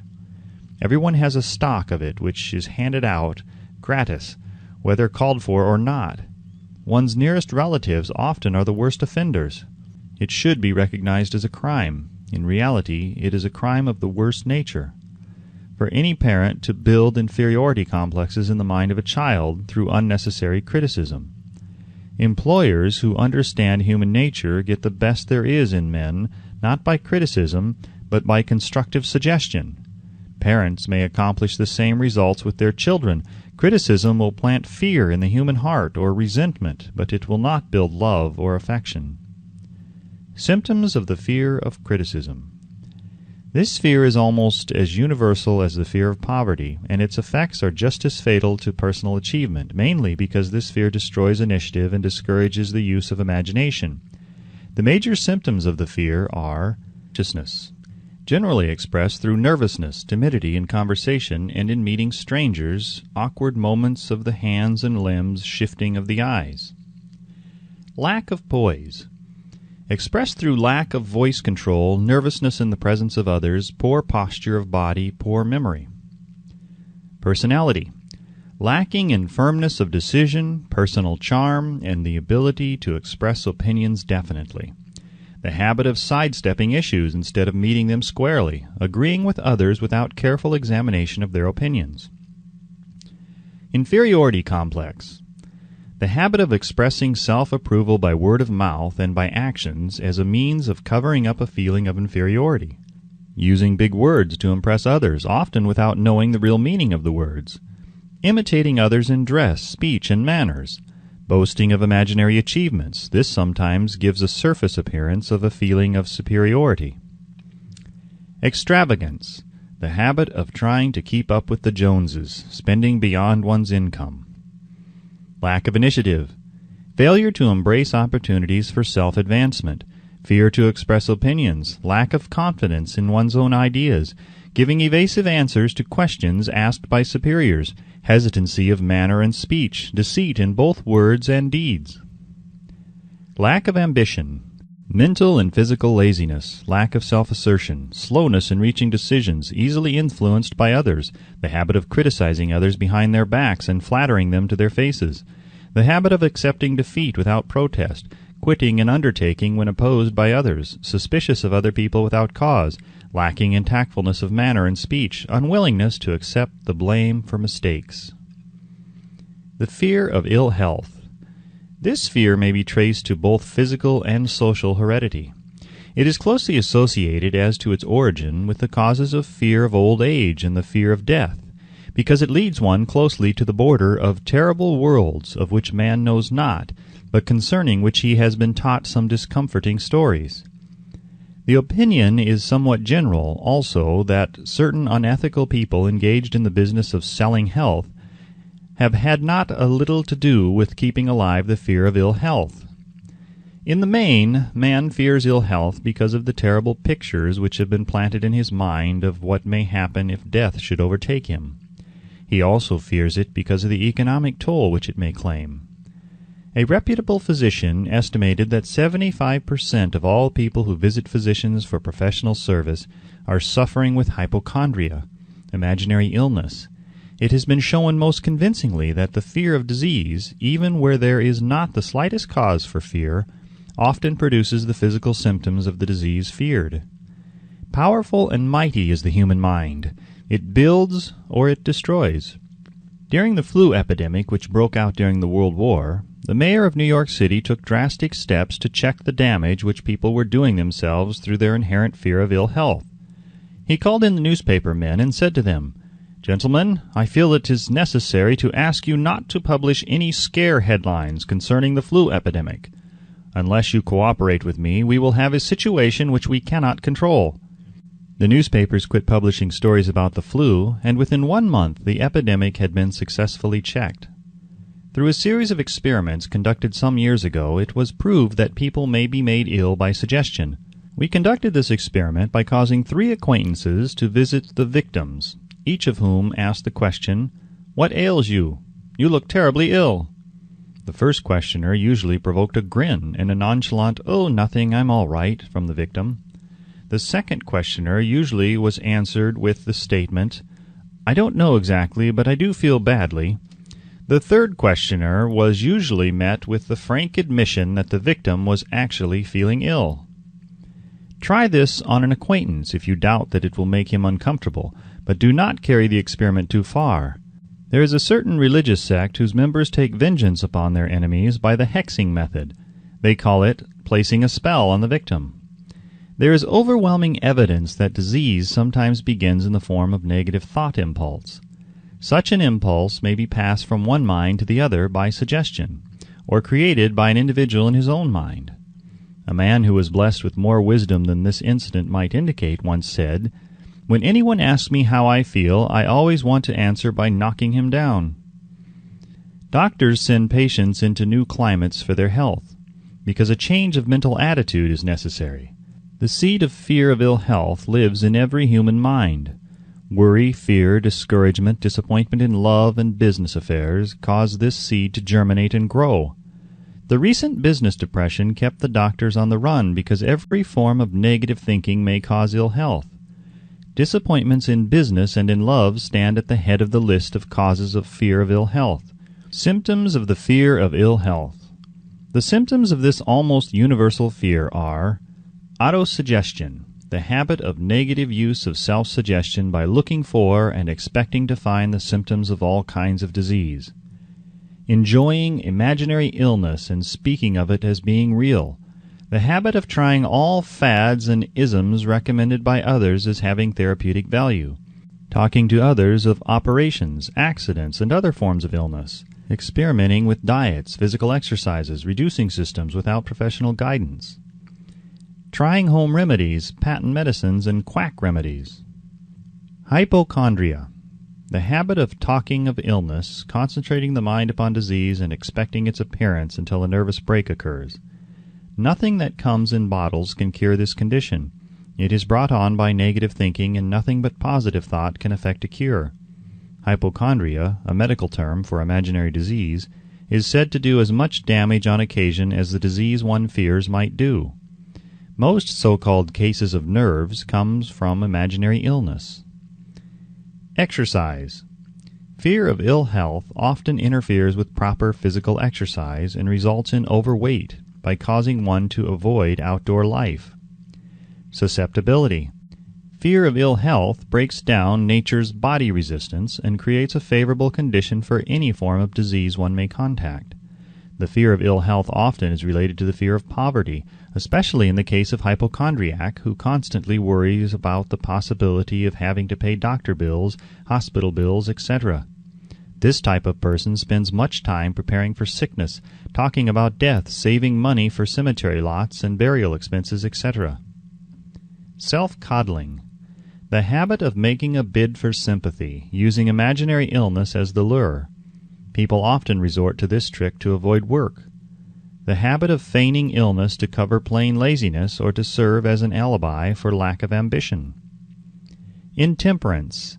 The habit of using alcohol or narcotics to destroy pains such as headaches, neuralgia, etc., instead of eliminating the cause. The habit of reading about illness and worrying over the possibility of being stricken by it. The habit of reading patent medicine advertisements. The fear of loss of love. The original source of this inherent fear needs but little description, because it obviously grew out of man's polygamous habit of stealing his fellow man's mate, and his habit of taking liberties with her wherever he could. Jealousy and other similar forms of dementia praecox grow out of man's inherited fear of the loss of love of someone. This fear is the most painful of all the 6 basic fears. It probably plays more havoc with the body and mind than any of the other basic fears, as it often leads to permanent insanity. The fear of the loss of love probably dates back to the Stone Age, when men stole women by brutal force. They continue to steal females, but their technique has changed. Instead of force, they now use persuasion, the promise of pretty clothes, motor cars, and other bait much more effective than physical force. Man's habits are the same as they were at the dawn of civilization, but he expresses them differently. Careful analysis has shown that women are more susceptible to this fear than men. This fact is easily explained. Women have learned from experience that men are polygamous by nature, that they are not to be trusted in the hands of rivals. Symptoms of the fear of loss of love. The distinguishing symptoms of this fear are jealousy, the habit of being suspicious of friends and loved ones without any reasonable evidence of sufficient grounds. Jealousy is a form of dementia praecox, which sometimes becomes violent without the slightest cause. The habit of accusing wife or husband of infidelity without grounds, general suspicion of everyone, absolute faith in no one. Fault-finding, the habit of finding fault with friends, relatives, business associates, and loved ones upon the slightest provocation or without any cause whatsoever. Gambling, the habit of gambling, stealing, cheating, and otherwise taking hazardous chances to provide money for loved ones, with the belief that love can be bought. The habit of spending beyond one's means or incurring debts to provide gifts for loved ones with the object of making a favorable showing. Insomnia, nervousness, lack of persistence, weakness of will, lack of self-control, lack of self-reliance, bad temper. The fear of old age. In the main, this fear grows out of two sources. First, the thought that old age may bring with it poverty. Secondly, and by far the most common source of origin, from false and cruel teachings of the past which have been too well mixed with fire and brimstone and other bogies cunningly designed to enslave men through fear. In the basic fear of old age, man has two very sound reasons for his apprehension, one growing out of his distrust of his fellow man, who may seize whatever worldly goods he may possess, and the other arising from the terrible pictures of the world beyond, which were planted in his mind through social heredity before he came into full possession of his mind. The possibility of ill health, which is more common as people grow older, is also a contributing cause of this common fear of old age. Eroticism also enters into the cause of the fear of old age, as no man cherishes the thought of diminishing sex attraction. The most common cause of fear of old age is associated with the possibility of poverty. Poorhouse is not a pretty word. It throws a chill into the mind of every person who faces the possibility of having to spend his declining years on a poor farm. Another contributing cause of the fear of old age is the possibility of loss of freedom and independence, as old age may bring with it the loss of both physical and economic freedom.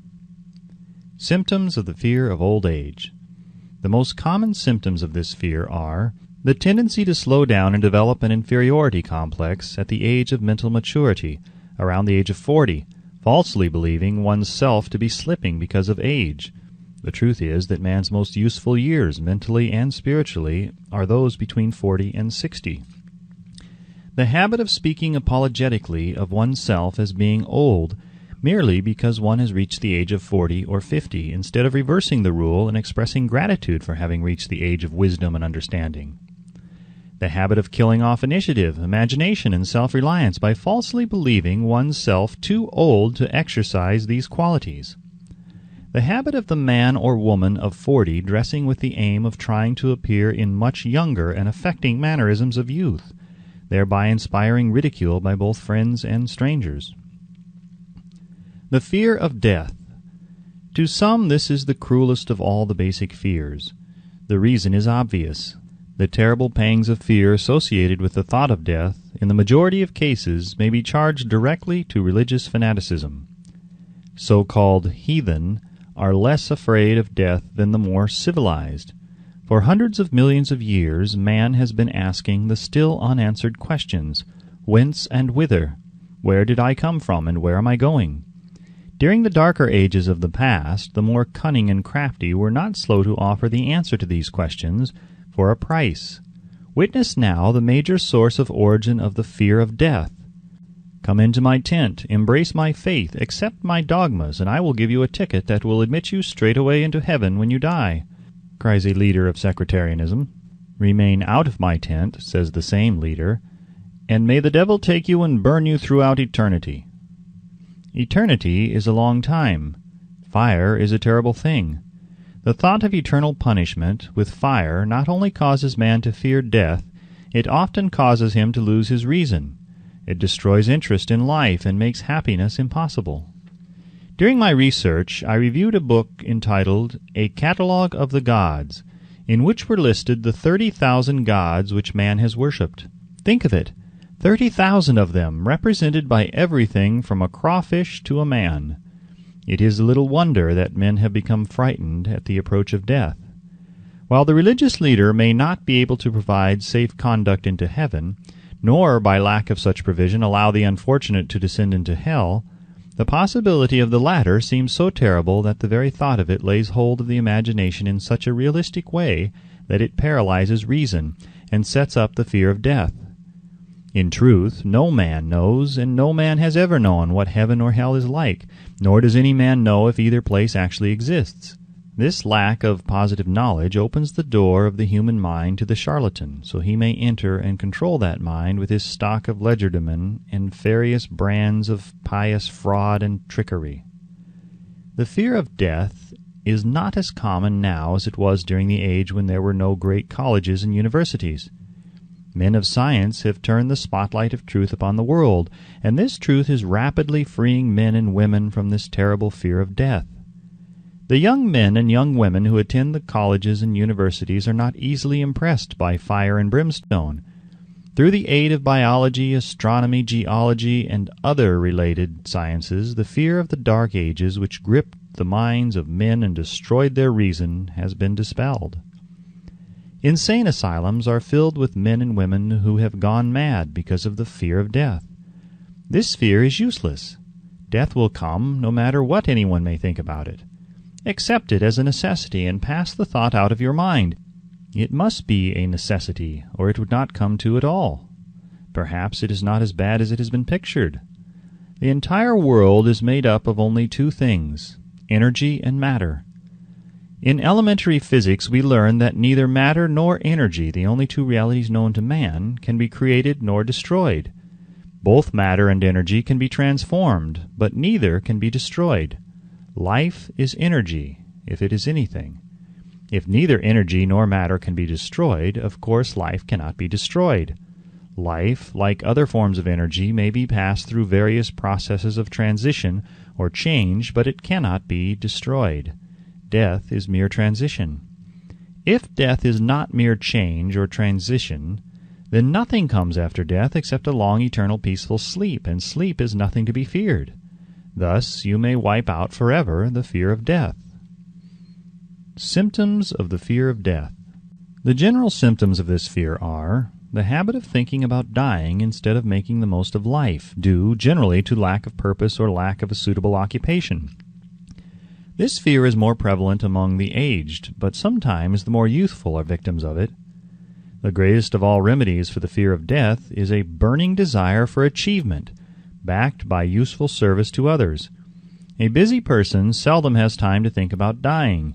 He finds life too thrilling to worry about death. Sometimes the fear of death is closely associated with the fear of poverty, where one's death would leave loved ones poverty-stricken. In other cases, the fear of death is caused by illness and the consequent breaking down of physical body resistance. The commonest causes of the fear of death are ill health, poverty, lack of appropriate occupation, disappointment over love, insanity, and religious fanaticism. Old man worry. Worry is a state of mind based upon fear. It works slowly but persistently. It is insidious and subtle. Step by step it digs itself in until it paralyzes one's reasoning faculty, destroys self-confidence and initiative. Worry is a form of sustained fear caused by indecision, and therefore it is a state of mind which can be controlled. An unsettled mind is helpless. Indecision makes an unsettled mind. Most individuals lack the willpower to reach decisions promptly and to stand by them after they have been made, even during normal business conditions. During periods of economic unrest, such as the world recently experienced, the individual is handicapped not alone by his inherent nature to be slow at reaching decisions, but he is influenced by the indecision of others around him who have created a state of mass indecision. During the Depression, the whole atmosphere all over the world was filled with pharynxa and worryitis, the two mental disease germs which began to spread themselves after the Wall Street frenzy in 1929. There is only one known antidote for these germs. It is the habit of prompt and firm decision. Moreover, it is an antidote which every individual must apply for himself. We do not worry over conditions once we have reached a decision to follow a definite line of action. I once interviewed a man who was to be electrocuted 2 hours later. The condemned man was the calmest of some 8 men who were in the death cell with him. His calmness prompted me to ask him how it felt to know that he was going into eternity in a short while. With a smile of confidence on his face, he said, "It feels fine. Just think, brother, my troubles will soon be over. I have had nothing but trouble all my life. It has been a hardship to get food and clothing. Soon I will not need these things. I have felt fine ever since I learned for certain that I must die. I made up my mind then to accept my fate in good spirit."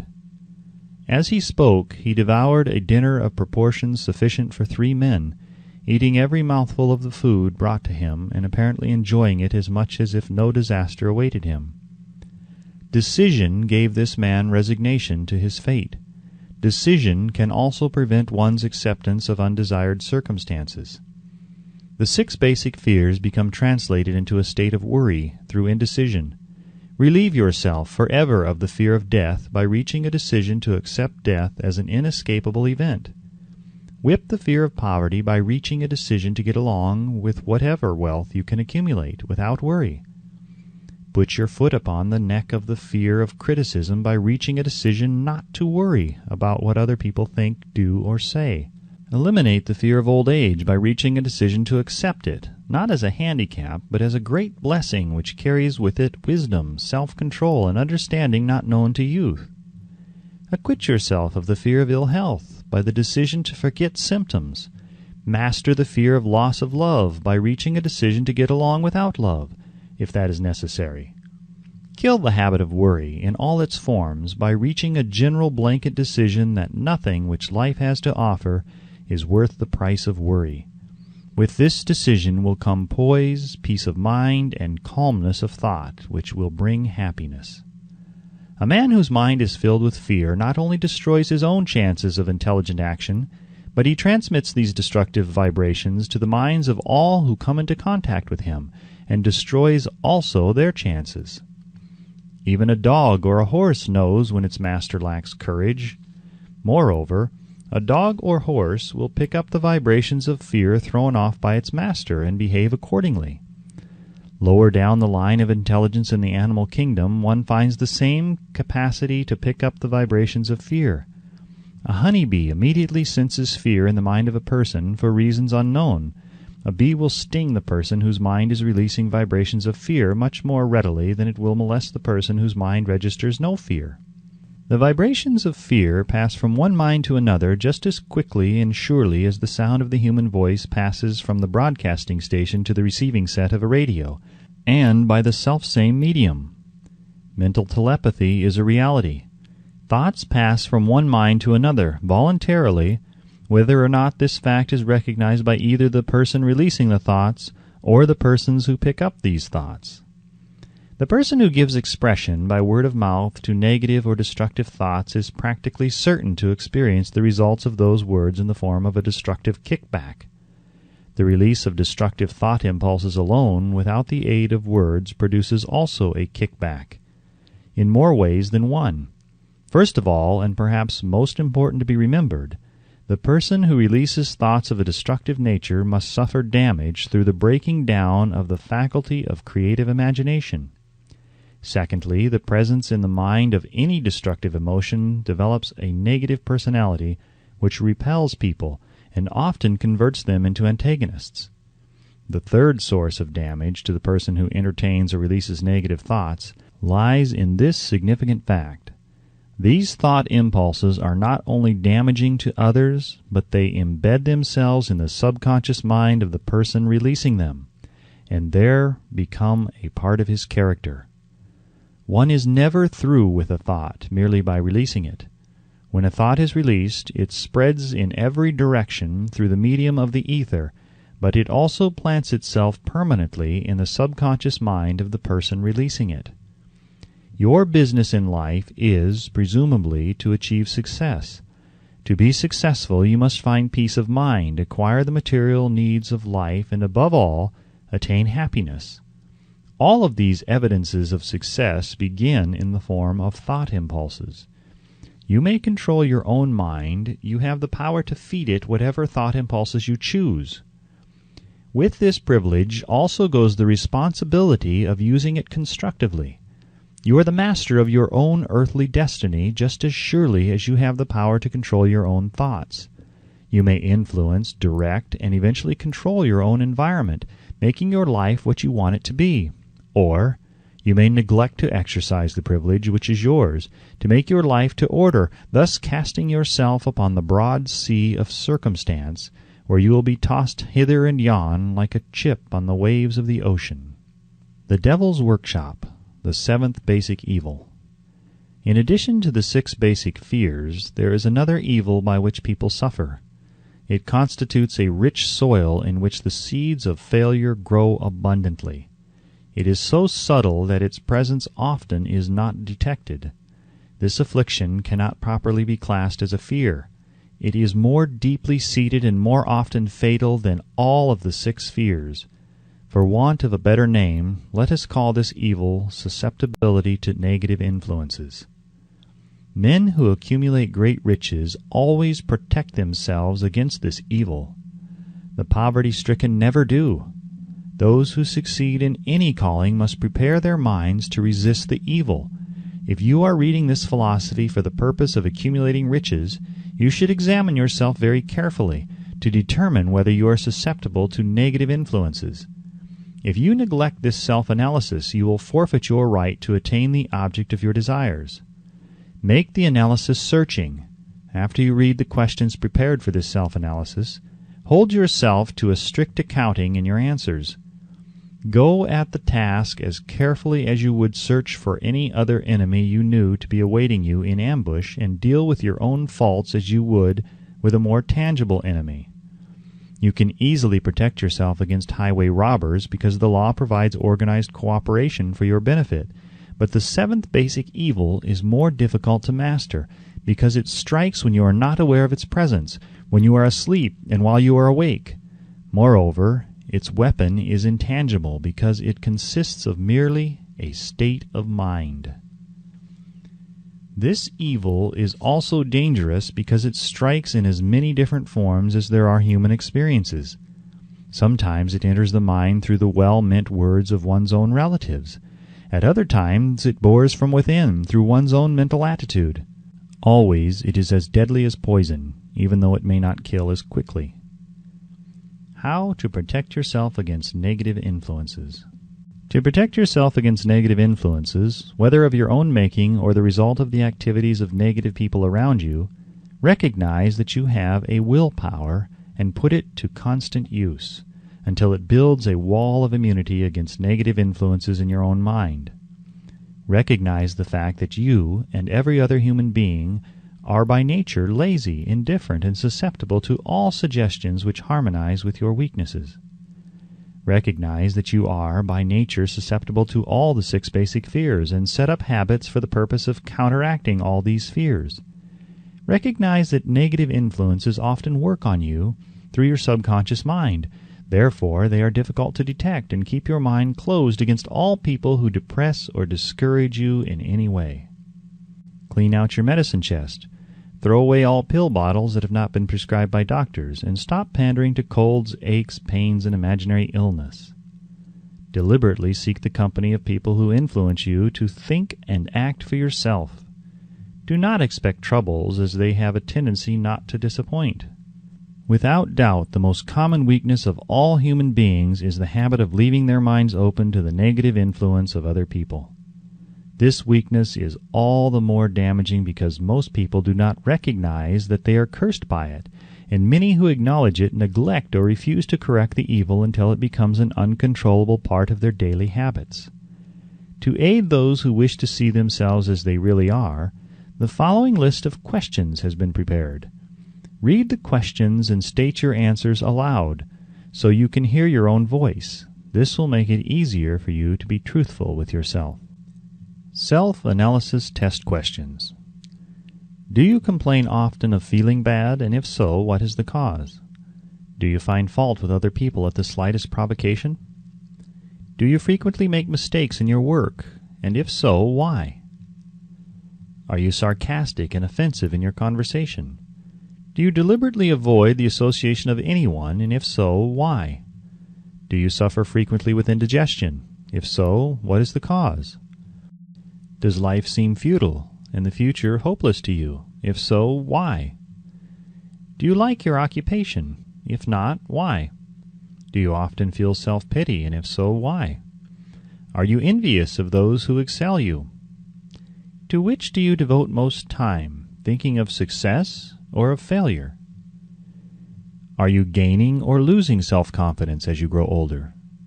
Do you learn something of value from all mistakes?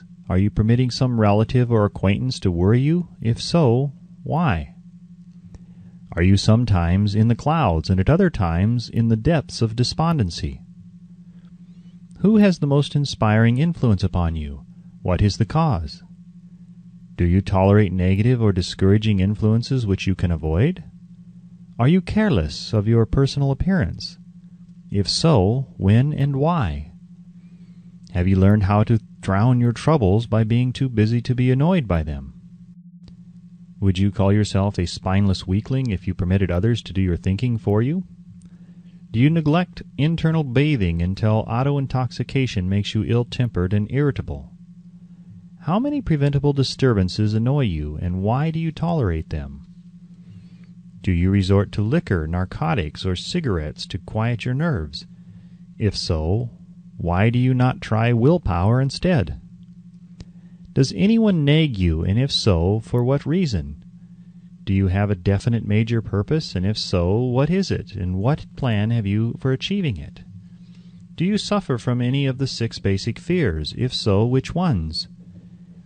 Have you a method by which you can shield yourself against the negative influences of others? Do you make deliberate use of autosuggestion to make your mind positive? Which do you value most, your material possessions or your privilege of controlling your own thoughts? Are you easily influenced by others against your own judgment? Has today added anything of value to your stock of knowledge or state of mind? Do you face squarely the circumstances which make you unhappy or sidestep the responsibility? Do you analyze all mistakes and failures and try to profit by them, or do you take the attitude that this is not your duty? Can you name 3 of your most damaging weaknesses? What are you doing to correct them? Do you encourage other people to bring their worries to you for sympathy? Do you choose from your daily experiences lessons or influences which aid in your personal advancement? Does your presence have a negative influence on other people as a rule? What habits of other people annoy you most? Do you form your own opinions or permit yourself to be influenced by other people? Have you learned how to create a mental state of mind with which you can shield yourself against all discouraging influences? Does your occupation inspire you with faith and hope? Are you conscious of possessing spiritual forces of sufficient power to enable you to keep your mind free from all forms of fear? Does your religion help you to keep your own mind positive? Do you feel it is your duty to share other people's worries? If so, why? If you believe that birds of a feather flock together, what have you learned about yourself by studying the friends whom you attract? What connection, if any, do you see between the people with whom you associate most closely and any unhappiness you may experience? Could it be possible that some person whom you consider to be a friend is, in reality, your worst enemy because of his negative influence on your mind? By what rules do you judge who is helpful and who is damaging to you? Are your intimate associates mentally superior or inferior to you? How much time out of every 24 hours do you devote to A. your occupation, B. sleep, C. play and relaxation, D. acquiring useful knowledge, E. plain waste? Who among your acquaintances A. encourages you the most, B. cautions you most, C. discourages you most, D. helps you most in other ways? What is your greatest worry? Why do you tolerate it? When others offer you free, unsolicited advice, do you accept it without question or analyze their motive? What, above all else, do you most desire? Do you intend to acquire it? Are you willing to subordinate all other desires for this one? How much time daily do you devote to acquiring it? Do you change your mind often? If so, why? Do you usually finish everything you begin? Are you easily impressed by other people's business or professional titles, college degrees, or wealth? Are you easily influenced by what other people think or say of you? Do you cater to people because of their social or financial status? Whom do you believe to be the greatest person living? In what respect is this person superior to yourself? How much time have you devoted to studying and answering these questions? At least one day is necessary for the analysis and the answering of the entire list. If you have answered all these questions truthfully, you know more about yourself than the majority of people. Study the questions carefully, come back to them once each week for several months, and be astounded at the amount of additional knowledge of great value to yourself you will have gained by the simple method of answering the questions truthfully. If you are not certain concerning the answers to some of the questions, seek the counsel of those you know well, especially those who have no motive in flattering you, and see yourself through their eyes. The experience will be astonishing. You have absolute control over but one thing, and that is your thoughts. This is the most significant and inspiring of all facts known to man. It reflects man's divine nature. This divine prerogative is the sole means by which you may control your own destiny. If you fail to control your own mind, you may be sure you will control nothing else. If you must be careless with your possessions, let it be in connection with material things. Your mind is your spiritual estate. Protect and use it with the care to which divine royalty is entitled. You were given a willpower for this purpose. Unfortunately, there is no legal protection against those who, either by design or ignorance, poison the minds of others by negative suggestion. This form of destruction should be punishable by heavy legal penalties, because it may and often does destroy one's chances of acquiring material things which are protected by law. Men with negative minds tried to convince Thomas A. Edison that he could not build a machine that would record and reproduce the human voice, because, they said, no one else had ever produced such a machine. Edison did not believe them.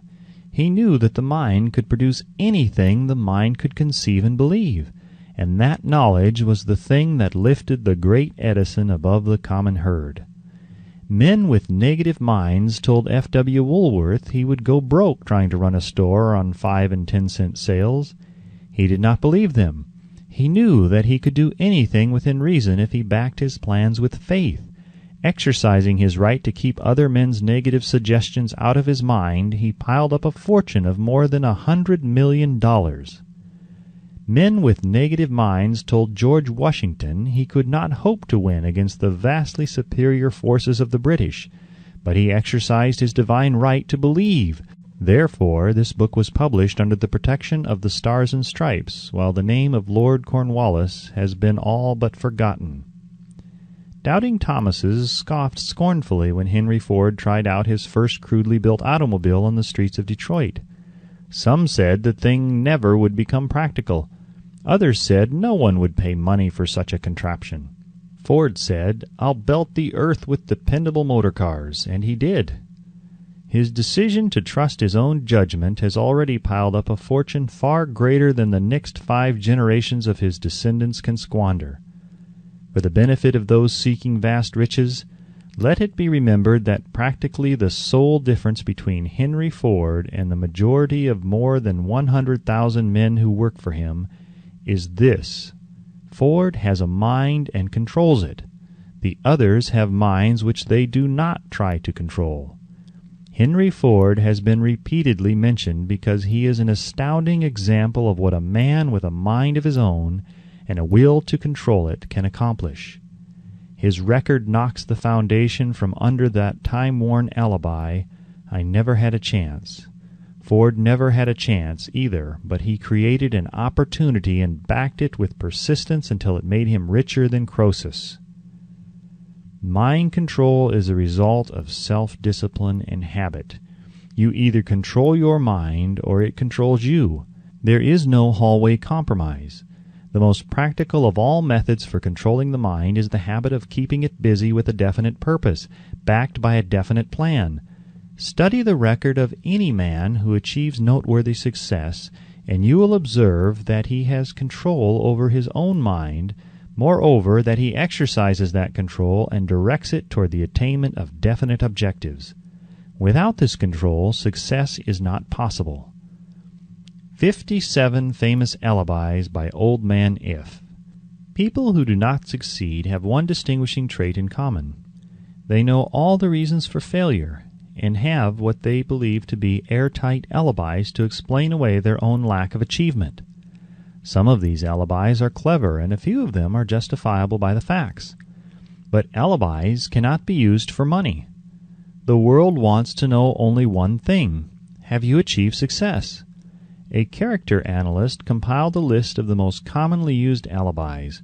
As you read the list, examine yourself carefully and determine how many of these alibis, if any, are your own property. Remember, too, the philosophy presented in this book makes every one of these alibis obsolete. If I didn't have a wife and family, if I had enough pull, if I had money, if I had a good education, if I could get a job, if I had good health, if only I had time, if times were better, if other people understood me, if conditions around me were only different, if I could live my life over again, if I did not fear what they would say, if I had been given a chance, if I now had a chance, if other people didn't have it in for me, if nothing happens to stop me, if I were only younger, if I could only do what I want, if I had been born rich, if I could meet the right people, if I had the talent that some people have, if I dared assert myself, if I only had embraced past opportunities, if people didn't get on my nerves, if I didn't have to keep house and look after the children, if I could save money, if the boss only appreciated me, if I only had somebody to help me, if my family understood me, if I lived in a big city, if I could just get started, if I were only free, if I had the personality of some people, if I were not so fat, if my talents were known, if I could just get a break, if I could only get out of debt, if I hadn't failed, if I only knew how, if everybody didn't oppose me, if I didn't have so many worries, if I could marry the right person, if people weren't so dumb, if my family were not so extravagant, if I were sure of myself, if luck were not against me, if I had not been born under the wrong star, if it were not true that what is to be will be, if I did not have to work so hard, if I hadn't lost my money, if I lived in a different neighborhood, if I didn't have a past, if I only had a business of my own, if other people would only listen to me, if, and this is the greatest of all of them, I had the courage to see myself as I really am, I would find out what is wrong with me and correct it. Then I might have a chance to profit by my mistakes and learn something from the experience of others. For I know that there is something wrong with me, or I would now be where I would have been if I had spent more time analyzing my weaknesses and less time building alibis to cover them. Building alibis with which to explain away failure is a national pastime. The habit is as old as the human race and is fatal to success. Why do people cling to their pet alibis? The answer is obvious. They defend their alibis because they create them. A man's alibi is the child of his own imagination. It is human nature to defend one's own brainchild. Building alibis is a deeply rooted habit. Habits are difficult to break, especially when they provide justification for something we do. Plato had this truth in mind when he said, "The first and best victory is to conquer self. To be conquered by self is, of all things, the most shameful and vile. Another philosopher had the same thought in mind when he said, "It was a great surprise to me when I discovered that most of the ugliness I saw in others was but a reflection of my own nature." "It has always been a mystery to me," said Elbert Hubbard, "why people spend so much time deliberately fooling themselves by creating alibis to cover their weaknesses. If used differently, this same time would be sufficient to cure the weakness, and then no alibis would be needed. In parting, I would remind you that life is a checkerboard, and the player opposite you is time. If you hesitate before moving or neglect to move promptly, your men will be wiped off the board by time. You are playing against a partner who will not tolerate indecision. Previously, you may have had a logical excuse for not having forced life to come through with whatever you asked, but that alibi is now obsolete, because you are in possession of the master key that unlocks the door of life's bountiful riches. The master key is intangible, but it is powerful. It is the privilege of creating in your own mind a burning desire for a definite form of riches. There is no penalty for the use of the key, but there is a price you must pay if you do not use it. The price is failure. There is a reward of stupendous proportions if you put the key to use. It is the satisfaction that comes to all who conquer self and force life to pay whatever is asked. The reward is worthy of your effort. Will you make the start and be convinced? "If we are related," said the immortal Emerson, "we shall meet." In closing, may I borrow this thought and say, if we are related, we have, through these pages, met. The end.